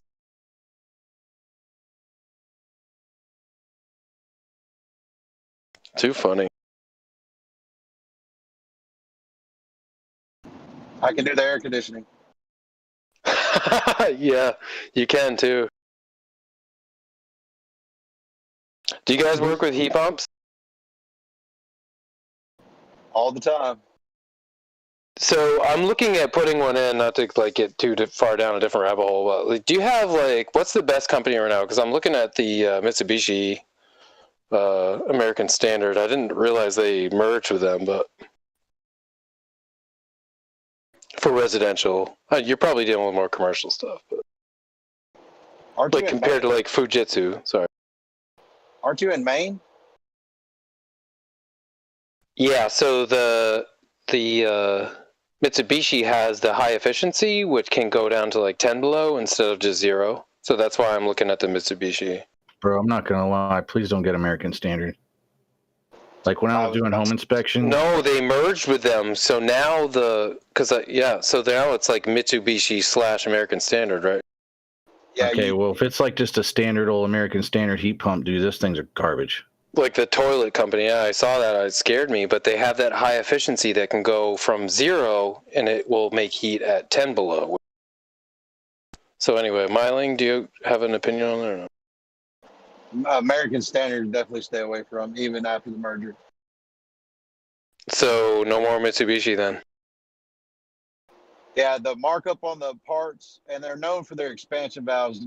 The bulbs going bad on their expansion valves quite often. Okay. So what would your like your recommendation for like a sub-zero heat pump, like that the HE Mitsubishis were doing? Because they rated at 10 below, they'd still produce heat. Are you talking like the City Multi Mitsubishis? Yeah, multi-zone. I had a 3000. You talking about a package unit or split unit? No, it's a split. But it was high efficiency, so it would go down to -10 and still like be efficient. You know what I mean? And then the normal Mitsubishi was at like 0, like Celsius, I think, not Fahrenheit. Right. What I'm asking is it under the City Multi line? They got a new line called City Multi. This was 2 years ago, so I installed one for my parents at their camp. That was just a straight up Mitsubishi HE high efficiency. So the HE stood for high efficiency. Right. I don't know, man. I personally like Ream, but I've never even heard of that. I heard the Daikins are nice too. Ream? Have you heard of Daikin or Daikin or Daikin? Daikin? I do a lot of Daikin on school systems and churches. They're really good. Okay. So down to what temperature range though? On the low side for cold. That's the thing. I'm down south. Right. I mean, that's the thing. Like, I'm down south too, but dude, our air conditioners run 8 months out of the year. Yeah. Right, but my concern is when he needs heat and it reverses the flow of refrigerant because it's a heat pump. Yeah, that reversing valve. Yep. And I'm looking for more heat. I do have an air conditioner, but I only need to run it like maybe 1 or 2 weeks a year, literally. Like that's it. That's why I was surprised you're wanting to put a heat pump up in Maine. That kind of shocked me. For the heat side. No, for the heat side. So I don't have to like get up in the middle of the night and load my wood stove. Like I'll have heat, you know. Because other than that, I'm baseboard electric, which is just rape me up the butt time, you know. I don't have baseboard. I don't have a boiler. It's just electric units, wood stove right now. That's it.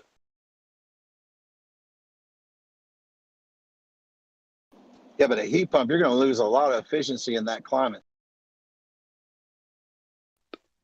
Right. But like, I see what you're saying, but like a lot of people are putting them up in here to get away from that. So I know what you're saying. Maybe it's just like we're in different zones and it's not like in your face all the time, but it's a huge thing people are doing up here, especially like apartment buildings that have electric heat only, because a lot of our like the apartments that people that are on low income, they get assistance. Like a lot of those apartments were all electric heat only, and they've went through and put all heat pumps in for those people to save them money. So it does work in the cold temperatures, but you have to have the right unit. Right. So I'm assuming they use like a hot gas bypass to control the capacity on it to bring the head pressure up. Yeah, I don't know. Yeah, you're out. At that point, you're like, huh? I know Fujitsu is popular up here, and then the Mitsubishi high efficiency, like I talked about. But let me look at some stuff. I got some buddies that live in Chicago and some guys that live up north, and I'll talk to them about it too if you don't mind. Oh man, I'd love to get your like literally like day one opinion on what I can buy, because I can buy commercially still from when I worked from that dude, because I went in the other day for another customer to buy baseboard covers, but I just want to know like what's my best avenue at this point in time. That American Standard thing freaked me out. I didn't like seeing that. Do me a favor and message me the square footage and everything, how many windows and all that you got in your space. Yep. No, I told you I appreciate the help. Absolutely. Thank you.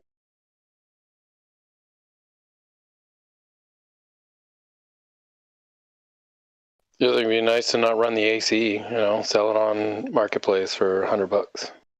Get rid of it.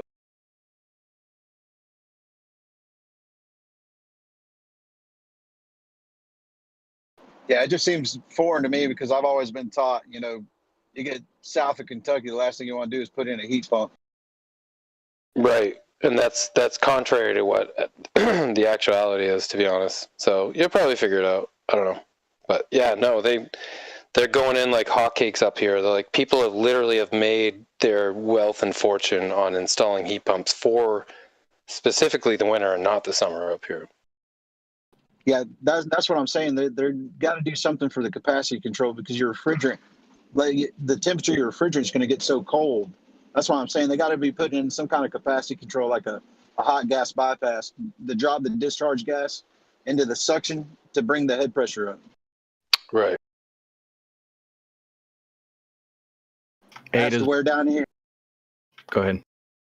as to where we're down south, we don't have to do anything like that. It gets below 45 degrees on our electric heat comes on. What about Ada? Ada's Thank you. No, Ada's breaking away from Bitcoin and driving straight up. Bitcoin's still consolidating. Ada is like making a good bounce.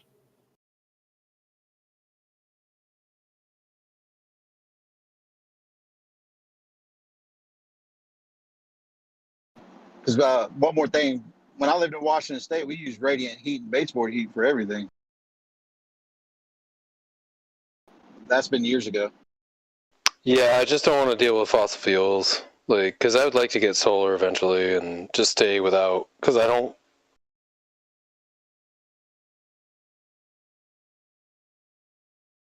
Yeah, I'm going to do some research. I'd love to stay away from the fossil. Okay, guys, I'm gonna go ahead and get my secret password codes here. So I'm gonna hop off this